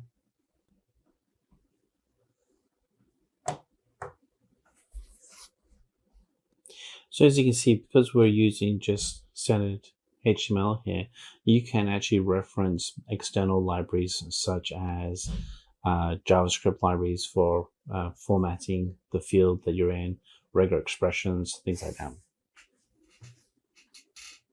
And let's put in our final value, which will be for city. And normally when I'd be writing this by hand, I would actually be copying and pasting sections of code and just changing the values as necessary, just to make it easier on myself. But here I'm just typing out everything for you so you can see the whole process.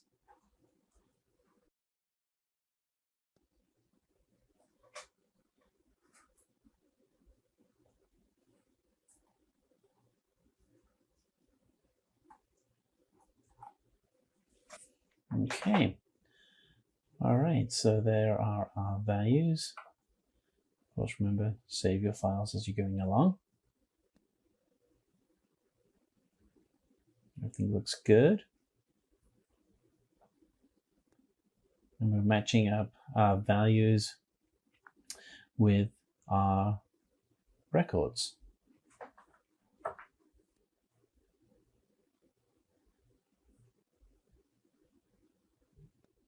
And we want to have a button that allows you to submit.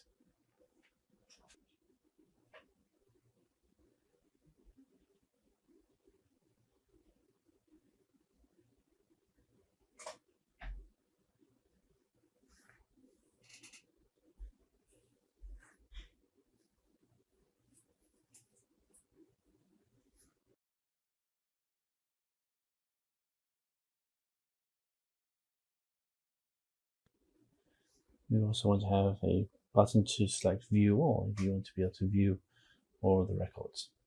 Okay. Looking good. Okay, let's go back over to list. Now we want to be able to pull our records. So this will display the list of students in a table. Right. Let's go ahead and format that table.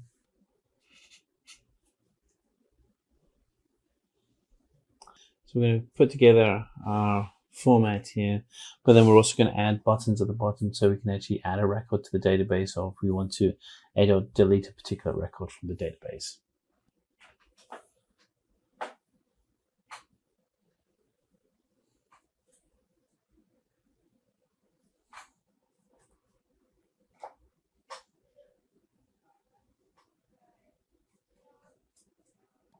I'm going to call this one create a new student record for our student list.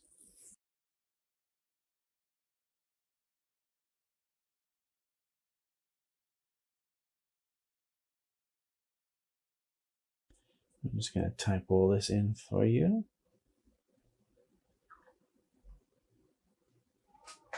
And you'll see how we put placeholders for the values as we put them in.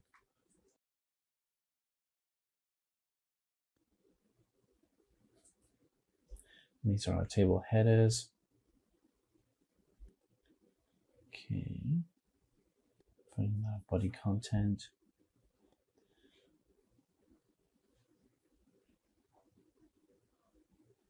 And what we're going to do here is we're going to add in an element that allows you to create a row for each item listed.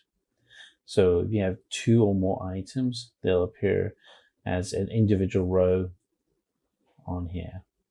And again, what we're doing is we're pulling in the values to be able to pull from the model that we created earlier on.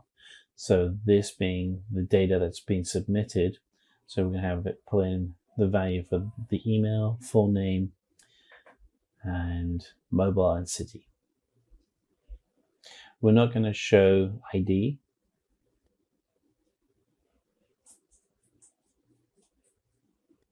So it's pulling out all of this data that we created earlier on. So we have everything posted into our list as documents. So let's go into a HBS file, and it's our list. Let's put in our file entry here. This will be for city.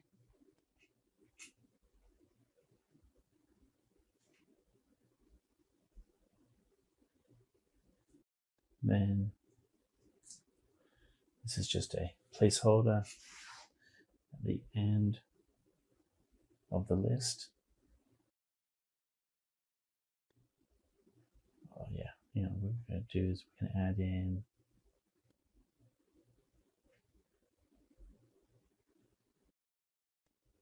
reference for the ID. So if we want to edit the document, we can. And then we want to do the same thing if we want to delete the document.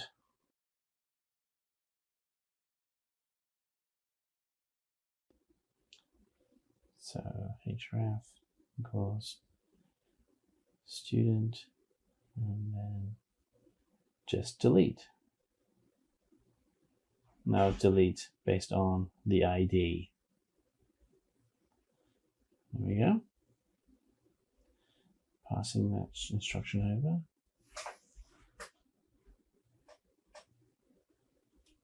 So click, turn,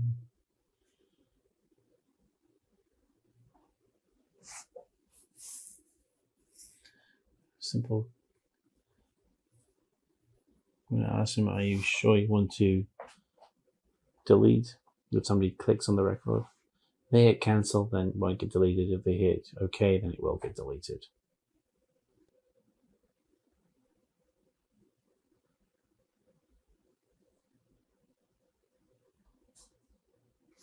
This is why you can actually write JS inline.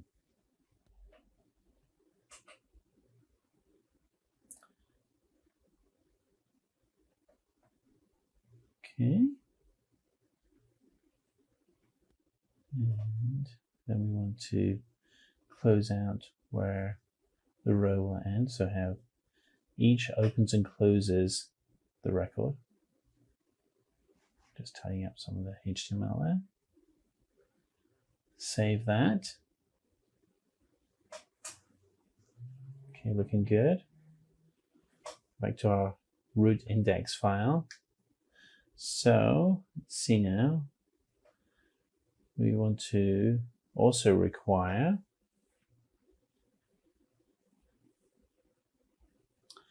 our model, and then we'll have our student controller also be a require, and where it's going to pull the student controller from. Okay.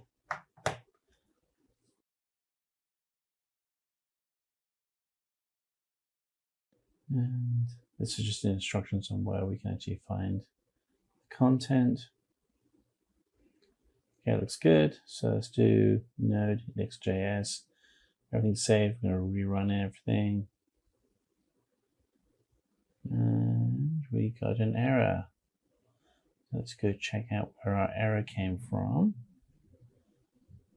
So let's go into our files. This is one that we created. So error is in Student controller. Let's see, where's the error? Oh, we need to have our module. We need to export our module to our router. All right, let's go open up Mongo database. And we can start seeing where the records are. It's just installing the latest updates here.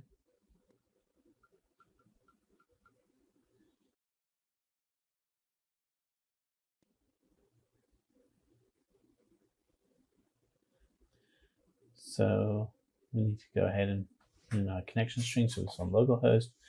And that's the port. Let's just double check that, make sure we're completely aligned. So here's our database connection. And there's our port and student database. And we did this with Mongoose for connecting to Mongo. So I'm going to connect. And here are where our records are being stored. So we're going to create a database, and we're going to call this database. It's going to be called StudentDB. So StudentDB has to be case sensitive. And the collection name is students. Let's go ahead and create a database. So there we are. There's our database.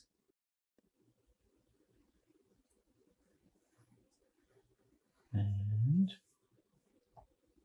let's go rerun our index.js file. And everything was successful. This is good. All right. So everything should have passed successfully. Good, good, good. Database connection is good. So let's go to localhost. And here we are. So we can start actually navigating through our application. So we see we have our setup. We have no records. So let's go ahead and create one.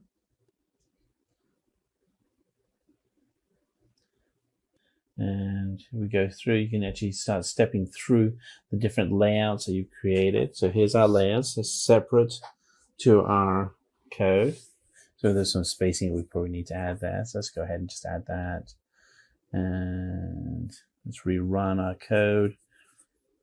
This is the fun bits where everything is just tidying up. Okay, so it puts in one space because we didn't put in the actual HTML code for creating multiple spaces.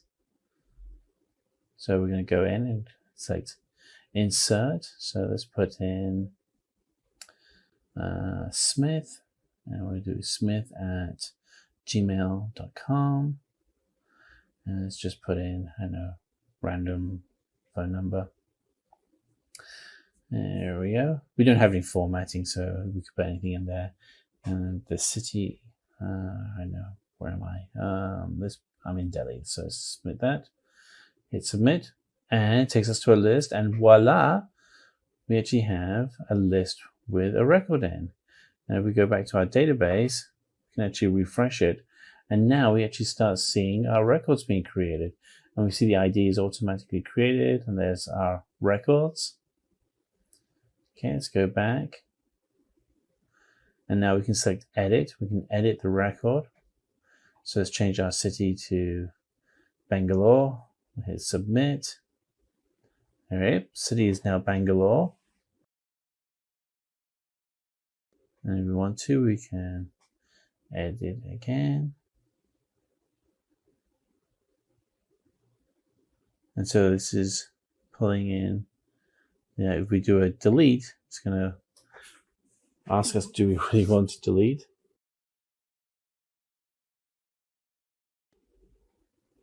Okay. A little bit of formatting applied there.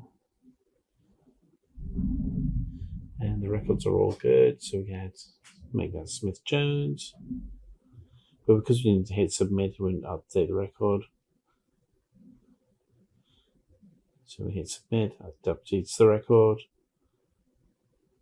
We hit delete, it's going to say, are you sure? We say, yes, we are. And it has couldn't grab that record. Okay, so let's go back and look at my code.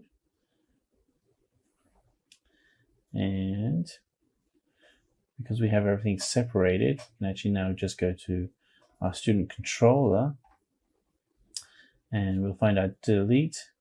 There you go, delete. And we had a couple of minor errors there. This is where it's good to test out your code. Okay, let's run that again. And refresh everything. So we go to our database. We're going to go create a new entry. Let's call this one St. John at gmail.com. We'll put in the phone number. You see the formatting is just playing from our Bootstrap. So there we have. There's John. Do we want to delete? Let's say yes. Ba-boom! Yeah, easy. There we've got it all solved. And we hit refresh. The record should be gone. Yep, it is. And so we've created an application where we can update applications. We can create an application. We can list all the items. And we did all of this using just open source solutions through Node.js, and that was with using Express, some of the components that come with Express, MongoDB for our database, and then Mongoose to connect to our database. So let's get started with TypeScript with Node.js. But before we begin, make sure you have subscribed to our YouTube channel and clicked on the bell icon so you never miss an update from Simplilearn. So we'll first look at what is TypeScript.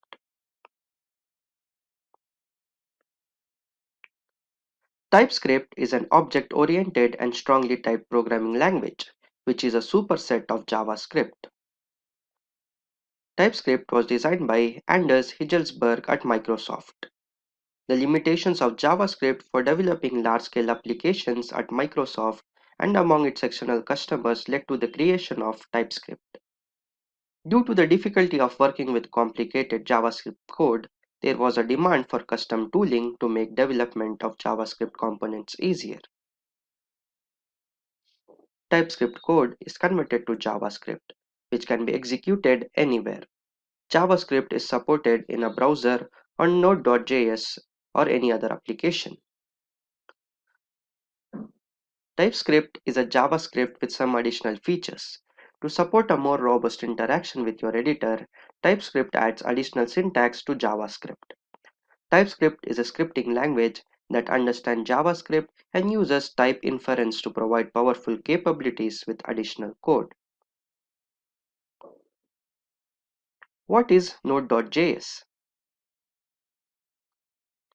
Node.js is an open source server-side execution platform for JavaScript code. Node.js is a JavaScript runtime based on the version 8 JavaScript engine from Chrome. Node is an asynchronous, event-driven JavaScript runtime for building scalable network applications. Although Node.js is excellent for developing server-side apps, it lacks several current features such as type checking. It can also be difficult to manage a Node.js code base. Node is commonly used for real-time applications like chat, news feeds, and web push notifications because it allows for a persistent connection from the browser to the server. The current coding methods such as static typing and type checking are supported by TypeScript. It's designed to create complex and high-level applications. That's why having TypeScript as a primary language for supporting Node.js capabilities would be ideal. This also allows us to develop server-side apps with rigorous type checking, avoiding runtime errors and other TypeScript benefits while maximizing Node.js capabilities.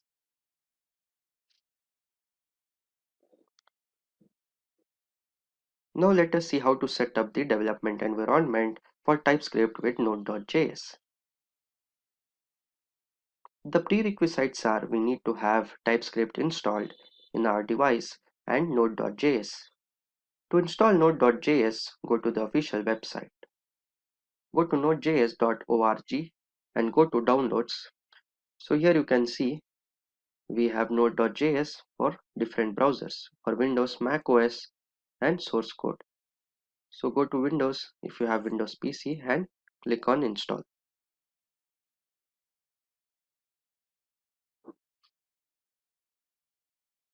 Click on Windows and here you can see it is getting installed. Since I have already installed in my device, I'll cancel it. So once you have installed, go to the command prompt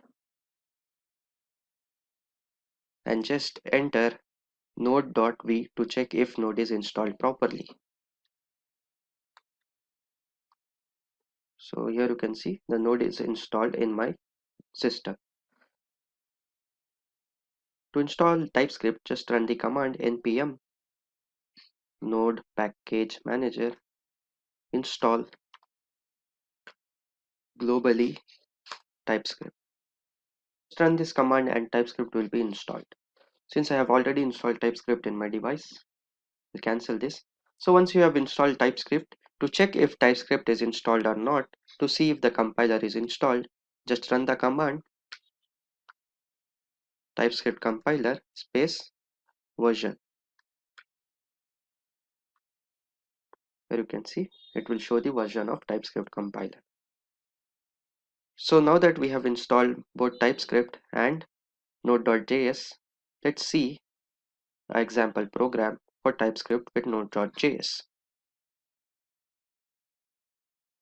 So let's jump into Visual Studio Code. One more prerequisite is we need to have Visual Studio Code installed. So create a new folder and create a new project. So we'll run an example program. We'll create a function. We'll write a program to add two numbers. So sum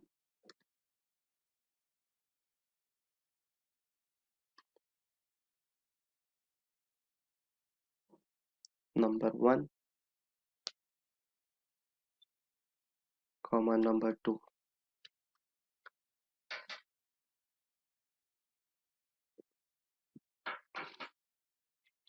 We'll return number 1 and number 2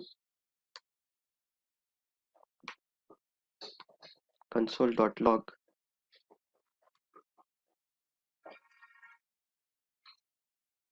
We'll call the function sum and we'll provide the arguments. So we'll provide the value 9 comma 5. So let's save and run this program.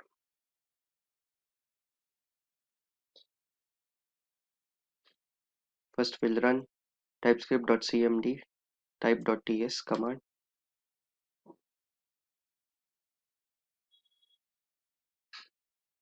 Then we'll then we'll run node and the file name. Here you can see it's showing the value. It's showing the output as 14. 9 plus 5. The sum of 9 plus 5 is 14. So we'll delete this and write another program to show a hello message or a welcome message. So we'll create a function. We'll name the function as welcome message.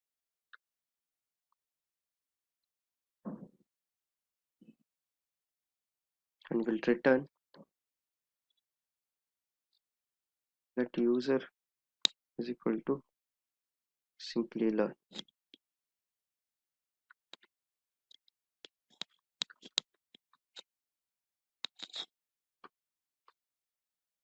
Console log.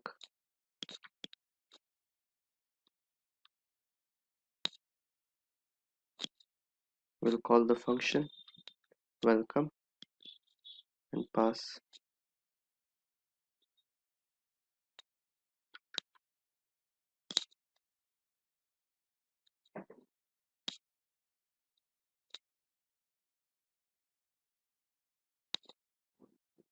so here we go. We'll save this and check whether we have an error.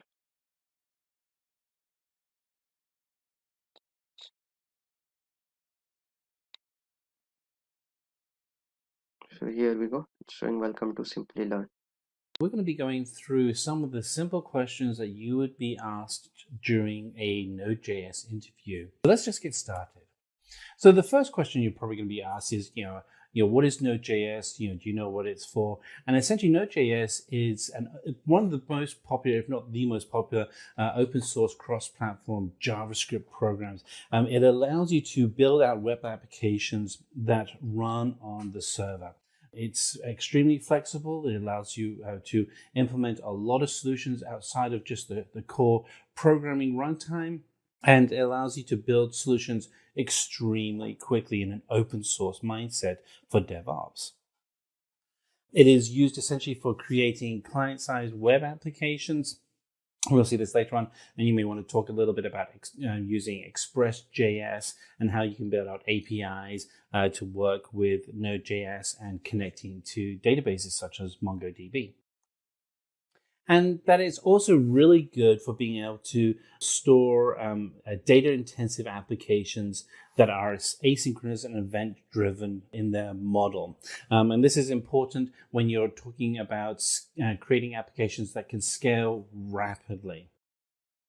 So you're going to then be asked, how does Node.js work? Well, Node.js itself is actually built on the V8 engine, and the V8 JavaScript engine is the same engine that runs JavaScript in your Chrome web browser, extremely fast. It allows for high output and non-blocking through your I/O input outputs, and is single-threaded event loop.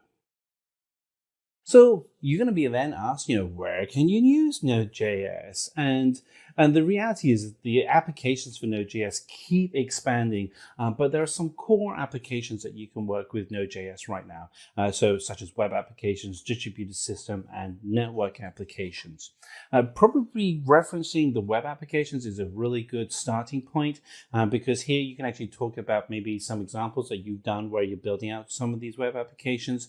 Indeed, one of the things that you want to be consistently doing and peppering your answers with is examples of work that you have done. Now, it doesn't matter if those examples are purely experimental or training examples that you've done. The fact that you've actually worked with Node.js and created a distributed system or a web application is really valuable, because it shows the person that you're meeting with that you have knowledge and understanding and practical experience of applying the theory of working with Node.js with the practice of working with Node.js. So be asked about, essentially the I/O refers to the transfer of data in and out of a system. And that's really it. And there's a reason why Google calls their conference I/O. It's the transfer of data in and out of our brains at their conference. The application is the same here. It's about moving data in and out of systems through using Node.js. And that every event can be tracked, whether it's on a physical device, a network, or files within a system. Again, it's input and output. So let's go through, and you're going to be asked, can you explain the difference between front-end and back-end development? And this is a question that I get asked a lot when I'm meeting with clients. People get really confused about what is the difference between front-end and back-end development. Bottom line, front-end is what gets resolved inside of your web browser or the app on your mobile device. Back-end is what gets resolved, essentially what we call the back office or server-side applications, but that's becoming more and more synonymous for what gets run in the cloud. So web applications really get a lot of the functionality of a web application gets run in the front end. And I think with CSS, HTML5, client-side JavaScript, it's all going to get run in the front end. Everything else, such as connecting to a database, gets run behind the scenes in the back end. And anything that's going to have like graphics is going to be on the front end. APIs are going to be run on the back end. And then just finally, some of the scripting languages that you use on the front end. So HTML, CSS, JavaScript, those are all common core scripting languages that you would use. You can use frameworks such as AngularJS and React.js or Vue. Those would be front-end frameworks. Back-end frameworks would include Java, PHP, Python, and Node.js are some of the back-end technologies. You'd also throw in there .NET as well. I mean, it's just a whole litany of front-end and back-end technologies and frameworks that you can use. And this is actually a good point to kind of explain the experience you have outside of just working with Node.js, but other technologies that you've been working with that potentially that the client is also using. So another question you're going to be asked when you're looking at Node.js is, can you tell me about NPM? And so when somebody asks you what is NPM, the first thing you're going to respond is, do you mean Node Package Manager? And the reason why you want to respond like that is that you want to qualify their question with understanding that you know what they're talking about, but you want them to verify that. And so Node Package Manager is NPM. And it's responsible for packaging all of your modules that you're working with in Node.js. And we have a whole series of videos that we've done on Node.js, and every single one of them includes references to NPM. So you're going to be asked, okay, you told me what it is, can you go into a little bit more details, so can you provide two main functionalities? And so one of them is being able to manage online repositories of modules and packages. So you can go to like search.nodejs.org and you can find packages that you can install into your solution, such as Express.js. And it also provides a command line utility that allows you to manage your packages very quickly through terminal window or command line. I use VS Code a lot, Visual Studio Code, and it has a command line utility built right into it that allows me to interact with NPM. So what are some of the modules in Node.js? And so, modules in Node.js, they're essentially like JavaScript libraries. So you can think of some of the JavaScript libraries that you may have used. The functionality is somewhat the same, but they're designed for Node.js and to run on the server. And there are ways in which you can go ahead and create some of those modules. So for instance, if we're creating a web server, you can actually use the require command to be able to require that the server be there. So the example we have on the right-hand side shows that we really do need to have HTTP, which is a web server, and we require that to be installed. And so that if you're running that NPM package, it will actually install the HTTP server, and then you can actually write some code to actually then listen on the local host port 2000 for where you'll be running your application. And there are just, there's a whole bunch of modules that come with Node.js right out of the gate. And here are some of the modules that you have. We also referenced just earlier on, HTTP is a core module for running a web server. You have a utility function that is useful for developers to assess features within your Node.js project. You have a URL module for any URL parsing you'd be doing. And you also have a stream, which allows you to be able to stream data in and out of your system and be able to manage how that's being worked. And then zlib, which allows you to compress and decompress files so that you can keep your storage of files to a minimum. So a question you're going to be asked is, why is Node.js being preferred over backend technologies such as Java and PHP? And particularly with Java, it's a very mature, stable language. It's been around for more than 20 years. PHP runs some of the most powerful and largest websites out there, such as Facebook. So why would you use Node.js?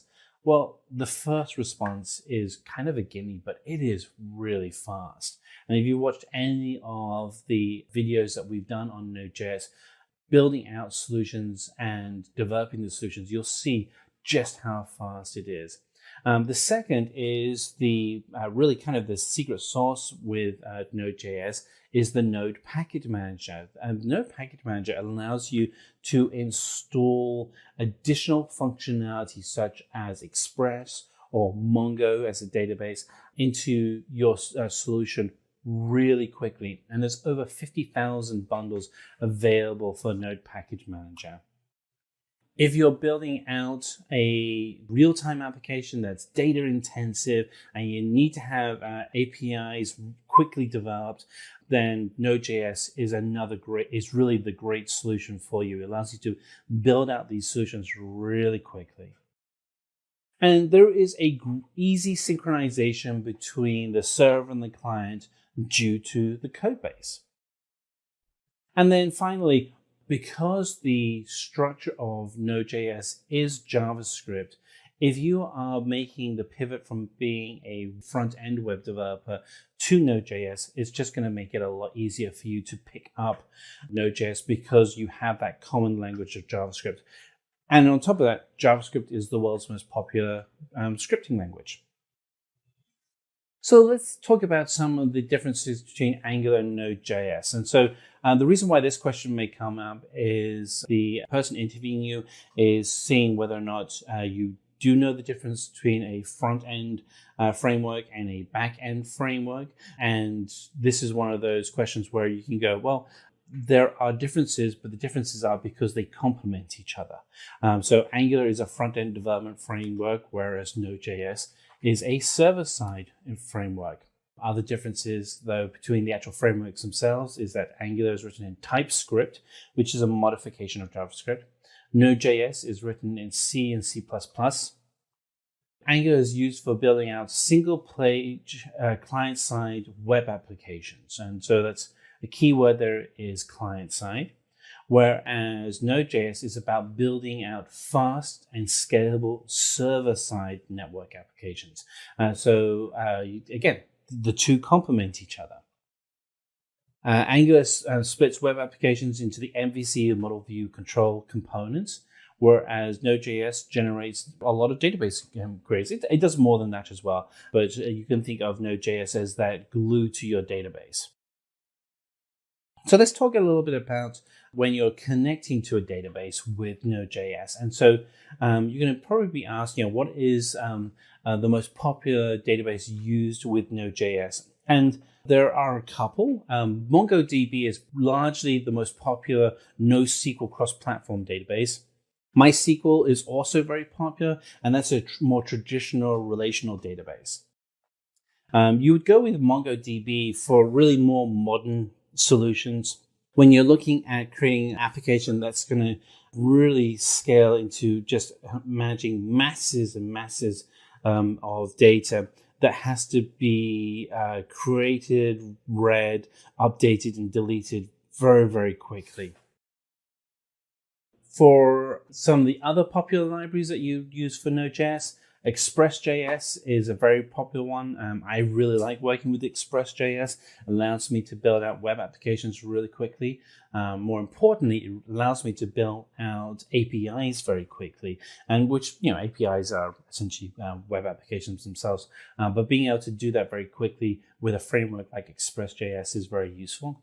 Mongoose is an application that makes connecting to a Mongo database really easy. So here is an example of Express.js, which is in itself really a flexible but a solution that you can do lots with, and Mongoose, which is a more focused solution, which allows you make it easier to connect to your databases. So, what are the pros and cons of working with Node.js? There's lots of ways, and we explained this earlier on, that you can actually build out applications that run on the cloud. Why would what are the pros and cons? So a pro is that Node.js is extremely fast at processing an event-based model. It really is fast. A con is if you have something that is a very heavy computational task, it's not so good at that. Now, I will caveat that Node.js is getting better all the time.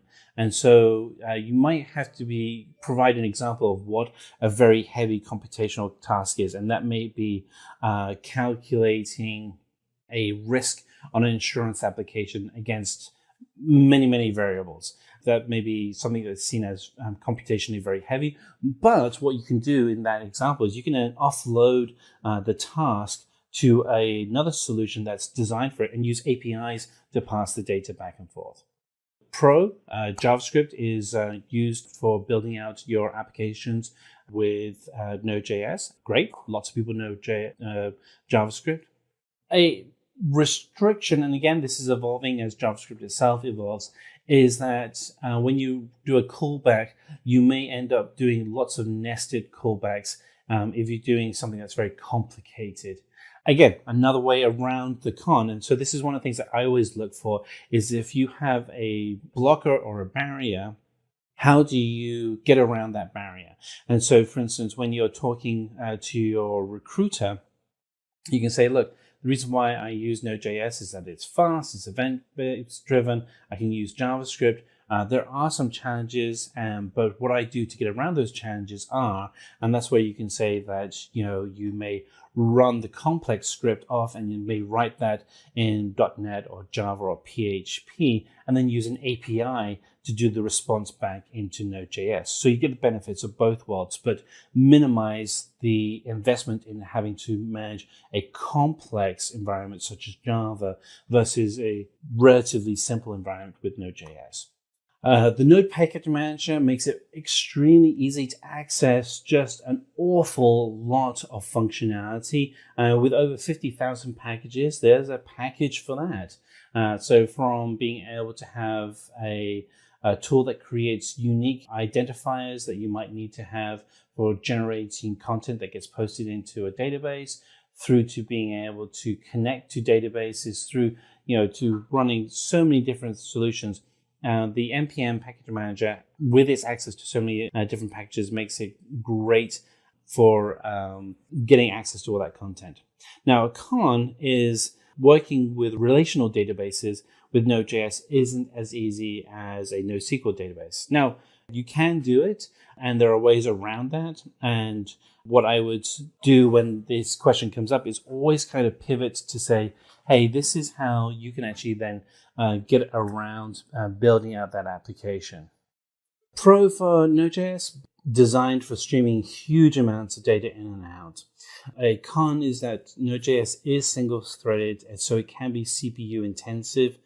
But again, there are ways around that, and a good way around that is scaling your solution in elastic environments such as the cloud. So what is the command used to import an external library? And so to import an external library, the command is the require command. So an example we have here is you can start a variable, and the variable is going to be for HTTP, and you're going to then require the HTTP service. That means that the application itself won't run unless the external library, the HTTP library, is installed. Okay, so those were our introductory questions for Node.js. Let's kind of pivot and take a look at the intermediate questions that you would be asked. So what does event-driven programming mean? So event-driven programming means that if something happens, something else will happen in response. So for instance, if you click a mouse, that mouse click is an event. That means something has to respond to that event. Just think of it as cause and effect. It's just the basic motion of physics. So that's what event-driven programming means. You also look at it as a callback function so that when an element is executed, something will happen in response. So what is an event loop in Node.js? So an event loop in Node.js is when you do an asynchronous call. And what that essentially means is that you are sending out data, and then a non-blocking input-output from Node.js is pulling data back in. What is an event emitter in Node.js? So an event emitter has really two areas of focus. One is that it manages the classes that hold all the objects within your event. And we have an example of this on the right-hand side. And then whenever an event actually is thrown, the functions are then called on that event synchronously. So for instance, we have in our example on the right-hand side, we create an event, and then we have the functions that are executed in a series from that event. So let's talk about the API functions in Node.js. So there are two types.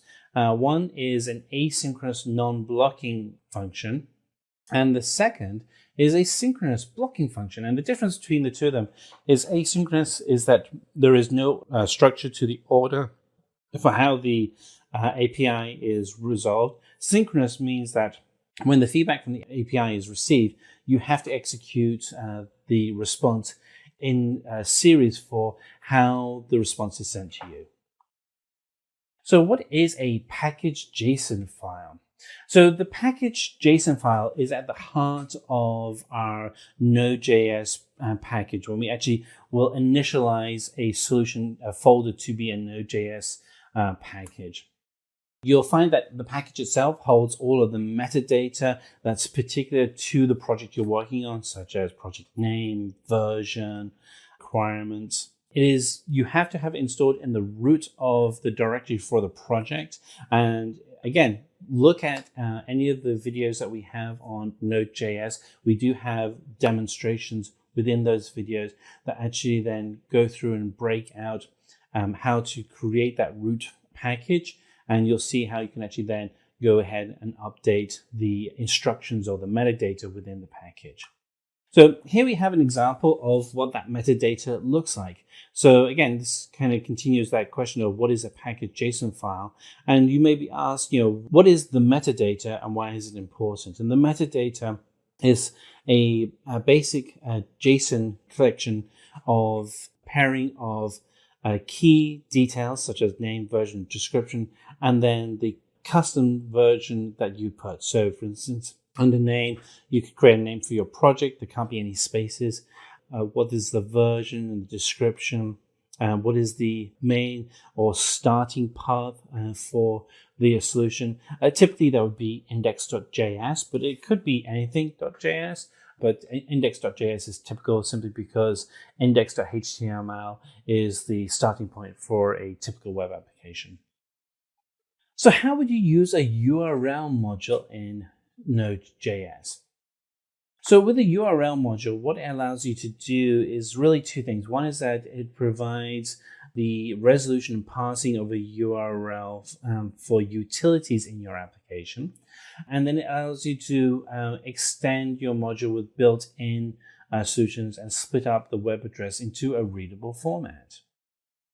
So in this example, we have the URL and the response it would give for that URL, which would then be a year and month, and it would be in a readable format. So it would read out as 2020 and then the month.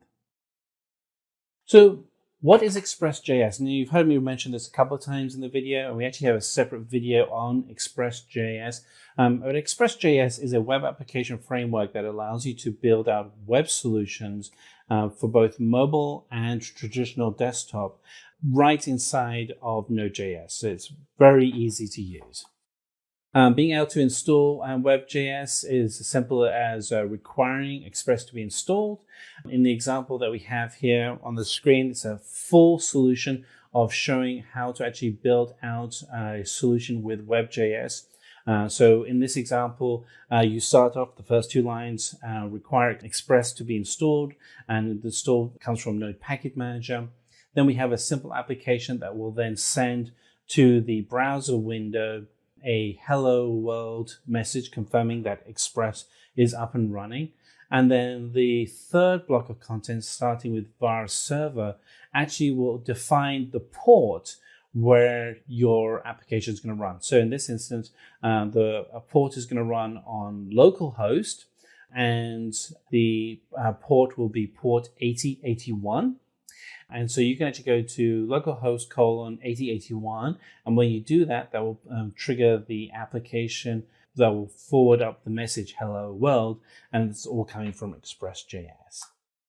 So what are streams in Node.js? So streams are objects that allow you to read and write data continuously back and forth within your application. And there's really four different types of streams. There's readable, writable, duplex, and transform. The readable one is streams for which data can be read. The writable is streams that you can actually write to. A duplex is a stream where it is both readable and writable. and transform our streams that can be manipulate the data while it is being read or written.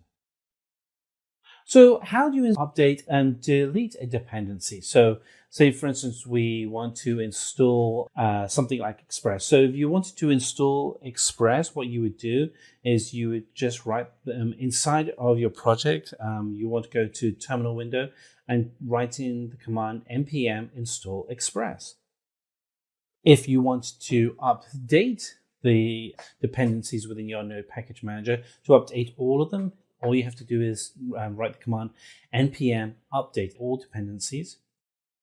And then if you want to explicitly uninstall a dependency such as Express.js, that's using the uninstall command. And so that would again be going to terminal window and you would type npm uninstall Express. And again, it's really easy to create a simple server in Node.js that will run a simple command. The HTTP service is actually built into Node.js.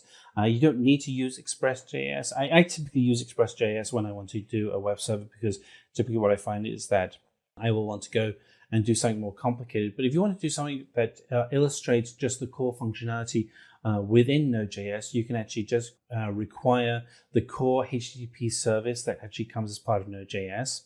And then you can actually then go ahead and tell it to create a service and then to write in plain text a command or a text string, such as this case, it'll be hello world, that would pop out.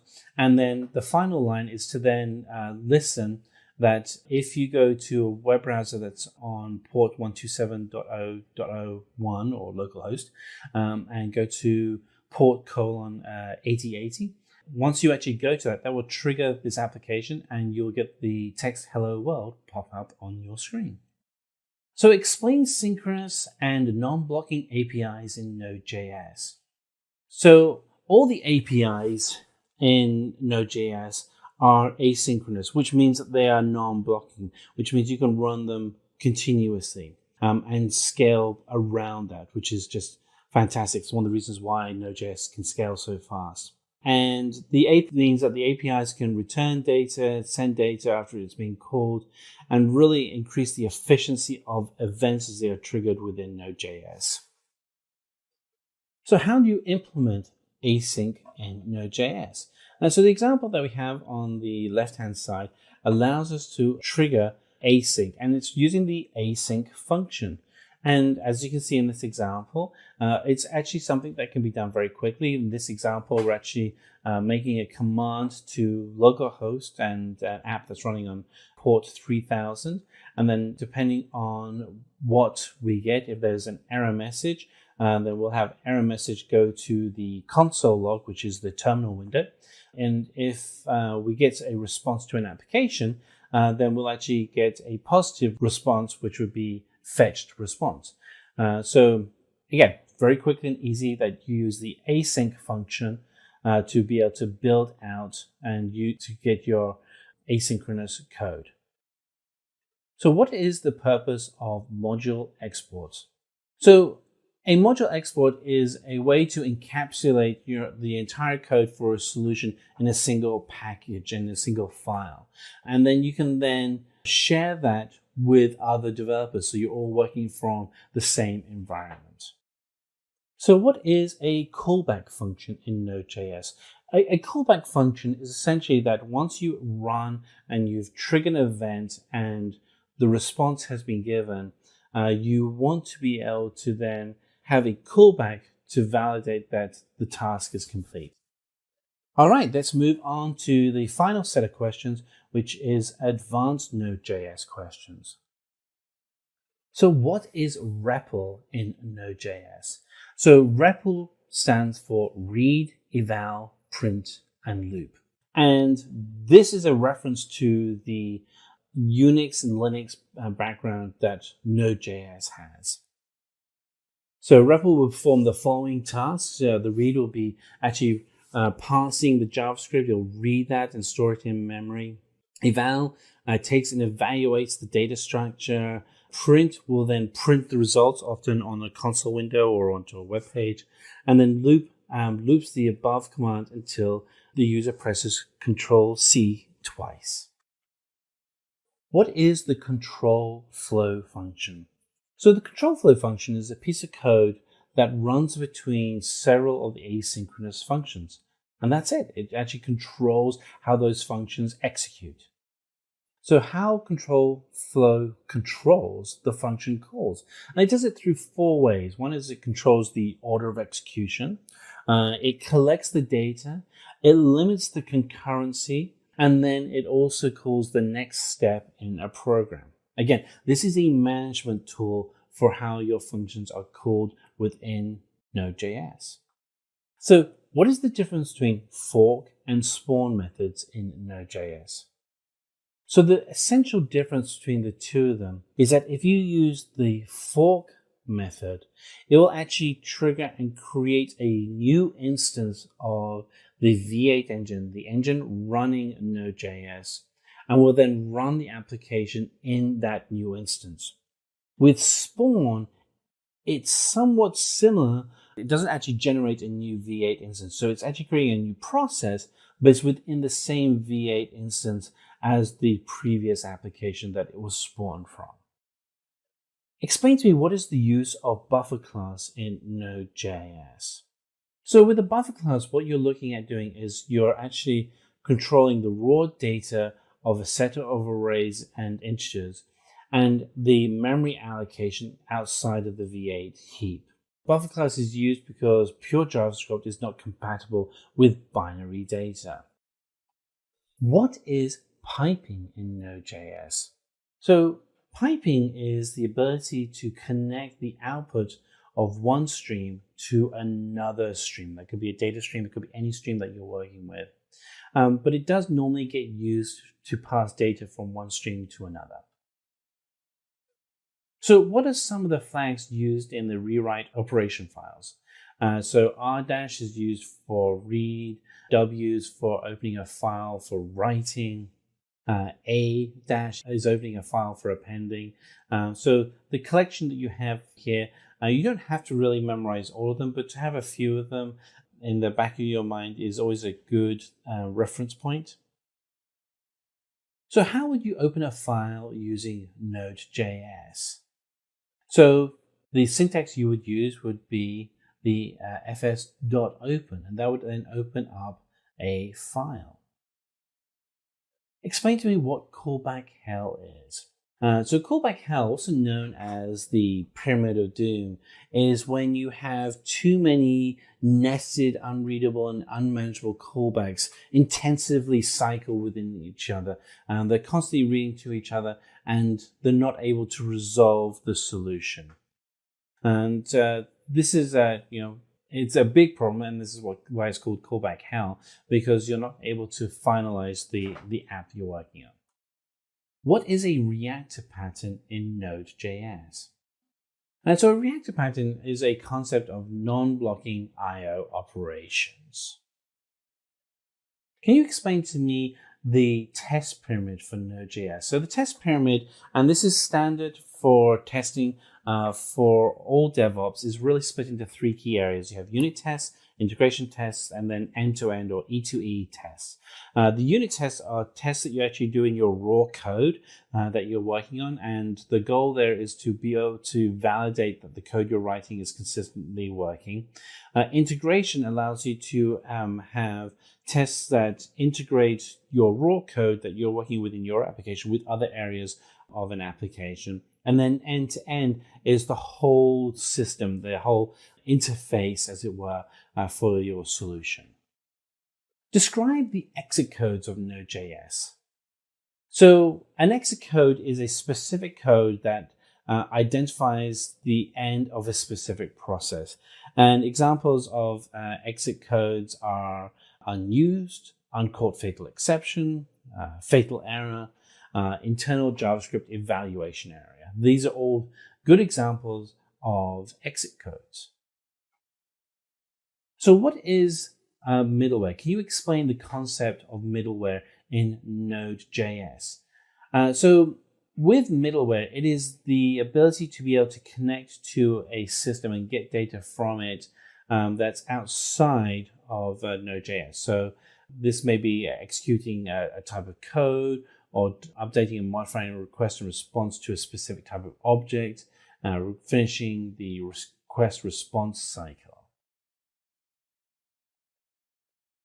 Can you explain to me what are the types of HTTP requests that you may use when working with Node.js? There are actually quite a lot, but 4 of them that you might use would be get, post, head, and delete. And these are, if you've done any web application before, particularly if you worked with forms inside of a web application, you're probably very familiar certainly with get and post.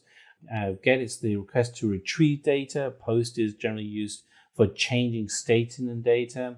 Head is similar to get, but also asks for a response if there's no body content. So if you're developing an API, this would be a good one to use. And delete is used to delete the predetermined source. So how would you connect to MongoDB database and with Node.js? And you use that using the Mongo client. And the example we have on the left-hand side illustrates that. What is the use of Node_env? And so the Node_env is an environment variable that stands for Node Environment in Express Server. So the example we have on the right-hand side allows you to illustrate how you would do that for, say, a production environment. So what are some of the various timing features in Node.js? So the timing functions that you could use here: set timeout and then clear timeout, and use to schedule code execution that you'd have inside of your application. You also have set interval and clear interval to execute a block of code up multiple times in your application. Set intermediate and clear intermediate to execute code that is at the end of your application. And with that, we come to the end of this full course tutorial. If you enjoyed watching the video, do give it a thumbs up, comment your doubts below, and our experts will answer them for you. Thank you so much for being here. Watch out for more videos from us. Until then, keep coding and stay tuned to Simplilearn.